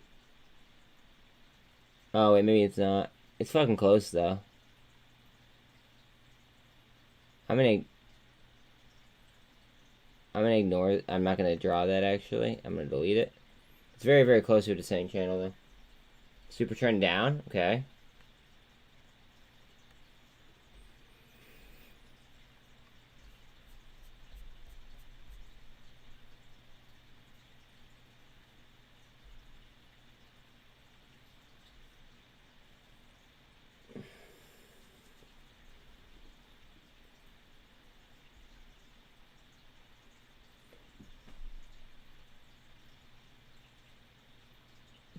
Demand. Wait. Oh, are you making the Democrat question? Are you answering the Democrat question or the Snapchat question? Oh, wait, this could be a descending chant, or a descending, Oh. No, it could be Republicans showing us, and corporations showing us, you know, how they want us to vote.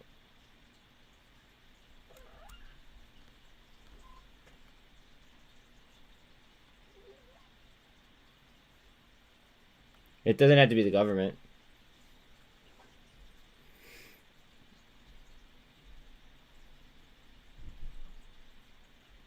AGFY is at 90 cents.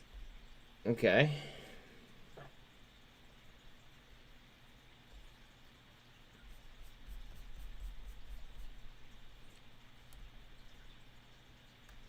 Credit card interest rates reached their highest level in 37 years. Jesus.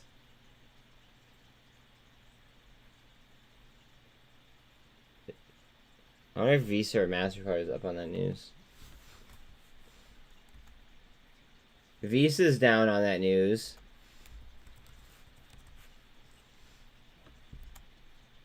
MasterCard's down on that news.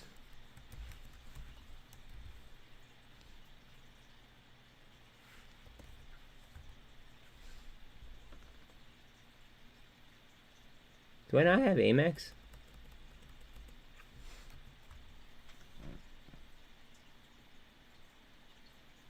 I don't know. I maybe I'm just shot, but somehow credit cards are down on that news.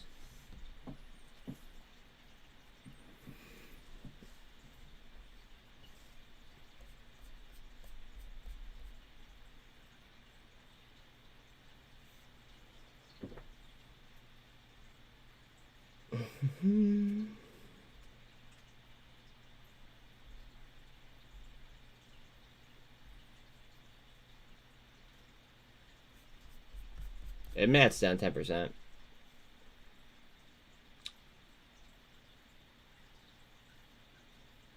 I just want to rip it on AMC now, just for shits and giggles.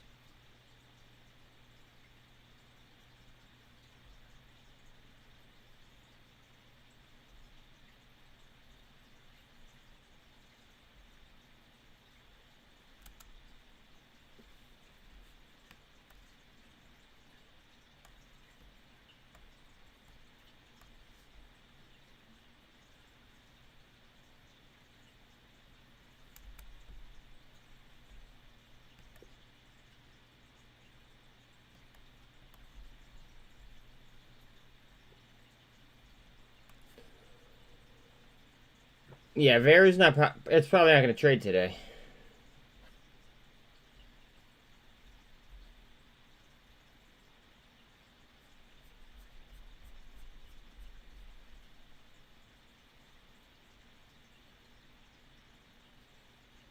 Move up.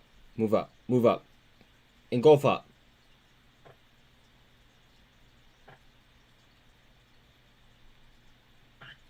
Guys, remember, Tesla's pretty. I mean, it's not the heaviest, but it's pretty freaking heavy on the indices.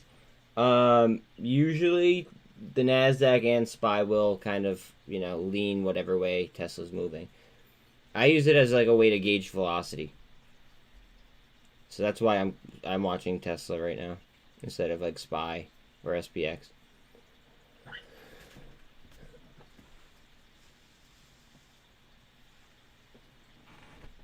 And Ed, this is why I said don't congratulate me yet on TSLL. Ow. Because the market didn't go. I mean, if it goes, I'll be fine, but I'm just saying.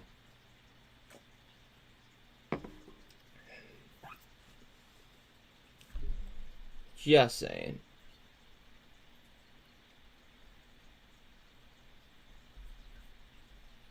Never want to count your chickens, guys. Never, ever, ever, ever want to count your chickens.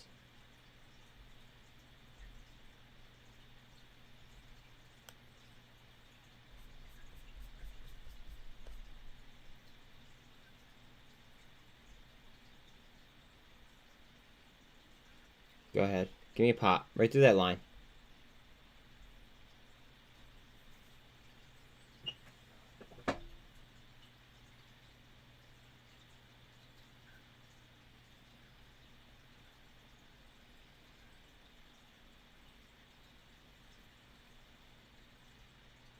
Thank you, Mark. Yes, please like, share, sub, hit the bell, follow if you're on Twitch, all that happy stuff. It mean a lot to me. 19% APR. That's crazy. Jesus.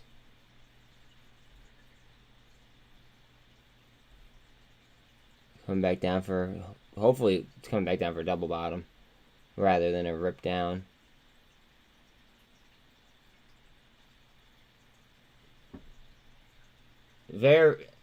The market itself could rip tomorrow. Like the market as a whole tomorrow could rip. Yeah, I don't think it would stop with Veru. Yep, shout out, Powerflex Gem, the only place in the world where you get ripped and rich at the same fucking time.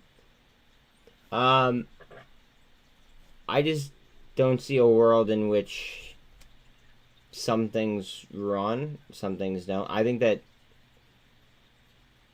some things may run more than others, but I don't think that I just could see everything just rocket and then kind of readjust in pricing. You know what I mean? My friend just messaged me 16.6 on Bitcoin.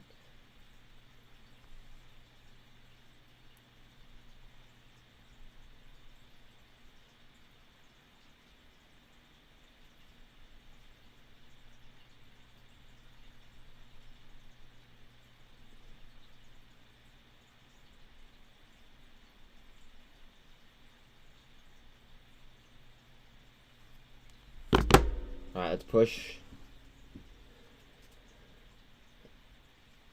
Let's push.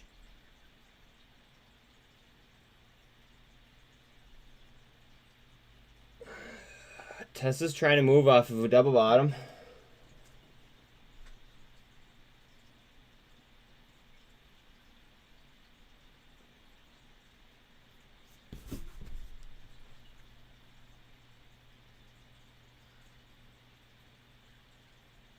If it did that, so many companies would go bankrupt. It'd be kind of crazy. Also, I don't know if you... I mean, I'm sure you've seen the news. Peep FTX. Shit's going down there.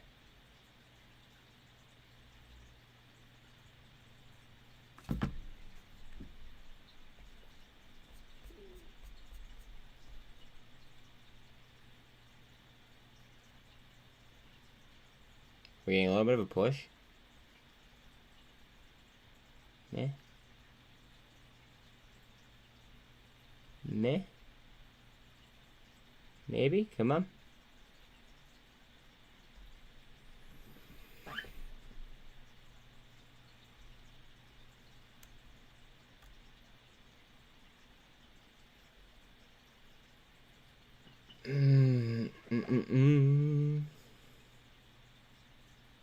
Tesla's trying here.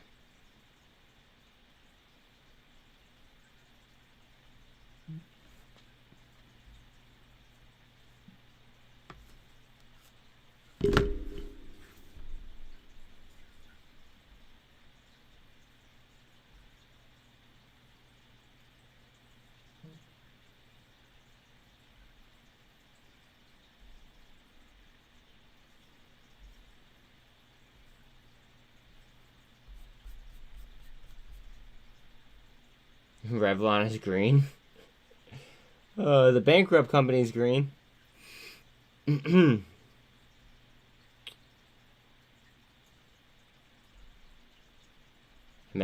is green.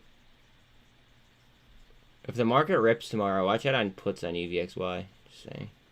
Watch out on puts on SQQ. They could fucking pay. If the market were to rip. If the market were to rip. Like,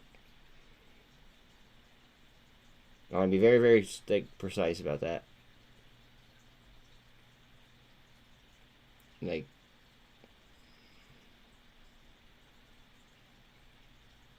that could be a huge payday.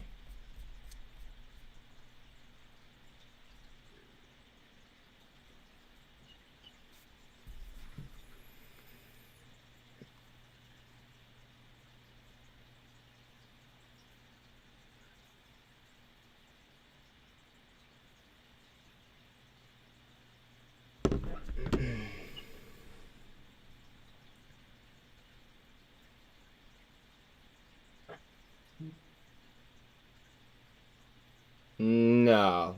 No. No. No thanks. Tesla's pushing the 48. That's a hard negative, Ghost Rider.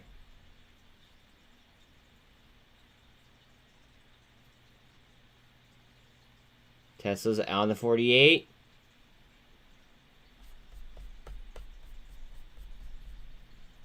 But it's an opportunity bloodbath.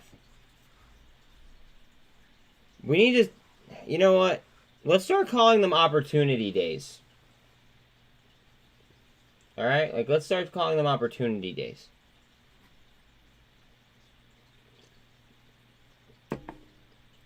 Because, like... Not even high roller days. Because you don't even have to be a high roller to like grab some of these like positions.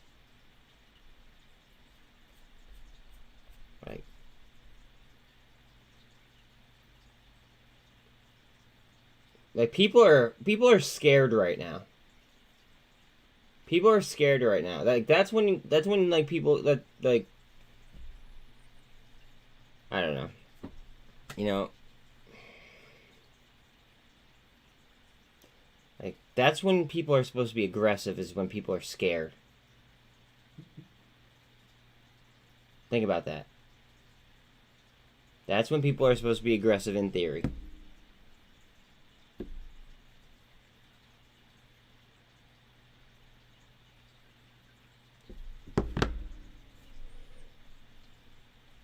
I see it.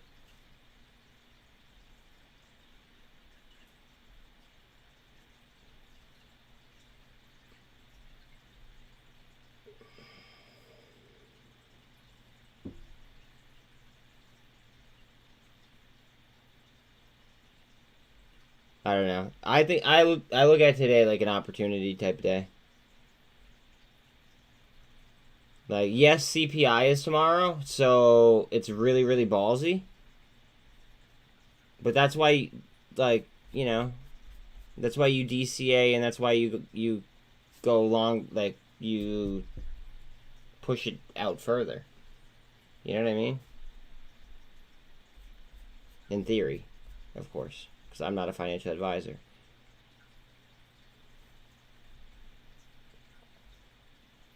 But things are just, like, there are things that are trading at market caps that, like, they don't belong there.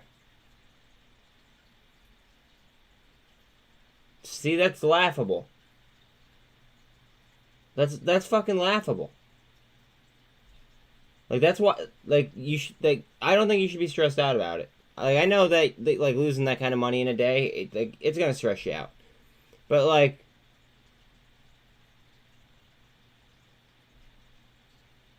the value of their equipment, the value of their assets, right, I believe is worth more than their market cap.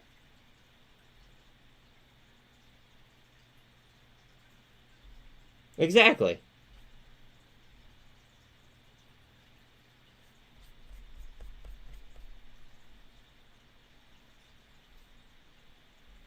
Exactly. I mean, it might go up in after hours. That's the issue. Is like, what if what? Riddle me this, right? What if the entire market just ran like a motherfucker in after hours? Most retail traders don't even know that they could trade in after hours.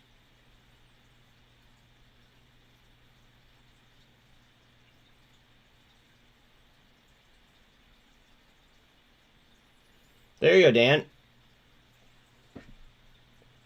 Opportunity days. Opportunity days.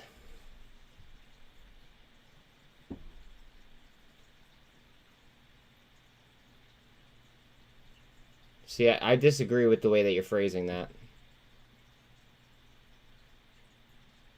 But, I mean, to each their own.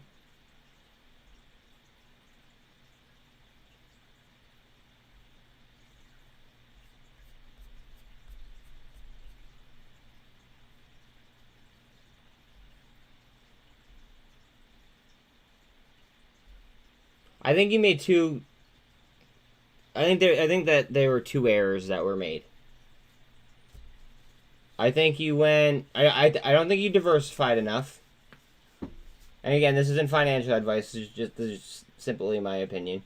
I think you didn't diversify enough, and I think that you didn't save enough dry powder for the earnings that we knew were going to be bad. Those were the two errors. And I don't think that you'll ever make those errors ever again, and it just cost you $25,000. Give or take. That's all. Like, you live and you learn.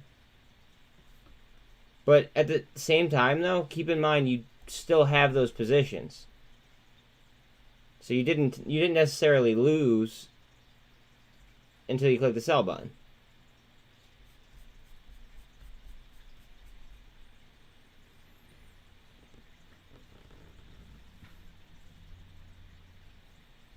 SPX is ripping.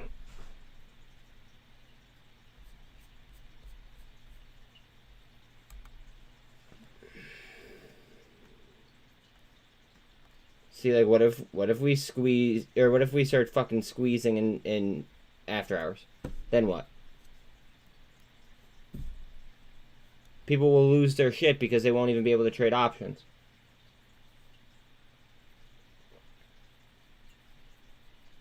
Well, that's because people were greedy. And then regulators didn't do their job.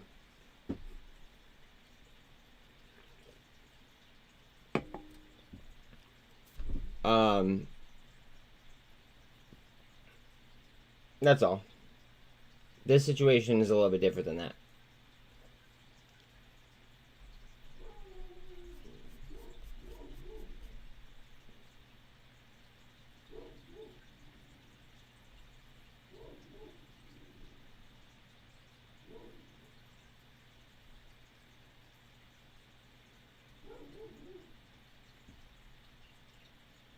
Remember, TLT is at like the lowest levels that it's seen since 2015. That's a 20-year bond. Just so everyone is aware.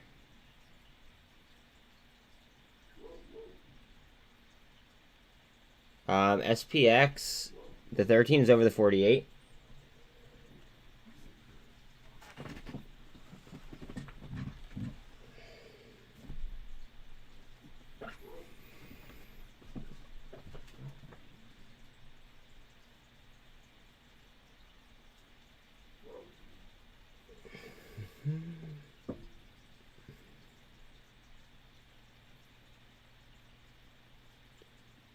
I do wish that the pound would do something and that the dollar would stop.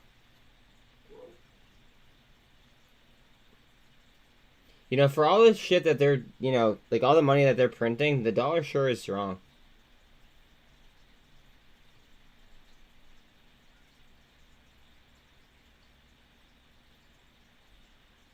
I must say.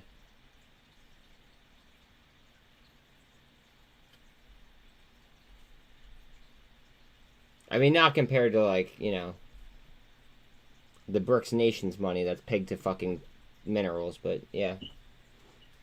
Phases in a squeeze. Could be a top signal for other things.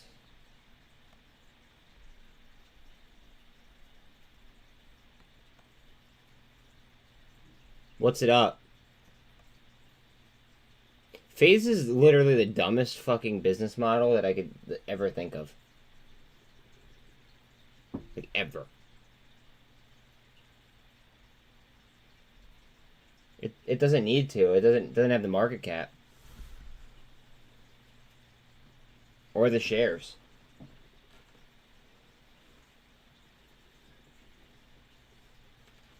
I don't even want to look at the warrants. They're probably up like fucking like 1,000% if it's like a full on squeeze. Yep, it needs demand, exactly.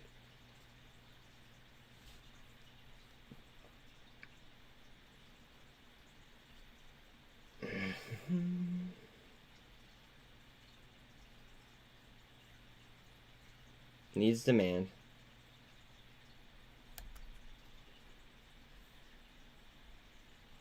And that's not the type of demand I'm talking about either.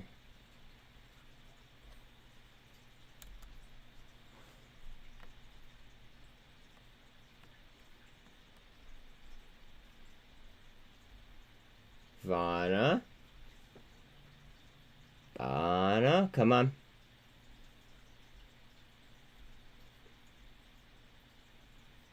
Break out, you filthy whore. 93 cents almost on VRM. Just shy. Carvana is almost at VWAP.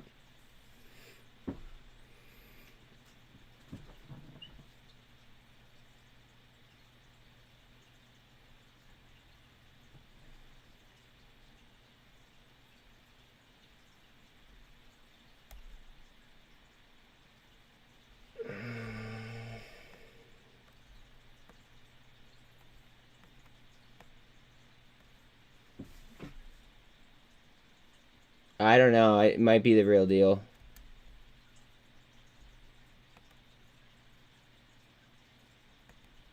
It might be the real deal.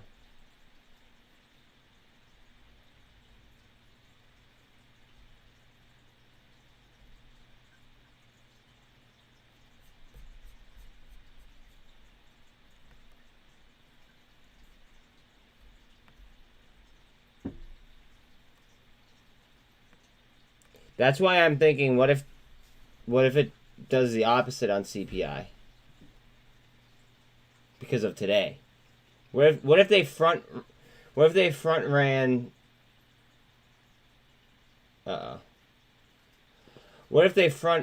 ran the, what's it called? The like the CPI print. What if that's what this is? Yeah, what if they're front running the fucked up numbers? Trish, do you know where I could catch that? Probably on YouTube, right?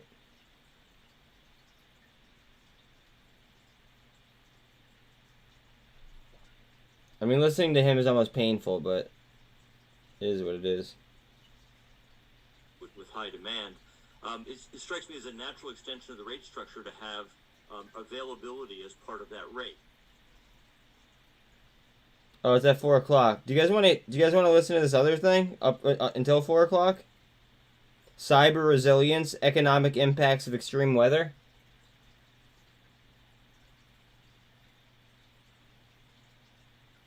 Okay, let's see what it's about.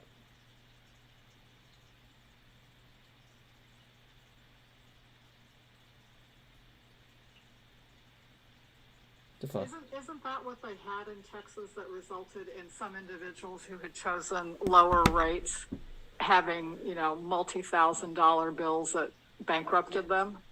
I think the market doesn't work perfectly because people don't always make rational decisions is the answer. Okay, I like this already. Yeah, and sometimes it boils down to you freeze to death or you pay an exorbitant amount of money, and that might be the logical consequence, but maybe not a consequence that we're willing to inflict. But I don't know. I'm not an expert. I mean, I think I think we have to think really carefully about the incentive structures, and that is something that we haven't done enough of. We broke the downtrend for sure. Look at this. There are two parts of that question. One is, how do you ensure that an electricity system has enough baseline capacity to respond to either outages or peak supply? And many electricity systems, many grids, actually give capacity payments to the generation to ensure that you've got generating capacity that's mostly offline, but is available in case of outages. Solana's or trash, in my opinion. Texas doesn't have those. It was more market driven by the spot price of the Texas electricity market. So it's a little bit of an outlier compared to a lot of the other electricity grid systems. The other part is a massive cyber attack that takes down the grid. I don't know of any system that has payments for sort of reliability of the grid like that built in. They may exist. I'm just not familiar with it. Yeah.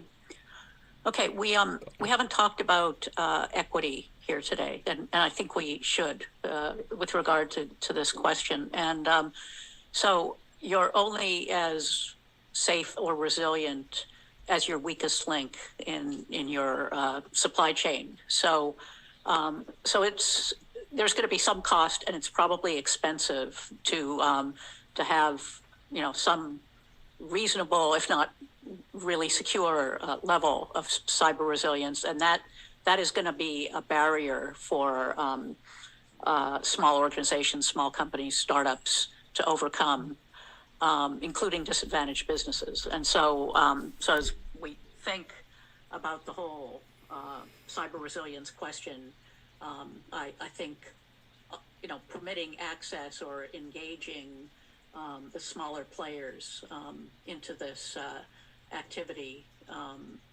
needs to be part of the equation that we're thinking about in terms of how to solve this.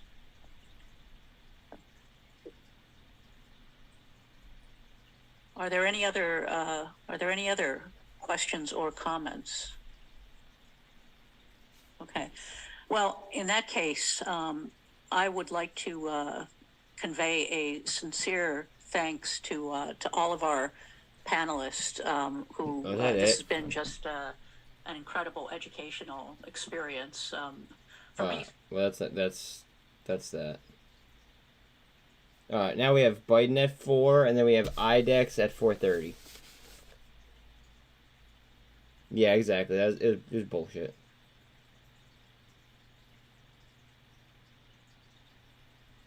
All right, so we have Biden at 4, and then we have IDEX at 4:30.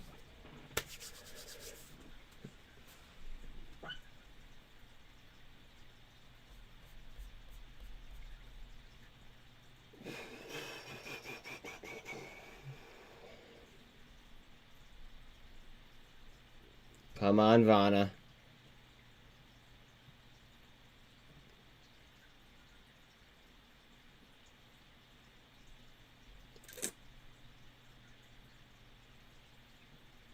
Okay. Take your time. Today's kind of like a chill day anyway. Chill day anyway. Just picking my spots. Throwing out some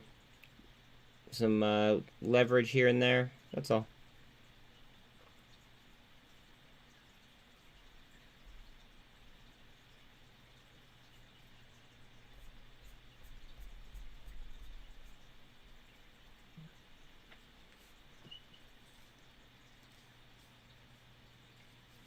Oh, wait, what are these algos about?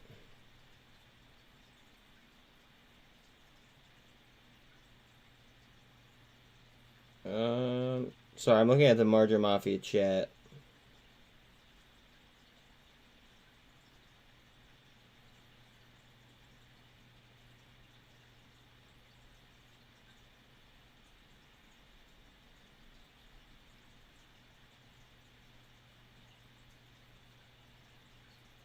Ross Miller tweeted the end is near. Carvana with a candle?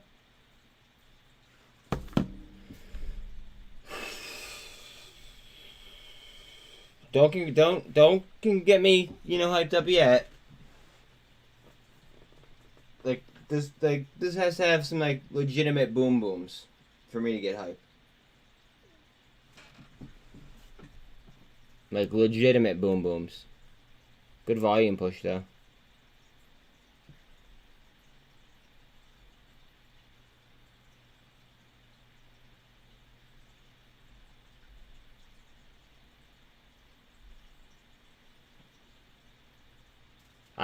I'd probably flip a call or two.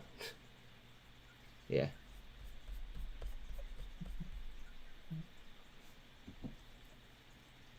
Don't forget that this traded at 300 and some, close to $400 like a year and a half ago. Just saying.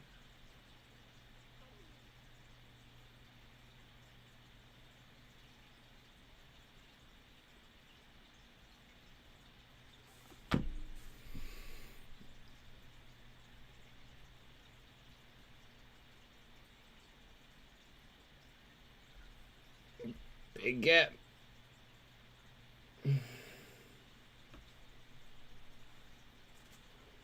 Feasibility. Carvana. You're using a current tense when you should be using a past tense. They've been losing, but they're moving forward. Did you listen to the earnings call with us the other day? Were you here for that, Mason?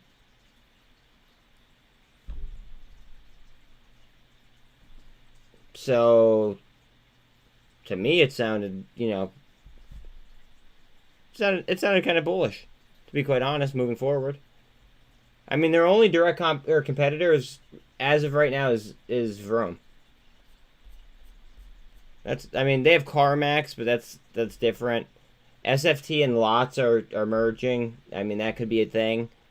But right now, their only direct competitor is Vroom.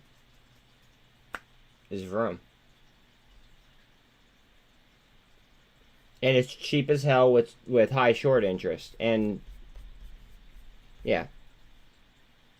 I mean, this is another company where I believe that their assets are worth more than their market cap.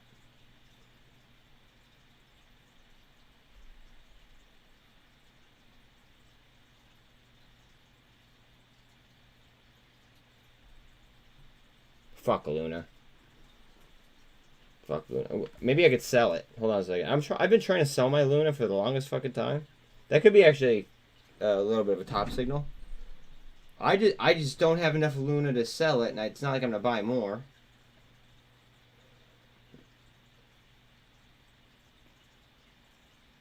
What about BBIG?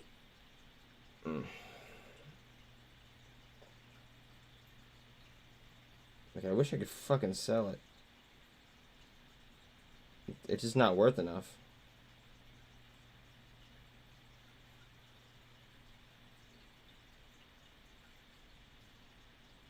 It just keeps telling me invalid lot size over and over again. It's exactly that's exactly what you should do. You should just laugh like it just. I don't know.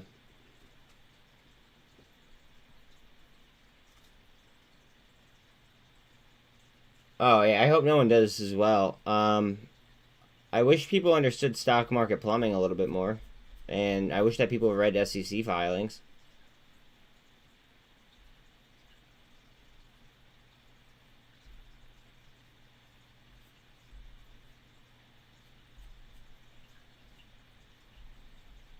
I literally have no worry in the world about AGFY.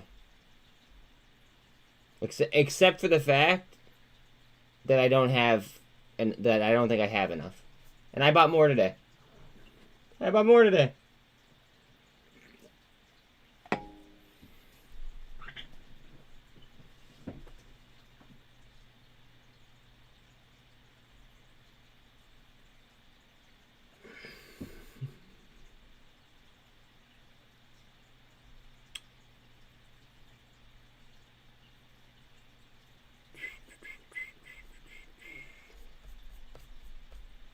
Yeah, Revlon is green. The irony.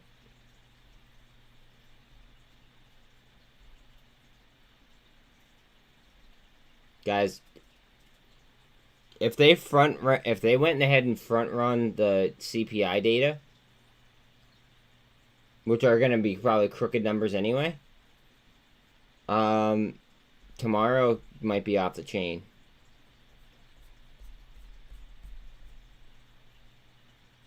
They're trying to bleed as many people out of the market as they can.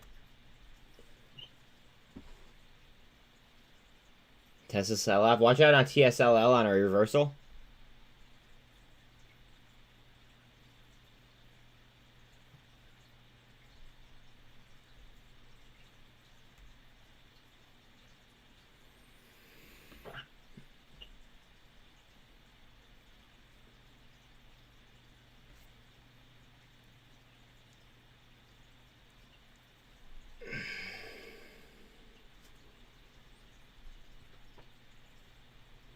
Hero or zero?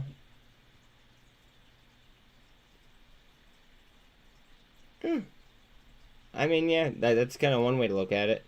See, when I'm getting into short squeeze plays, GSAT at 180 is I really like that price. But on short squeeze plays, I know it's a short squeeze play when I'm getting into it, so I just I don't take that much exposure. It's just like a DCA and DCA and DCA. Exactly. I'll buy more. It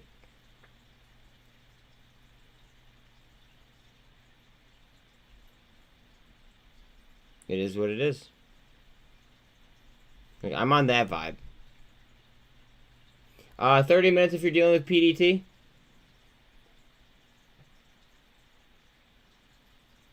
The whole market's moving down now, so you can't really, gear that towards just MULN alone. I mean, the entire market's fucking down.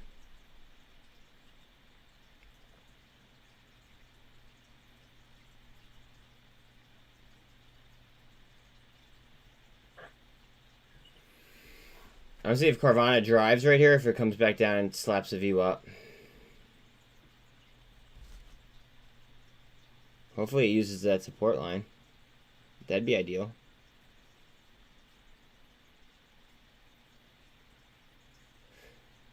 Just throwing this out there. I'm not saying it'll happen, but in after hours, there are no price halts. There are halts for other reasons, but there are no price halts. Take that however you want to. And also a lot of retail, they don't know that they could trade during after hours. No.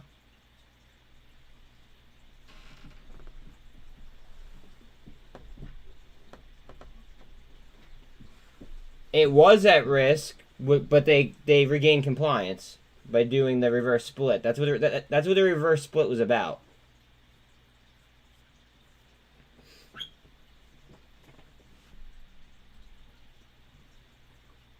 That's why they did the whole reverse split, and now they're in this scenario because now, the shorts, as we know, the shorts just double down and double down and double down and double down, and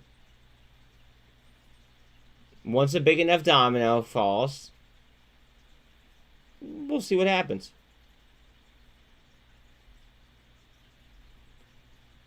I do like how crypto, and a lot of people might not like the way that I say this. I do like how crypto went ahead and hit levels that it did today. AGFY halted? Wait, are you serious?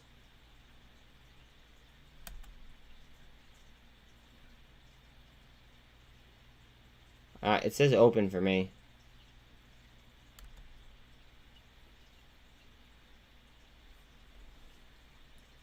Oh, you probably meant to write halt or hail AGFY, right?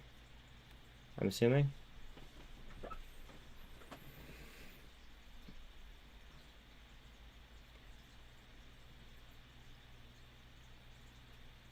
Yeah, but it needs to stay that way for like a consistent number of days. I off the top of my head, I'm not remembering how many days.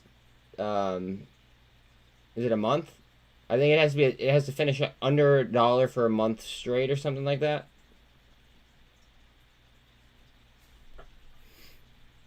And then they get like 90 days to fix it.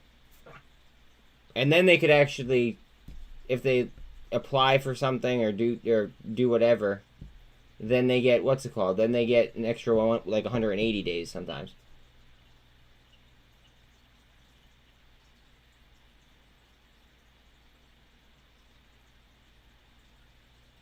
Wait, what do you mean no? I'm a little bit off.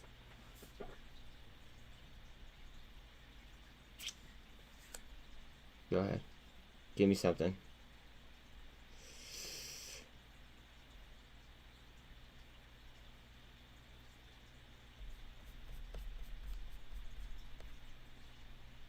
Wow, 189 on ADN.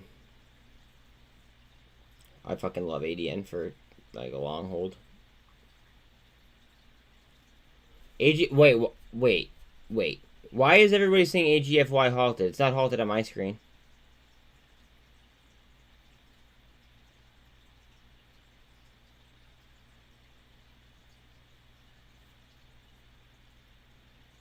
What broker are you guys on? It's not halted on E-Trade either. Oh, okay. You guys are talking to yourselves. Jesus. You had me fucked up. Okay. Yeah, you guys had me fucked up there for a second.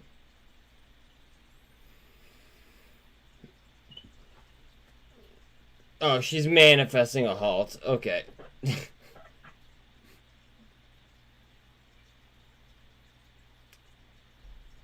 Manifesting a halt.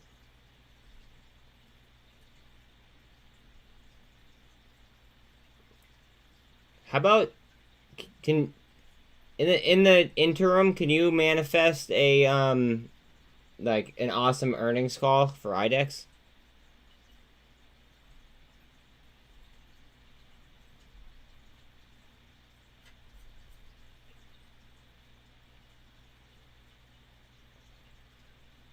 I kind of do, but I wish that they were shorter. Well, no, AMC was a totally different situation. AMC was the buy button.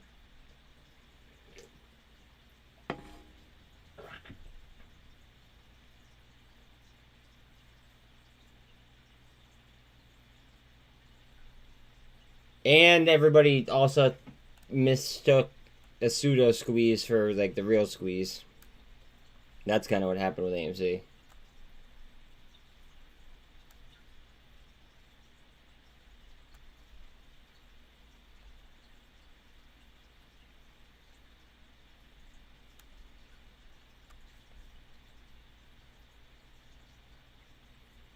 Alright, the 48 is through the VWAP on Vana here.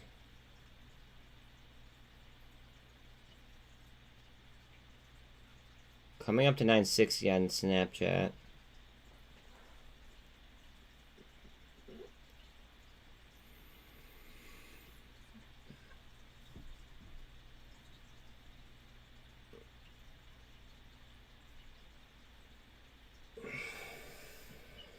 People didn't know how to, like, didn't know how volatile, like, short squeezes, like, really were. And they sold off on the instead of too many people sold, essentially. But at the same time, like, you got you got a profit take. I totally get that. So, like, there's just too many people, in a way, with too big of a float, in my humble opinion. The float is just too big on AMC.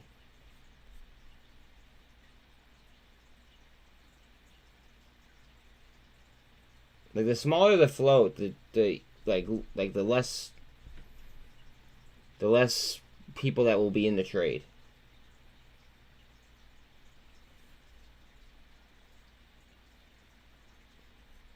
That's another reason why I really like AGFY. Because the float is small, but they're not giving the correct float information on Ortex.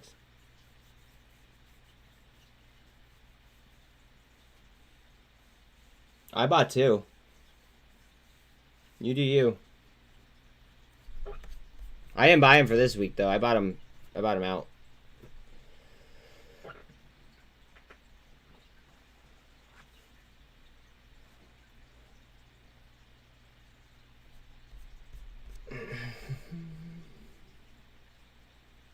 We'll see what happens. I mean, I'm not really concerned about it.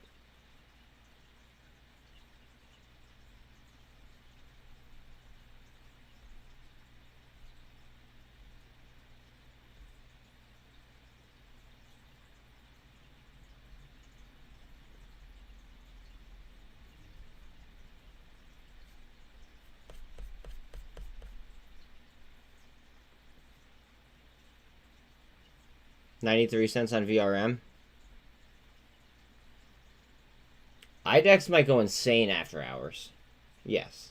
I could agree with that.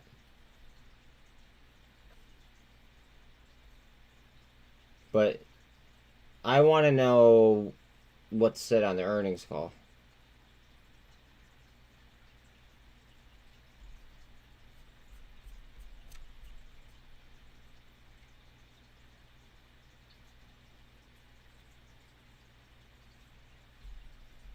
Alright, so super trend down on Carvana, but the 48 and the VWAP's going to be holding it.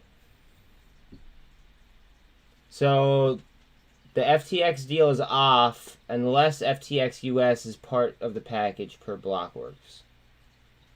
That makes sense. If I was Binance, I'd want to buy the whole fucking thing too. I wouldn't want them to, you know, like, I wouldn't want to buy the shit part of the company. I'd want to buy like the whole thing.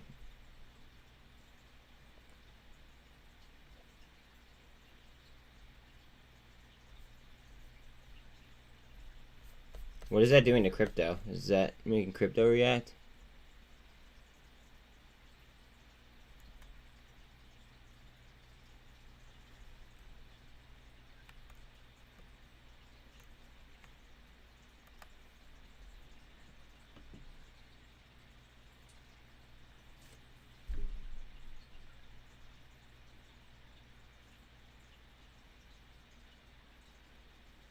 Up. Engulf back up. Back up. All the way up. There you go. Keep going.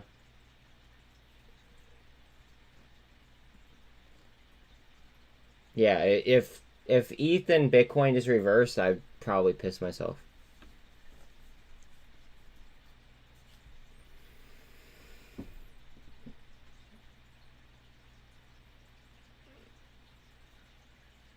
Wait, who's the second largest backer? Wait, behind what? I'm sorry.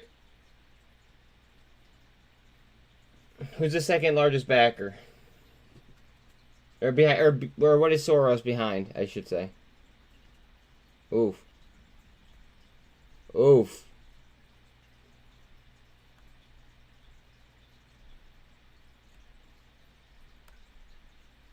Watch it. I hope not, but if it doesn't hold at these levels,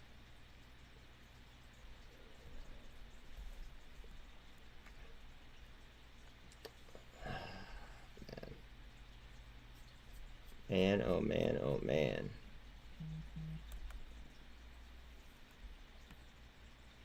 Carvana, though.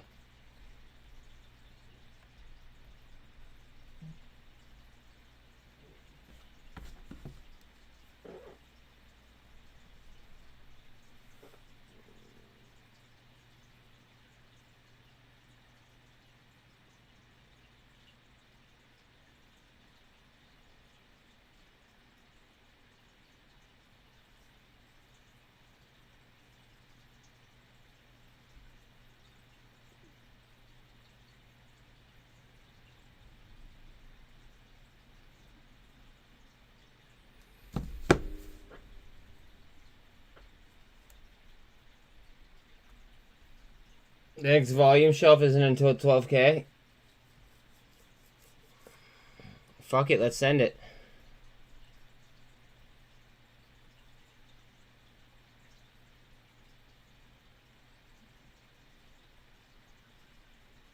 Oh, yeah, fuck him.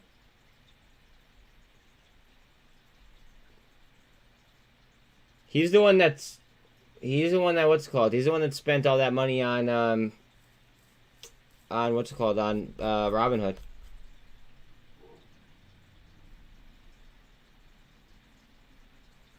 Let's throw that out there.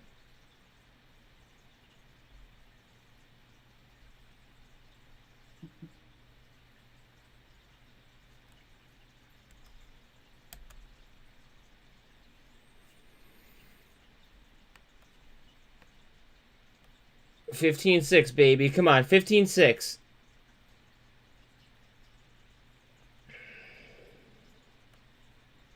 Get down. Get down. Yeah, remember Endo's court date? Is what, tomorrow? Tomorrow at 11:30? Oh, wait, today at 11:30. What's up, who's the boss? Okay. That's cool, then don't watch them.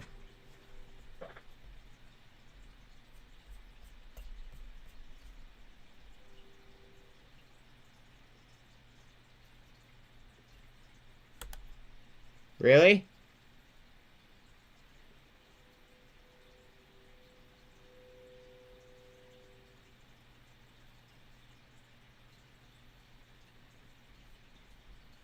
I couldn't tell. Could tell. No, you could leave him. You could leave him. I mean, like, he's clearly wrong. So it's fine. And he's clearly an idiot because the entire market's down.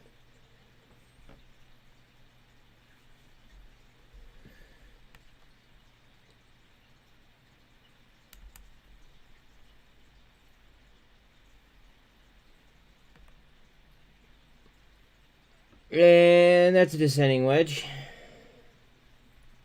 Okay, that's fine.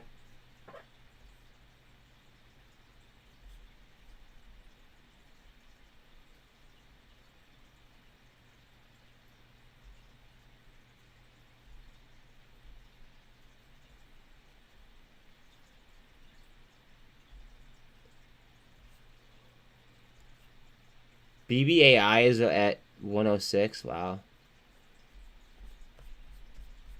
I made money on AGFY, and then I just bought more AGFY.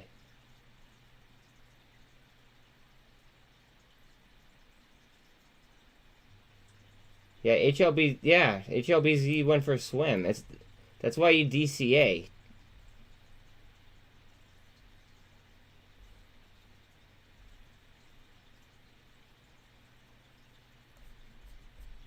Oh, man. Brains. Keep naming them for me. Keep naming them, please.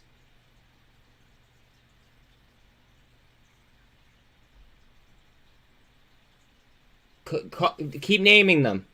Can you keep naming them?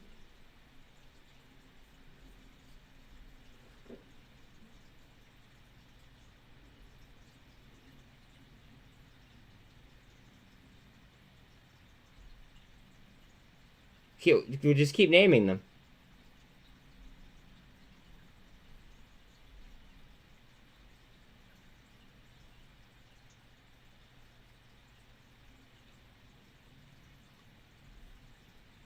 Okay.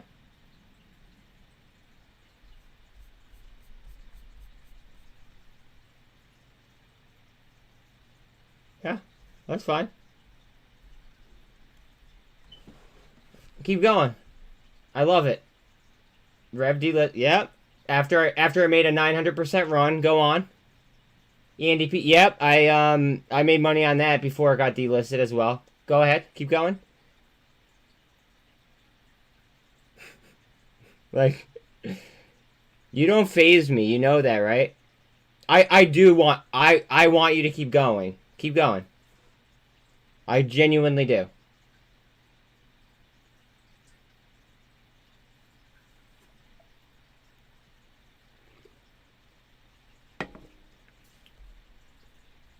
I genuinely do want you to keep, like, to keep naming it. No. Don't block him yet. Don't block him. LiDAR, yeah.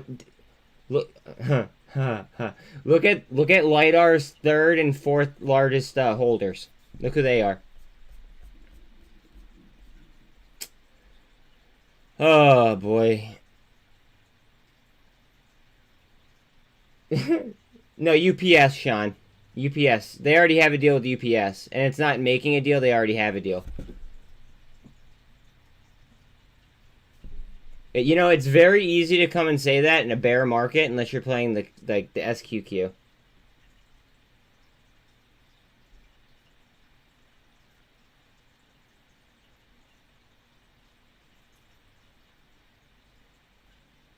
He's gone bankrupt. Really?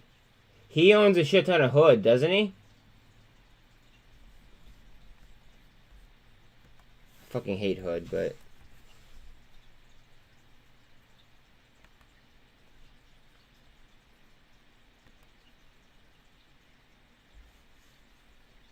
What was his name again? It's something Hood.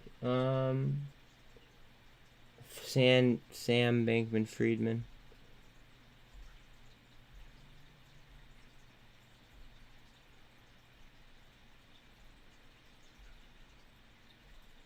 I'm not seeing him. I thought he owned more.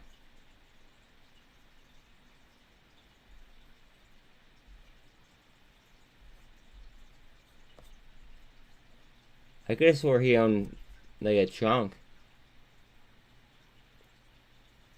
I guess not. You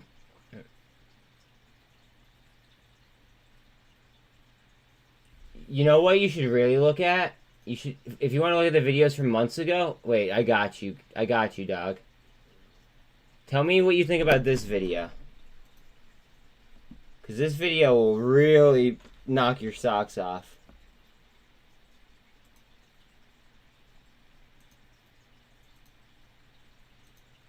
There you go, bud. Tell me what you think about that video.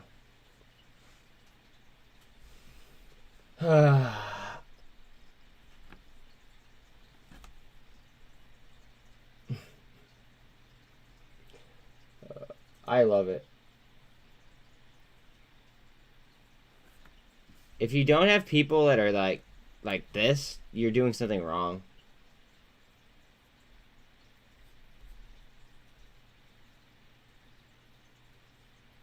Carvana might go for it. Let's see. Hopefully Vroom gets some sympathy off of it too. I mean, we'll see though. But see, guys, this is why I usually do members chat. Well, I started doing members chat just because, like, I mean, I'm kind of bored right now, but on a normal day, I would want to be focusing.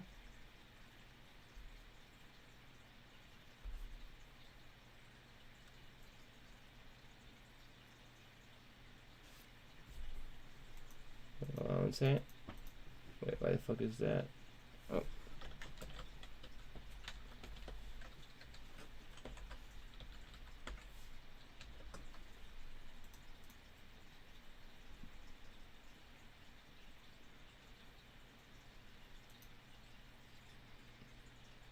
Okay. Ba-ba-ba-ba-ba.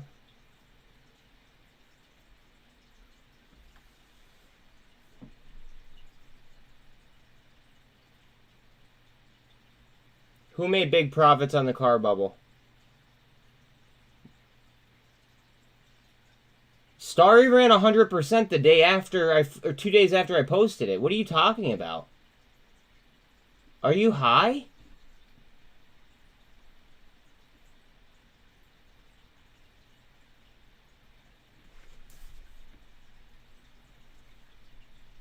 Okay, wait a minute. Wait a minute. Because now I just gotta show you guys something. Now I gotta show you guys something.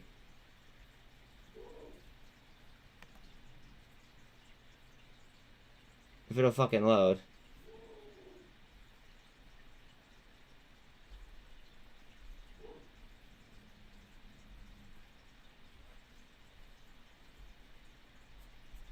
Wait, where?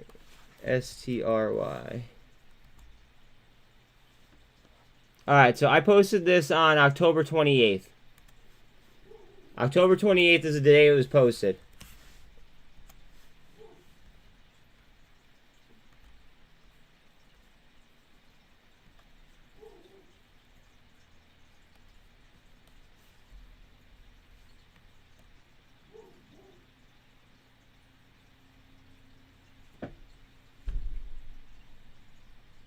And I bought it in here.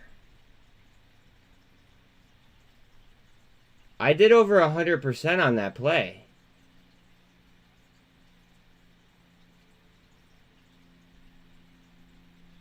Johnny Love. Oh, gee. Okay. You're good. Oh, yeah. Okay. That's fine. No, that's not why. Yeah, I shaved my head because of, oh, which one was that? Oh, that was AGFY. That's right. That's right. That's right. I shaved my head because of AGFY. I mean, I don't, guys, I'm actually entertained by this, so. And that's how I could tell that you can't even read a 1 minute chart. How about that? You just outed yourself. Here we go. Let's go. Let's go. Let's go. We got another one in here, guys. Uh-oh. I'm so scared. I'm so scared. Oh yeah, now we got two. Let's go. Oh, Jesus. That's fucking hilarious.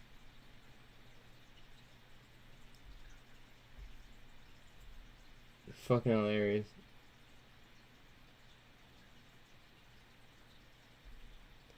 Oh, boy. See, guys, this is why I run members only. Just so I don't have to, like, you know... Like, listen to stupidity. Someone literally just said that a 1 minute chart is boring and that the reason behind it is because they just can't read it. It's not my fault that you're not, you know, that you can't read a 1 minute chart. Like, work on it? I don't know. Get better?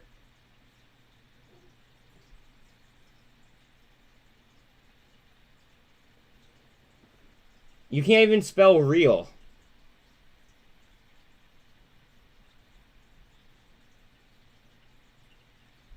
But they're not. You literally just said STRY was a bad call, but I made over 100% on it. I know it's the same guy. But like I just like the stupidity that's going on. Jesus. The stupidity. Like you have to look at the dates that I posted like these things, because after them they may have ran and then yeah, they may have come down, but most of them, if not all of them, ran after I posted.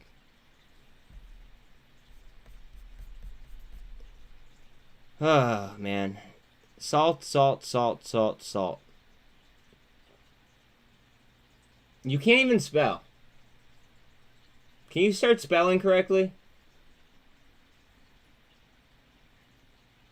Can you please start spelling correctly?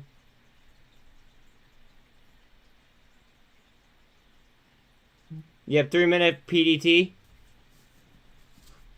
They probably just don't know how to trade or take profit. That's the issue.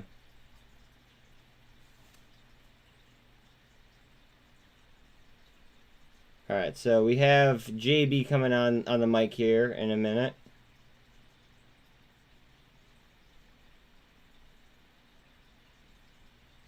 God, the fucking stupidity. That, you know, this is why we didn't gain any seats in government, because of people like that.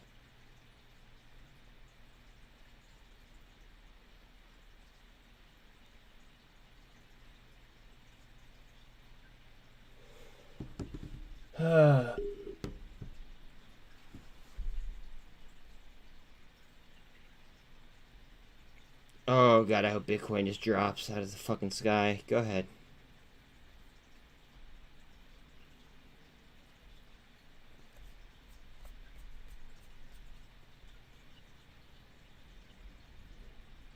You know, usually, I do want to say this, at least. Usually when I'm about to hit on something, that's when the fucking weirdos really come out. That's when I'm about to hit on something. So maybe, just maybe, one of my plays is about to pan out.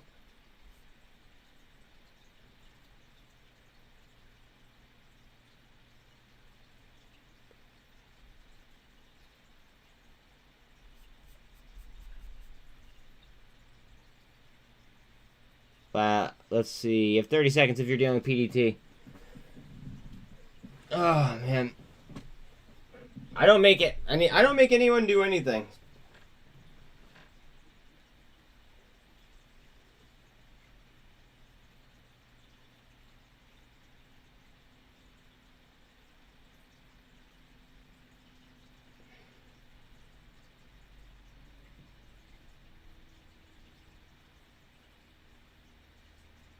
All right.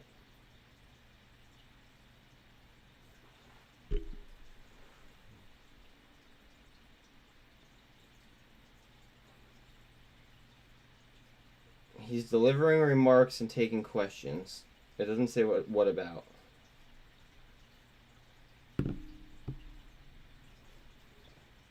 No, No, Mike, today was an opportunity day, in my opinion.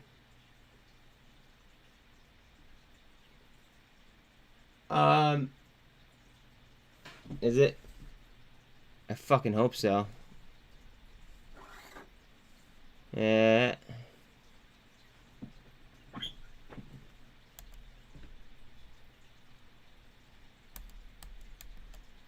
I hope so. Of my random calls that I bought. I shouldn't have even bought them, realistically. It didn't fit my trading plan. But it just seems so cheap, and yeah. What is AGFY doing? Comms is up 5%.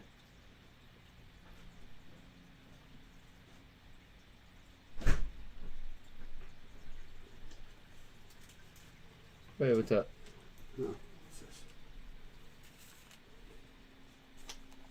I don't know, I probably have to fill it out and send it. Okay. Got a smoke? I have no idea what this is about. Thanks for bringing it in the mail, though. Yeah, I just have haters in chat, so.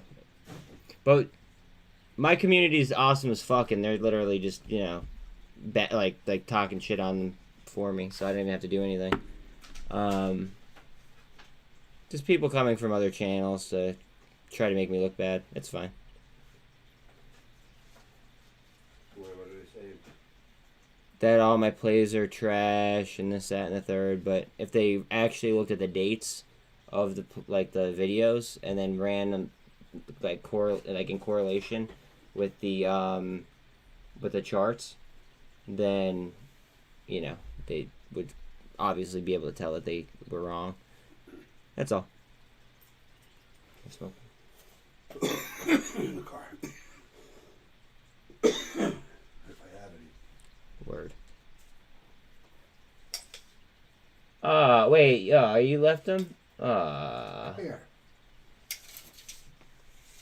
Yeah, but that was not. It's not the Fat Max though. Sure it is. No, well then trade me. You broke this off of it. Okay. Where'd you get this one? I have no idea, Dad. I have no idea in the world.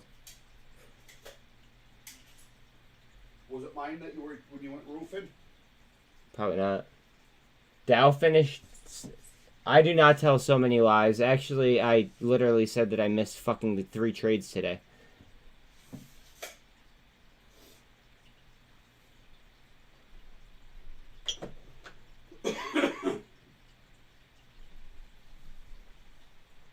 I live in an echo chamber. You're so funny. You're so funny. You keep making accounts, and just giving me more subs. Like you realize that every single time you interact, it's good for the algos. So you're actually helping me. Like, do you understand that?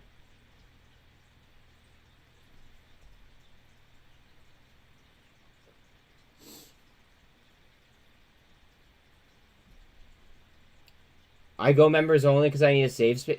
No, I just don't want to waste my time talking to people like you that distract me. But thank you.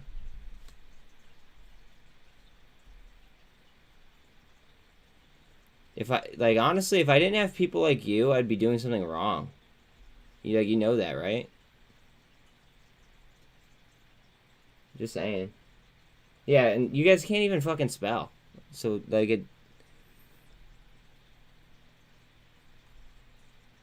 am I really going to take an insult from somebody who can't spell? Think about it.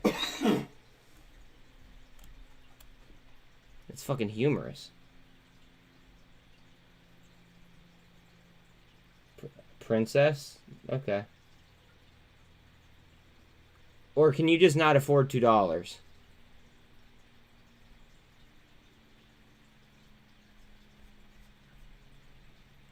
Can you just not afford $2? Because I respect that, and that's why I have a Twitch channel that's free.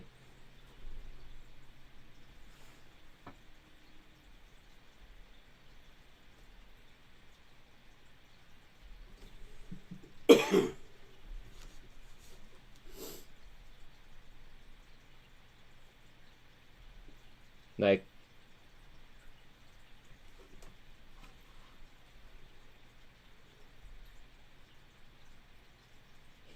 he's the Make-A-Wish channel? What? What? What does that even mean? Do you need a helmet?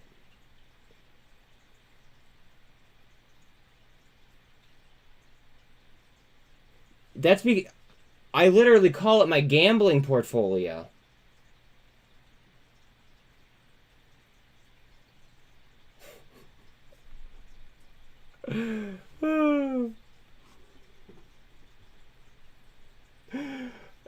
Oh, God. Come up with better ones. Come up with better ones. I like windows and fart in the bathtub and bites bubbles. Okay. So what if I did? I don't, but what if I did? I still have your attention. Man. No, stop deleting them. Stop timing them out because I get interaction here. Alright, I'll talk to you later. Well, I want to come out for one of those. 1 second, guys. I'll be back in I'll be back by the time he's out of timeout. Hey, South Carolina, think of some bullshit to say.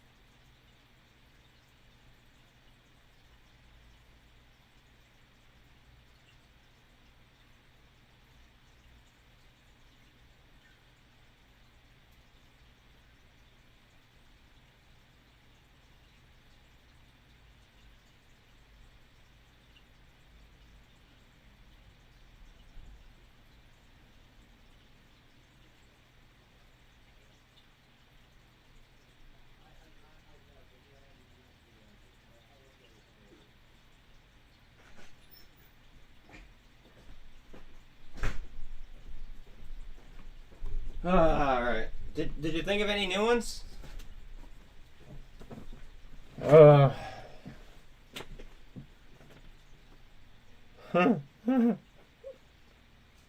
You're good. You're funny. You are funny.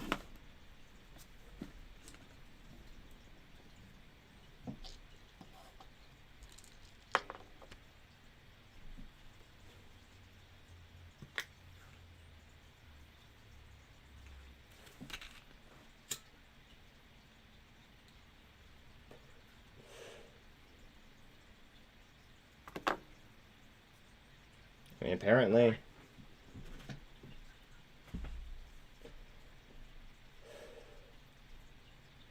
Unfortunately, I am. But it's a rare occasion. It's like once a day.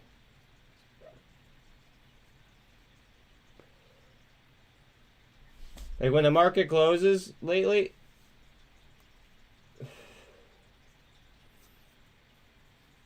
Yep. Not with you guys, because then I lose viewers.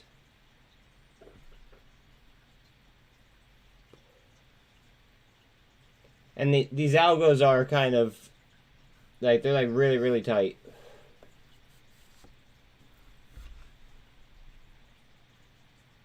Like the algos are like super, super tight. Like I can't step outside on live. If I go take a piss, sometimes I'll lose like 5 viewers because people are impatient. Yeah, and I don't have any kids. Like, I don't have any kids. Yeah. That's perfect. That's interaction.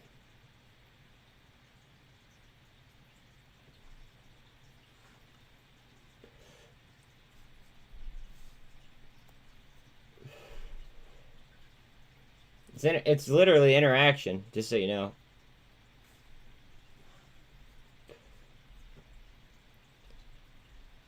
It doesn't matter if it's good or bad. Just so you're aware. Just so you're aware. Like, it does not matter if it's good or bad.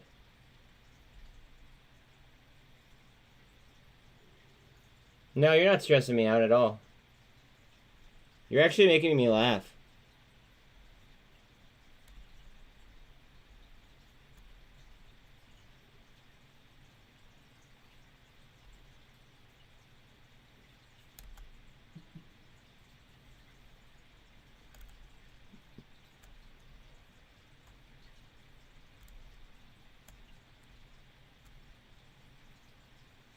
I don't beg for money. I actually have a link at the top.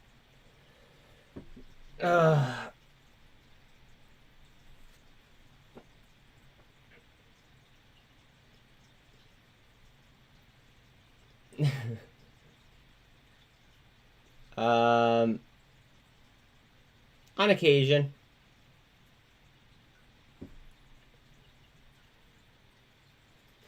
I don't want to make the market move. That'd be illegal.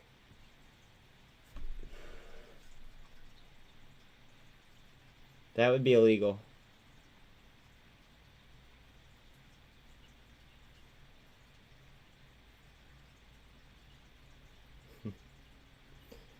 Oh, this is good. I'm gonna get us set up for the. I'm not smoking the stress at all. Give me 1 second. I'm not responding to you guys. I am just pulling up the IDEX call. 1 second. Wait, I already have it up, didn't I? No, that's something else. Oh, wait, I know where it is. Never mind, I already have it up, I think. Let me see. Is it on this one? Oh, it's on the Twitch one. Okay, hold on a second. No, it's not, actually. Oh, no, that was the AGFY one. Hold on a second.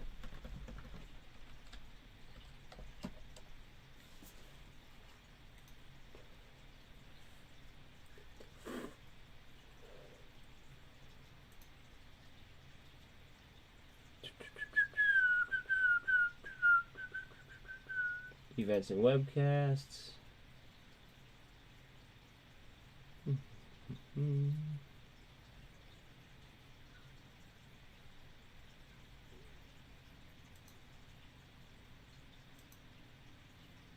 Please click this link.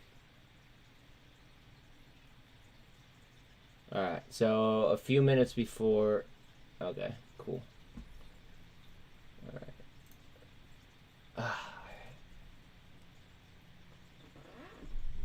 Yeah. The salt, yeah. The salt is real.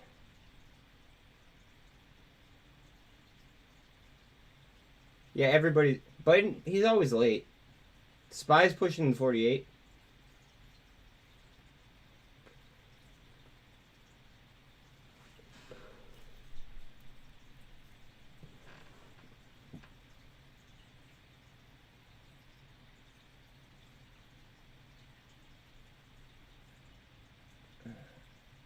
No, I just don't want to take money out of my portfolio while these values are where they're at, which is why I made the YouTube.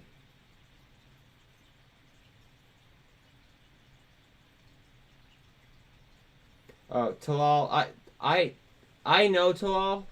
I know.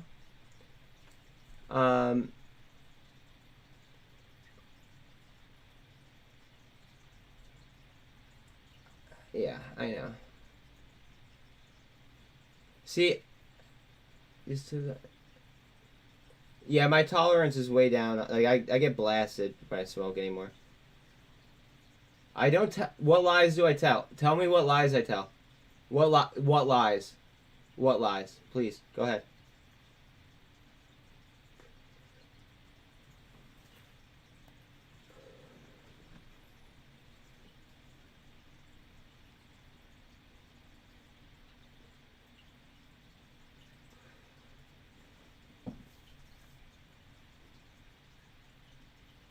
This is the worst community on YouTube. Okay. Oh, Jesus.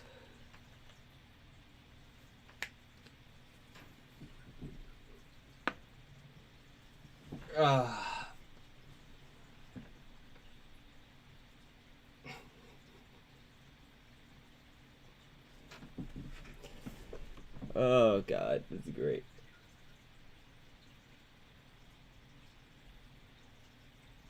This is fucking awesome. Oh, JB, hold on a second.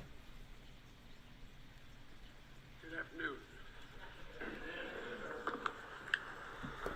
Well, we had an election yesterday. And it was a good day, I think, for democracy. Oh, my I God. think it was a good day for America. Excuse me, I'm a little hoarse. Our democracy has been tested in recent years, but with their votes, the American people have spoken and proven once again that democracy is who we are. The states across the country saw record voter turnout. And the heart and soul of our democracy, the voters, the poll workers, the election officials, they did their job and they fulfilled their duty. No, they didn't. I didn't get much, ID'd when I went and voted. All, without any interference, it looks like. I didn't even get ID'd. Testament, I think, to the American people. While we don't know all the results yet, at least I don't know them all yet, here's what we do know. While the press and the pundits are predicting a giant red wave, it didn't happen. Unfortunately. And I know you were somewhat miffed by my obsessive optimism, but I felt good during the whole process. I thought we were going to do fine. While any seat lost is painful, some good Democrats didn't win the last night. Democrats had a strong night. And we lost fewer seats in the House of Representatives than any Democratic president's first midterm election in the last 40 years. And we had the best midterm for governors since 1986. And another thing that we know is that voters they can't use proper grammar at all.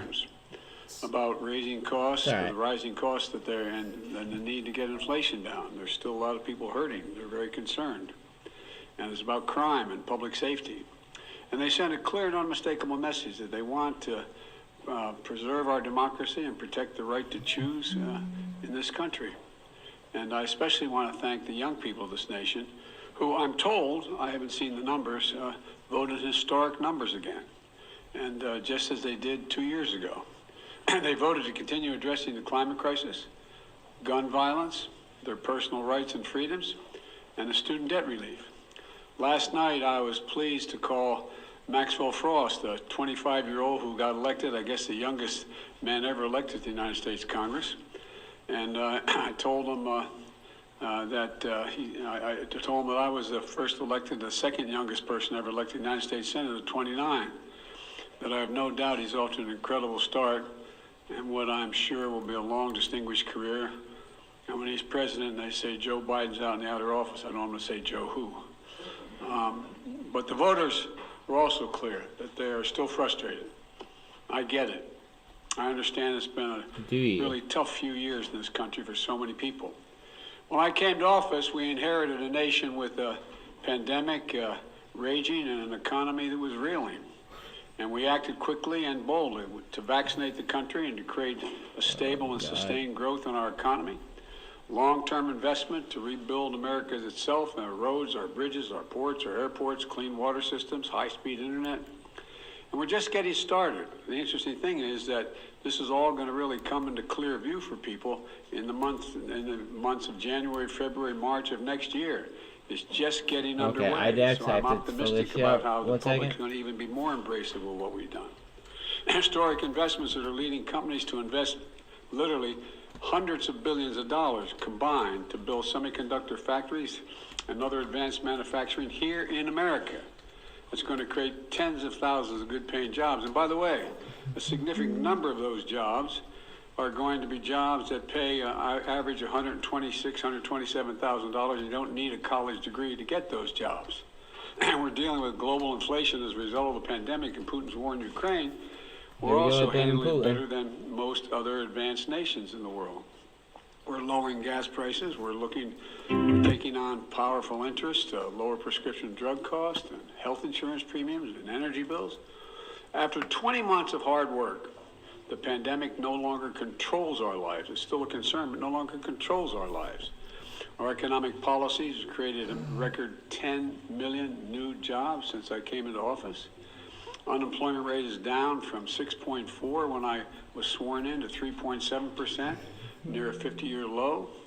And we've done all this while lowering the federal deficit in the 2 years by $1.7 trillion. Let me say it again, $1.7 trillion.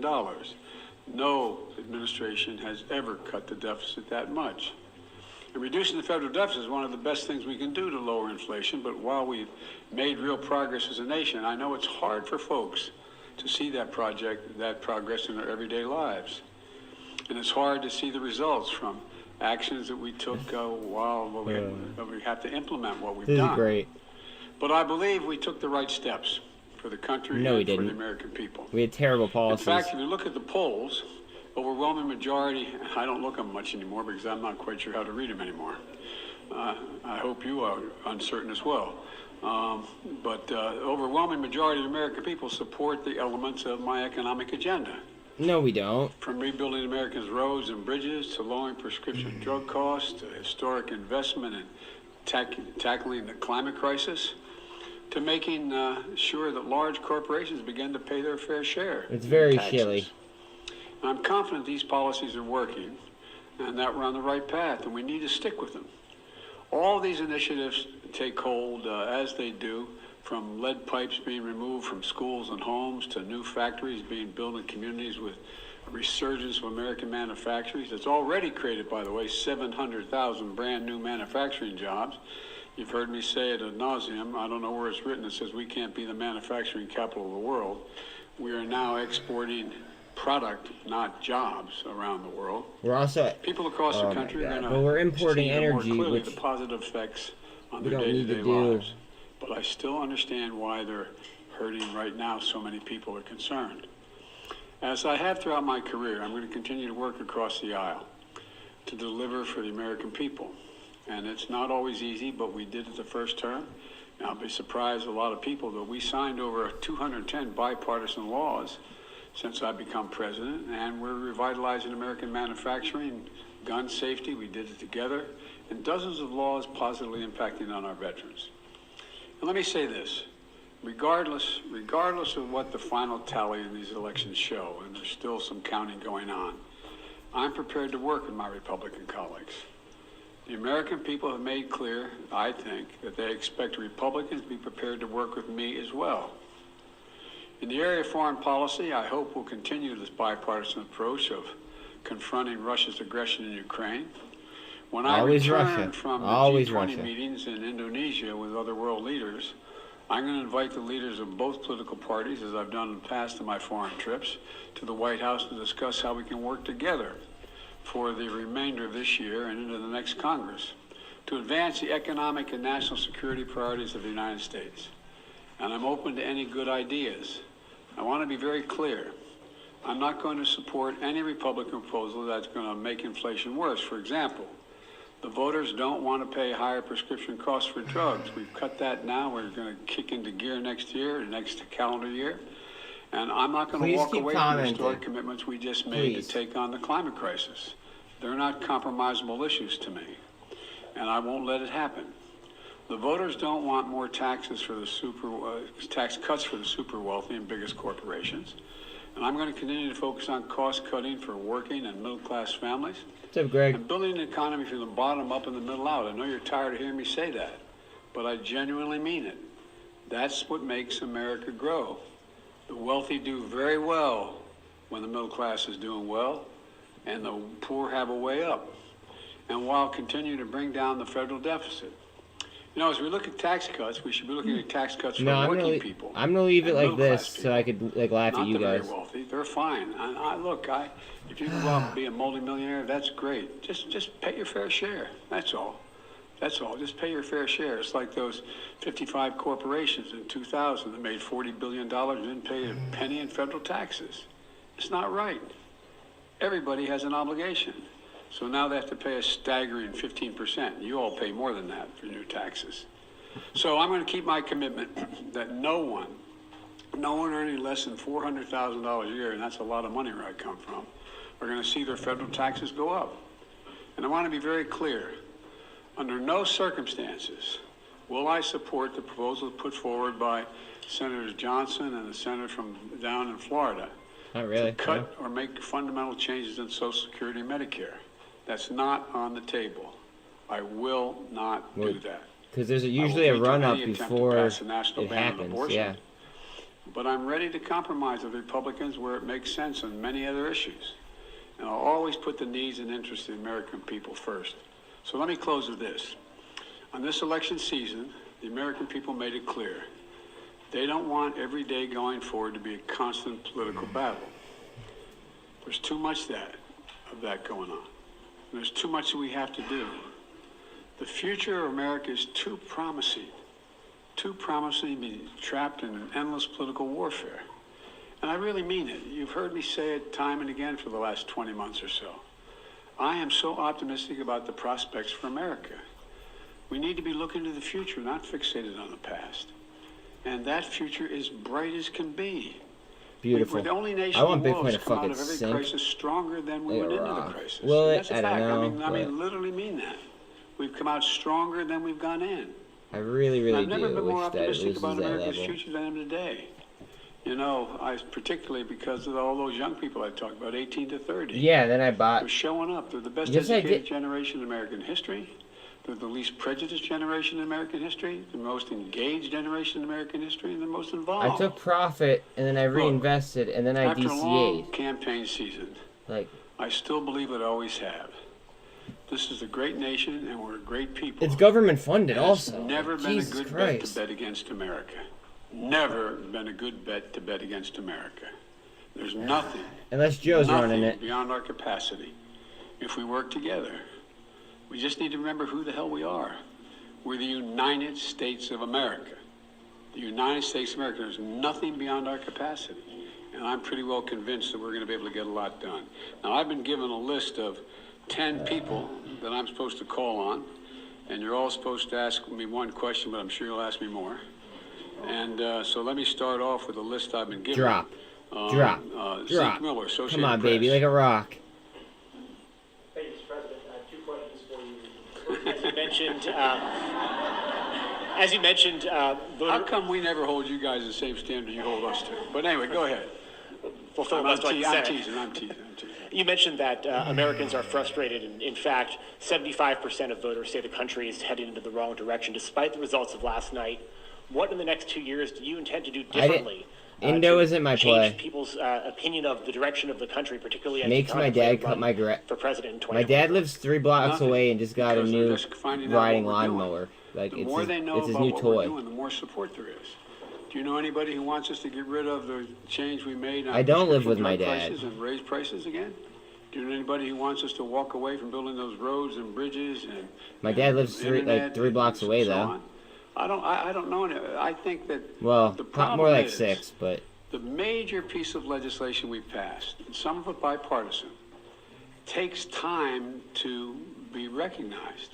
For example, you got over $1 trillion worth of infrastructure money, but not that many spades have been put in the ground. It's taking time. For example, I was on the phone congratulating a Californian recently, and then someone in up in Scranton, Pennsylvania, the congressman got elected. No, Talal, I'm actually having make fun. Sure we're able to have high-speed rail service from Scranton to New York City. I said, yeah, we can.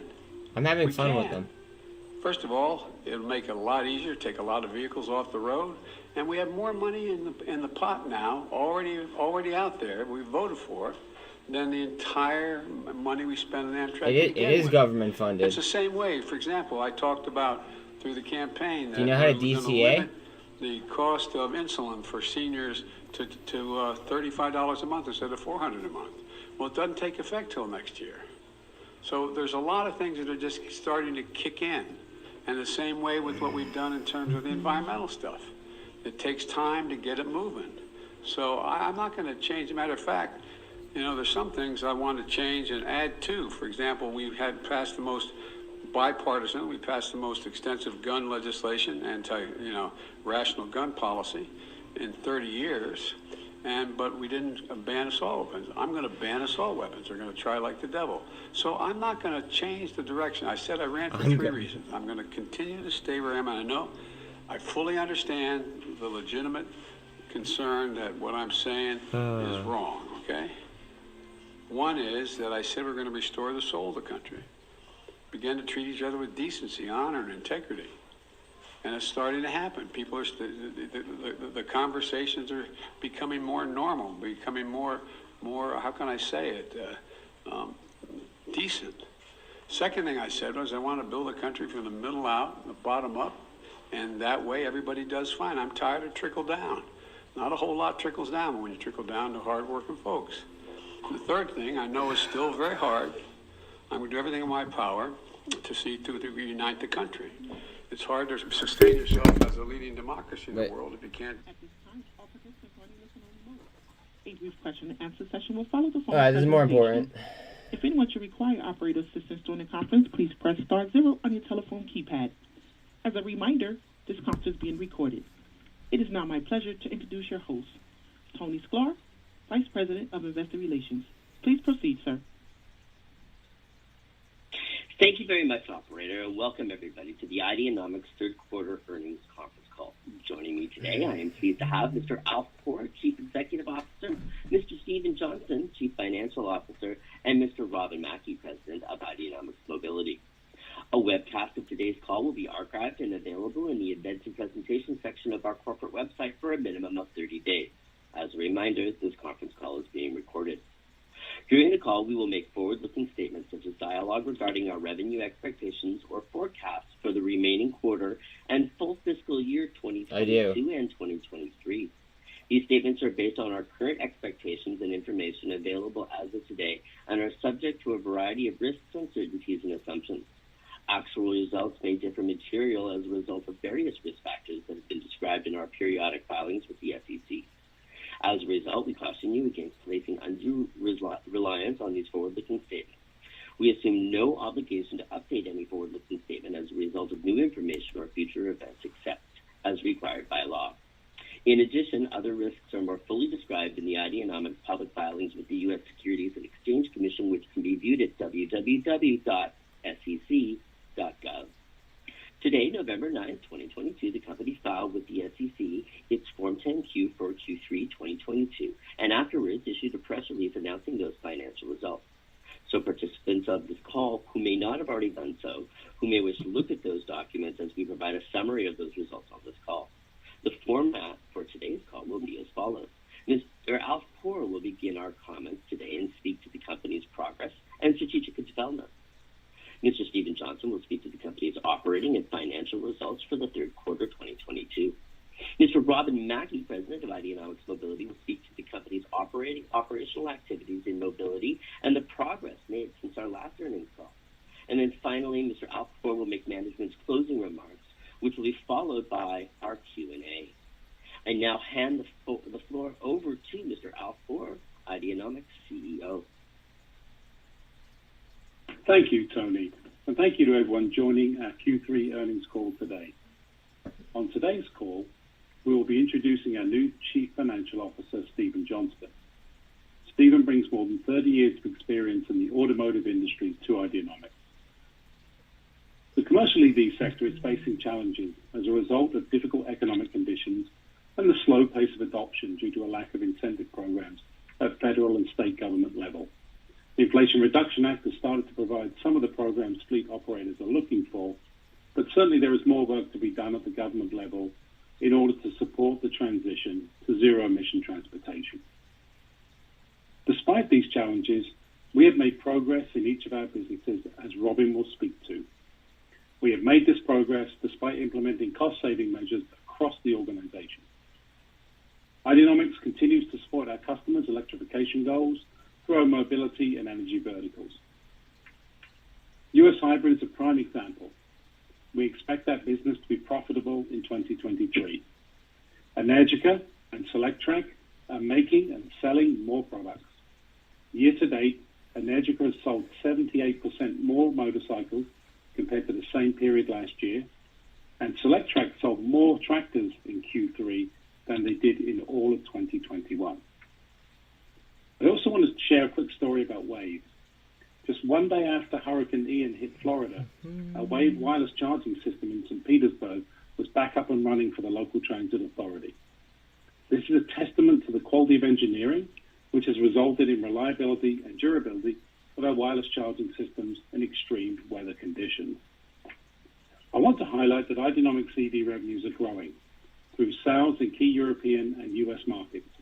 In previous quarters, our non-core fintech businesses and our China EV sales business made up the bulk of our revenues. The switch has now taken place. By transitioning away from non-core businesses and markets, we can place our focus on the areas where we anticipate the more meaningful market opportunities. I'd also like to provide an update on VIA. The Ideanomics and VIA teams are working closely on progressing the acquisition. We believe VIA can be a force multiplier for Ideanomics and vice versa. Together, we offer a better product that meets customers' needs today and tomorrow. Ideanomics Energy and Ideanomics Capital will accelerate VIA sales with our as-a-service subscription model and offer customers turnkey charging solutions to support the mass deployment of VIA vehicles. The WAVE and VIA teams are collaborating on the integration of WAVE's induction charging system onto the VIA platform, and that would represent an industry first as a fully integrated solution in commercial EV. This is what our customers in the last mile delivery and logistics markets require: a simple, integrated, and affordable way to electrify. Before I pass you over to Stephen, I would like to address our share price. Everyone at Ideanomics is committed to supporting the value of our company and our stock. To do this, we are focusing on the fundamentals of cost savings and execution, in conjunction with pursuing strategic financing from alternatives to dilutive equity-based finance. These funding initiatives are currently ongoing. To sustain our vision, we are focused on building momentum around our successes.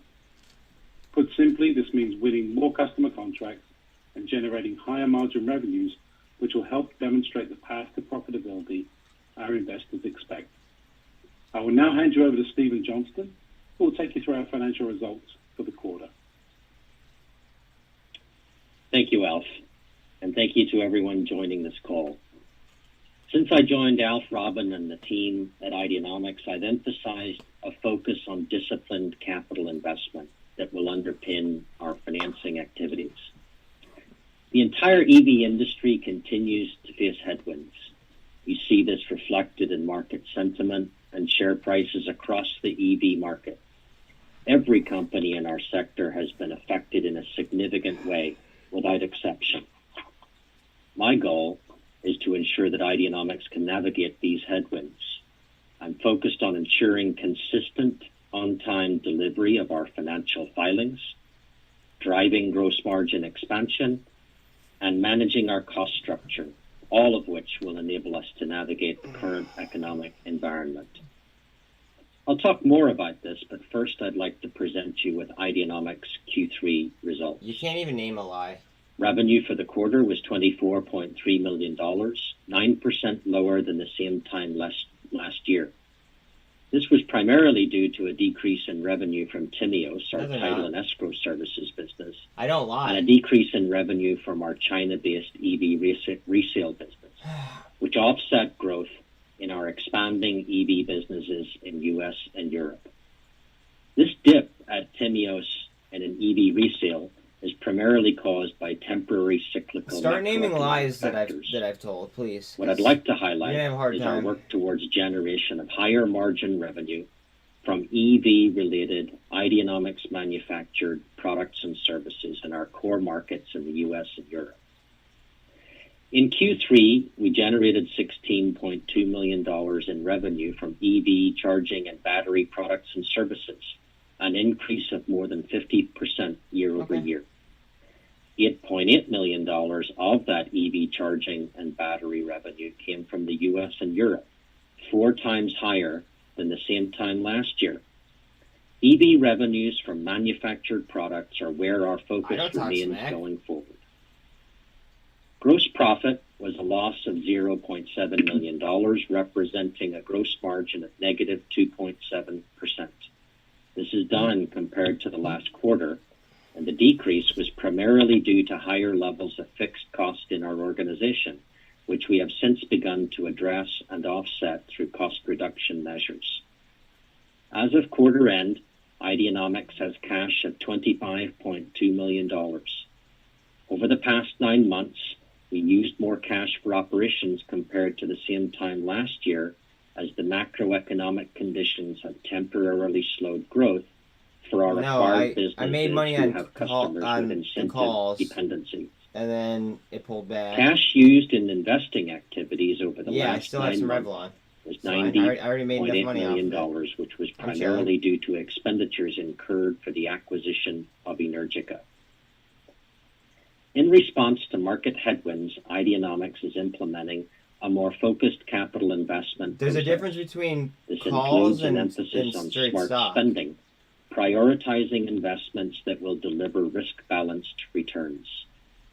We are also continuing our journey to create a leaner, more focused company, 100% committed to becoming a world-class provider of commercial EVs, charging products, and related services.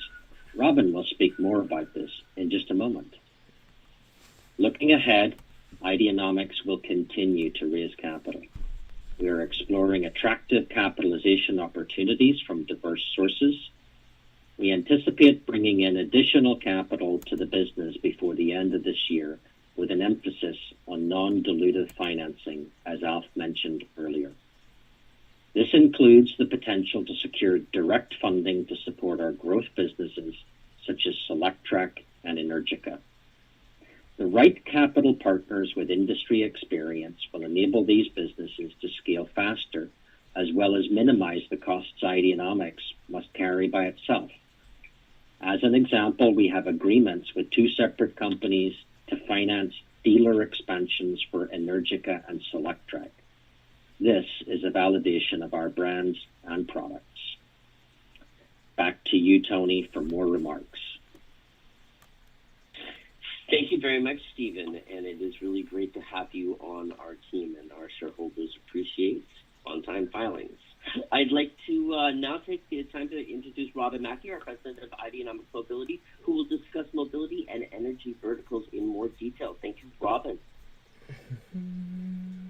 you, Tony. As a reminder for everybody in the call, my focus continues to be on execution and performance improvement across the business. Building on Alf and Stephen's comments, we've initiated a number of cost-saving measures across the organization, with business reviews completed at both corporate and operational levels. These initiatives have enabled us to cut our operating costs while retaining key talent and maintaining a focus on value-added projects with the highest returns. Additionally, we are still experiencing some supply chain constraints and are actively working with our partners to stabilize the supply and improve the predictability of our production throughput. As Stephen mentioned earlier, Ideanomics generated $16.2 million in revenue last quarter from the sale of EVs and charging infrastructure. I would like to briefly touch on some examples of how our focus on execution has enabled this. Firstly, our targeted investments in growing production and distribution capabilities, of which the clearest examples will be with Energica and Solectrac.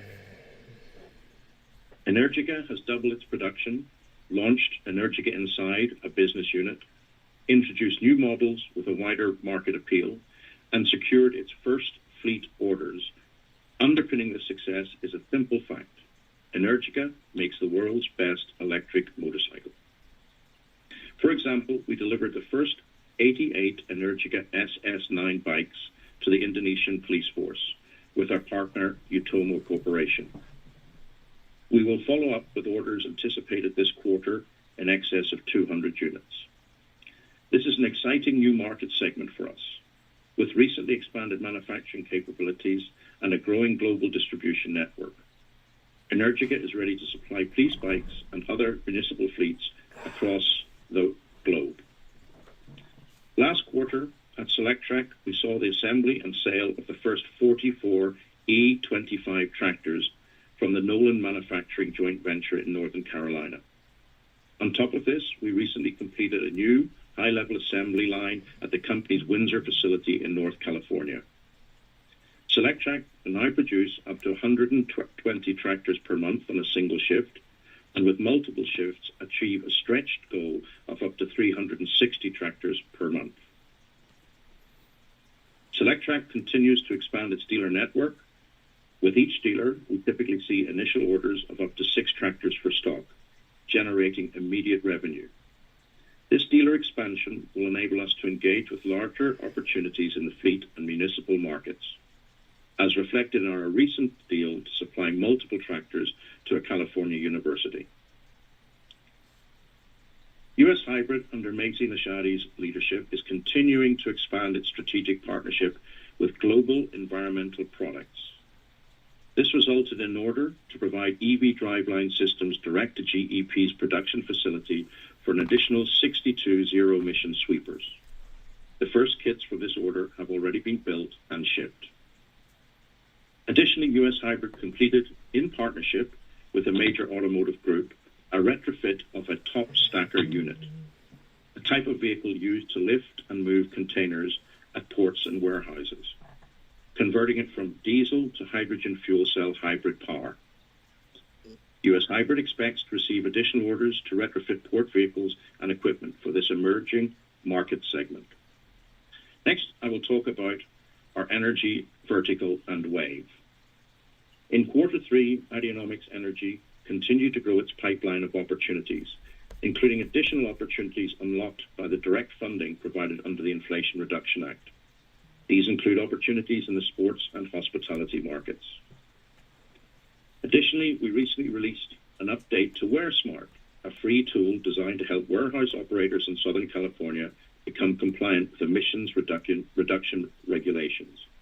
In just a few days, we saw an increased sign-up rate and began conversations with several high-quality leads. As a reminder, not every opportunity will translate into a contract, but these are strong, positive leading indicators showing that we are offering our customers exactly what they're looking for.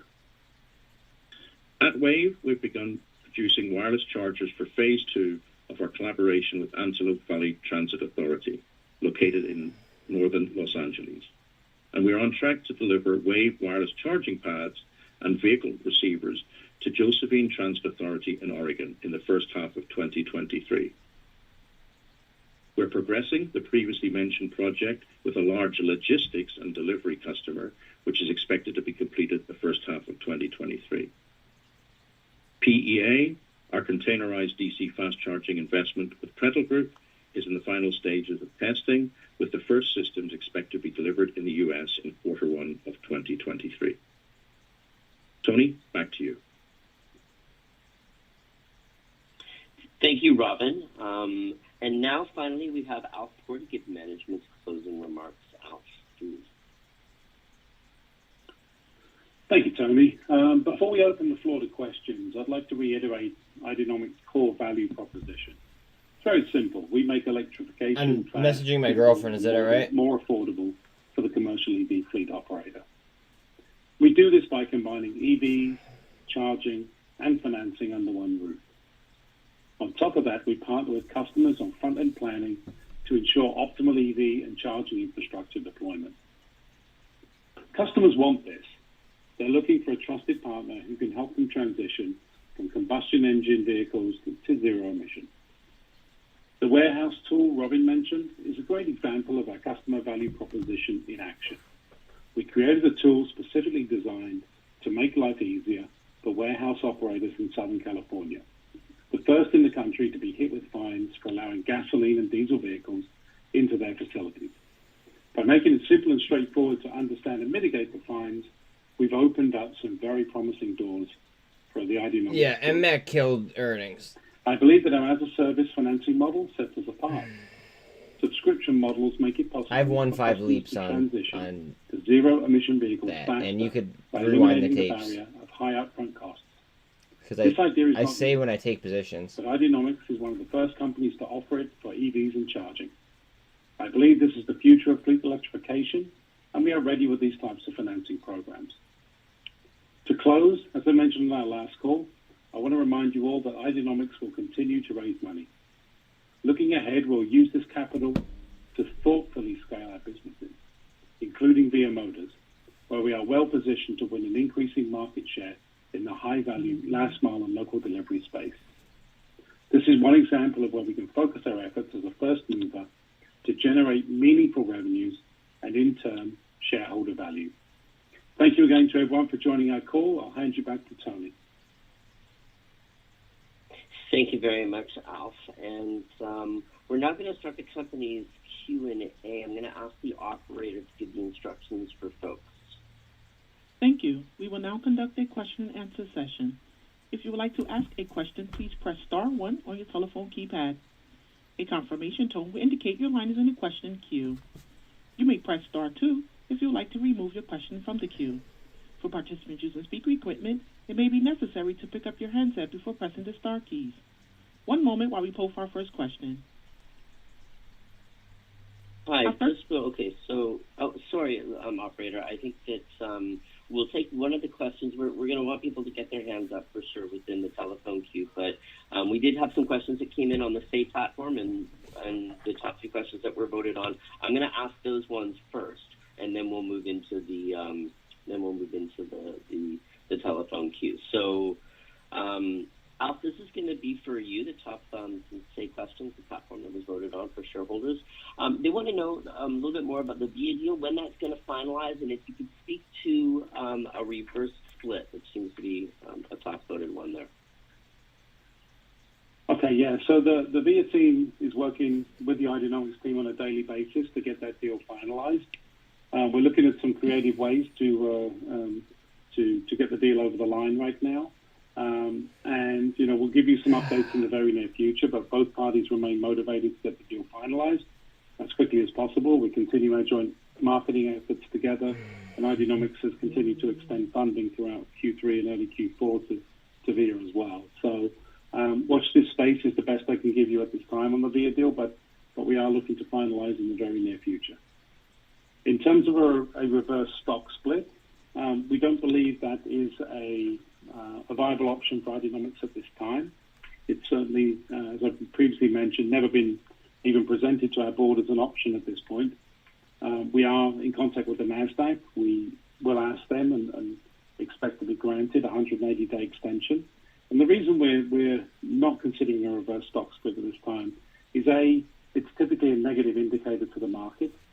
So you'll see the stock kind of settle down below its split value after the transaction. And B, the commercial EV sector has been beaten up pretty badly. No, I'm chilling. We actually I'm trying to listen to the earnings call.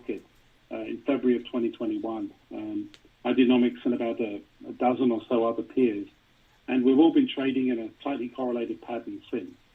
And I think the recent market pressure of the stock market coming down in general has kind of piled on to the commercial EV sector. So we've taken kind of a double hit. And as part of that, we expect to be one of the first sectors to emerge when the economy does recover. So for those reasons, we're not looking to hit the panic button and do a reverse split. I don't think it works for our investors. I don't think it works for Ideanomics. We have a very liquid stock. Reverse splits can dilute your liquidity significantly. So I think one of the most attractive propositions of Ideanomics is its liquidity, and we'd be loath to let that go. So reverse split. Hear a lot of noise on it. Tony and the team reported on social media or other platforms as they gather information and bring it to the management team, but not currently something on our agenda to take a look at. And we do believe that we'll make we'll be back in compliance with our minimum $1 listing bid and above as soon as the market correction takes place. Great. Thank you so much, Alfred. So now we're going to go to the phone lines. Operator, I believe that Andre Shepard from Cantor Fitzgerald is up next. Yes, Andre Shepard, please proceed. Good afternoon, everyone. Thanks for taking our question, and welcome, Stephen. Looking forward to speaking and working with you going forward. Maybe a question for Alf and or Robin. Can you just remind us what are the most important milestones and catalysts that we should be aware of as we head into 2023? Thank you. Robin, you want to take that to start with, or you want me to? Yeah, no, I'm very happy. Hi, Andrea. For me, the focus primarily is on the growth organizations at the moment, and we're seeing on quarter improvement on the throughput of those businesses. Specifically, I'm talking about Energica and Solectrac, who are gaining more and more market traction every quarter. Funny. So that is one area that I think is a strong indicator for the future. Also, the transition has been made at US Hybrid as we move forward to cash flow break even and into profitability through the last quarter of this year. We've seen a transition in their approach to market from pure engineering and non-recurring engineering type projects into the provision of kits and volume to support other OEMs who are moving into the market. And then Wave, I think we'll see some traction through Q1, Q2. They have transitioned from being heavily predicated on government funding in terms of proof of concept to working closely under the IRA with a number of key customers looking to adopt the technology. So transition from government funded to more commercial projects, albeit still proof of concept during 2023. Thanks, Robin. That's very helpful. Maybe as a follow-up, as it pertains to Wave specifically, can you just give us an update on how you intend to apply for the projects that qualify under the NEVI federal funding? Any color there that you can give us? I know the projects are still being,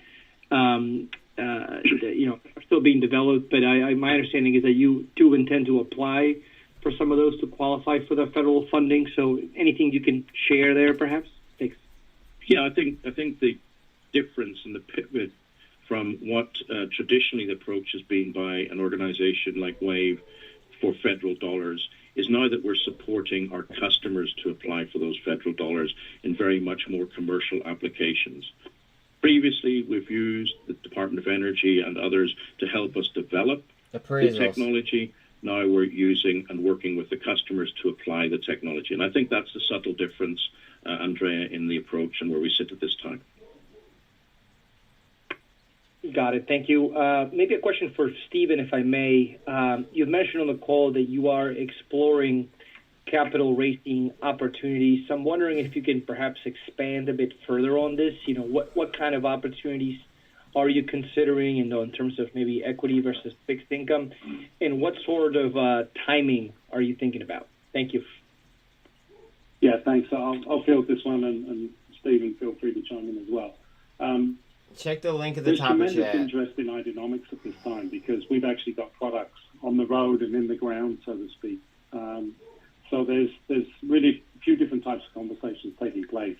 There's the equity ones. We want to be light touch in the equity market as much as we can. We want to respect their share price. But we may use equity sparingly over the course of the next 6 months.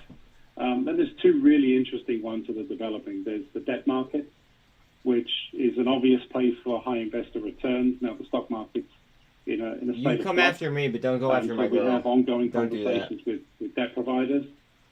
That's a longer path than an equity transaction. Equity transaction, they look at Ideanomics share price, they look at the volatility, they look at the volume, and a deal is struck in a matter of days to maybe a couple of weeks maximum. When you're dealing with a debt fund, you're talking about 3 to 6 months of due diligence, multiple management presentations, inspection of IP registries, the whole kit and caboodle. No, I'm There's good. also Just another don't talk really about my interesting girl. dynamic. A number of the private equity funds have stepped forward. Those with, some of them got large ESG, impact-focused funds, where they wouldn't normally approach a public company. They're seeing opportunity because of lack of capital. So there's some really interesting conversations. Our chairman's been helping facilitate some of those. Those are really interesting as well, and they could probably be, which would be, some relief to investors, they probably could be the cheapest capital we could access because their structures will be, less like a debt or a mezzanine financing and more like a mix between debt and an equity. So, we've got a good opportunity here. There's a lot of interest in Ideanomics at this time. These deals do take time to land, but we're in some significant conversations, and we expect to include them before the end of the year. Wonderful. Thank you, Alf. Maybe one last one for me, if I could. On strategy, going forward, Alf, do you expect to continue to acquire businesses that fit with the overall strategy, or are you kind of content with the current businesses that you have on the mobility side specifically? Thank you. Yeah, Ideanomics is a dynamic business, as you know, Andres. So we're never shy to step into acquisitions. The first phase of the acquisition program that we did was really to capture what we felt was some of the most meaningful technology in the space. As you know, Andres, whether it's Wave, whether it's Energica, whether it's VIA Motors, they're all differentiated. And they're all strong from a technology perspective, unlike a lot of the product in the market, which is just a body design with somebody else's tech underneath. So that was the first phase of what we're doing. If we're going to do acquisitions in the future, they won't be so tech-heavy. They'll be more focused on revenue generation and force multipliers for generating revenue within the group. So if we're going to access the acquisitions market again and take advantage of that, it would be for revenue-generating companies that can help multiply the revenues across the group. Wonderful. Thank you very much. Congrats again on the quarter, and I'll pass it on. Thanks again. Thank you. Thanks so much. Our next question comes from Elise Remick with E-Trade. Please proceed. Hi. I am an investor in your company, and my concern is you're saying all these wonderful things, and it's just, I think you've mastered all this wording. It just, everything seems like an incomplete thought. Did they just cut her off? Our next question comes from Garrett Van Wagner, a private investor. They did. Yeah, the question is about VIA's skateboard architecture. Are they delivering products using that skateboard architecture? Just one-off kind of people want to see? I don't like how they just cut her off, though. And when do you expect volume to be available in the Detroit facility? Alf, I can take that if you wish. Yeah, please do, Robin. I'll try and answer the previous question as well afterwards. Okay, no problem at all. So the actual skateboard technology at the moment is completed all of its testing and validation for the U.S. market and homologation, and is ready to go to scale. We have a number of companies that are interested in utilizing the technology specifically for their own applications. We recently announced a very large deal with a emergent bus manufacturer, a small shuttle bus manufacturer, who chose the platform over other competitors. And as you well know, we've been doing significant testing with some large grocery firms, It does. and logistics companies. Even as well. even To answer your second unsubs. question, That we helps expect with the to be in algos the too. market by quarter one, end of quarter one, 2024, and are currently looking at both facilities and contract manufacturing partners to enable that. I hope that answers your question. Yeah, I was just asking, have you delivered any vehicles at all? Just a couple No, the next various people that want to no, try out? we have delivered what I would call validation prototypes, which is a normal process within the automotive industry. Our next phase is building what we call alpha, and those alpha vehicles will actually be put into the hands of end users who've expressed an interest, and we expect that to be completed by the end of quarter one, 2023.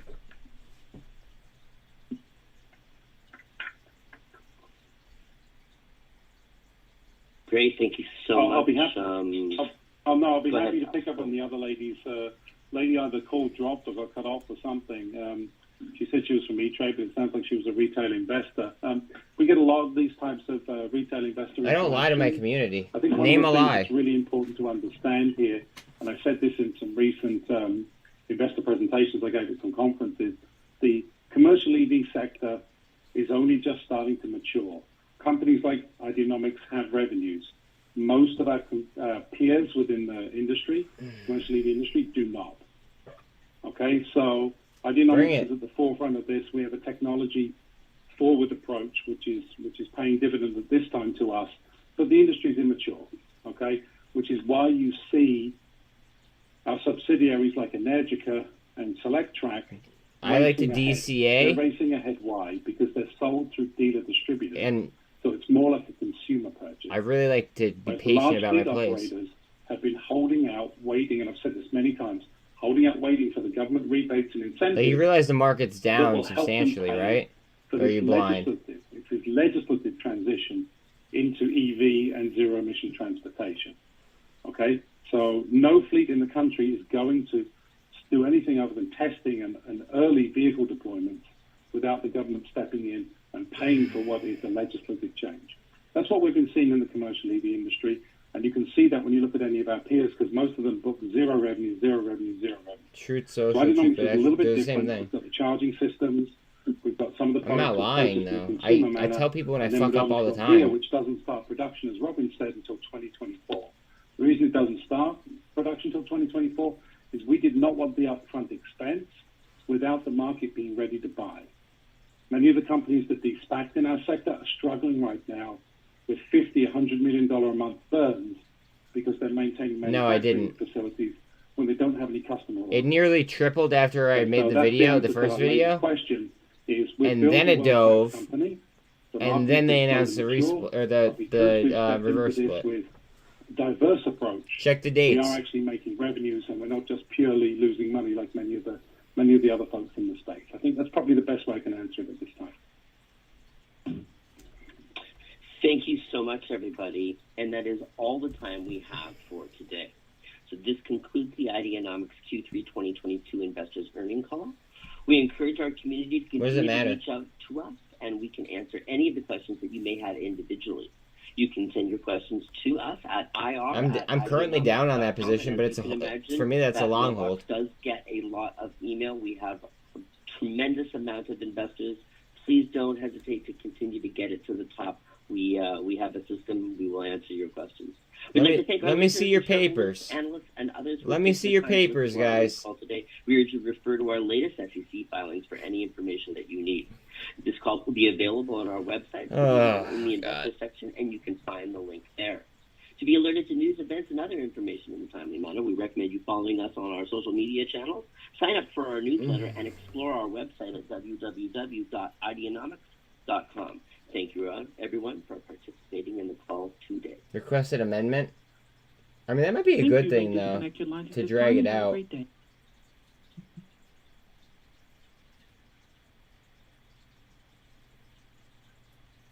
deal for me to make people lose money. That's hilarious.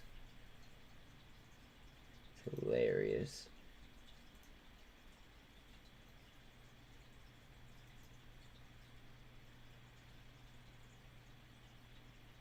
Oh, what up, Jay Jared? Thank you for rating the channel. I appreciate that, bro. You guys should totally pull up my YouTube though, because I'm getting bashed left and left, right, and center. It's fucking hilarious. Just saying.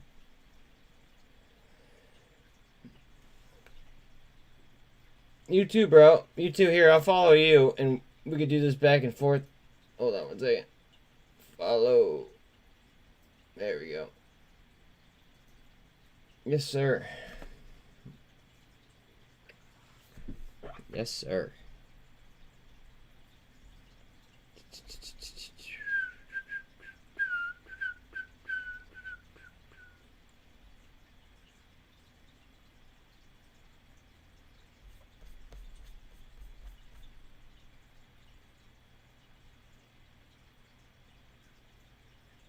Just needs more financial info for spinoff. Good. I want them to drag it out. That way, the MMTLP could then have more time to trade. Been thinking about dual streaming. You like YouTube? I get a bigger audience off YouTube, Jared. And then now but I did get kicked off YouTube. So for no reason. So then what I did was I made it a priority in order to create a Twitch stream as well. So now, I'm starting with a bigger community, I guess, than I would have without. What is going on here? I don't know. A bunch of sausage eaters. I have no fucking clue.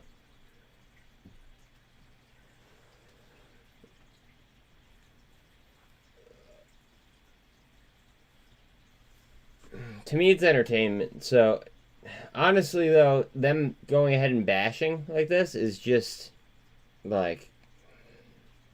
it's gonna help my algos. So I don't care. I seriously do not. The more you interact with my channel, the better off I am.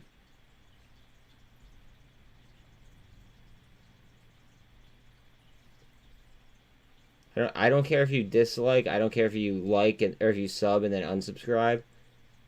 Do it, please. It will push my algo further. Because then it would be considered controversial.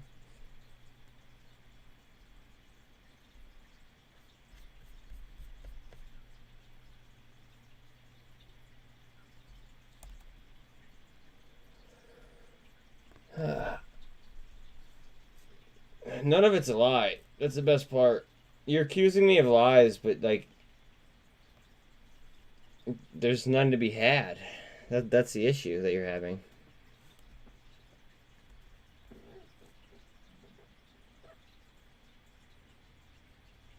I literally tell people every fucking day when I miss a trade. Every day.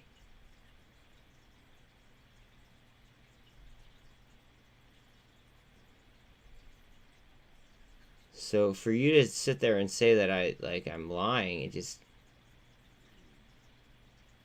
it's so confusing.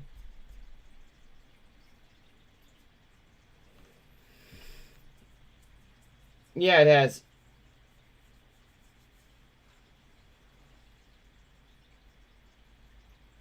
It's worked excellent. There you are. Oh, well, look at my chat, bro. Look at my chat. Look, it's full of trolls.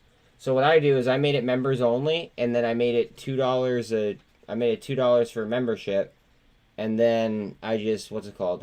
I dual stream where people could go on Twitch and talk for free.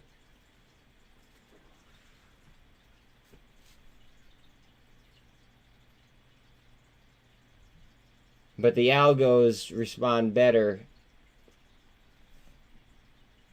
like, if I run members only. Yeah.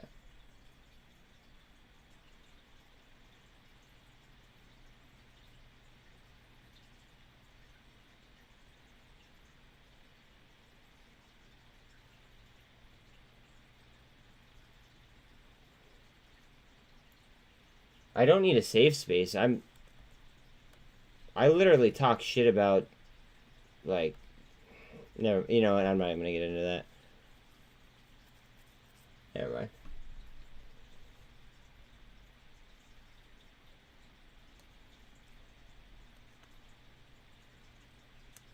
I can't make a good call to save my life? That's great.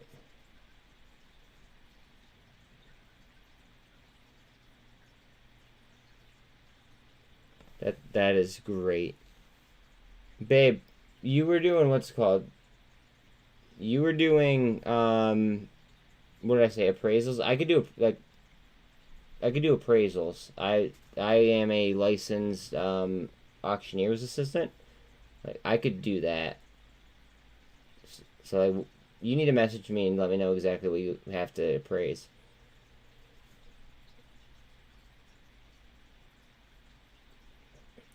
Well, yeah, Jared, exactly, bro. They are content, and they're like, by them going ahead. Yeah, I can't help you there then. So if they go ahead and they interact, it becomes an engagement, which then drives channel growth. Google it. Google it, please.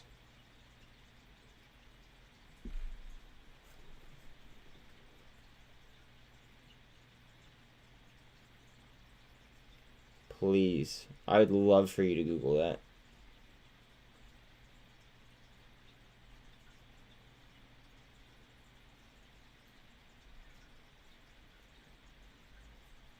Yep. All day long. Just kidding.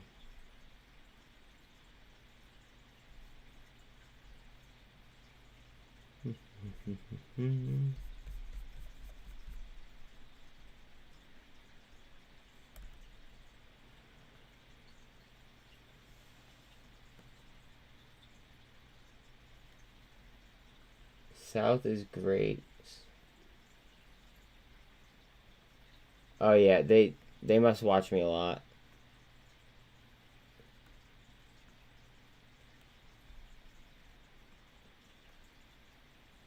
They must. It's just kind of pathetic.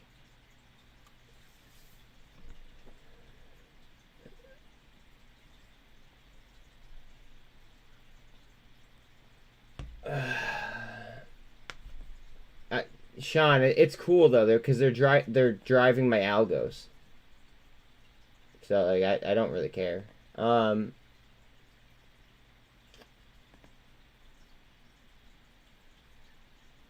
mean, I don't know. Maybe because they are paid. Maybe they're shills. Just throwing it out there. I mean, didn't Hoot do something with a it was a medical company, if I'm not mistaken, right? And then didn't it tank? Do you guys remember that? Or am I off? Like, didn't Hoot do a video with a CEO of a company, and then like it ran one day and then just absolutely tanked?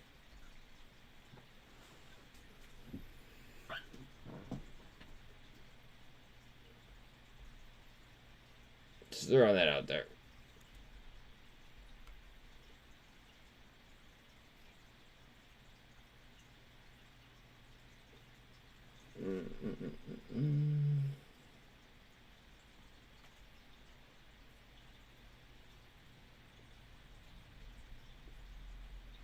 Yeah, Dan, you're exactly right, bud. You're exactly right.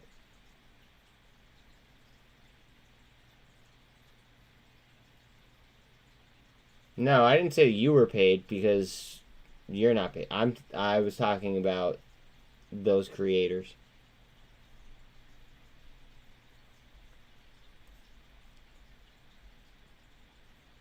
You're just here because you have no life.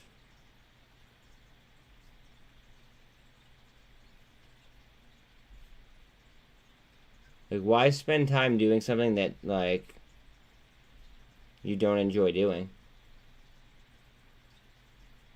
I don't know. If you don't like consuming somebody's content, why are you gonna consume their content?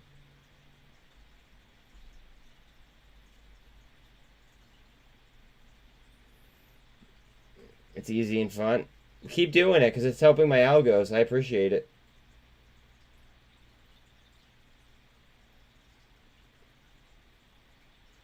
She doesn't take my money.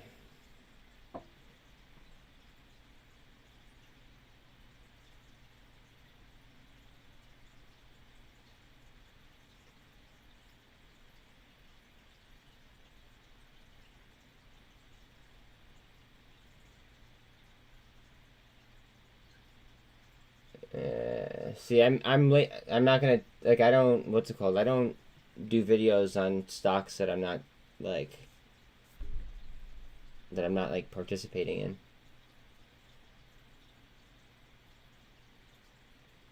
Okay.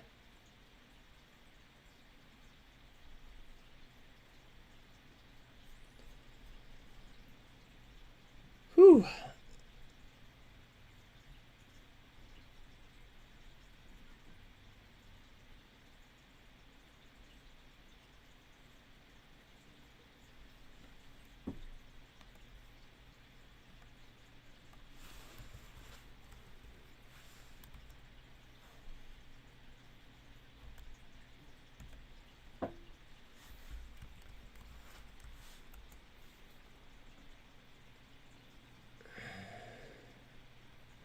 What were you saying?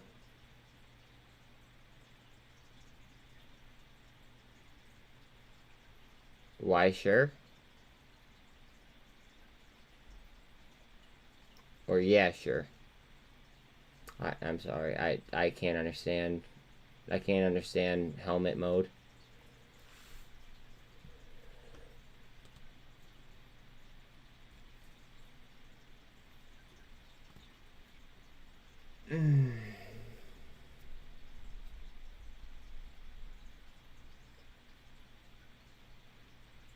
What hedge pays me? God.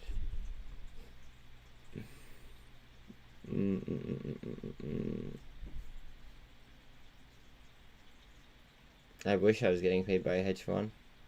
That'd be dope as fuck. Oh, man.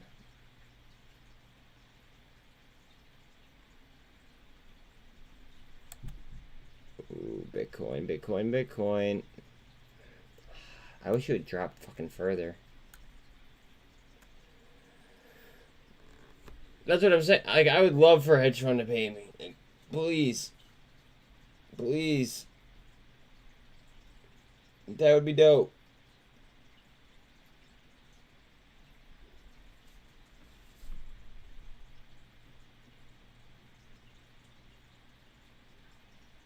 And a space. If you meant yeah, sure. Or if you meant why, sure, then you missed a couple letters and a space.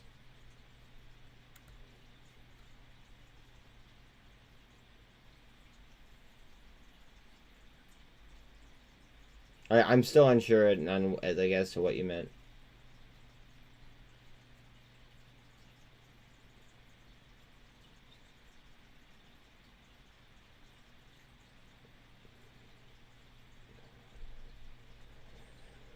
Uh-huh. Yep.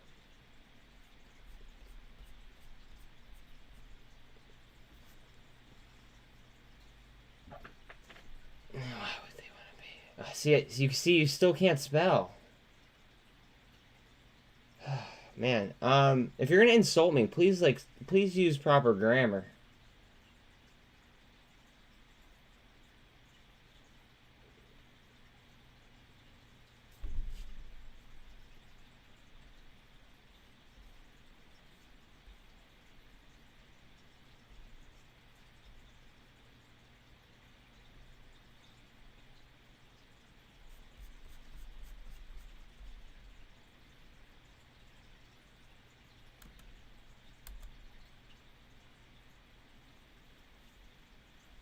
under the MACD. Very tight range, though. My dad is... Yeah, sure. Very disappointed.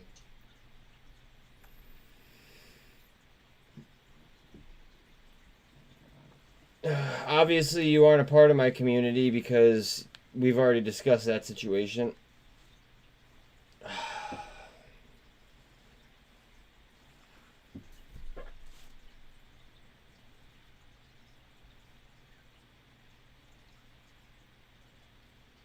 See, the best part is that you could, like, rewind the tapes on this, right? You could, like, you could rewind the tapes if you wanted to, and you could actually see what goes on. Instead of just, you know, making stuff up. And whatever floats your boat, though. Whatever floats the fucking boat.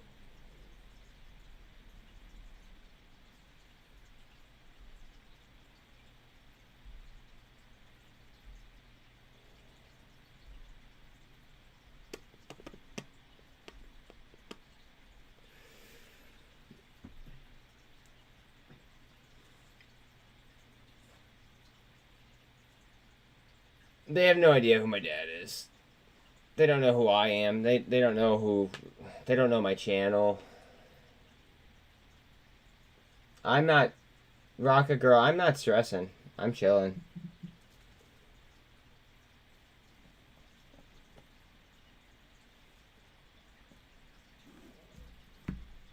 I mean, I'm literally just not... You know how... okay. I do not live in my dad's basement, but thank you. What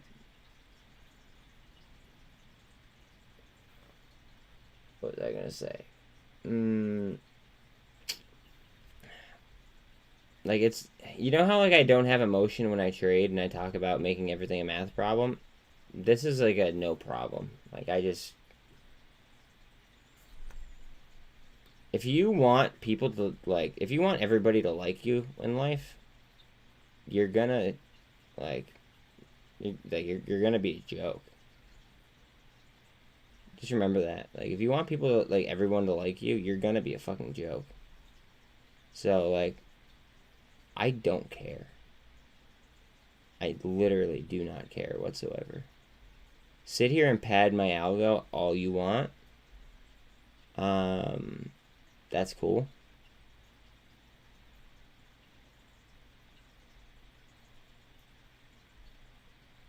But, like, if you think that you're affecting my, like my mood or, like, anything, you are mistaken. I just want to let you know that.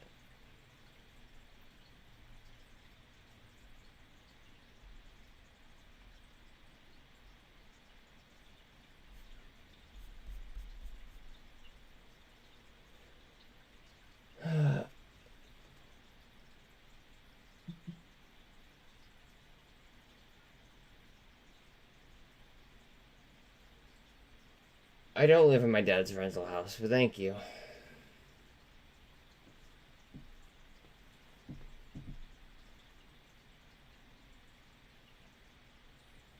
Nah. I think it's disrespectful to, like, look in other people's pockets. So, like, don't even no, Rocket Girl, no. You don't need to see their portfolios. You don't need to. Who cares? Right? All you have to do is focus on yourself. That's it. Just focus on yourself. I don't want to embarrass... Like I just said, I don't really care about anything. I'm just chilling. I am just chilling. And you guys are, you know, sitting here wasting your time. So whatever works.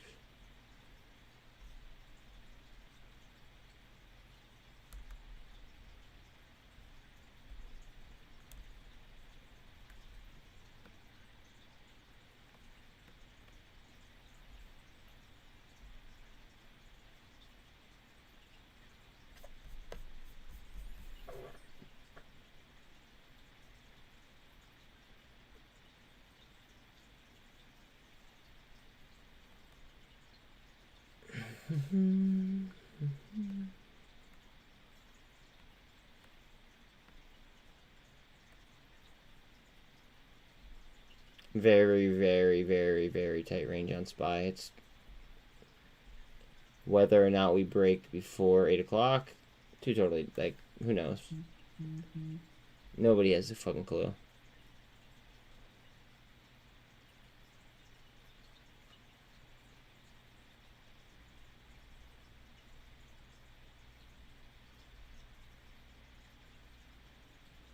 You guys remember CPI data comes out tomorrow as well.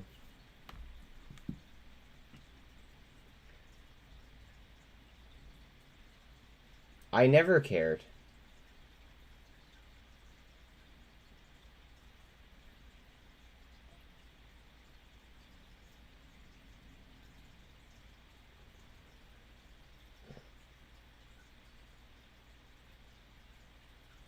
Like,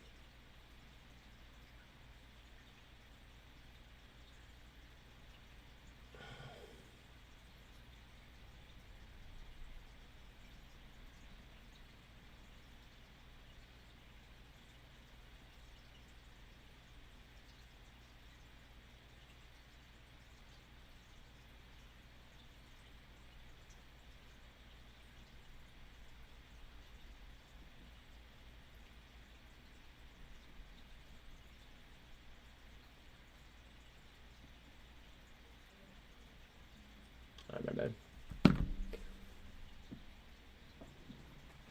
Yeah, absolutely.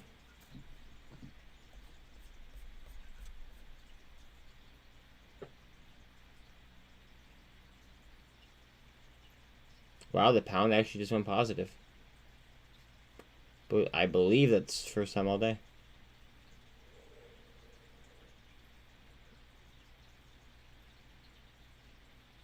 I did answer your question.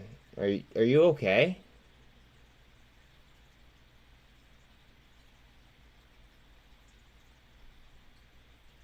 Oh, so you've been watching my channel for a long time. You've been watching my channel for a long time. You were here the one time when I didn't have my meds and I called my grandma who needs a hobby and she wanted to come and hang out. Yeah. So you creeped for like a while, huh? Now I think I know who you are, but like it's kind of pathetic, and I wish that like you just let bygones be bygones and just dip. Maybe do something better with your life.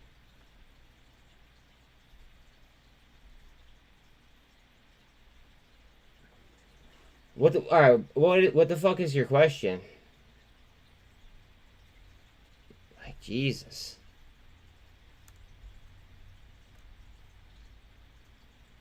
You're so repetitive. Over and over and over again. Like, jeez.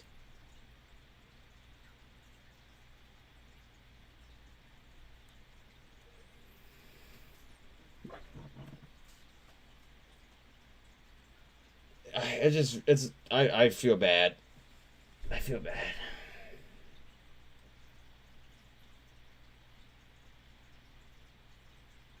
I think I know who it is, but like because of what like how long this has gone on for. Like I think I know who it is, but like the name needs no mention. It's a nobody. It's a nobody that like won't leave me alone. He might be gay. He might be obsessed with me. I mean, like, I'm cool with like, it is what it is. Like, be your own person. Do whatever you want to do, but I do not swing that way. So, I don't know what you want from me.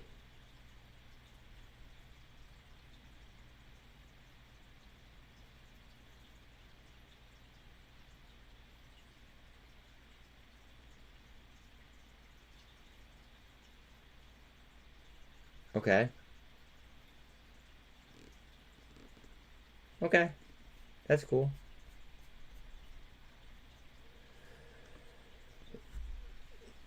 Yep.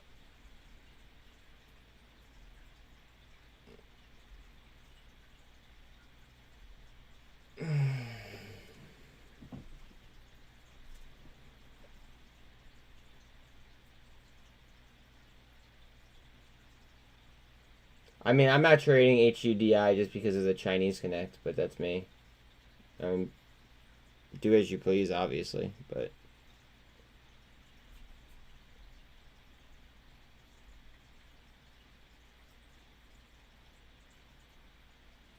It is entertainment, but you know what, honestly, like, it drives the algos. So, with that being said, I'm just letting it go.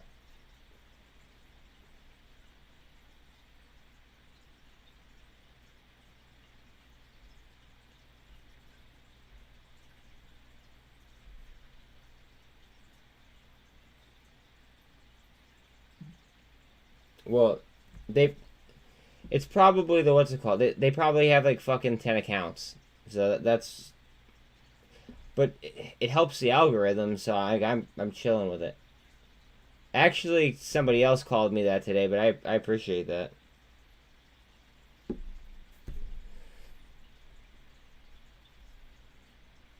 And I said I am not, but you might be, you know, unable to comprehend that.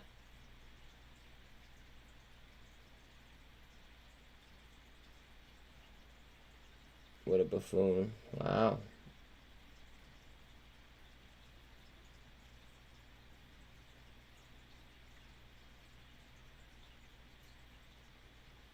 Probably not go to somebody's lobby and, like, just say random shit to try to, like, get them pissed off. And then keep trying and double down when they don't care.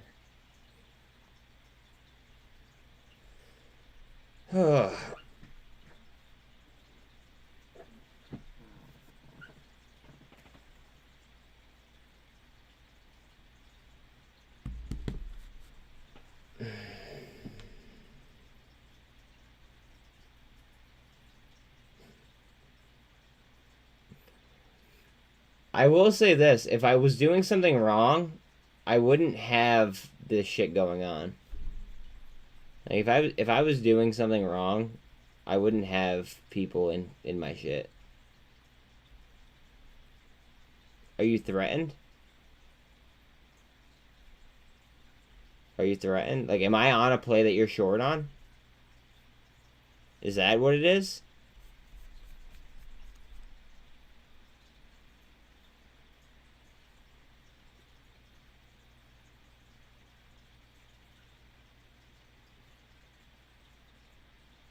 It's the change in my... Okay. The change in my body language. That's beautiful. That's beautiful. I'm hungry. I mean, like, that's the only change in my body language is now I got hungry. So, like, I'm gonna eat at some point. I mean, like, I don't know if that's what you mean by the change in body language.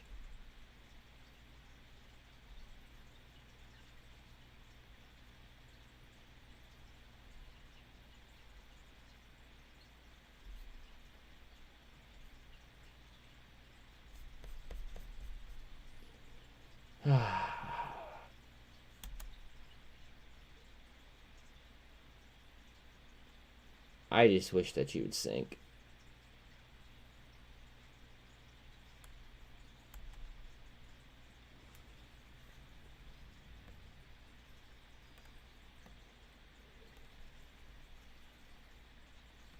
Such a tight range. We are creeping up on the MACD though, at least. Yeah.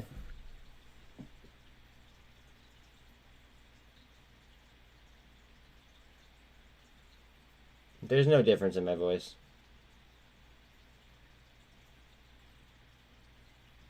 Yeah, Bitcoin did break down briefly. Well, he said he's from Greenville.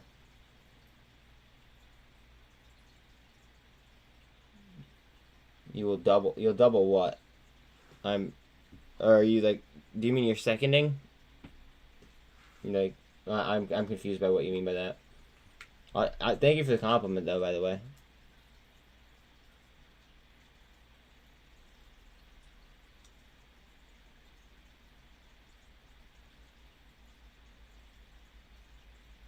Okay.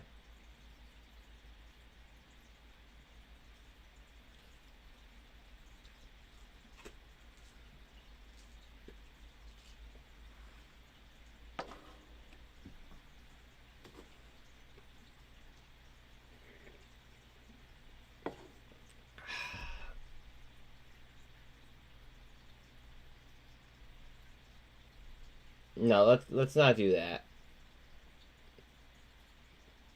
Thank you, JS. I'm happy that...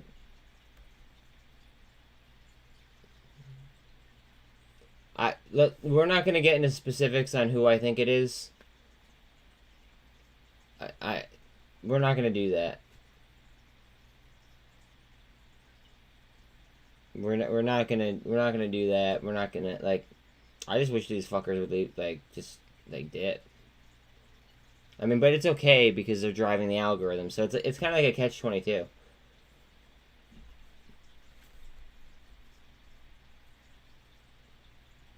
If you guys, for everybody that's on Twitch, if you guys want to go over to my YouTube, that's where the weird ass chat is going on. In case you guys want to, you know, check it out, just saying. I did turn it on to subs or subscriber only mode, so you don't have to pay in order to, you know, see it or be a part of it.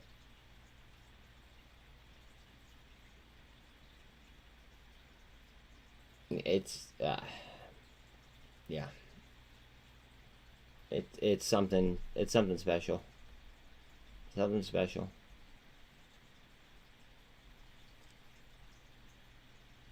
I just want us to keep fucking falling on Bitcoin. I have no idea. Nor do I care.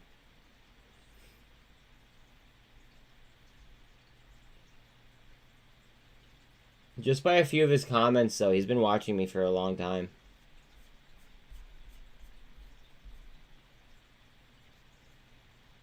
Like, we're talking at least a month.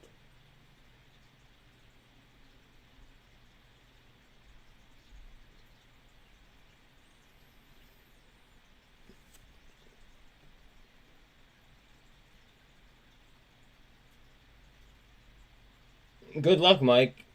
Good. I hope you hit, dude. I hope you hit. You just know how I am with China. That's my only issue. I'm just not trading China.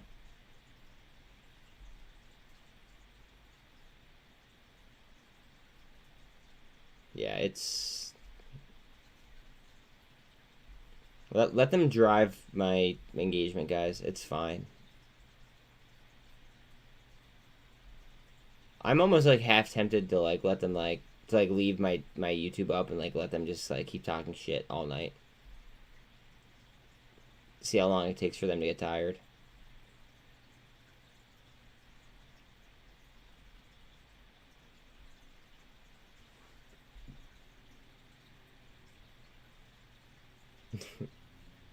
Rocket Girl's about to use the secret.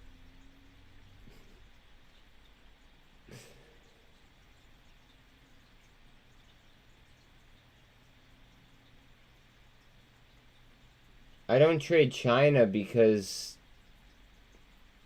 I'm a patriot. Why invest in China when I see American value? Statistically, the people who did the best during the 2007-2008 financial crisis were the ones that invested in American value stocks that were beat up. Just so everyone's aware. And that's a statistic that I pulled from Investopedia.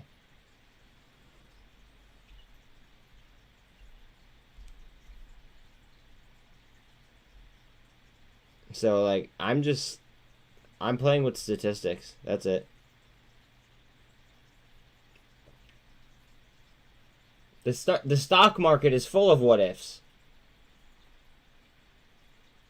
Like, are you... Jesus.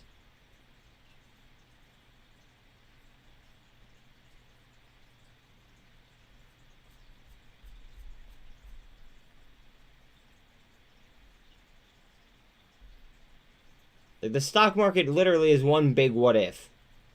Like, you realize that, right? Do you understand how stupid you sound when you say that? Like, oh. See, like, I don't get, like, mad, but, like, I get, like, disappointed in, like the lack of knowledge that's going on. Just, like, if you're gonna insult me, at least know your fucking insults. And know how to spell, please. Some proper grammar would go, like, a really far way.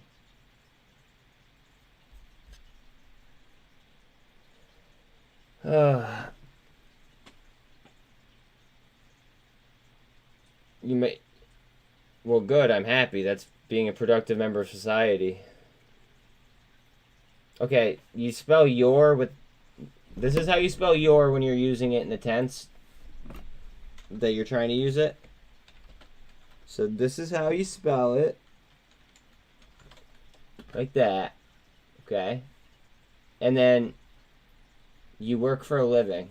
Well, that must suck if you can't afford to trade and take care of yourself. I'm sorry.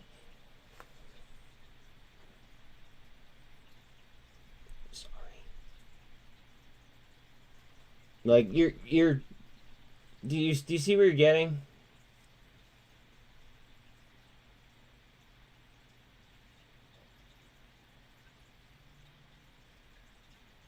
You spell grammar wrong too. Jesus Christ. And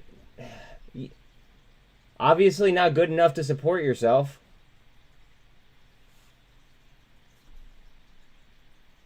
Obviously not good enough to support yourself.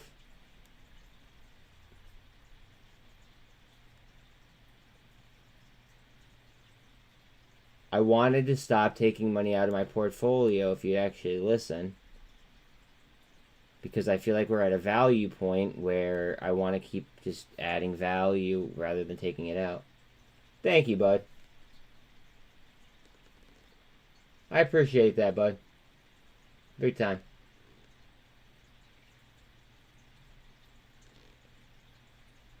Oh, man.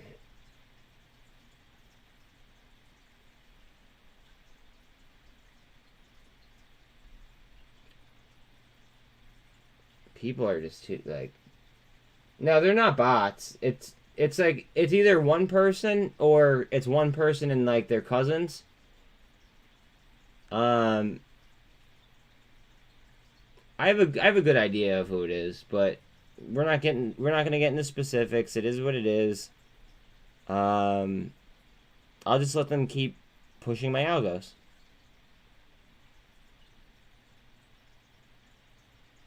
No, actually...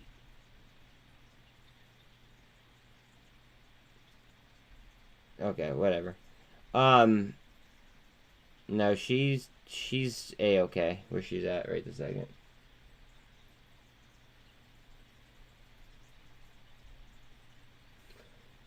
Let's leave my girlfriend out of this though, because then I have to go ahead and block, like... Thanks, bro. Dude, shout out, kid. I appreciate you. But no, don't mention my girlfriend or else that's alright. Make a new account, don't cry, and don't talk about my girlfriend.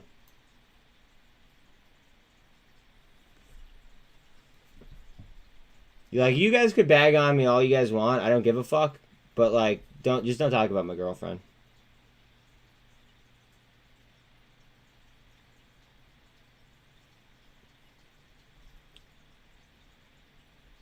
Seriously, like, bust my balls all you want. I don't care. But, like, the second you guys talk about my girl, like, I'm booting.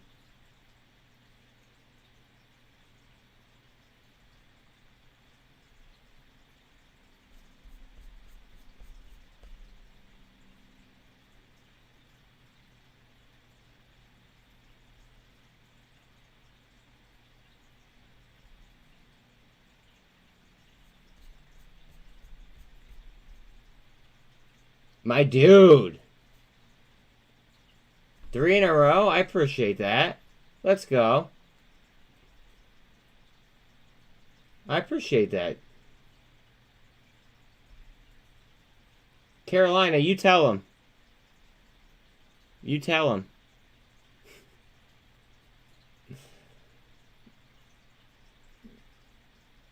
You fucking tell him.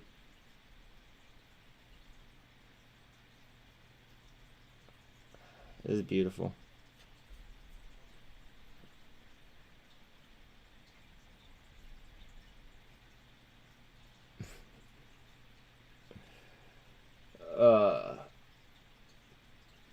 See how it's like backfiring? Like, you guys come in and, like, talk shit, and then, like, it literally drives the algos, and yeah.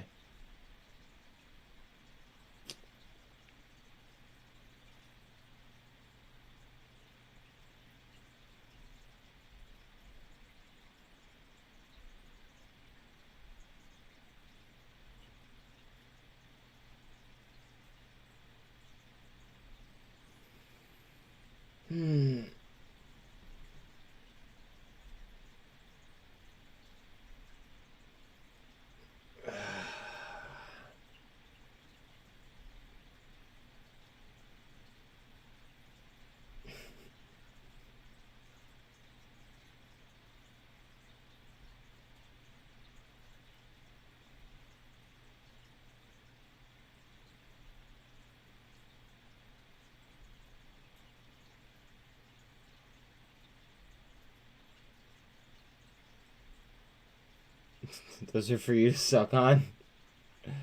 I love it. Fucking love it.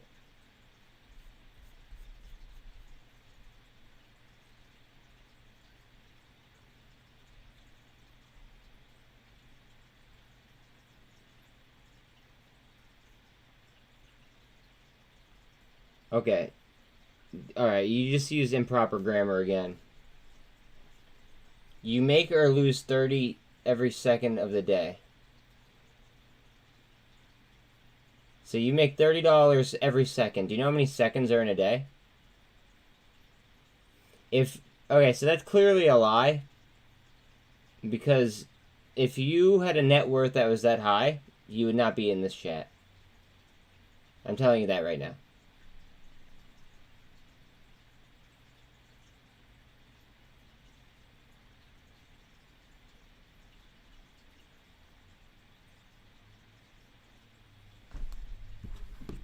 Watch. Ready? Oh, hold on a second. I gotta turn my phone back on.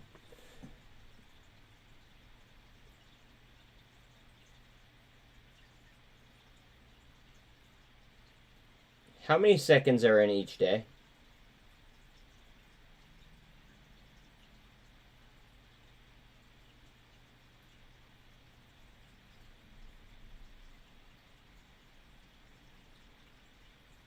Because you said you make or lose 30, like you didn't specify what you were talking about. I had no idea what the fuck you were talking about.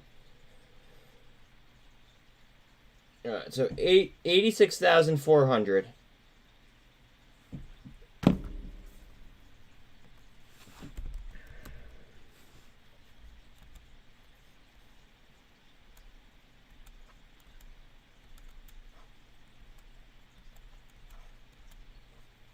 All right, so if you make 2.5 million, almost 2.6 million, you wouldn't be wasting your time here. Just saying.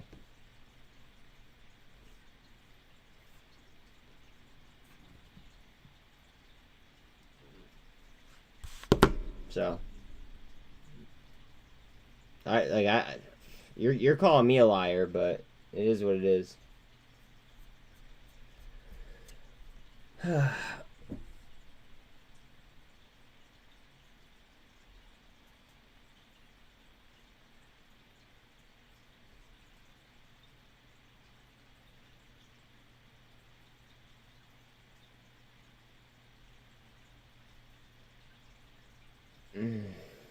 That's not making. That's not that. Okay, so then you use improper phrasing.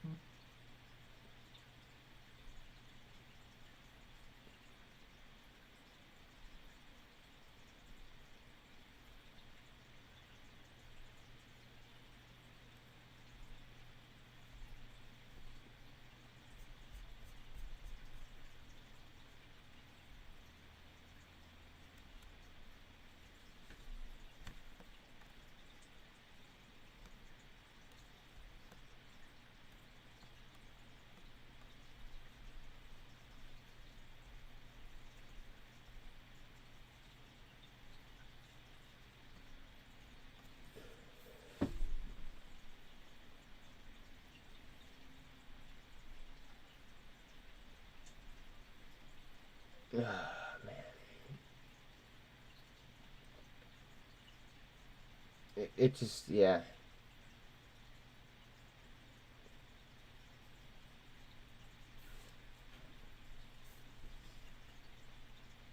I really didn't think that I was, like, you know, paid attention to this much. Whether it be good for good reasons or bad reasons, it is what it is. I'm living, like, I'm literally living, what do they say, at, like, rent-free, like, within your head. Think about that. Like, I don't care who you are, I don't know who you are. I'm not going to, you know or care who you are. But yet you're spending your time here juicing my algos. Thank you. Thank you very, very, very, very much.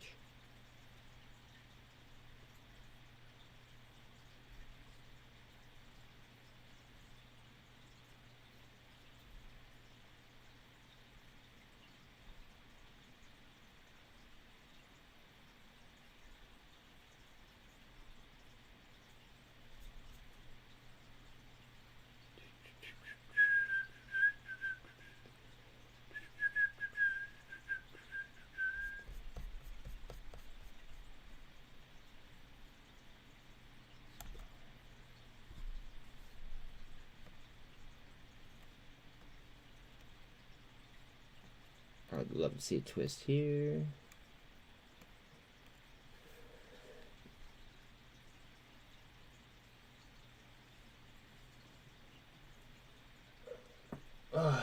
That's right.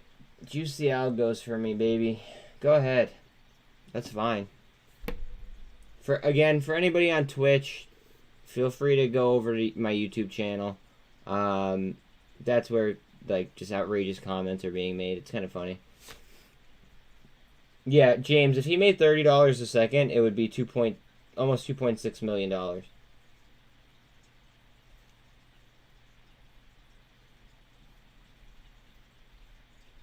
And then he rephrased and he just completely made himself sound like an asshole.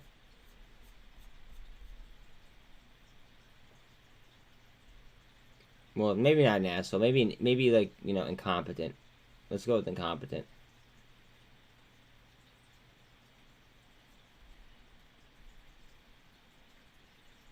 I'd love to see a spy rat. Rocket Girl. Thank you, Rocket Girl. I appreciate that. Like, a lot. Thank you very, very, very much. I appreciate that. Dropping a 50 bomb. Let's fucking go. Thank you very much. Let's go.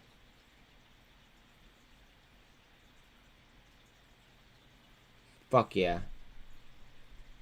Thank you very, very, very much. Fuck these kids. But you know, see the shitty part. Well, it's shitty, but it's good because it does pump the algos, like I said. But like, I actually have to kind of like look at what they're writing, which is just like nonstop, just like hate. Which I'm not a negative person whatsoever. That's just not who I am. But like I said, it does help the algos, so I just kind of like I can't just block everybody. So that part kind of sucks. But that's why we have the two different chats, and that's how things are. That's why things are run the way that they are.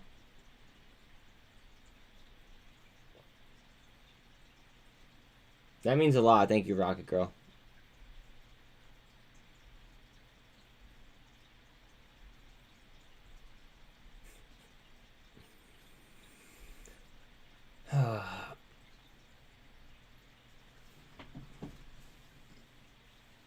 JS, dude. Back to back? Bro. Thank you. Both of you guys. Thank you guys so much. Thank you guys. Thank you.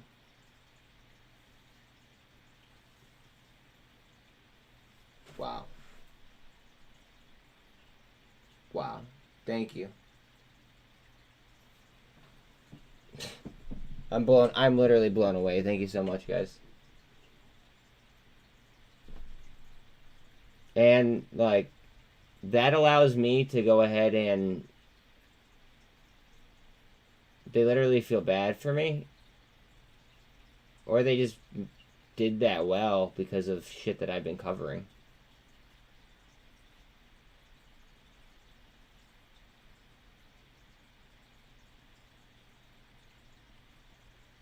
Yo, cry more. Keep talking shit, please. Keep talking shit. I bet you won't.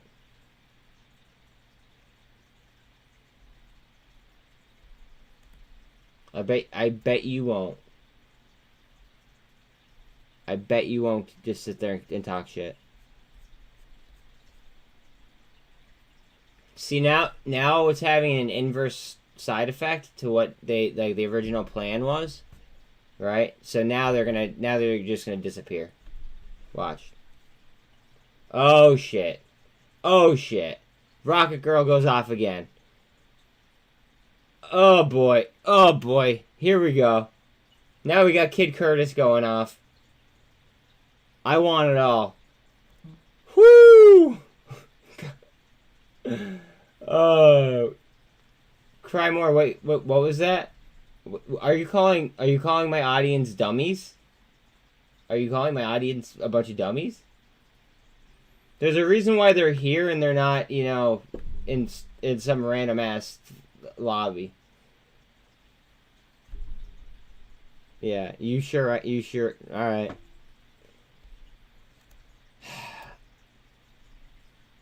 I really don't understand why you're juicing my algos like this.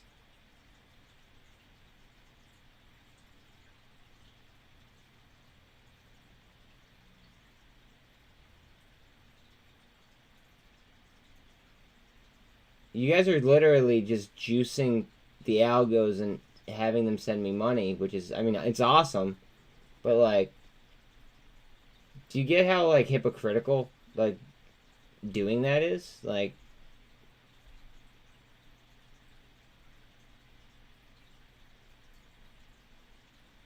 it's like my public GoFundMe. GoFundMes are public. Are you like? Do you need a helmet? Oh boy.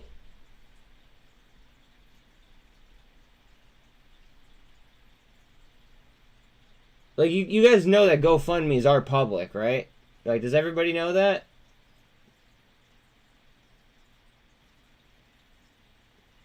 I'm not the stock guy. I literally say every single day when I miss trades.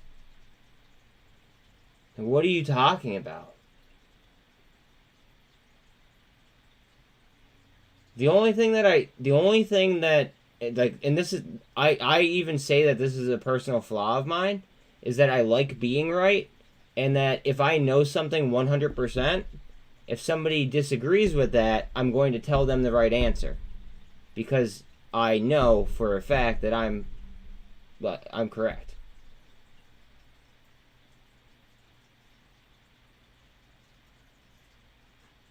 I admit I'm wrong every single day. You just don't watch me enough, obviously. That's absolutely incorrect. My library speaks for itself. Thanks, bro. Thank you. I block people. Well, now I run members only, so I don't have to block people. Do you see how that works? And then if they can't afford to pay $2, then that's fine. There's there's another option for them. They could go over to my Twitch. That's fine.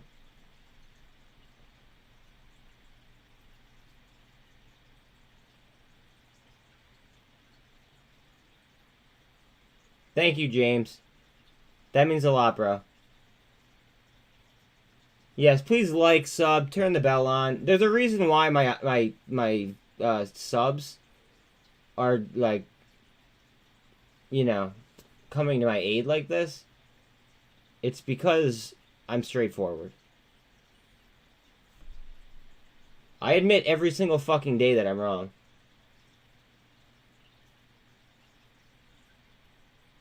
Yeah, because I didn't pay for a fucking audience.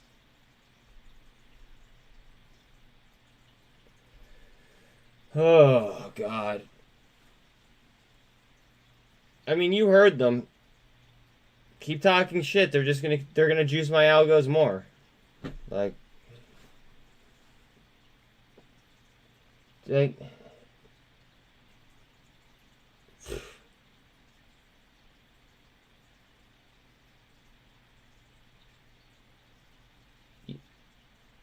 okay, what is it? Oh my God. I have to like literally fucking Google your words because I don't even know them.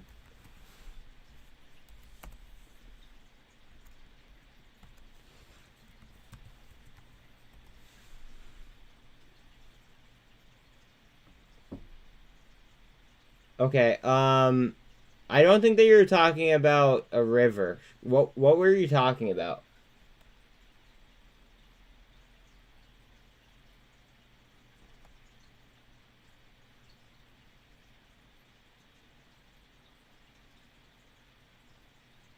Oh, tube. Oh, okay. That makes more sense now.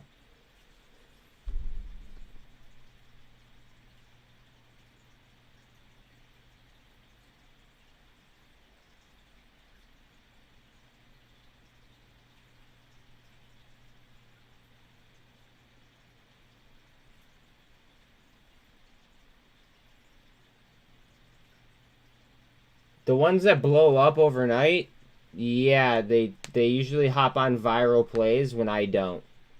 Notice how I don't hop on viral plays. Or they pay for an audience. Yeah. That's exactly right. I'm in plays that I'm in. Either I'm in, my audience wants me to do a video of, that I have like a good knowledge of, or, you know, something along those lines. I don't just hop on every fucking play just because, like, it's what everybody's, you know, everybody's on. Like, this is all about being patient, sniping, value trading and investing. Like, that's what I'm about. So, like, it just... Small float tickers hoping to catch it. I don't hope. I do. Thank you, though.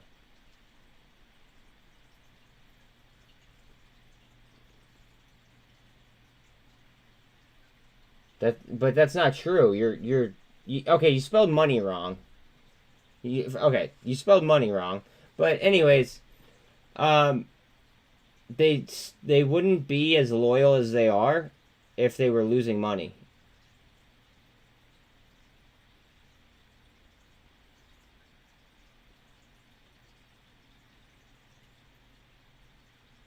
Well, stop misspelling everything. Fuck.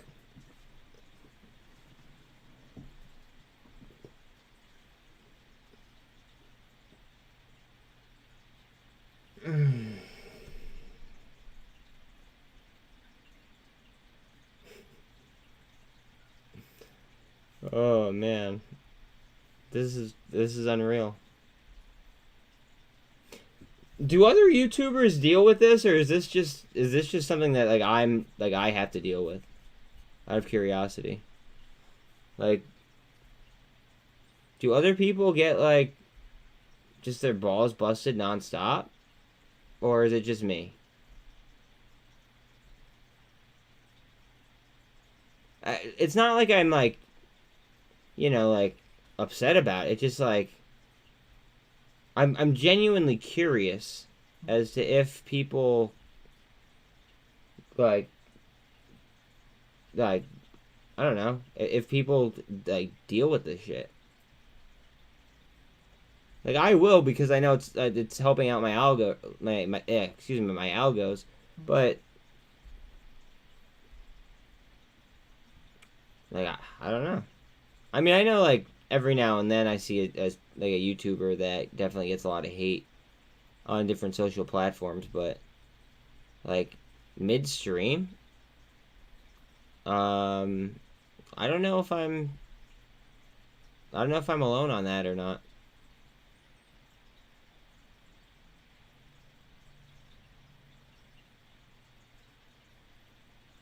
How low can we go? Well, because we try to snipe bottoms, we could go pretty fucking low.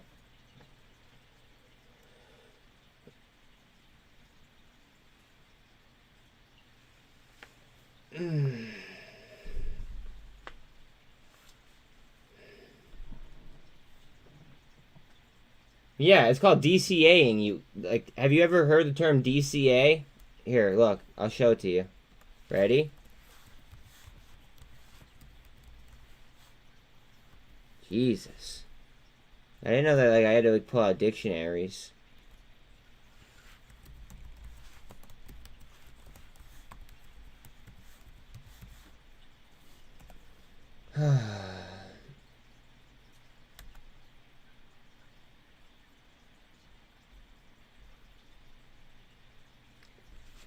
I'll just scroll so you guys could read. Assuming that you guys are able to read. Here we go. Just look at the key takeaways. There you go.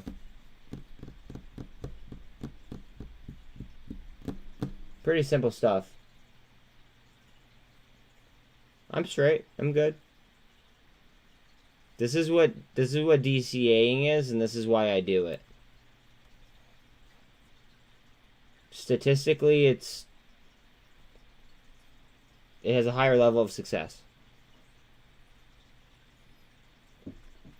I only have a 3-bedroom house. I have a 3-bedroom house. Like, it's good enough for me.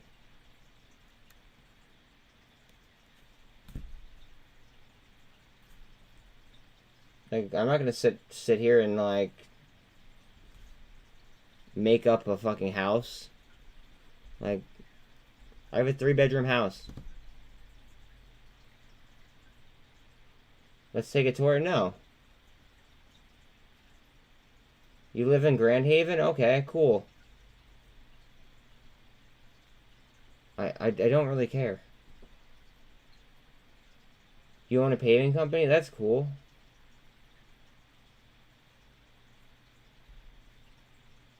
I'm glad that you're a productive, human when you're not fucking abusing it, somebody that's working all day, every day. Like, cool. Congratulations. I'm very, very proud of you.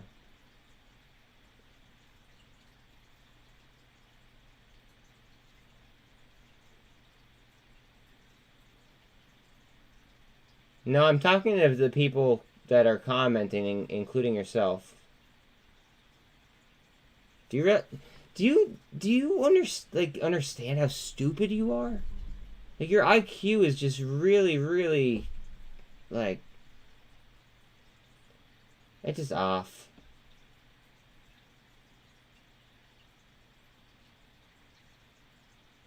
You're right. I can't handle a job because I literally, like, work for myself. That's it. I've owned businesses. I will never work for anybody else in my entire life. Being my own boss is the shit.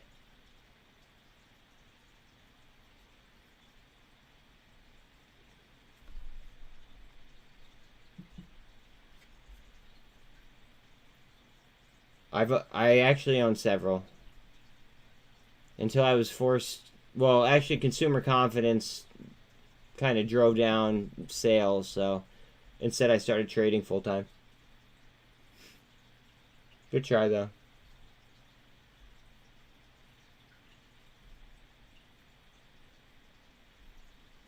Like, why would I lie about that? Like, what? I have no reason to lie.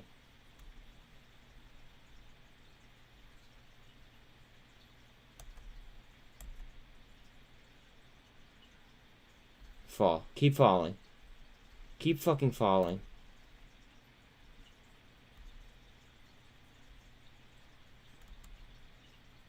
We want Bitcoin and SPY to disjoint. You try to make yourself look good? I mean, doesn't everybody? I want to put out the best content that I could think of. Yeah, I do try to make myself look good. So what? Why? So you could get my address and all that shit? No.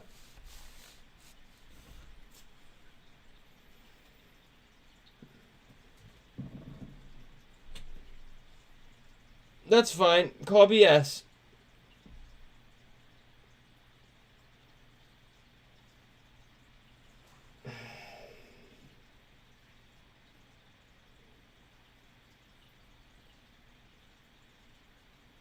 That's fine.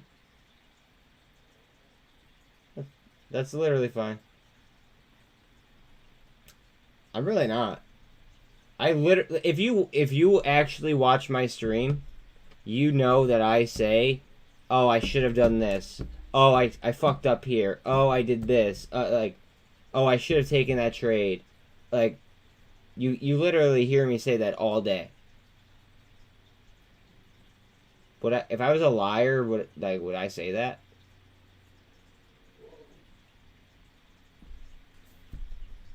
Probably not. Logic dictates that you're full of shit.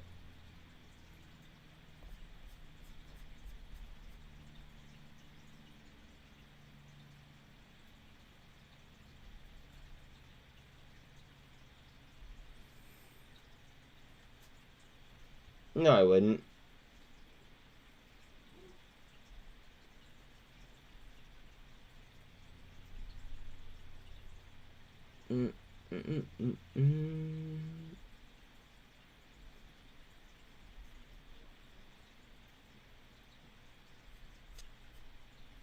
Like, man.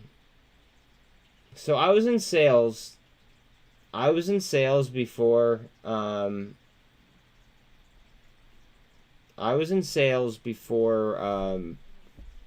all of this, right? Which is why I talked about consumer confidence.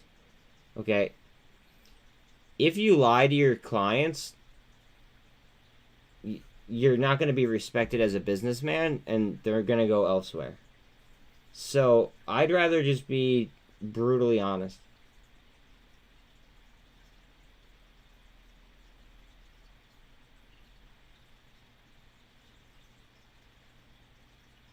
Show us what I... You obviously don't know what I... Okay, so obviously you don't watch my channel at all, because I talk about my positions literally all day, every day.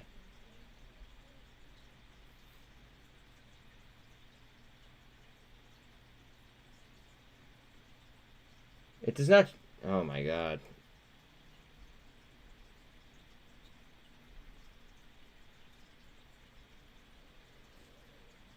Okay, so we're dealing with some special Olympics athletes or something. I don't know.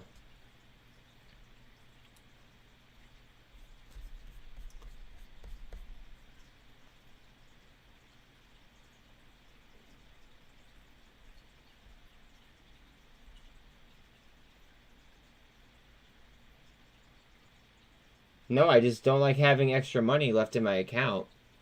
Because, I'd rather have money in stock than, be sitting with, change with the current inflation rate.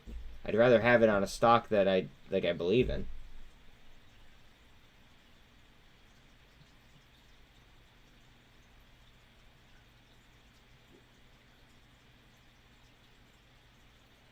Are you on drugs?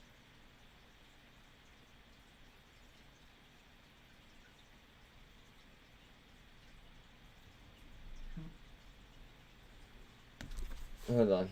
Mod chat. No, never mind. Just a Twitter thing. I don't give a fuck.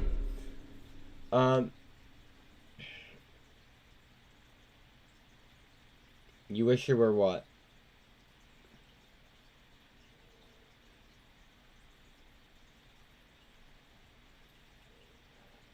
The biggest ticket, I appreciate that, but the thing is that it actually pushes up my algos by them commenting. Plus, Rocket Girl said that the more that they talk shit, like, the more she'd send. So, I mean, it is what it is. I'll sit here. I will literally sit here and just, like, talk shit with them. You know, as long as it takes. I'm fine.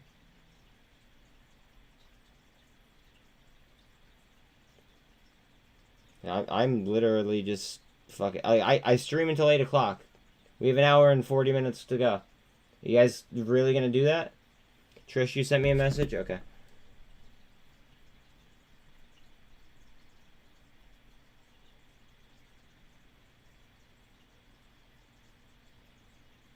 Okay, I'll add you back to the Mafia right now, Trish. Hold on a second.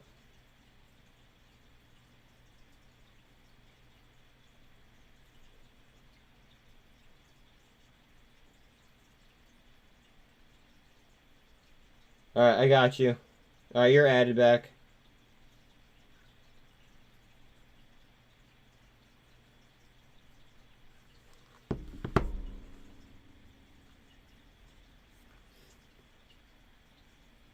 Take a mental break and check in on Anna. Anna's okay.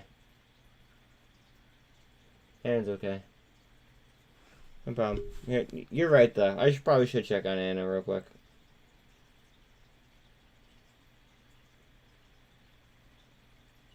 Hey, babe, are you sure that I can't help you with your homework at all?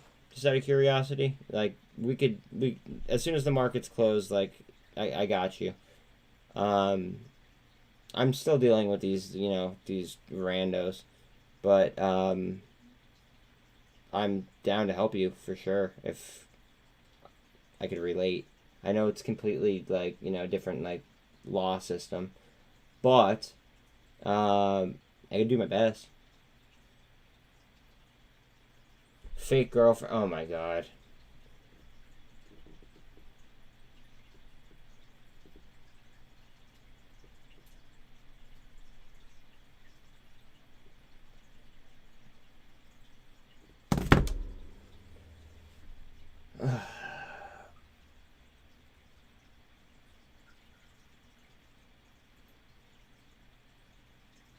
No, I only make people mods that are here consistently.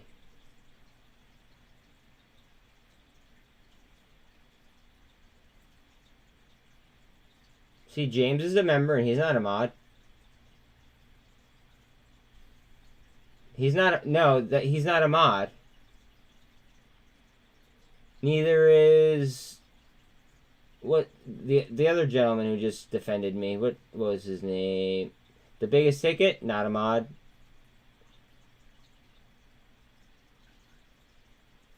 No, James is not my cousin.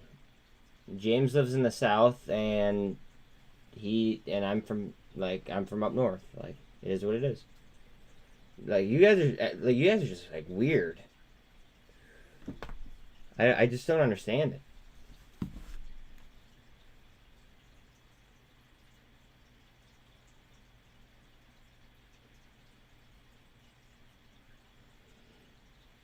Probably too much leverage. That would be my guess. That's all I could think of. Oh, MH isn't a mod either. There you go.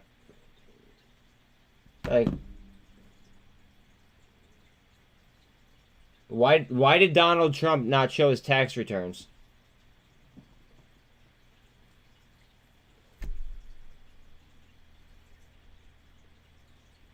Because why looking in somebody else's pockets? You don't have to. It's like I'm not asking to look in your pockets. I don't give a fuck.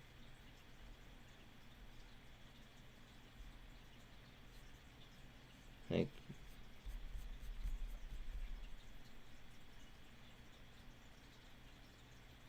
it is what it is. That's all.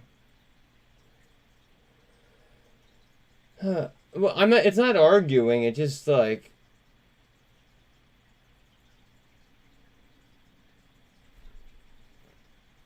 It's continuing the banter, so then my algorithms, like, get juiced up. That's all. Okay, don't talk to Trish like that. Have some fucking respect, please. They can't spell Trish.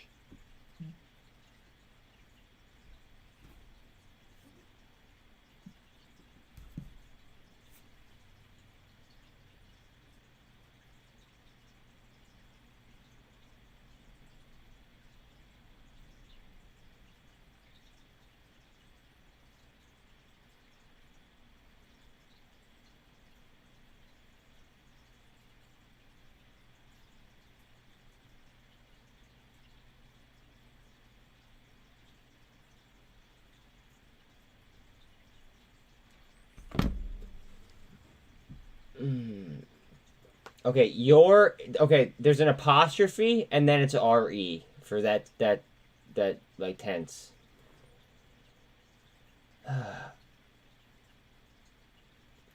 Okay, trying is there's an I in trying. And then